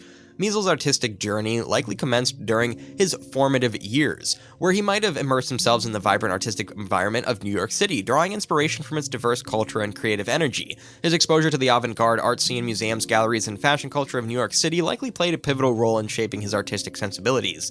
In his pursuit of photography, Meisel might have undergone formal training or engaged in self-directed study to refine his craft. His early influences might have encompassed various artistic mediums, ranging from fine art to fashion and popular culture. Meisel's propensity for innovative and boundary-pushing photography likely evolved during these years, setting the stage for his groundbreaking career. However, Meisel is famously private, maintaining a low profile and rarely sharing personal details or experiences publicly. Consequently, specific anecdotes or detailed insights into his childhood, familial background, or early influences are not extensively available in the public domain. Despite this, his impact and contributions to the fashion photography landscape have been profound profound and enduring, establishing him as an iconic and influential figure within the industry. Stevens' early works were profoundly influenced by a diverse array of artistic, cultural, and societal factors, which significantly shaped his evolution as a groundbreaking fashion photographer. Growing up in New York City, Stephen was exposed to a rich tapestry of artistic movements from avant-garde art to pop culture. The city's vibrant artistic energy likely fueled his creativity. The city's museums, galleries, street art, and fashion culture could have served as a wellspring of inspiration for Meisel's burgeoning artistic vision. Stephen might have drawn inspiration from various art forms, including painting, sculpture, and classical photography. Influences from artists like Richard Avedon or Irving Penn, renowned fashion photographers, might have shaped his aesthetic sensibilities. Elements of composition, lighting, and the portrayal of beauty and style might have been informed by his appreciation for fine art.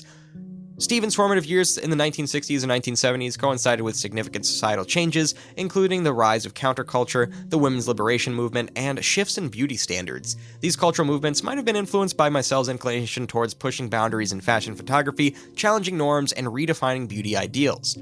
Stephen's surroundings in New York City immersed him in a world of fashion and pop culture. The city's dynamic fashion scene and the ever-evolving trends might have inspired his innovative approach to fashion photography. His early exposure to fashion magazines, runway shows, and the iconic personalities of the era likely played a role in shaping his understanding of style and glamour. As Stephen honed his craft, he might have experimented with different techniques, styles, and visual narratives. This period of exploration could have been instrumental in defining his unique photographic style, characterized by boldness, narrative depth, and an ability to capture the zeitgeist. Stephen's artistic development was a culmination of these multifaceted influences, amalgamating into a distinctive visual language that challenged convictions in fashion photography. His ability to merge artistic sophistication with societal commentary and his knack for presenting unconventional beauty with elegance and impact became hallmarks of his work. The amalgamation of these influences laid the groundwork for Stephen's influential and transformative career in fashion photography, positioning him as a visionary within the industry. Stephen's prolific career in fashion photography encompasses numerous influential projects that have left an indelible mark on the industry. Some of his most significant works and projects include Meisel's extensive collaboration with Vogue Italia spans decades, producing iconic covers and groundbreaking editorials. His contributions to the magazine redefined fashion photography, introducing innovative concepts, unconventional beauty, and narrative depth. Notably, his Makeover Madness editorial in 1984 challenged beauty norms by transforming models into fictional characters, showcasing his penchant for storytelling and visual narrative. Versace campaigns. Meisel's collaboration with Versace became legendary, producing memorable campaigns that epitomized opulence and glamour. His work with the fashion house, particularly the campaigns featuring supermodels like Linda Evangelista, Christie Turlington, and Naomi Campbell, became emblematic of the 90s fashion excess and high glamour. The imagery combined sophistication with edginess, influencing fashion aesthetics globally. Madonna's Sex Book. Stephen's collaboration with Madonna on her controversial Sex Book 1992 was a bold departure from traditional fashion photography. The book, a fusion of art, erotica, and fashion, featured provocative and boundary-pushing imagery that challenged societal norms. Meisel's contribution to this project showcased his ability to push artistic boundaries and create a cultural conversation around sexuality and empowerment. Meisel's work with Calvin Klein, particularly the iconic campaigns in the 90s, redefined the brand's image and influenced fashion advertising. His minimalist yet evocative approach captured the brand's sensuality and sophistication, exemplified in campaigns featuring Kate Moss and Mark Wahlberg. These campaigns set new standards for advertising, emphasizing raw emotion and intimacy. Throughout his career, Meisel utilized fashion photography as a platform for social commentary and critique. Projects like Water and Oil editorial 2010 for Vogue Italia lacked environmental issues, utilizing fashion imagery to raise awareness about sustainability and conservation. These ventures showcased Meisel's ability to merge fashion with thought-provoking concepts, adding depth and substance to his work. Meisel's significance work revolutionized fashion photography by blending artistic innovation, narrative depth, and societal commentary. His collaborations with prestigious publications and fashion houses reshaped the visual landscape of the industry, setting new standards for creativity and sophistication. These projects not only influenced fashion aesthetics, but also challenged societal norms, solidifying Stephen's status as a visionary photographer and storyteller within the fashion world.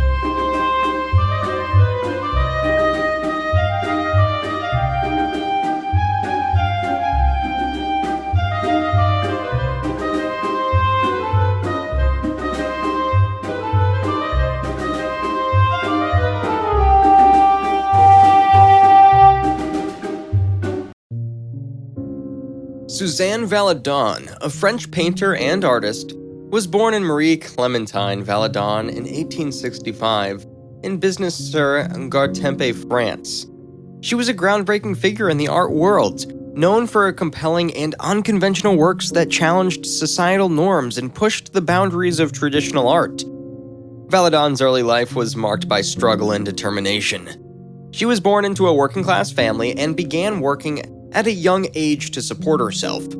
Her talent as an artist was discovered when she modeled for prominent painters, including Pierre Augustus Renoir and Henri Toulouse-Lautrec. Inspired by these interactions, Valadon embarked on her own artistic journey, defying the conventions of her time.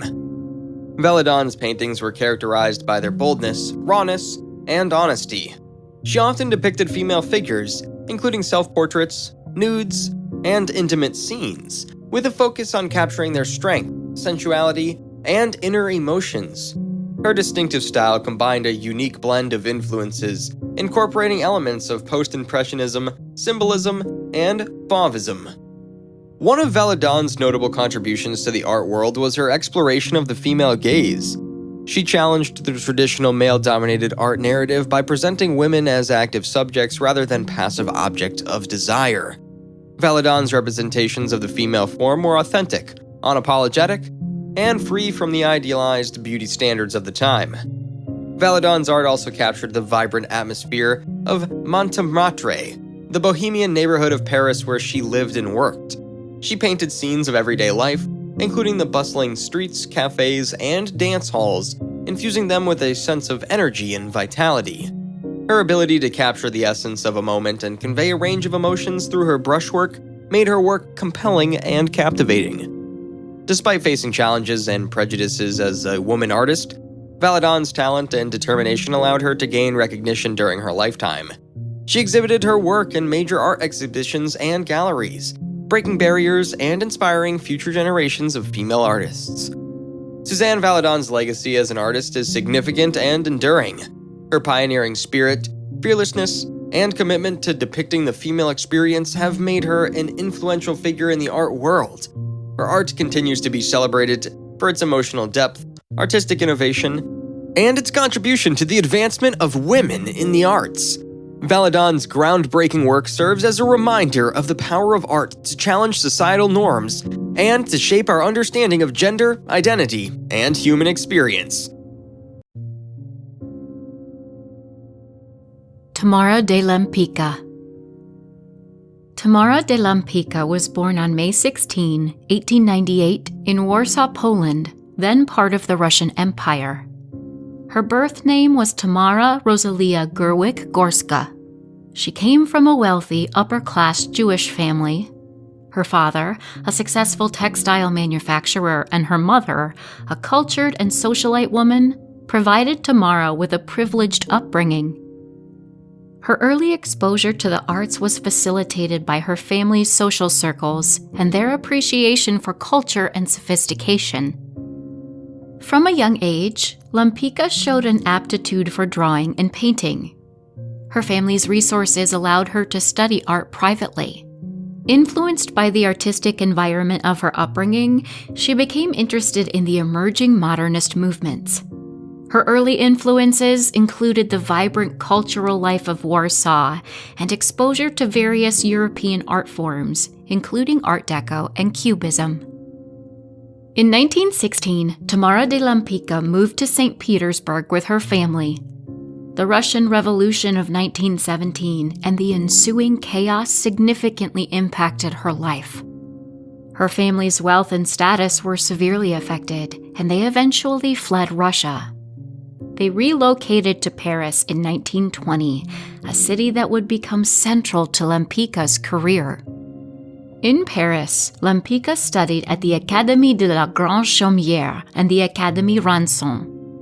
Although she never formally trained at a major art institution, these art schools provided her with valuable connections and exposure to contemporary artistic trends. Paris was a hotbed of artistic innovation, and Lempicka immersed herself in the city's dynamic art scene. Tamara de Lempicka became one of the leading figures of the Art Deco movement, known for her distinctive style that combined neoclassicism with modernist elements. Her work is characterized by its bold geometric forms, strong lines, and vibrant colors, often depicting glamorous and sophisticated subjects. Lempicka's paintings from the 1920s and 1930s include portraits of high society figures, nudes, and still lifes, all executed with a sense of elegance and luxury. Her work was celebrated for its depictions of modern femininity and its blend of classical and modern aesthetics. Lempicka's career unfolded during a time of significant social and political change. The 1920s and 1930s in Europe were marked by economic upheaval, political instability, and the rise of fascism. In Paris, she was part of the city's vibrant art scene, which was influenced by the broader cultural shifts of the period, including the fascination with modernity and the decadence of the Roaring Twenties. The political climate in Europe also impacted Lempicka's life and career. The rise of Nazism in Germany and the growing tensions in Europe affected many artists and intellectuals. Lempicka, who was of Jewish heritage, faced challenges related to her background and the shifting political landscape. Tamara de Lempicka married Tadeusz Lempicki, a wealthy Polish lawyer, in 1916.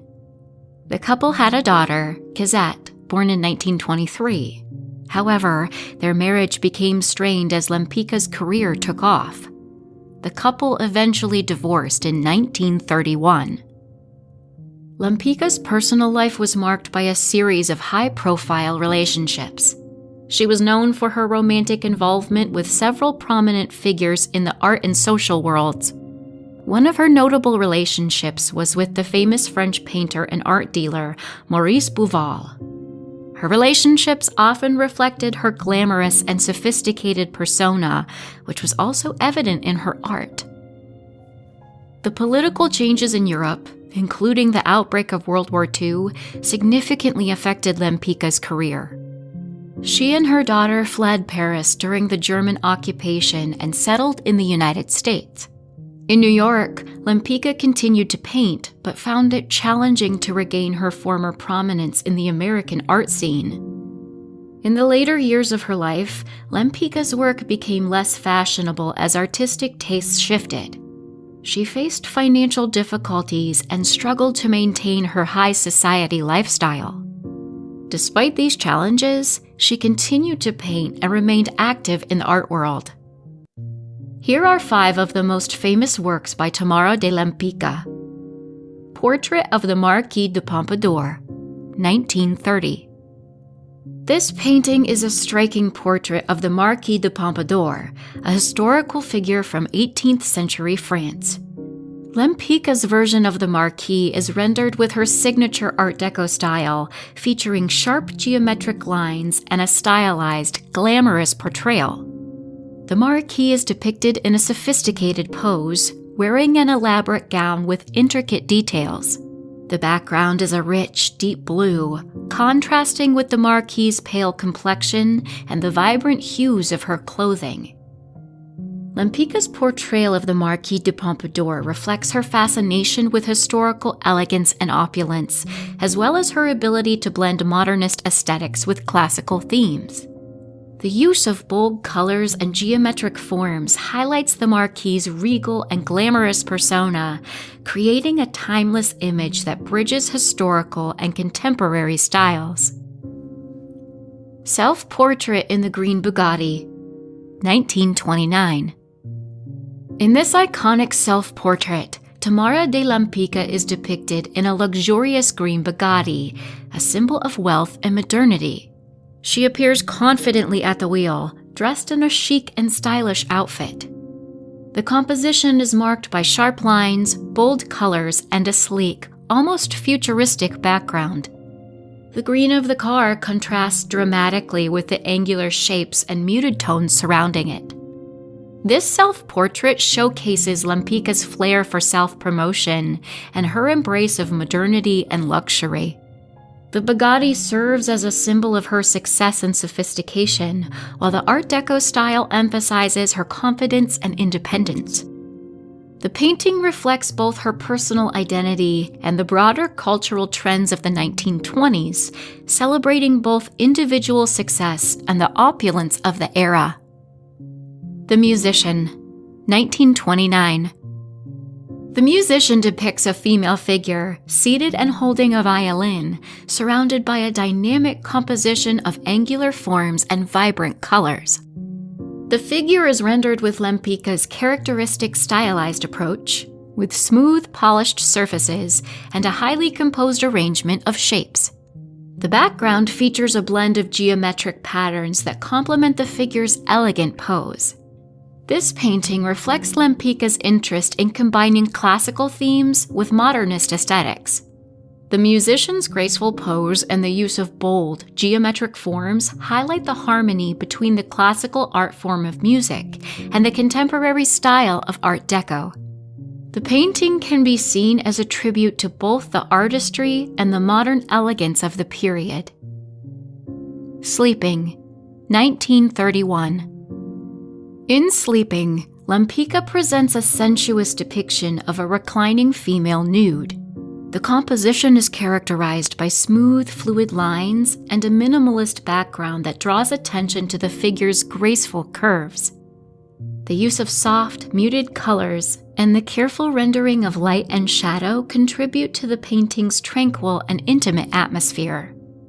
This work exemplifies Lempicka's ability to merge sensuality with a refined, modernist aesthetic.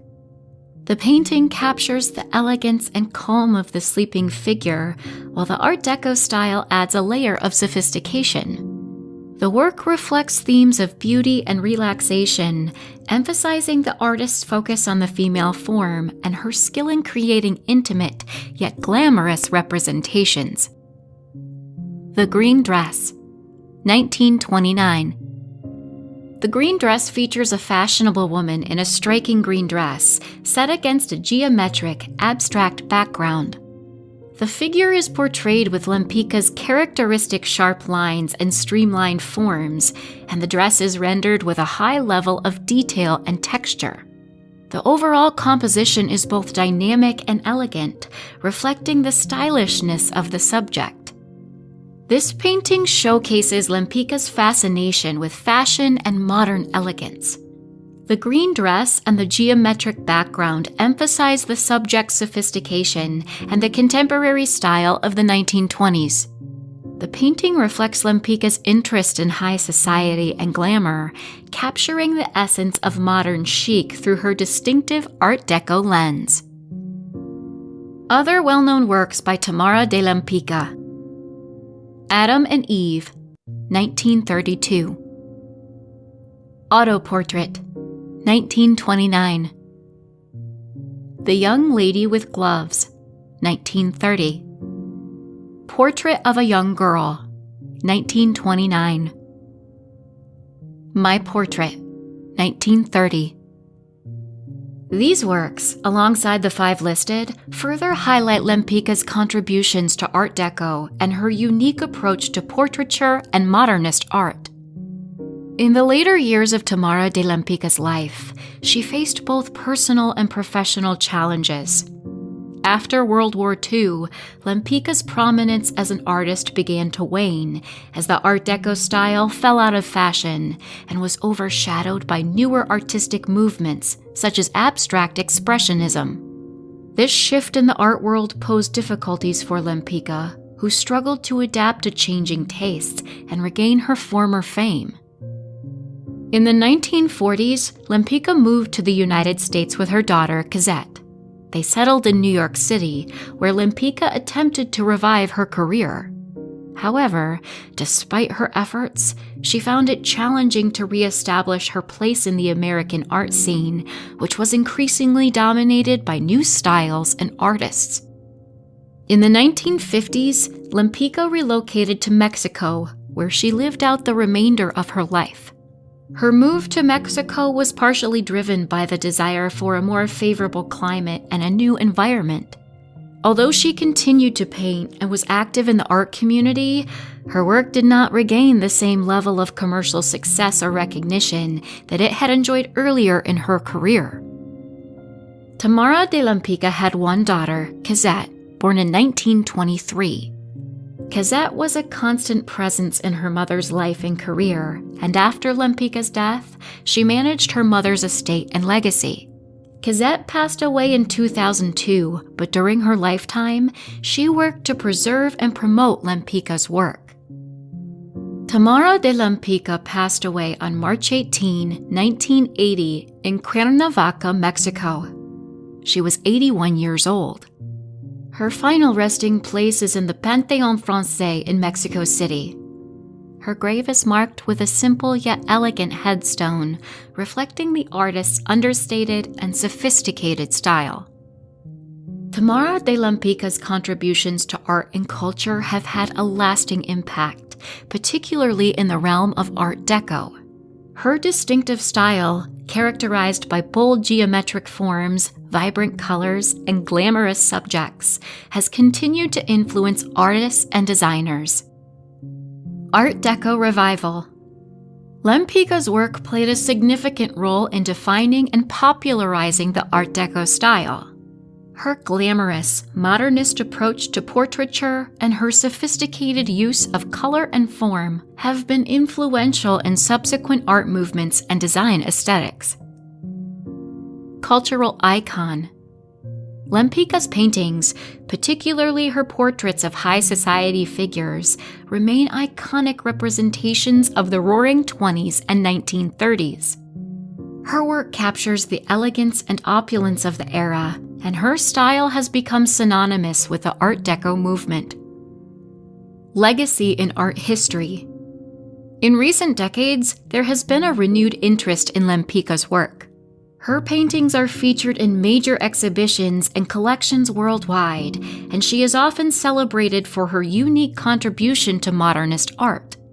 Her influence can be seen in various aspects of contemporary design, fashion, and visual culture. Inspiration for modern artists. Lempicka's approach to portraiture and her use of modernist techniques have inspired many contemporary artists. Her ability to blend classical themes with modern aesthetics continues to resonate with new generations of creators. Overall, Tamara de Lempicka's legacy is marked by her innovative approach to art and her ability to capture the essence of an era through her distinctive style. Her contributions to Art Deco and modernist art remain significant, and her work continues to be celebrated and appreciated for its artistic brilliance and cultural impact. Tetsuya Nomura, a prominent Japanese video game designer, is renowned for his distinctive artistic style, imaginative storytelling, and contributions to some of the most iconic video game franchises. Born on October 8, 1970, Nomura's work has left an enduring impact on the world of gaming and entertainment. Nomura gained prominence as a character designer and artist, best known for his work on the Final Fantasy series by Square Enix. His unique character designs often feature intricate details, elaborate costumes, and a blend of fantasy and futuristic elements. His contributions to the series have helped shape his visual identity and its ability to create memorable and relatable characters. One of Nomura's most significant roles is his work on the Kingdom Hearts series, which blends characters from Disney properties with those from the Final Fantasy universe. As both a character designer and a director, Nomura's influence is felt deeply in the franchise's artistic direction and narrative complexity.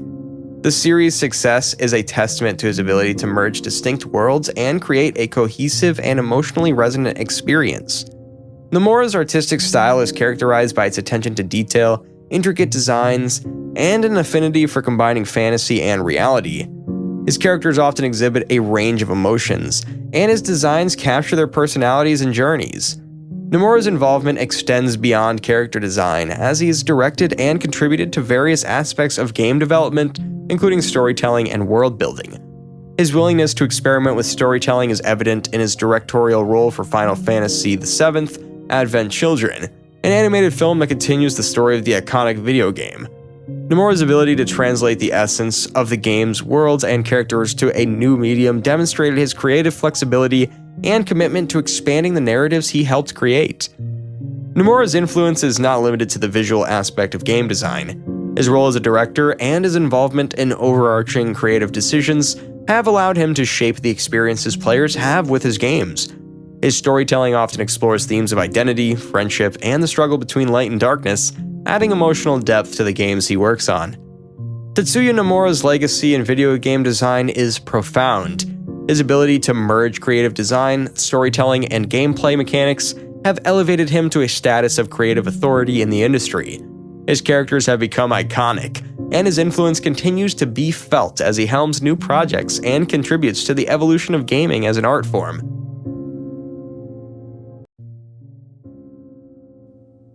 The Renaissance in Italy. Tizian, or Tiziano Vecellio. One of the most revered artists of the Renaissance period, Tizian, or Tiziano Vecellio, as he was known in his native Venice. Born in the late 15th century, Tizian emerged during a tumultuous era of cultural and artistic transformation. Venice, his birthplace, was a thriving hub of trade, commerce, and creativity, pulsating with the energy of merchants, artisans, and intellectuals. Against this vibrant backdrop, young Tizian found himself immersed in a world teeming with inspiration and opportunity. In his formative years, Venice was experiencing a golden age of artistic expression, with luminaries such as Giovanni Bellini and Giorgione shaping the city's aesthetic landscape. It was within this milieu that Tizian honed his craft, drawing from the rich tapestry of Venetian life and culture. As a young apprentice, Tizian studied under the tutelage of the esteemed Bellini workshop, where he imbibed the techniques and traditions of the masters before him. Yet it was his encounter with Giorgione that proved truly transformative, as the two artists forged a deep and lasting friendship, exchanging ideas and pushing the boundaries of artistic innovation.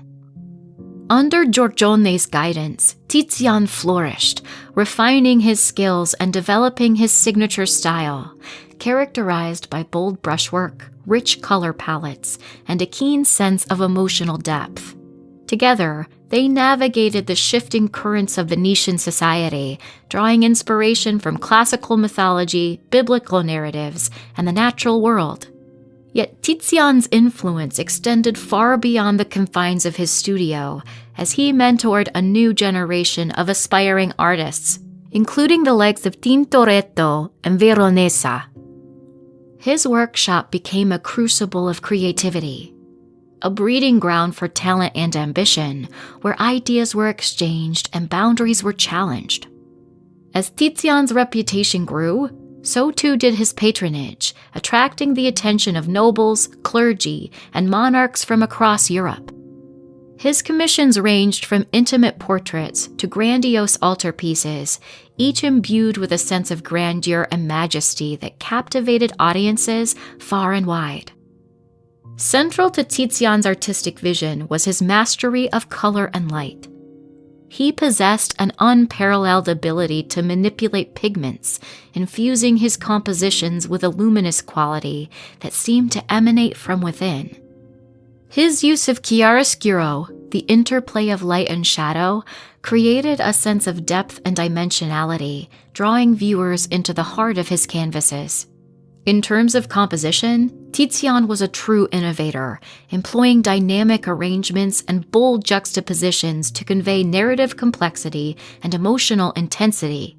His figures, whether mythological deities, biblical heroes, or ordinary mortals, were rendered with a sense of naturalism and vitality that bordered on the sublime.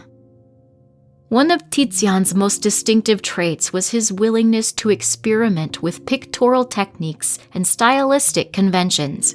Throughout his career, he embraced a spirit of artistic exploration, constantly pushing the boundaries of his craft in search of new forms of expression.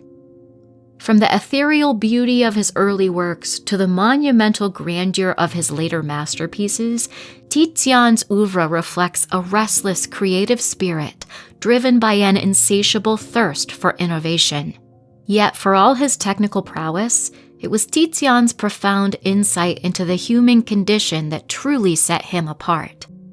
His paintings are imbued with a sense of psychological complexity, revealing the innermost thoughts and emotions of his subjects with remarkable clarity and empathy.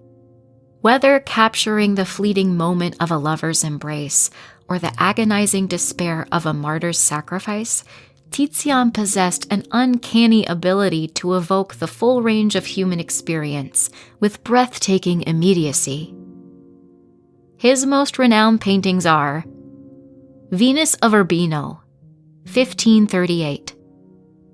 This iconic painting depicts a reclining nude figure of Venus, surrounded by sumptuous fabrics and objects.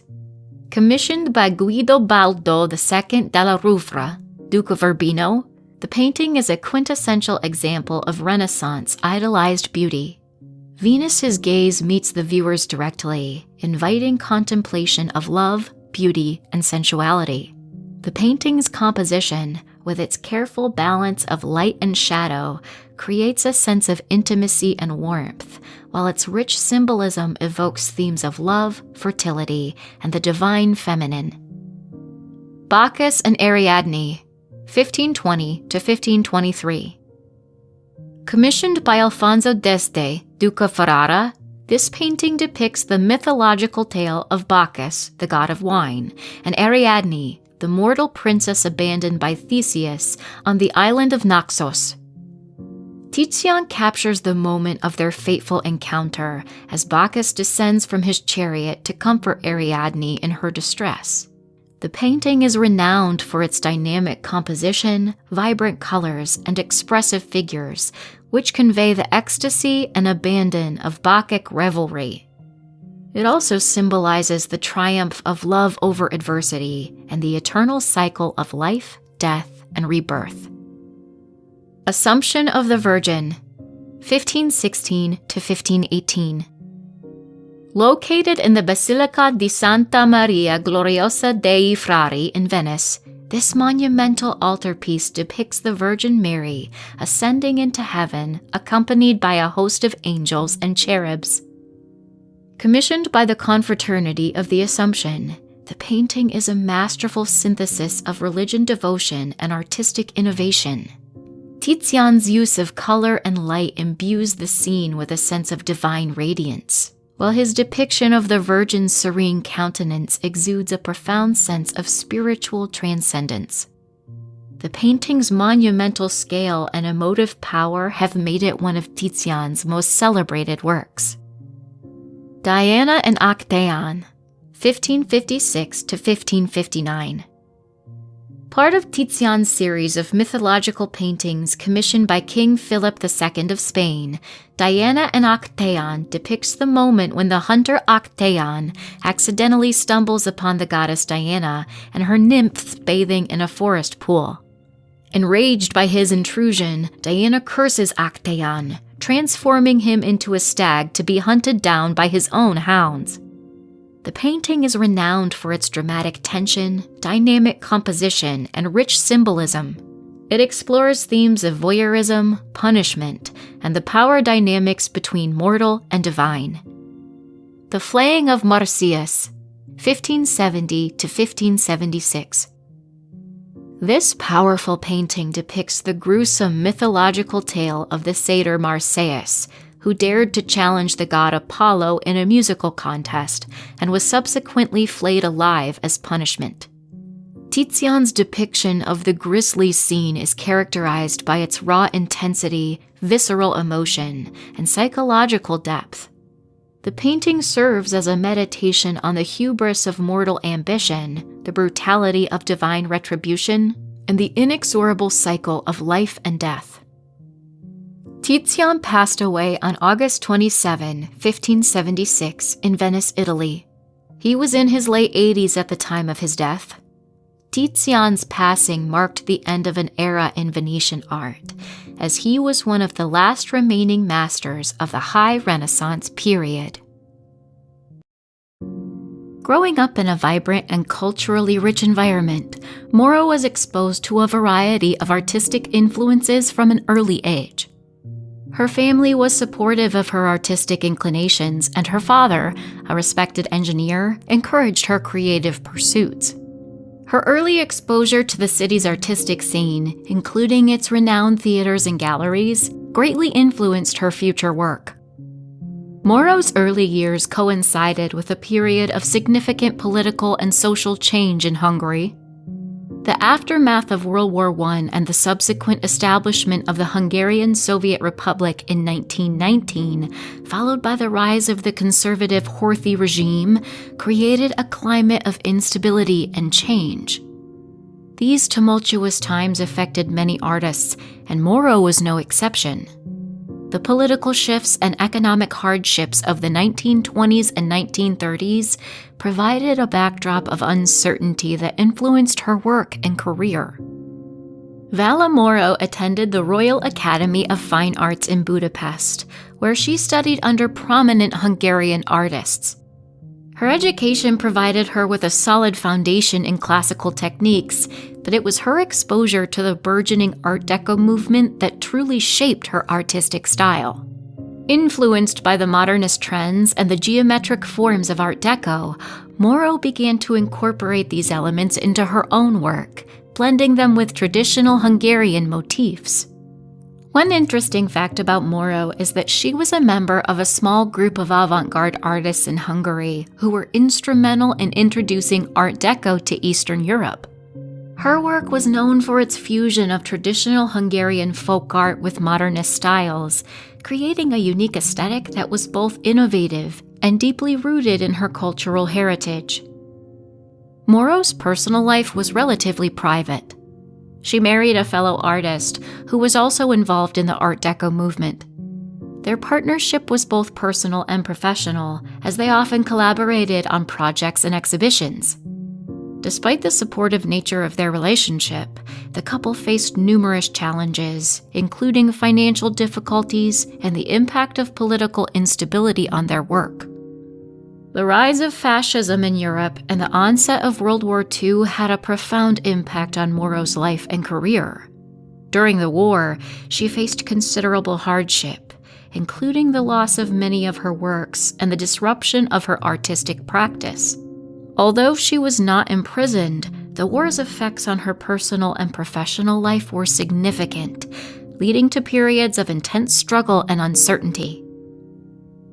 5 most famous works by Vala Moro. The Dancers. The Dancers is a vibrant and dynamic painting that captures a lively dance scene. The composition features a group of elegantly dressed figures in mid-motion, surrounded by geometric patterns and stylized floral elements. The use of bold, contrasting colors and rhythmic lines creates a sense of movement and energy, characteristic of Art Deco's emphasis on modernity and grace. This piece reflects Moro's fascination with the fluidity of movement and the human form. The vibrant colors and geometric patterns are intended to evoke the excitement and elegance of dance, symbolizing the joy and cultural vibrancy of the era.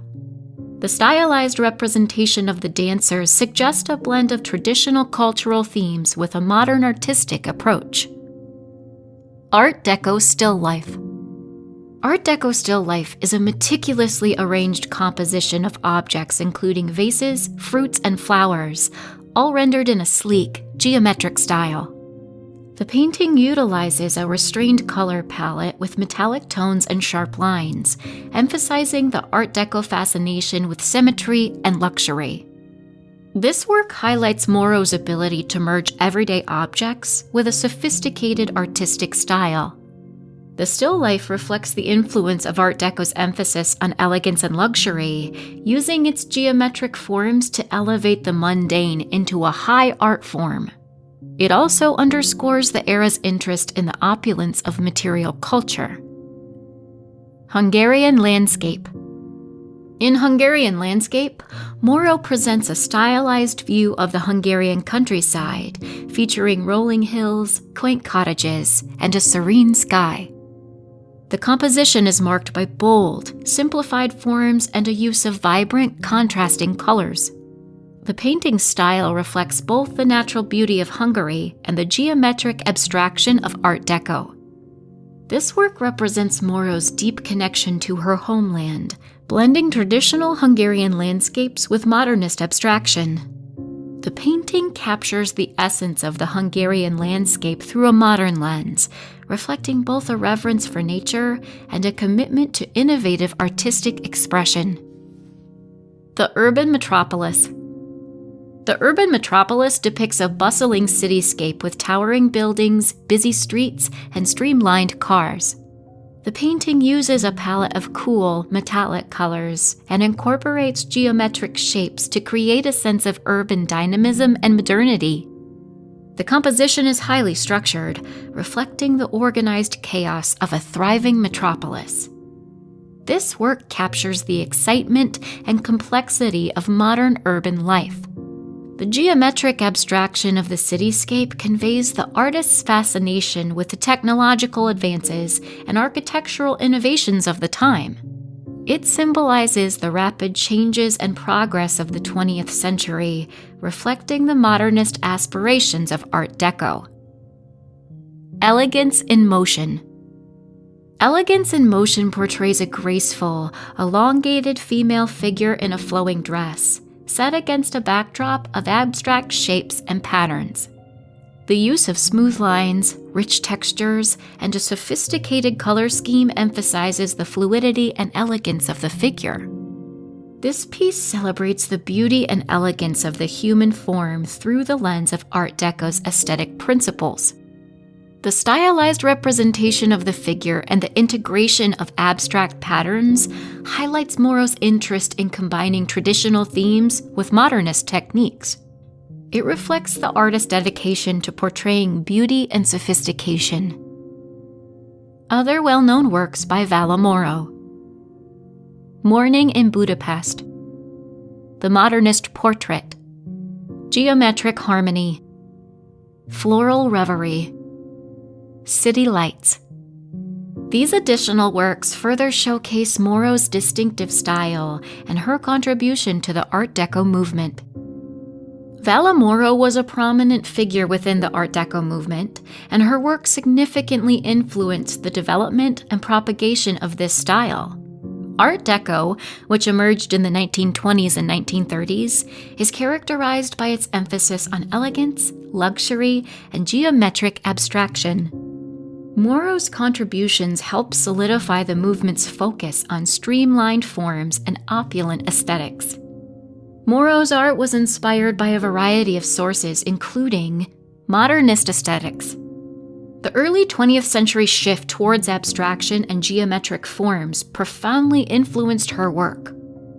Art Deco's emphasis on streamlined and ornamental design elements can be seen throughout her portfolio. Cultural heritage. Her Hungarian background provided a rich source of traditional motifs and themes, which she integrated into her modernist approach, creating a fusion of local and international styles. Important teachers or mentors. Alexandra Exter. A notable mentor, Exter was instrumental in shaping Moro's early artistic direction. Exter's influence can be seen in Moro's use of geometric forms and vibrant color schemes. Paul Collin. As a leading figure in the Art Deco movement, Collin's work provided Moro with a framework for incorporating dynamic compositions and sleek designs. Influences from other artists. Tamara de Lampica.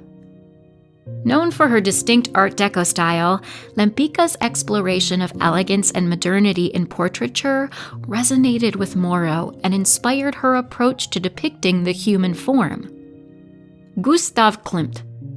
Klimt's decorative style and use of bold patterns influenced Moro's approach to integrating ornamental elements within her works. Valla Moro distinguished herself through several innovative practices. Integration of geometric abstraction. Moro's ability to blend traditional Hungarian motifs with modern geometric abstraction was a hallmark of her work, bringing a fresh perspective to Art Deco. Dynamic use of color and pattern. She employed vibrant colors and intricate patterns to enhance the visual impact of her compositions, emphasizing movement and elegance in a way that was both modern and rooted in historical aesthetics. Art movement explanation. Art Deco is an art movement that originated in the 1920s and 1930s, characterized by its embrace of luxury, glamour, and technological progress. It features sleek, streamlined forms, geometric shapes, and a mix of modern materials and traditional motifs. Art Deco is noted for its opulence and decorative elements, often integrating elements of cubism, futurism, and traditional decorative arts. Moro was influenced by a variety of materials, which she skillfully incorporated into her art. Metals and enamels. Reflecting the Art Deco fascination with luxurious materials, Moro used metallic tones and enamel effects to create a sense of elegance and sophistication in her paintings. Bold colors and patterns. She used a range of vivid colors and intricate patterns to enhance the visual depth and dynamism of her works. These materials helped her achieve the distinctively sleek and modern look associated with Art Deco. In her later years, Moro continued to be an influential figure in the art world, maintaining an active presence in the Art Deco movement. However, her career and personal life were not without challenges. The political and social upheavals in Europe during and after World War II had a profound impact on her life and work. Historical changes. World War II. The global conflict significantly disrupted the art world, including the careers of many artists in Europe. The war's impact on cultural institutions and the movement of artists across borders affected Moro's ability to exhibit and promote her work. Post-war Europe. The post-war period saw significant shifts in artistic trends and cultural priorities. The rise of new art movements and the changing political landscape influenced the reception of Moro's work and her place within the art world. Moro had a few notable followers and students who carried forward her legacy. Some of her students and protégés continued to explore and expand upon the Art Deco style, incorporating her techniques and philosophies into their own work. Although specific details about her descendants are limited, it is known that her influence extended to subsequent generations of artists and designers who drew inspiration from her innovative approach. Moro's date of death is unknown. Even after her death, Moro's contributions to contemporary art and culture remain significant. Her work is celebrated as a key example of Art Deco's luxurious and geometric aesthetic. Her influence is evident in the continued popularity of Art Deco-inspired design in various fields, including architecture, fashion, and visual arts. Moro's innovative use of color, pattern, and geometric forms continues to inspire artists and designers. Her work has been featured in retrospectives and exhibitions that highlight the enduring appeal of Art Deco. Moro's legacy endures through her artistic innovations and the continued admiration of her work by art enthusiasts and scholars. Her ability to blend traditional motifs with modernist elements has cemented her place as a pivotal figure in the Art Deco movement, ensuring that her contributions to art and culture remain influential to this day. Wassily Kandinsky, a luminary of the 20th century art scene, stands as an icon whose pioneering work transcended the boundaries of traditional art. His name is synonymous with the birth of abstract art, a realm where colors, shapes, and emotions coalesced to redefine the very essence of artistic expression.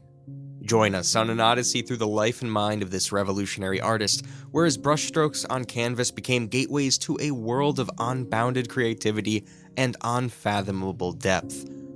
Born in Moscow in 1866, Kandinsky's early life unfolded against the backdrop of a rapidly changing world. The son of a successful tea merchant and a musician, his childhood was steeped in the vibrant culture of Russia. The hues of Moscow's bustling streets, the resonating melodies of classical compositions, and the rich tapestry of Russian folk art all became the palette from which Kandinsky would draw his inspiration for his artistic journey. His youthful years were marked by an intimate curiosity and a profound sensitivity to the visual and auditory stimuli surrounding him. This early fascination with colors, forms, and sounds would prove to be the seedbed for his future artistic endeavors. With an upbringing that fostered a deep appreciation for the arts, Kandinsky's path seemed destined to intertwine with the world of creativity. After initial studies in law and economics, Kandinsky embarked on a transformative journey by enrolling in art school. His academic pursuits took him to Munich, and later Paris, where he imbibed in the diverse artistic currents prevalent in Europe at the turn of the century. These formative years were crucial, laying the groundwork for Kandinsky's artistic vision to blossom and take flight beyond the confines of traditional artistic norms. The evolving socio-political landscape of Europe and the tumultuous times leading up to the First World War echoed within Kandinsky's artistic conscience. Amidst this turbulence, he sought refuge in art, finding solace and inspiration in the abstract realms of his imagination, ultimately birthing a new visual language that transcended the representational. Stay tuned as we unravel further chapters in Kandinsky's remarkable journey, tracing the evolution of his artistry and the profound impact he made on the world of modern art. Kandinsky's artistic evolution is a mesmerizing tapestry woven with threads of innovation, experimentation, and a relentless pursuit of inner expression.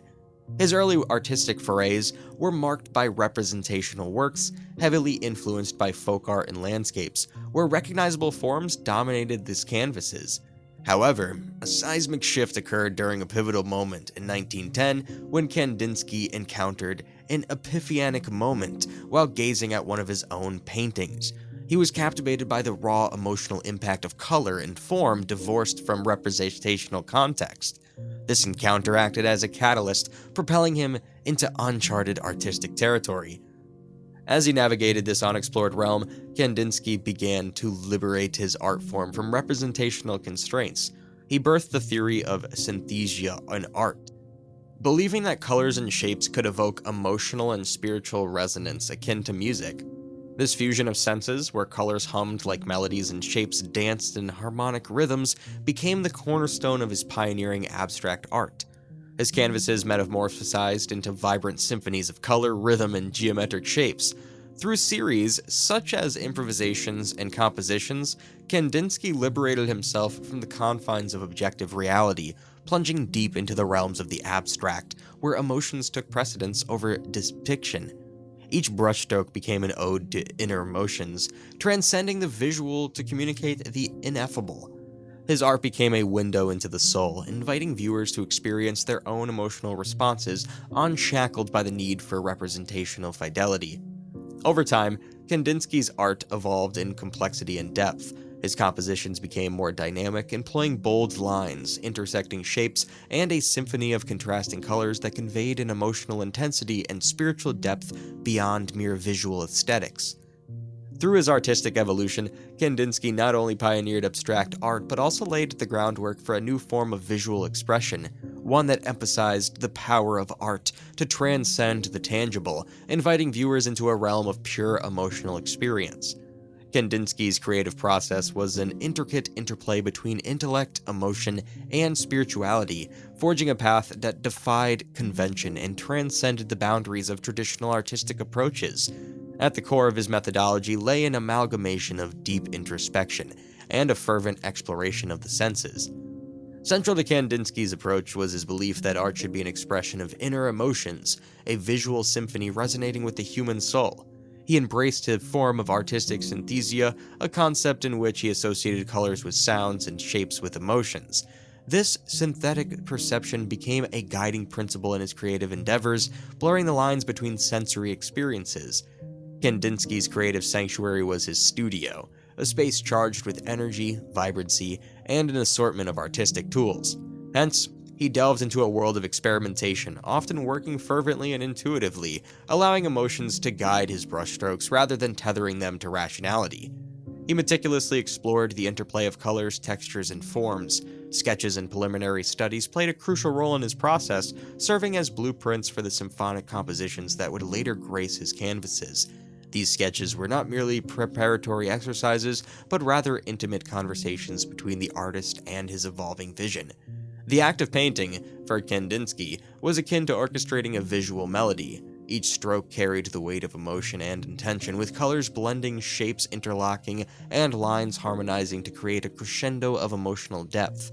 His creative process was not static, but evolved alongside his philosophical and spiritual explorations. Influenced by theosophy and his quest for spiritual truths, Kandinsky sought to infuse his art with deeper meanings, creating visual narratives that transcended the material world. Kandinsky's art was a reflection of his innermost thoughts, a gateway to an abstract universe that invited viewers to embark on their own emotional journeys. He believed that true art spoke directly to the human soul, transcending language barriers and cultural differences to evoke universal emotions and responses. His commitment to pushing the boundaries of traditional artistry and his relentless pursuit of a language that spoke to the depths of a human emotion solidified Kandinsky's place as a trailblazer in the realm of abstract art. Wassily Kandinsky's impact on the world of art extends far beyond his lifetime, leaving an indelible mark that reverberates through the annals of art history and continues to resonate in contemporary creative realms. His pioneering role in championing abstract art revolutionized the very essence of artistic expression. Kandinsky dared to traverse uncharted territories, liberating art from the shackles of representation and introducing a visual language that celebrated the pure essence of emotions and spiritual depth. One of Kandinsky's most significant contributions was his articulation and exploration of the interconnectedness between music and visual art. His concept of synthesia in art, where colors and forms were perceived akin to musical notes and harmonies, ushered in a new paradigm for artists, enabling them to transcend the constraints of the visible world and delve into the realm of the unseen and the felt. His theoretical writings, particularly concerning the spiritual in art and point and line to plane, served as philosophical manifestos, elucidating his thoughts on art, spirituality, and the inner dimensions of creativity. These treatises not only provided insights into his own artistic journey, but also inspired generations of artists, guiding them to seek deeper meanings and spiritual resonance in their artistic endeavors. Kandinsky's artistic legacy lies not only in the radical transformation of his own artistic style, but also in his influence on subsequent art movements. His explorations paved the way for numerous abstract expressionists, geometric abstractionists, and color field painters who drew inspiration from his theories and visual vocabulary. The ripple effect of Kandinsky's legacy can be witnessed in the diverse array of artists who found inspiration in his work, ranging from the Bauhaus movement, where he played a significant role as a teacher, to contemporary artists exploring the limitless possibilities of abstraction, color theory, and the emotional impact of art. Moreover, Kandinsky's legacy transcends the art world, seeping into realms such as psychology, philosophy, and even music, where his ideas about synthesistic experiences continue to intrigue and inspire researchers and thinkers.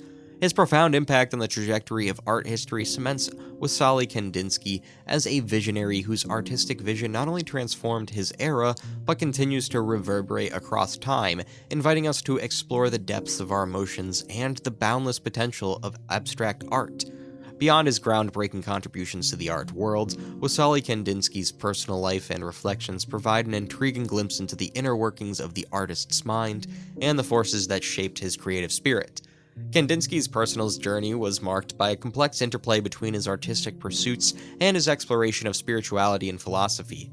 His quest for artistic truth was deeply intertwined with his search for spiritual meaning, a journey that manifested in his art as well as his personal beliefs and experiences.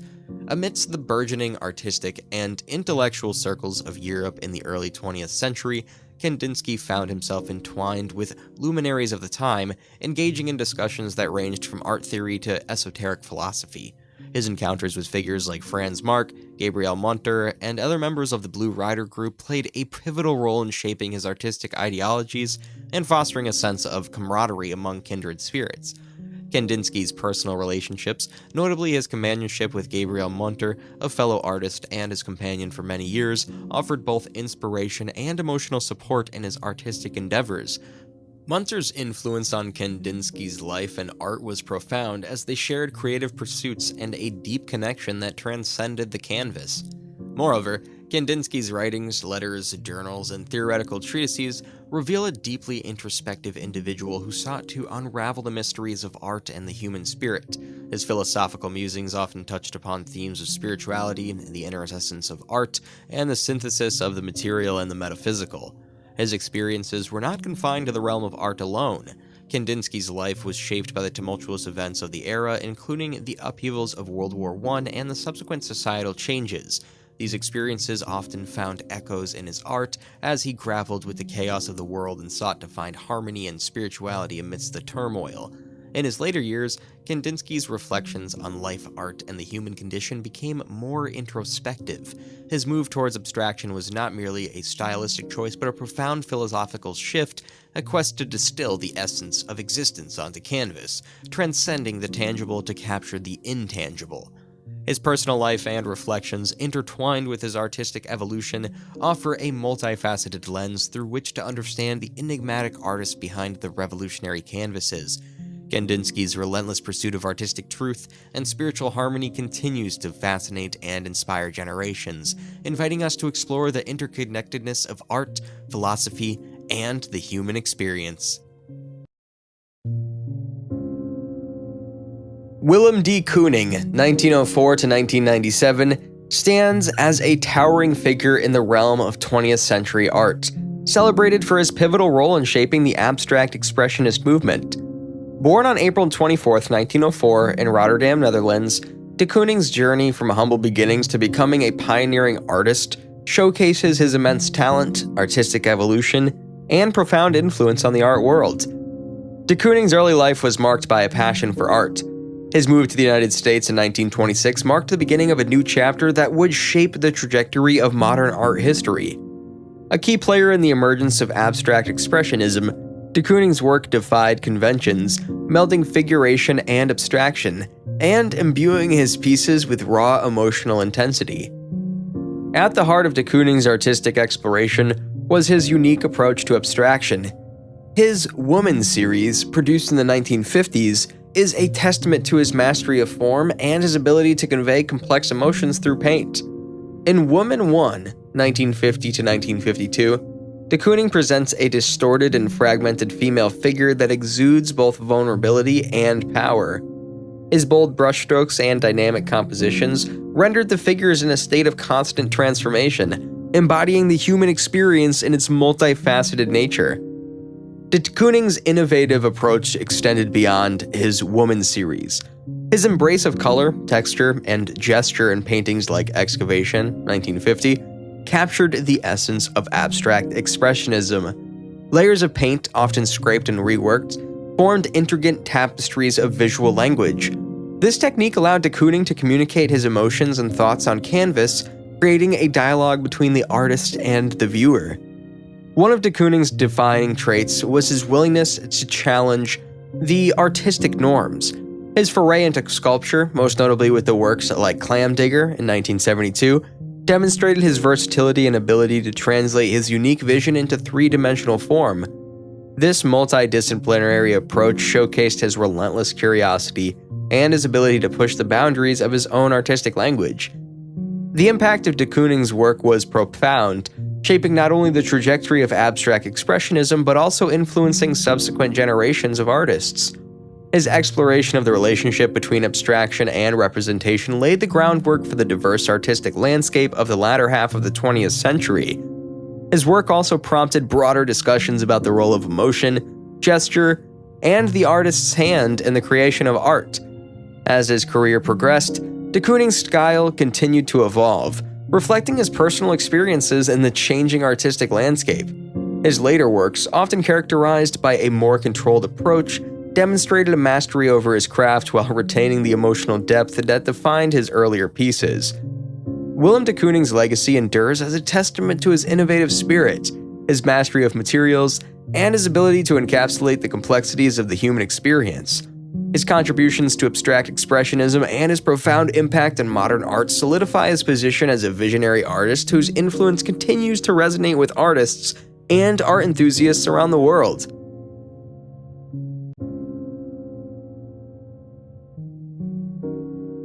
Art in 5.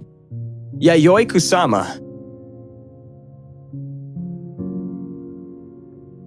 Yayoi Kusama is a Japanese artist who was born in Matsumoto, Nagano, Japan in 1929.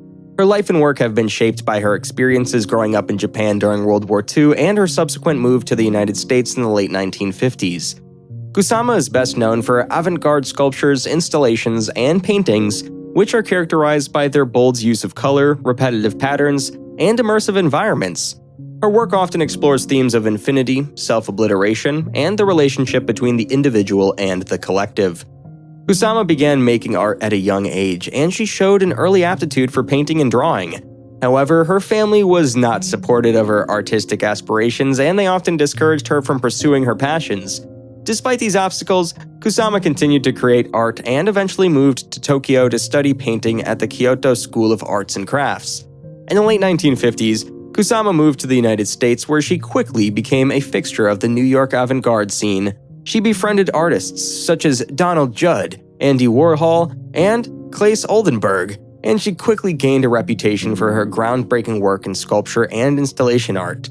Kusama's work during this period was characterized by its use of repetitive patterns, bright colors, and the incorporation of everyday objects. One of Kusama's most famous works from this period is Infinity Mirror Room Follies Fields, which she created in 1965.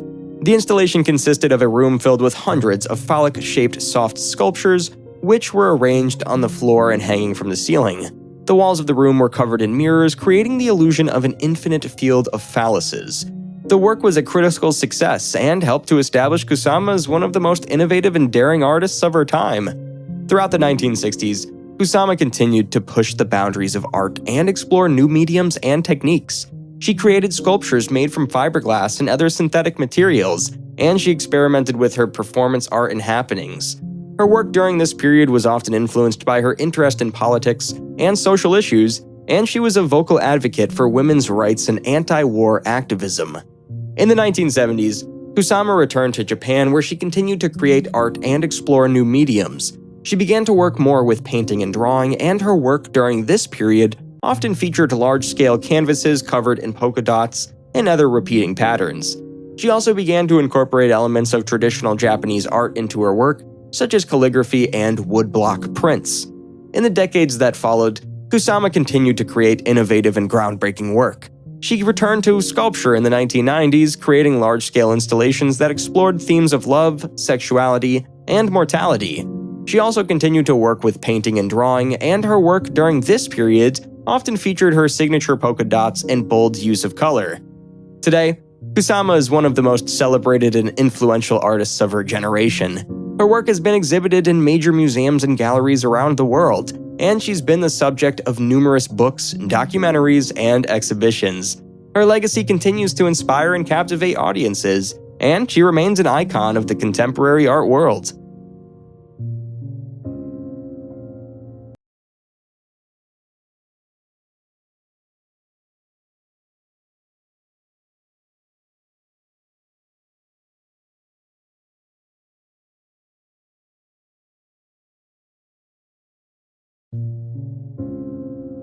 Yoko Ono, a groundbreaking Japanese-American artist, musician, and activist, has made an indelible mark on the world of contemporary art and culture. Born on February 18, 1933, in Tokyo, Japan, Ono's multifaceted work spans across various mediums and is characterized by its avant-garde spirit, conceptual depth, and profound engagement with societal and political issues. Ono's artistic journey began with her studies in philosophy and poetry, which laid the foundation for her innovative and boundary-pushing creations. Early in her career, she became a central figure in the Fluxus movement, a radical and experimental art movement that emphasized the importance of artistic process and challenged traditional notions of art and audience. One of Yoko Ono's most iconic works is her exploration of conceptual and participatory art. Cut Piece, 1964, a performance piece, invited the audience to cut away pieces of her clothing until she was left completely exposed. This powerful work delved into themes of vulnerability, power dynamics, and the relationship between the artist and the audience. Through this piece, Ono challenged notions of objectification and invited viewers to reflect on their roles as active participants in the artistic process.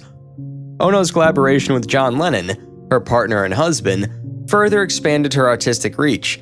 Together, they used their fame as a platform to advocate for peace and social change. Their Bed-Ins for Peace protests in 1969, during which they occupied hotel rooms to promote peace during the Vietnam War, exemplified their commitment to using art and public attention to address pressing global issues. As a musician, Ono's avant-garde approach and unique vocal style have left a lasting impact. Her album, Plastic Ono Band, 1970, and subsequent works challenged conventional music structures and experimented with sound, often incorporating elements of spoken word and conceptual ideas. Ono's musical exploration mirrored her broader artistic philosophy, blurring the lines between art forms and pushing boundaries. Throughout her career, Ono's commitment to activism and social justice has remained steadfast. Her Imagine Peace campaign, which began in 2007, continues to advocate for global peace and unity. The installation Imagine Peace Tower in Reykjavik, Iceland, is a testament to her enduring dedication to these ideals. Yoko Ono's legacy as an artist and activist is profound. Her ability to merge art with activism, her courage to challenge the status quo, and her fearless exploration of unconventional mediums have reshaped the art world and inspired generations of artists and activists alike. Her work demonstrates the power of art to engage with social and political issues, offering a visionary perspective on the world and inviting us to imagine a more peaceful and harmonious future. Yoshitaka Amano, born on July 28, 1952, in Shizuoka, Japan, is a renowned Japanese artist and illustrator known for his distinctive style and contributions to the fields of manga, anime, and video games. Amano's artistic journey began in the 1960s when he started working as an animator for Tatsunoko Production, a prominent animation studio in Japan. It was during this time that he had honed his skills and developed a unique artistic vision that would set him apart from his peers. Amano's art is characterized by its ethereal and dreamlike quality, blending elements of fantasy, mythology, and the supernatural. His intricate and delicate brushwork, combined with a keen sense of composition and color, create visually stunning and captivating images. Amano's work often explores themes of beauty, transcendence, and the fragility of existence, drawing inspiration from diverse sources such as Japanese folklore, Western art history, and global cultural traditions. One of Amano's first notable contributions to his artwork for the iconic video game series Final Fantasy. Beginning with the first installment of the franchise in 1987, Amano's illustrations became synonymous with the visual identity of the games. His intricate character designs, elaborate landscapes, and imaginative creatures brought the game worlds to life, capturing the imagination of players around the world.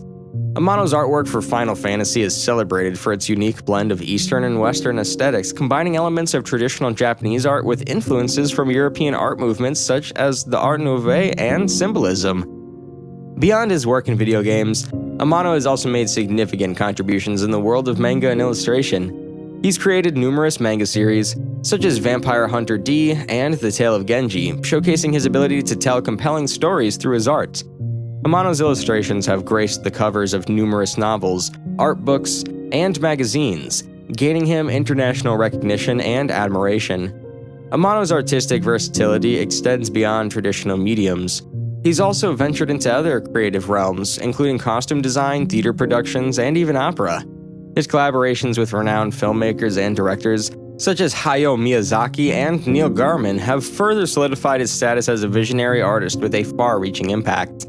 Throughout his career, Amano has received numerous accolades in recognition for his contributions to the arts. His work has been exhibited in galleries and museums worldwide, and he has published numerous art books showcasing his vast body of work.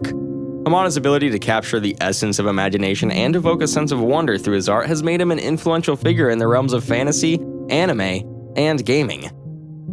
Yoshitaka Amano's artistic legacy continues to inspire and captivate audiences globally. His unique style, blending traditional and contemporary influences, and his ability to transcend boundaries and create fantastical worlds have made him an enduring figure in the world of art and popular culture. Amano's ability to infuse his creations with beauty, mystery, and a touch of otherworldly has established him as one of the most celebrated and influential artists of his generation.